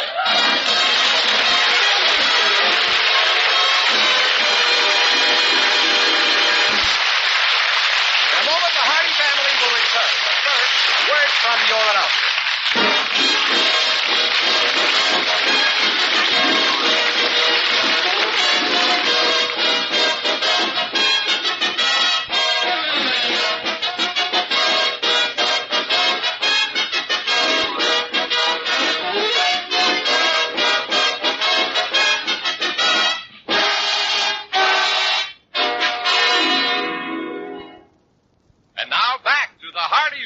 Starring Mickey Rooney, Louis Stone, and Fay Holden. There are two positive ways to avoid a frayed and shattered nervous system. Number one, stay away from Andy Hardy. And number two, stay away from Andy Hardy. Hey, there. Andrew, anyone seen the evening paper? Oh, James, please. I've got to finish this act by tomorrow morning. 1, girl, 2. Oh, good heavens. Andrew, have you seen the paper? Andrew! Dad, please don't shout in my ear. You know how high-strung I am. But have you seen the paper? Shh. Knit 1. Purl 2. Ah, this is ridiculous. Andrew, it's all right for your mother to knit. She's made a lifetime hobby of it. But you... I told you, Dad. It's to quiet me down. Keep me from being so nervous. This house is getting positively eerie. I feel like I'm living with a couple of zombies. Knit 1, purl 2, Purl 4. knit 1, purl 2, knit 2. Knit 2, purl. Knit 23 and purl 95. Well, I just wanted to get into the conversation. Oh, dear, I'll have to rip out a whole row. I think I'll just leave the mistake in my knitting. It looks better than the other part. This is a silly thing for a healthy young man to be doing on a beautiful evening. Dad, look, do you want me to explode someday? Do you enjoy seeing me with frayed and jangled nerves? Oh, your nerves. Say, every time I walk down the street, little kids come running out. What's that? I jangle so loud they think I'm the ice cream wagon.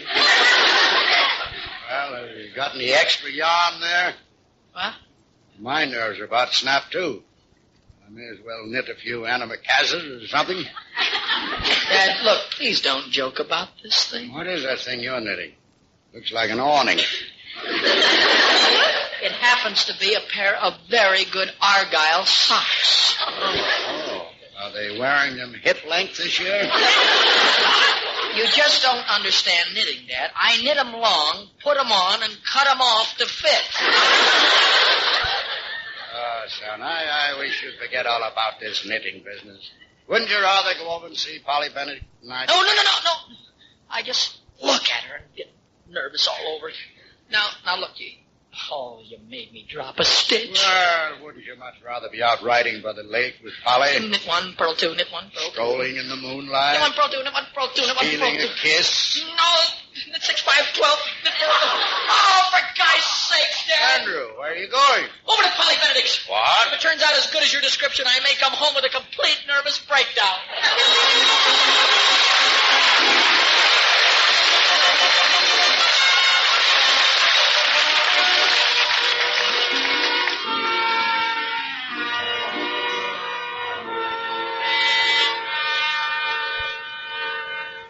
Golly, Andy, isn't the lake beautiful tonight?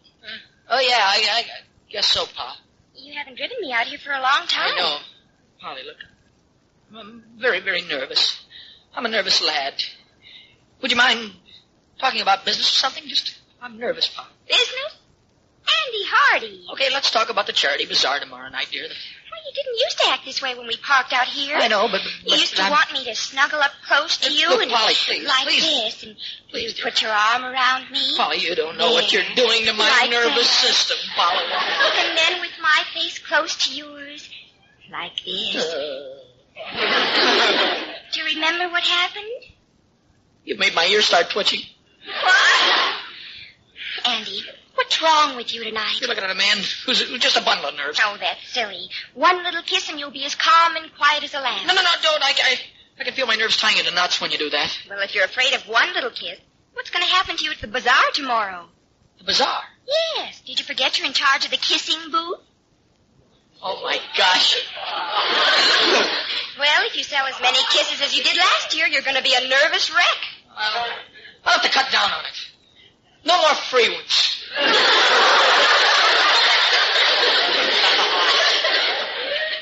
Of course, you could let someone else take over the booth. Polly, I promised Mom I'd do it. Who else can take in as much money as I can selling kisses? Andy. Yes, dear. Wouldn't you like to give me a free sample tonight? No, please, no samples. I've got to save my strength for tomorrow. Oh, don't resist. Huh? Come here. Oh, why do I have to be irresistible? Now look at me again. Huh? There. Yes, dear. Doesn't that do something to you? I gotta relax. I gotta concentrate. Andy, darling. What dear? Isn't there something you'd like to do right now? Yes. Well? Knit one, purl two.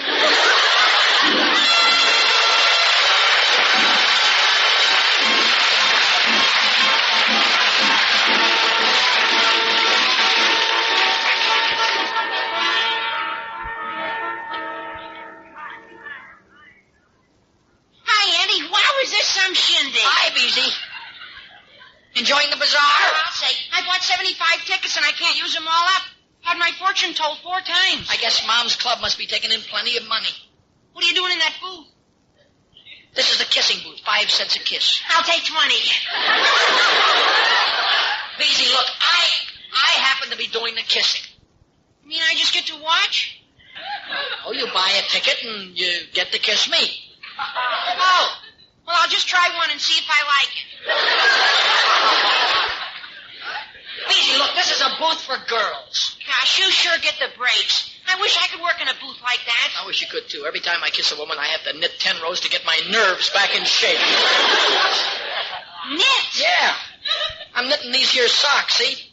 It helps me relax. Here I am again. Oh, no, Gloria. Look, honey, give some of the other customers a chance, will you, dear? Well, go up, Andy. I've got 15 tickets this time. I'll be glad to take care of you for free, Gloria. I'm all puckered.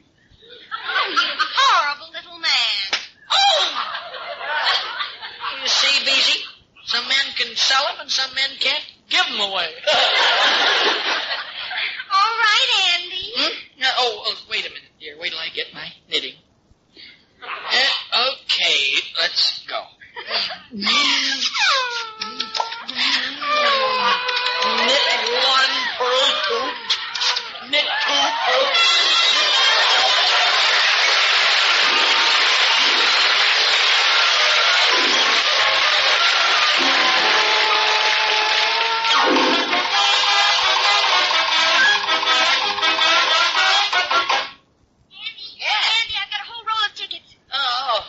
Well, Polly, go spend them on the dart games. Andy Hardy, I bought all these tickets so I could spend the rest of the night kissing you at this booth. Polly, I'm a complete nervous wreck.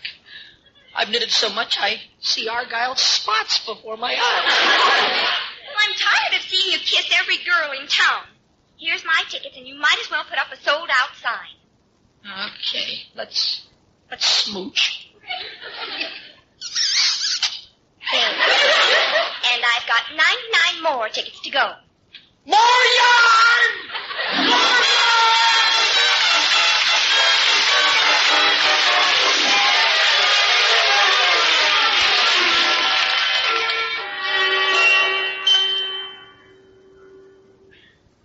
Andy! Oh, Andy! Hi, Mom. How's the bazaar going? Oh, just fine, dear, but I wanted to see you. Mom, please, I'm all smooched out. Oh, I don't want to kiss you. You don't? Oh, no, that isn't what I mean. You know, I'm just so nervous. They're going to judge the knitting in an hour. Well, look, now, don't you worry. That Afghan robe you made is a beaut, really. It's a first prize winner if I ever saw it. Oh, I do hope so, Andy. You remembered to bring it over, didn't you? Oh, sure. Huh? Yeah. Did you give it to Mrs. Roberts like I asked you? Mrs. Roberts, yes. I gave it to her, Mom. It's all taken care of, dear. It's taken care of. I'd better get back to my booth. Yes, dear. Goodbye. Yeah, I wish the contest were over. Beezy! Come here a minute. Hi, Andy. But I forgot to bring my mother's entry for the knitting contest. Run over to the house and get it for her, will you? Knitting? Yeah, it's on top of the radio. An Afghan. An which? Just bring the thing on top of the radio and get it over here quick. Give it to Mrs. Roberts in the booth number 3. Yeah, okay. Booth 3. Booth 3, over. That's right. That was close. Oh, Andrew. Oh, hello, Dad. Quite fair, isn't it? Yeah, sure. It's sellout. My nerves are completely frayed. Your nerves. Haven't you forgotten about your nerves yet? Dad, you don't know how much good knitting has done me, though. I've been able to keep from going crazy today just by knitting. That's an enormous sock you've knitted there. You do it all today? Oh, I just knitted this at the beginning of the... Dad, this isn't the sock I was knitting. It's Mom's Afghan. This is terrible. Beezy will pick up my Argyle sock and enter it instead. Mama's counting on her Afghan being in the contest. Got it right there in your hand. All you have to do is take it over and enter it. Dad, I can't. Why not? Whoever heard of an Afghan robe with a heel and a toe in it?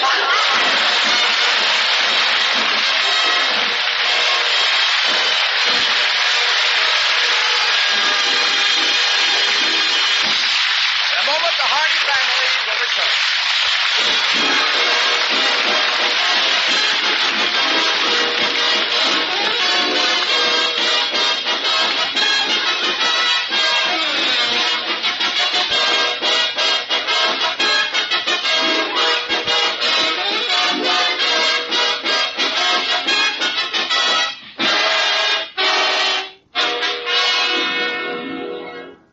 Here again is the Hardy family.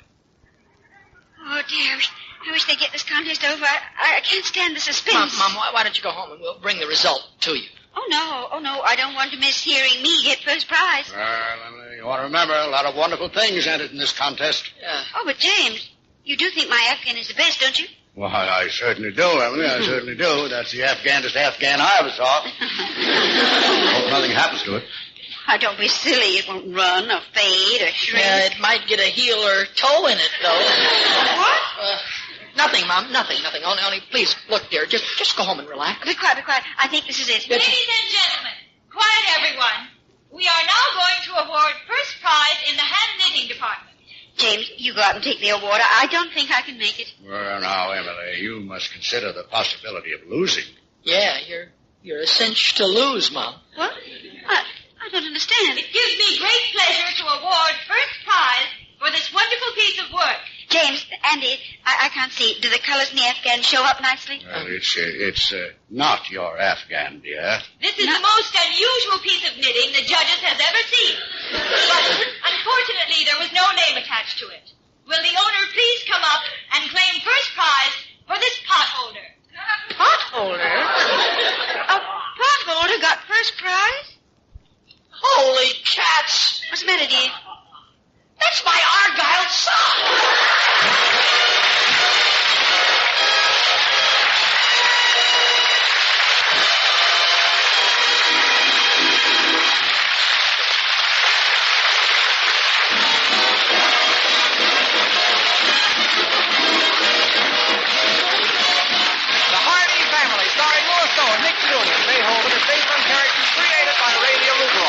The program was written by Jameson Brewer. Direction is by Joe Bigelow. Original music was composed and conducted by Jerry Fielding. Supporting cast included Eleanor Tannen, Dick Renner, Frank Gerstle, Patty Chapman, and Lee Brooks. Jack McCoy speaking.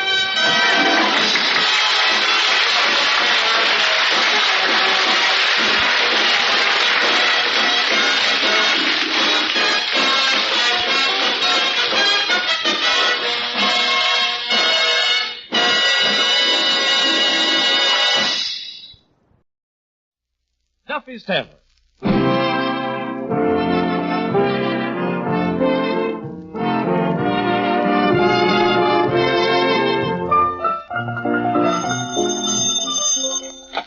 Hello, Duffy's Tavern. Where do you eat meat to eat? Archie the manager speaking. Duffy ain't here. Oh, hello, Duffy. Tonight, Linda Darnell. And brother, would I love to fence her in. Yeah, Duffy. Dark, alluring, lovely face, gorgeous figure, beautiful legs, and yet with it all a certain something that attracts men. Yeah, a wonderful girl, Duffy. The kind of a girl you want to take home to your mother. Well, who else could you trust? Well, last week for selling the most war bonds, I was elected king of the policeman's ball, so, I'm gonna ask Linda to go with me as me queen. Huh? King can do no wrong, huh? Well, then we'll just hold hands. I'll call you back, Duffy. So long.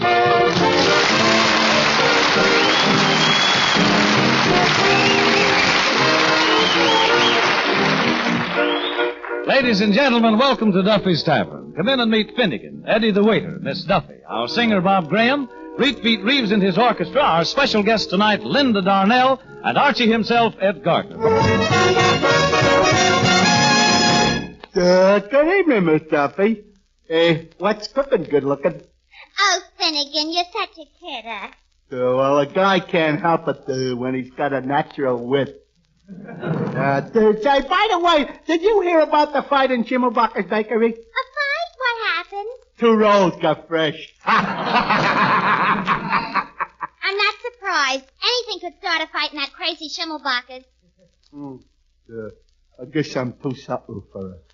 That's what it is. Hey, Miss Duffy, where's Archie tonight? Oh, he's in the back room primping himself up. He's going to ask Linda Darnell to go to the policeman's ball. Linda Darnell! Oh, boy, Linda Darnell! You too. Honestly, Finnegan, sometimes you act just like a man. You men. You get so excited just because a person is in the movie. That's not true, Miss Duffy. Last week, did I get excited about Boris Karloff? But he's a member of the opposite sex. In that case, why didn't he get excited over me? But, Finnegan, what I'm trying to tell you is... I beg your pardon, but would you people mind moving your conversation to another table as a customer trying to sleep under this one? Hi, Eddie. Did you hear about the fight in Schimmelbacher's bakery? Did them 2 rolls get fresh again? Daddy, please, you're supposed to ask me what happened in Chimmelbucket. Okay. What happened? Did them 2 rolls get fresh again? Pardon me, is this a private hen party or can anybody lay an egg? Hello, Arch. Hey. What are you sniffing at, Finnegan? Hey, you smell pretty. Yeah, well, I just tinctured myself up with a little cologne. You know, with a dame like Linda Donnell coming down here, I naturally want to give myself a good aroma. Mr. Archie, aroma ain't built in a day.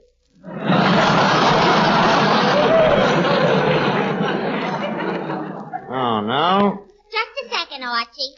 I know that smell. Were you using my perfume, my white shoulders? Oh, I just used a little bit, just a dab behind each ear. With your ears, that's a lot of perfume. That's right, Eddie. That's very expensive perfume. White shoulders. And he puts it behind his ears. Well, it's cold in that back room. I didn't want to take my shirt off. Hey, Arch, I hear you're going to take Linda Donnell to the policeman's ball. Yep. Linda Donnell, Finnegan. And wait till them bulls see them calves.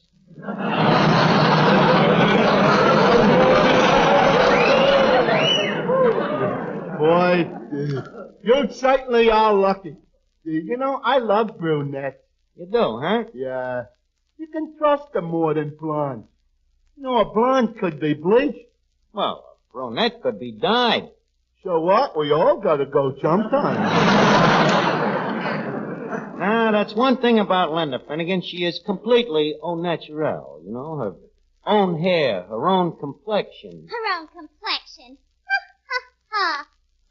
What's the idea of this super silly laugh? I happened to see a picture of that natural beauty endorsing pancake makeup. Where? Right here, in my behind the scenes in Hollywood magazine.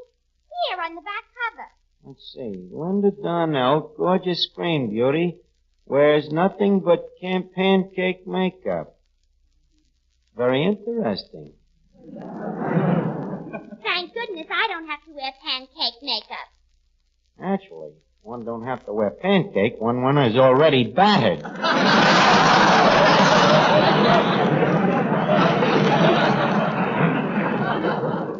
Yeah, let me look at that picture again. Oh, boy, look at that Donnell in a bathing suit, huh? What a beautiful endorsement. Say, Archie, could I have that picture? What do you want of it, Finnegan? I want to draw a mustache on it.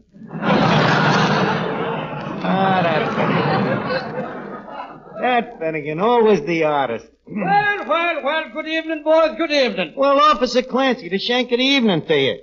Come here, Clancy. Yeah, take a look at this picture. Who's that? This is the dame that I'm taking to the policeman's ball. Well, pack me a nice and call me Shaky. What's her name? There it is right there. Can't you read? If I could, I'd be a sergeant. Well, it's Linda Donnell. Quite a dish, huh, Clancy? Oh, beautiful. Archie, she reminds me of the pretty little Colleen that stood beside me on my wedding day. She, too, was dark and lovely. And you married her, huh, Clancy? How could I? I just finished marrying my wife. Oh, well, that's a tough break, Clancy. Excuse me. Hello? Oh, how are you? Huh? Well, just a second, I'll ask him. Clancy, a friend of mine here wants to know what time will the policeman's ball be over? Oh, it usually lasts about 3 a.m. Thanks. Hello? You got until about 3 a.m. Okay. Who is that? Crud-faced Clifford, the safecracker. Oh, yes, a very good friend of mine. I've sent him up the river 3 or 4 times. That's a nice friendship. Archie, how sure are you now that you can get this Linda Dardanelle to come to the ball? Just as sure as I am that you're a thick-headed cop, Clancy. Well, that's good enough for me. Give me that phone. Okay. Hello, Sergeant? This is Clancy. Clancy. Clancy, the patrolman. I'm up here at Duffy's Tavern. Now, just a second, Sergeant, you're wrong. They know me better than to offer me a drink.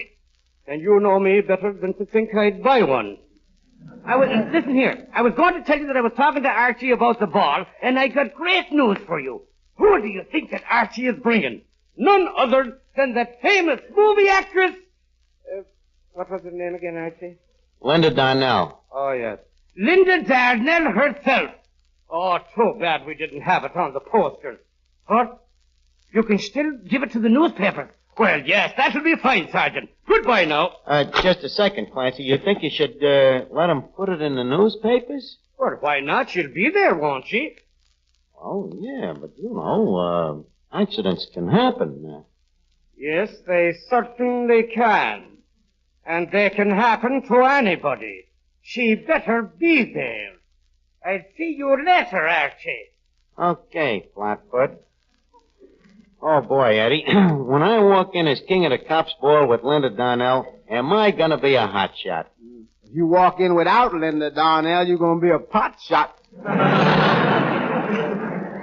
Don't be silly, Eddie. She ain't gonna turn me down. Okay, you know best, but somehow or other I still hear a little voice inside of me shouting, "Short live the king."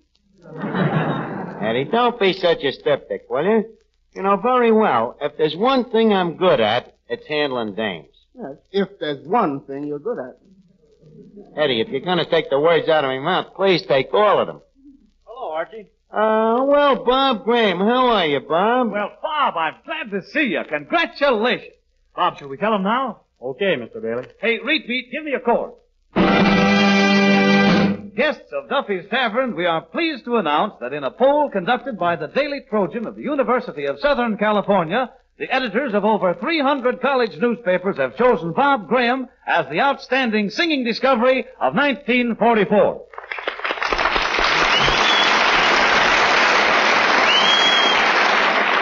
Gee, Bob, I didn't notice. Congratulations. Thanks, Archie. And Arch, you don't know the best part.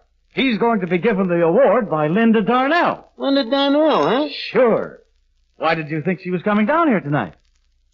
Oh. Oh. She's at the top. Arch, this ought to be a great night for the kid, huh? Linda Darnell herself giving him the award and probably kissing him on both cheeks. Us old bucks won't have much of a chance, huh? No. Bob, this is a big night. How about singing a song to celebrate? Okay, Mr. Bailey. I got a feeling this is going to fly up me ointment. Good night, sweet dream. Tomorrow's another day. Till then, good night, sweetheart. Good night, sleep tight. I'll see you along the way in dreams. Sweet dreams, sweetheart. The angels up above watch over you and keep you safe, my love, until the dawn breaks through. Good night, sweet dreams. Tomorrow's another day. Good night, sweet dreams, sweetheart. Good night, sweet dreams. Tomorrow's another day. Good night, sweet dreams. Good night.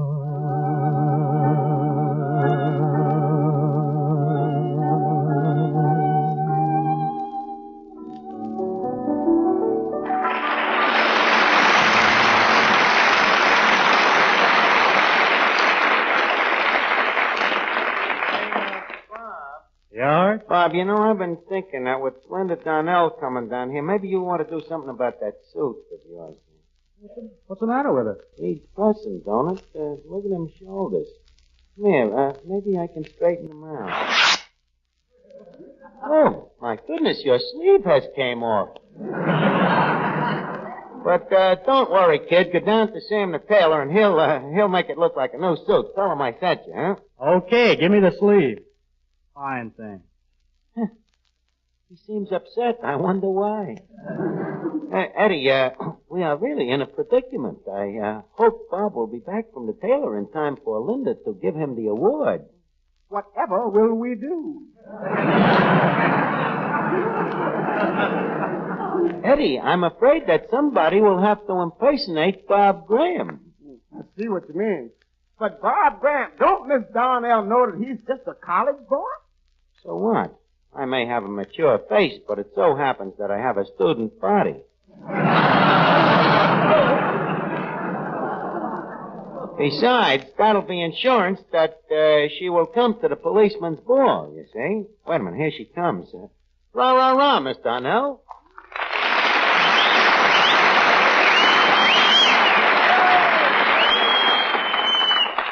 Well, good evening, Bonnie Beautiful. I've been expecting you. You have? Oh, but Natch. Well, I'm looking for Bob Graham. Natch. Can you tell me where to find him? Search. Who do you think I am? Are you Bob Graham? I ain't his brother. Father? Miss Darnell, I am not old enough to be my own father yet. Oh, I'm sorry. It's just that I thought you were much younger. Oh, I am. But I was told that you were 19. Ah, that's just newspaper talk. I'm really 21. 21? Well, please forgive me, but you seem a lot older. Oh, that's because I was a premature baby. Yeah, you see, they stuck me in an incubator, and some of them jerk interns turned up the heat, and it aged me too quick.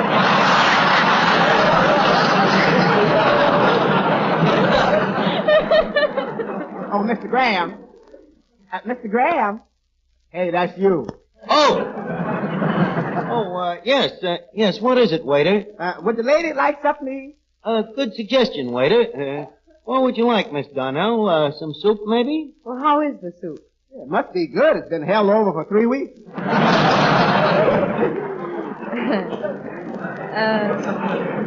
That's cute. What kind of notices did it get? Obituary. Linda, maybe you better try something from the grill. Waiter, what looks tasty on the charcoal broiler? The charcoal.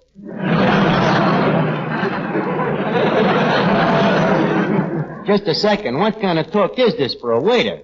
Why, if I was managing this place... Now, wait a minute. Now, you don't know nothing about managing this place because you is Bob Graham, the singer, right?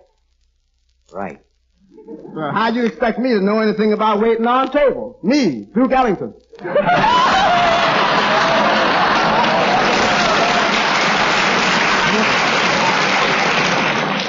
Eddie, will you get out of here? Okay, old Eli, get out of here. Now, Linda, let's get back to us.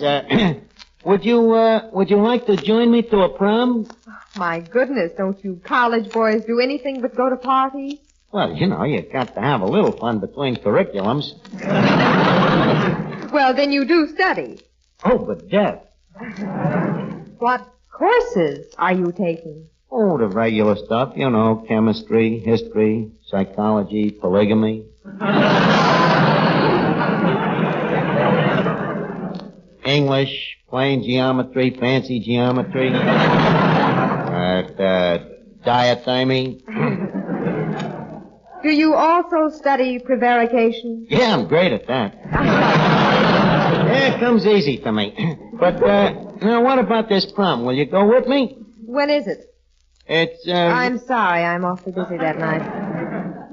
Linda, why are you acting so hard to get? Why are you acting so hard to take?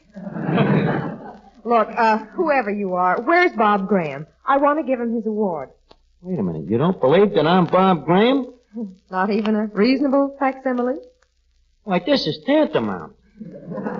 It's like calling a rose by a spade. All right. If you really are Bob Graham, how about singing a song? Huh? Well, I would, but I got a bad case of lingerie-itis.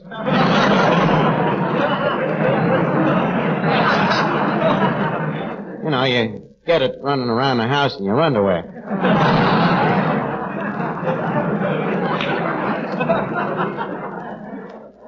Well, I'll tell you what. Now, you asked me to go to a prom. I'll do it on one condition. What? Sing a song and prove who you are. Look, do you mind if I take just a minute to goggle me larynx? I'll be right with you.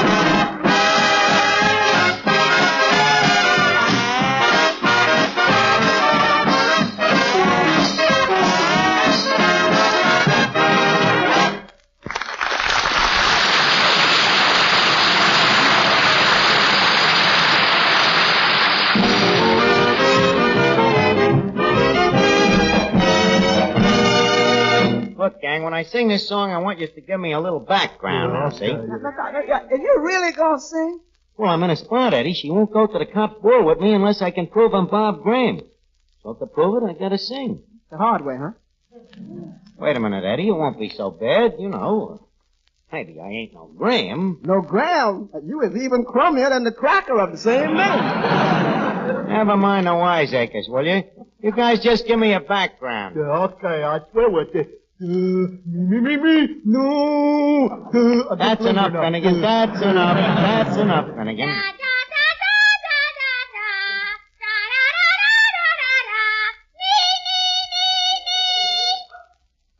I ain't gonna sound so bad at that. Miss Darnell, what song would you like to hear? Well, what song do you know? Well, I have a little number that I wrote myself called Leave Us Face It. What did you write, the lyrics? I wrote both the words and the lyrics. Who did the tune? That I don't know. But it's beautiful. Will you hear it? I will do it accompanied by the Duffy Mixed Up Choir. Jack Bailey, Eddie Green, Finnegan, and Miss Duffy. 2.5 wits and a miss. Let's go, huh? Leave us no longer pretend that you are merely a friend, for it is wrote in the stars above. Though we have tried to act cold, suddenly low and get hold, leave us face it, we're in love. Leave us not blush with no shame. If people bandage our name, shoes and all rice are worth dreaming of. Stories like intertwines could win a Pulitzer Prize. Leave us facing, we're in love. In some other life we was once man and wife. In an old French chateau we was mated. Archie, what's going on here? Wait a minute. Bob, when did you get back? Look, kid, come here, quick. Let's get in the back room. Let go of my sleeve. Oh, sorry, but Bob, I don't want that dame there to see you. But that's Linda Darnell. You're nuts. That's a dame from the SPCA. She stops kids from singing. She's out to get you, kid. She says you're too young to sing in public. I'm old enough to sing any place. No more. They raised the age limit on account of Tibbet getting on the hit parade.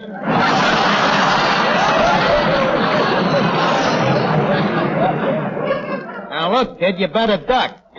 Quick, too. Just a second. Are you Bob Graham? Yes, I am. Well, thank goodness. I'm Linda Darnell. Bob, I have an award for you. Say, let's get out of this stevedore Stork Club, shall we? Okay. But, Linda, wait a minute. Well, you can't go yet. What about the dance, the prom? You gotta go. It's the policeman's ball. Oh, the policeman's ball. Yeah, sure. If you don't show up, them cops will emaciate me. They'll murder me. They'll kill me. They'll kill you? Certainly. You talked me into it. I'm not going. Come on, Bob. Good night, Archie. Oh. Holy cat. Holy cat. Clang, clang, clang went the nightstick. Here I am, king of the policeman's ball and no queen. I got to think of something to tell Clancy. You better think fast, 'cause here he comes. Well, Archie, my boy, Archie, I just came back to tell you that the tickets are going like wildfire. That's great, Clancy. Oh, everybody's buying tickets to see Linda Darnell. They are, huh? Why, certainly. Well, now look, Clancy, you admit that it is errant to be human, huh? Oh, yes. And yes. sometimes there comes a course in a time of guy's human events, when he makes certain promises that, Archie, it already says in the paper that she's coming. But, Clancy, you can't believe everything you read in the papers. Archie, you're a nice boy. And I want you to know that there's nothing personal in what I'm about to do. But in behalf of the personnel of the 4th Precinct...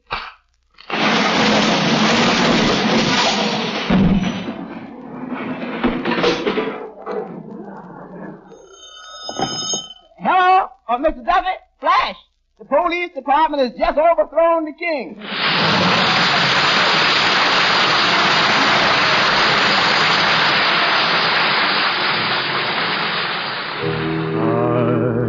Your heart from sight, lock your dreams at night. It could happen to you.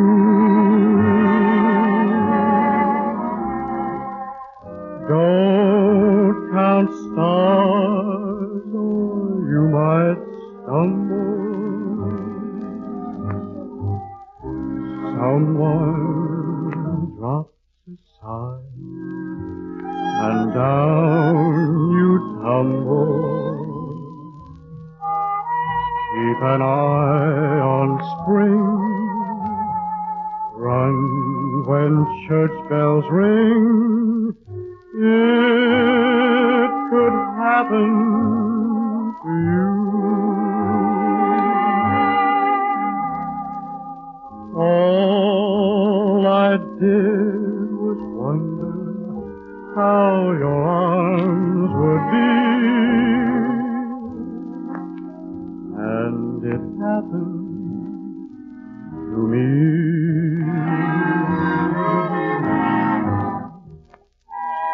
Keep an eye on spring, run when church bells ring. It could happen to you. All I did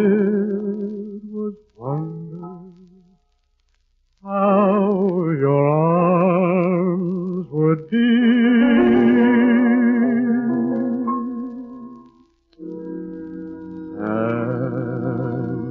it happened to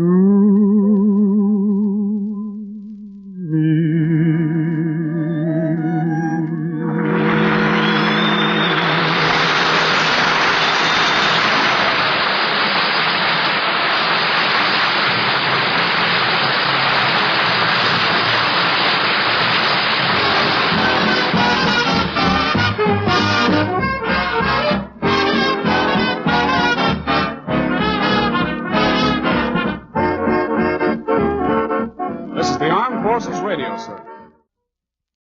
My Little Margie, starring Gail Storm and Charles Farrell. Transcribed in Hollywood.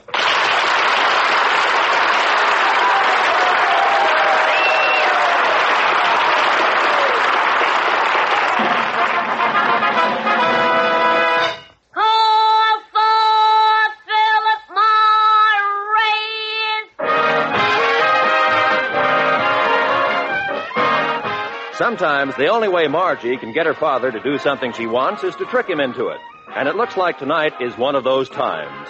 As we look in on the Albright apartment, we find Margie hatching a plot with her friend and neighbor, Mrs. Odette. Now remember, Mrs. Odette, the idea is to persuade my father to go away for a few days to Silver Lake up in the mountains. And naturally, we want him to take us with him. Of course, we'd all enjoy the vacation.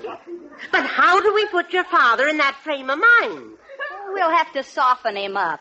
You think you can do it? Oh, I'll soften him up all right. When I get through with him, he'll be so soft. When he walks, he'll squish. Oh, that's fine. You'll have to call him Gooey for short. What are you laughing at, Margie? I was just thinking, poor men. They haven't got a chance against us women. Yeah. Suckers. Oh, honestly, Mrs. Odette, sometimes I think you... Shh, quiet. I think I hear Dad coming. Hello, Margie. Hi, Mrs. Odette. Hello, Mr. Albright. Dad, it's so nice to see you. Come here. Sit down in your favorite chair. I think you'll enjoy it more than ever tonight. I will? Well, why? I've been sitting in it to warm it up for you. It's a warm evening, Margie. I don't think I'll be comfortable sitting in a warm seat. Stand aside, Mr. Albright. I'll blow on it and cool it off. Never mind, Mrs. Odette. It's a chair, not hot soup. I'm not used to all this attention. Now, come on. What's this all about? Well, all right. We wanted you to go away for a few days to Silver Lake. You need a rest. There's nothing wrong with me. I feel fine. Now, look, girls, I'm much too busy to take a few days off. Well, that's the very reason you should. You're keeping your nose too close to the grindstone. Yes, you'll wear it off. And then when you get rich, you won't have anything left to turn off at your neighbors. Hello, Albright. Hi, Margie, Miss Odette. Oh, Mr. Honeywell, what brings you around? A glass of water, but whiskey's quicker. Oh, no. You know, when I tell a little joke now and then, it makes me feel better. Oh, it isn't that you feel better. You just seem that way because everybody else is sicker. Fine way to talk to your boss. Margie, what ails this sourpuss? We're trying to get him to go up to the lake for a few days, but he keeps repulsing us. Yeah, he's pretty repulsive. Why don't you want to go, Albright? Well, what am I going to do at that lake, stuck up in the mountains somewhere? Am I going to have any fun? No, I guess not. You'll get worn out pulling in all those big fish you're going to catch. Yeah. And you'll probably be bored sitting on the beach all day watching all the bathing beauties parading around. Yeah. Oh, you know, Margie, I was just thinking. What about, Dad? Oh, it's been a long time since I threw out a line and hooked anything. A trout or a bathing beauty?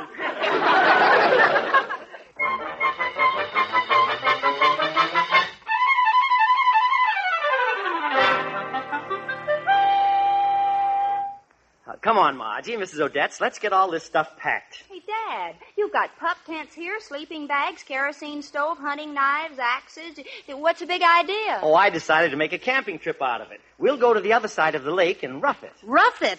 Yes, I'm the rugged type. I like to drink my coffee out of doors. Don't you get splinters in your lips?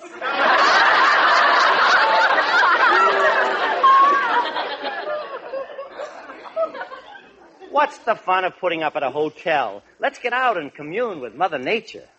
Hi, everybody. Oh, hi, Freddie boy. Well, well. Freddie Wilson himself, in the flesh. Yeah, I wear it every time I go out.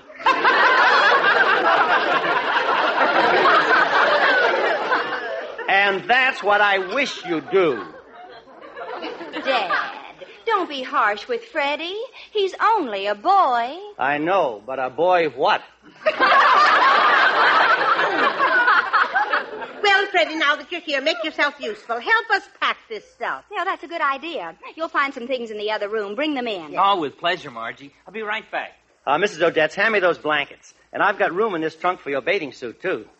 Oh, I'm not going swimming. I've been up to Silver Lake before, and the swimming there is awfully dangerous. But the water isn't rough at all. Oh, it's not that. I like to float on my back. And people kept docking their boats on me.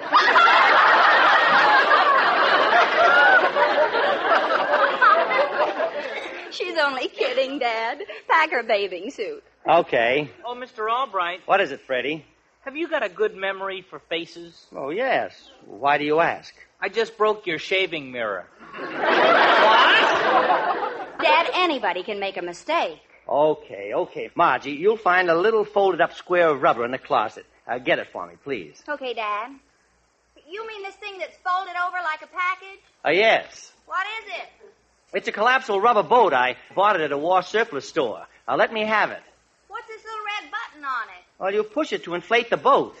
I wonder how it works. Oh, Margie, don't touch it.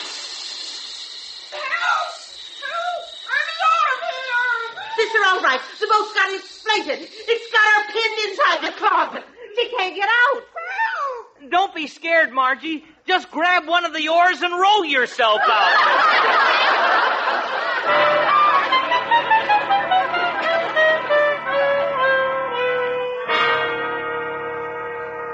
Well, let's not stand around in the hall, Margie. Are we all set to go? Yes, Dad. The windows are closed, the blinds drawn, and the door locked.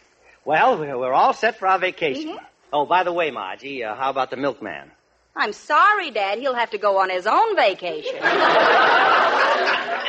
Well, come on. I'll put the steamer trunk, the 2 foot lockers, and the duffel bags in the trunk compartment of the car, and the 3 suitcases in the hat box in the back seat, and we 3 will ride up front. Where will I ride, Mr. Albright? You? You're not going. I'm not. Okay. Margie, what'll I do without you? I'll only be gone 3 days, Freddie. Margie, I can't let you go, leaving me all alone without someone to lean on. It'll be a big shock to me to suddenly have to face the world. It's going to be quite a shock to the world. Goodbye, Freddie. Give me one more second, Margie. Let me drink in your perfume. Go ahead, Margie. Get him a cup full. Oh, I hate to go without you. Oh, Freddie. Oh, Margie. Oh, nuts. Come on. It's getting late, and I want to... There's your phone, Mr. Albright. Oh, yeah.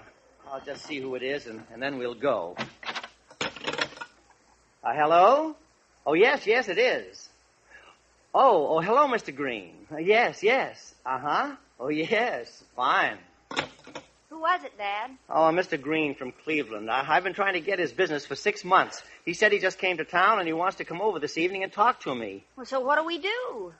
Well, Margie, remember what you said when you packed this steamer trunk, the 2 foot lockers, the duffel bags, and the 3 suitcases, and the hat box? Uh-huh. I said if I ever had to unpack and then pack them again, I'd scream. Well, let her fly, baby. I've got my fingers in my ears.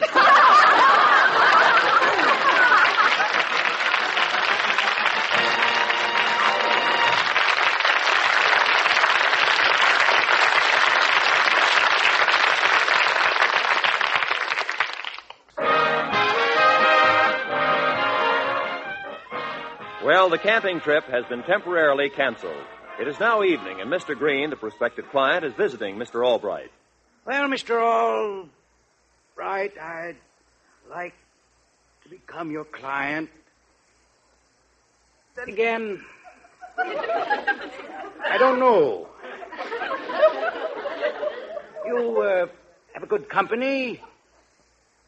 Then again, so is your competitor. Oh, yes. That's true. Mr. Albright, may I see you a moment, please? Of course. Excuse me, Mr. Green.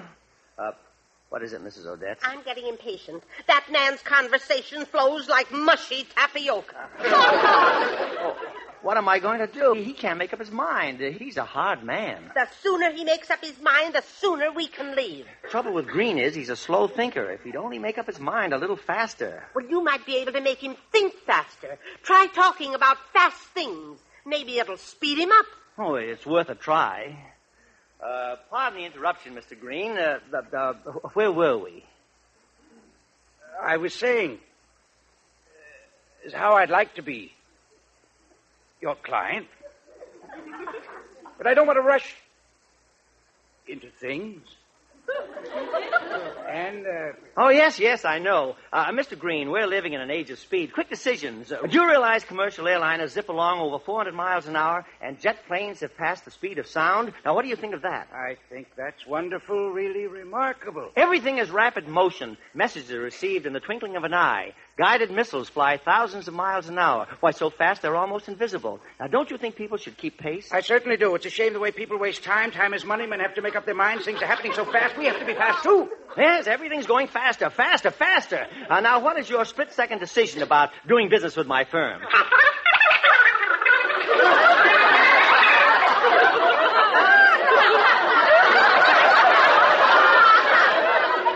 Well, that's very interesting. Margie, how long is your father going to be busy with this Mr. Green? Who knows? All we can do is sit here in the corner and watch them. As soon as they're through, we'll take off again. Margie, I'll bet you're glad to be going away without me. I'll bet you can hardly wait to leave me behind. Freddie, I'm not happy about it at all. You are, too. I am not. You're just being narrow-minded. Narrow-minded? I am not. I'm as thick-headed as anybody. Actually, I feel terrible about going away without you. And I don't even want to go camping at all. But I can't tell Dad without looking silly about it. Well, the way your father is speeding up that Mr. Green's thinking, it looks like the deal is going to be made any minute. Yeah. And then off you go on a trip you don't want to make. Hey, Freddie, I was just thinking, suppose I try and slow down Mr. Green. He'll have trouble making up his mind again. Why, it might take months before Dad goes on that trip, and he might never even go at all. Go ahead, Margie. Go to work on Mr. Green. Oh, pardon me, Dad. I hate to interrupt, but why don't you get Mr. Green the hors d'oeuvres? Huh? Oh, certainly. I'll go get them. Mr. Green, what do you think of the proposition my father is offering you? It's good. He can make me some excellent investments, sound programs he lays out, wonderful future. I like the way he talks. Just don't rush into things, Mr. Green. Dad's a fast talker, you know. Well, I'm just about ready to tell him I'm signing as a client. Well, it's an important decision, Mr. Green. Haste makes waste, you know. Take a week to think it over.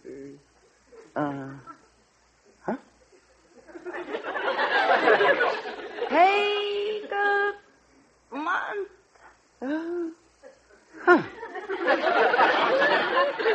Take a year.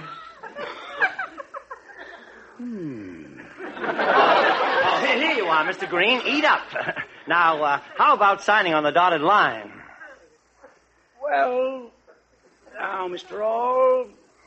Albright, I need a little more time to think it over. Huh? I'll let you know in a week. Or two? Late? You'll hear from me. Good night.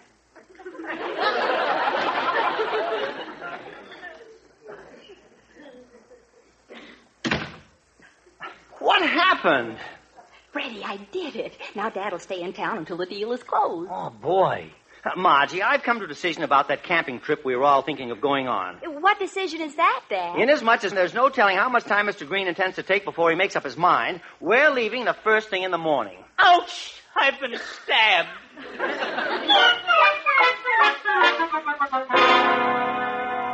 Oh, Mr. Honeywell, it's mighty decent of you to drop in this evening and give us a hand with the packing. Oh, no, not at all, my boy. Now, personally, I think you took too much when you packed this morning. Yes, we certainly did. Oh, you've got to cut down. You're right. Margie, we're taking just the essentials and some light fishing tackle. If we need anything up there, we can use fish to get it. Fish? What are you talking about? Well, the tradespeople up there on the other side of the lake are real backwoods types. They use fish as money. They use fish as money? Yes. Well, they must have a messy time playing the slot machines. Well, I think you've got this packing situation under control. Now, when are you leaving? Oh, first thing in the morning. Fine. I may come by to see you off. Good night. Good night, Mr. Honeywell. Good night, boss. Thanks. Oh, Margie, it's really going to be exciting camping out in the woods. Why, we might even find some deer tracks. Oh, Dad, that's silly. A deer doesn't run on tracks. Margie, are you kidding me, or are you really... Hi, Mr. Albright. I'm wearing my new camping outfit. How do you like it? It fits too tightly on you, Mrs. Odette. You won't be comfortable. Why not? Well, tight clothes stop the circulation. You're crazy. A woman in tight clothes is always in circulation.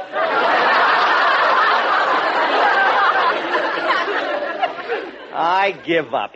Now listen, Margie. When we get up to Silver Lake, the first thing I want you to do is pitch the tent. Pitch the tent? Well, you know how to pitch a tent, don't you? Sure, but who's going to catch it? Margie, you pitch it, I'll catch it, and let your father try to hit it. Oh, something tells me that you girls aren't ready for camping out in the woods. You need practice. Practice? What do you mean? Well, before we go, Vern Albright, the old woodsman, is going to give you a few camping pointers up on the roof. You mean you want us to camp out on the roof? Yes, the whole night. We're going to simulate actual woodcraft conditions. We're going to simulate actual woodcraft conditions? That's right. I'll be right back. Where are you going? I'm going out to get a corsage of poison ivy.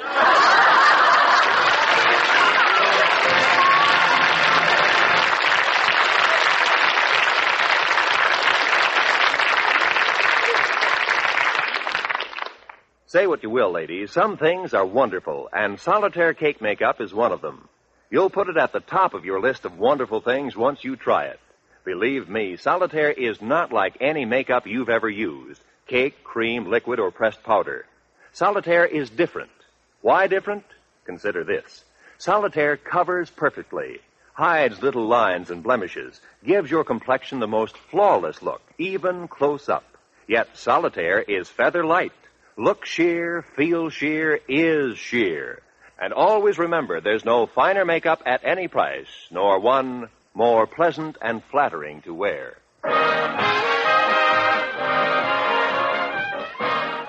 In order to get Margie and Mrs. Odette ready for their trip, Mr. Albright has decided that they'll camp out all night up on the roof. We find them now on the roof of their apartment house, surrounded by their camping paraphernalia.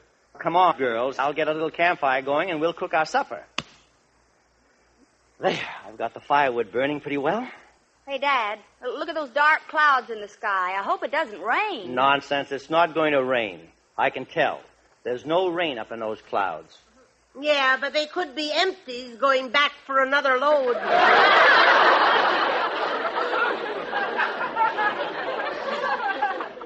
Listen, I'm an old woodsman, and I can tell about rain. It's not going to rain tonight. I'd bet 10-1 on that.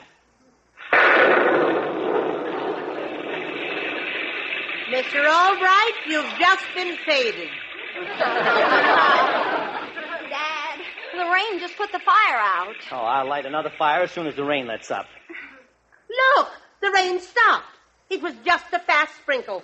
Fine. I'll make some coffee. Oh, I'm a great coffee maker. So, here's your old metal coffee cup, Dad. The one you used on your last trip. Are you sure that's my cup? Sure. See the scars where the coffee you made ate away the aluminum coating? Come on, Miss Rollbright, light the fire. Well, the wood is all wet. I better chop up some more firewood. There. Now I'll just put a match to it. And now the fire is really blazing. Oh, I sure hope it doesn't rain anymore tonight. Impossible. It can't come down again.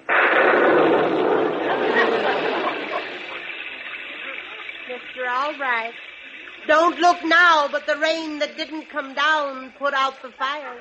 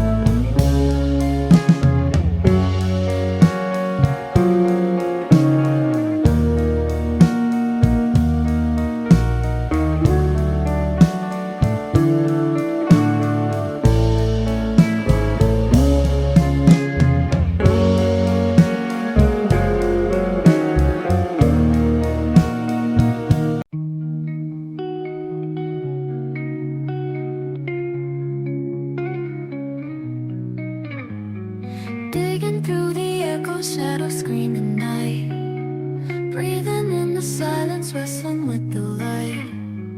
Eyes half open, blind, I dance on the edge, rolled up like the waves on town's crooked ledge. Whispering ghosts tangled in my veins, dreams heavy like the chains pulling at my stains. Skies turn to pitch, wander in the maze, lost within a haze, searching for the blaze. Beneath the surface lies a shattered sea, fragments of who I'd never dare to be, drowning in the deep.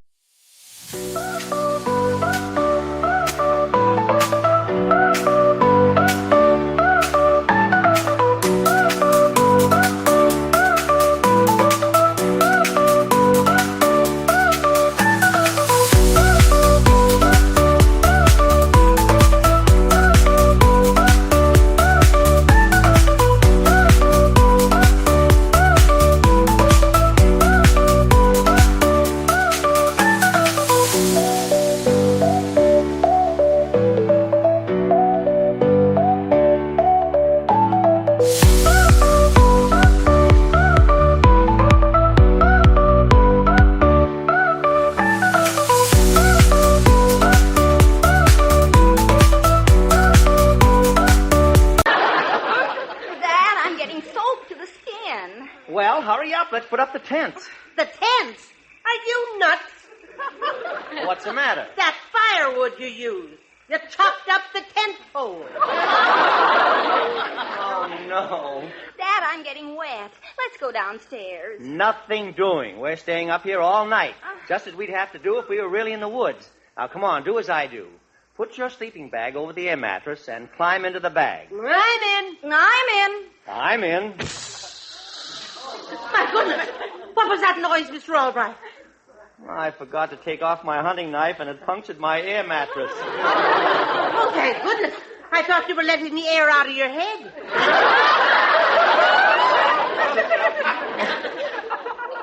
Oh, but now there's nothing between my back and these pebbles on the roof but a thin sleeping bag. Oh, it's uncomfortable. We'll get out of the bag and we'll figure something out. Okay. Margie. What is it? Oh, the zipper is rusted. I'm locked in. You can't get out of the bag? No, and these pebbles are digging into my back and the rain is coming down on my face. Well, take your hunting knife and cut the bag open. I can't do that. I wouldn't have anything to sleep in. Oh, what am I going to do? That's your problem, Davy Crockett.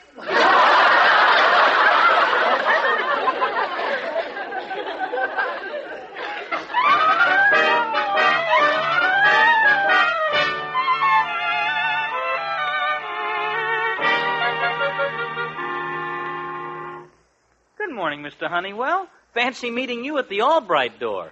There's nothing fancy about it. I came over here to bid him a plain and simple goodbye. Oh, I understand. You should. You're plain and simple. Hey, look, the door is open. Hello? Anybody home? Oh, let's go in. Hey, all the bags and camping equipment are gone. Well, what do you know? It looks like they left extra early for Silver Lake. Look, kid, I just got a mad desire to head for the tall timber myself. You want to come with me and we'll join the Albrights up there? Do I? I'll say. Well, come on. Let's get packed fast and we'll take off. Maybe we can even catch up with them on the road. Oh, boy, camping. I've never been camping. Oh, you'll love it. Even if we don't find the Albrights up there, we'll stay for about a week anyway. Think of it, Freddie. Fresh air, sunshine, sleeping in a pup tent. Oh, I don't want to sleep in a pup tent. Why not? The barking will keep me awake.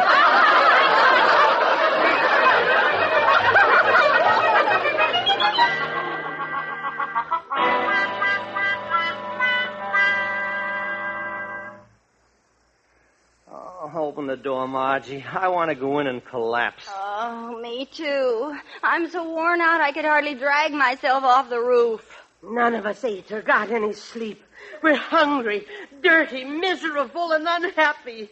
I've got only one word to say for camping in the open. Phooey! Strangely enough, I feel the same way. I'll never go on another outing, so help me, Hannah. Yeah, let Hannah go for herself.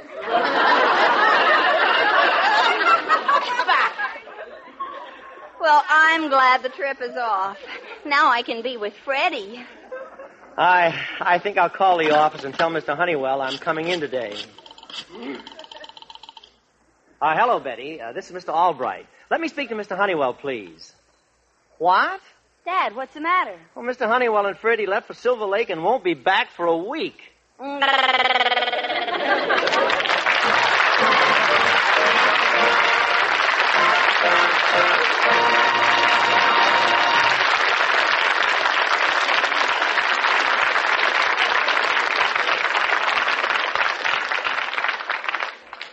Now then, here are Charles Farrell and Gail Storm. Say, Charlie, I heard you telling Gail last week how beautiful girls look in the summer.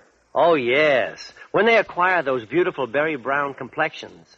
And that luscious tan on shoulders, arms, and legs. Yes, but what about the many, many gals that just can't take time to sunbathe in the summer? Oh, Roy, that's simple. All they need do is to wear one of the gorgeous summer shades of Solitaire Cake Makeup. You see, Solitaire gives any gal just the kind of beautiful outdoorsy look she wants in the summer. The fact is, you can't tell a summer shade of Solitaire from an actual tan. Solitaire looks so natural. That's why so many of us who can't always be suntanning wear Solitaire Cake Makeup for complexion, shoulders, arms, and legs. Get a compact tomorrow. Solitaire by Campana.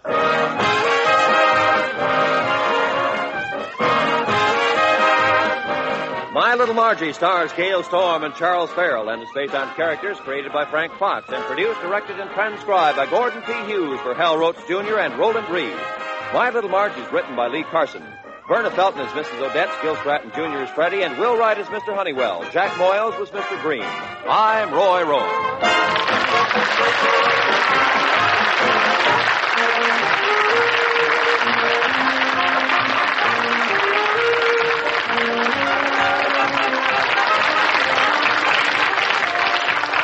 If you're short on willpower and long on overweight, you need help to reduce. You need AIDS, A-Y-D-S, delicious low-calorie candy enriched with vitamins and minerals. Enjoy AIDS before meals as directed. It curbs your appetite for fattening foods and desserts. You automatically eat less. You avoid hunger pangs. The AIDS plan is guaranteed to help you lose weight with your first box. Price $2.98 or money back. Ask for AIDS at drug and department stores.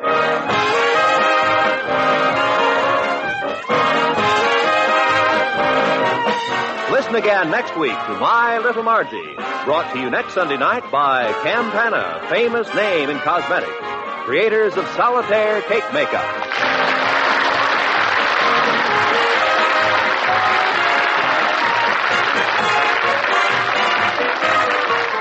This is the CBS Radio Network.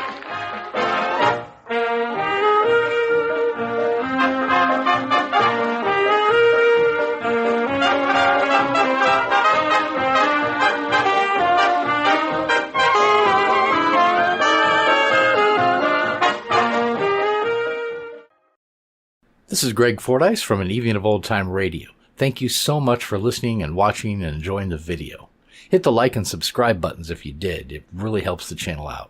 And again, if you're seeing this video on any other channel than An Evening of Old Time Radio, there are no numbers in my channel's URL name, then you are watching a pirated copy of my video where the thief has stolen my audio track and republished it with a different background on their channel. Thanks again for all of your support.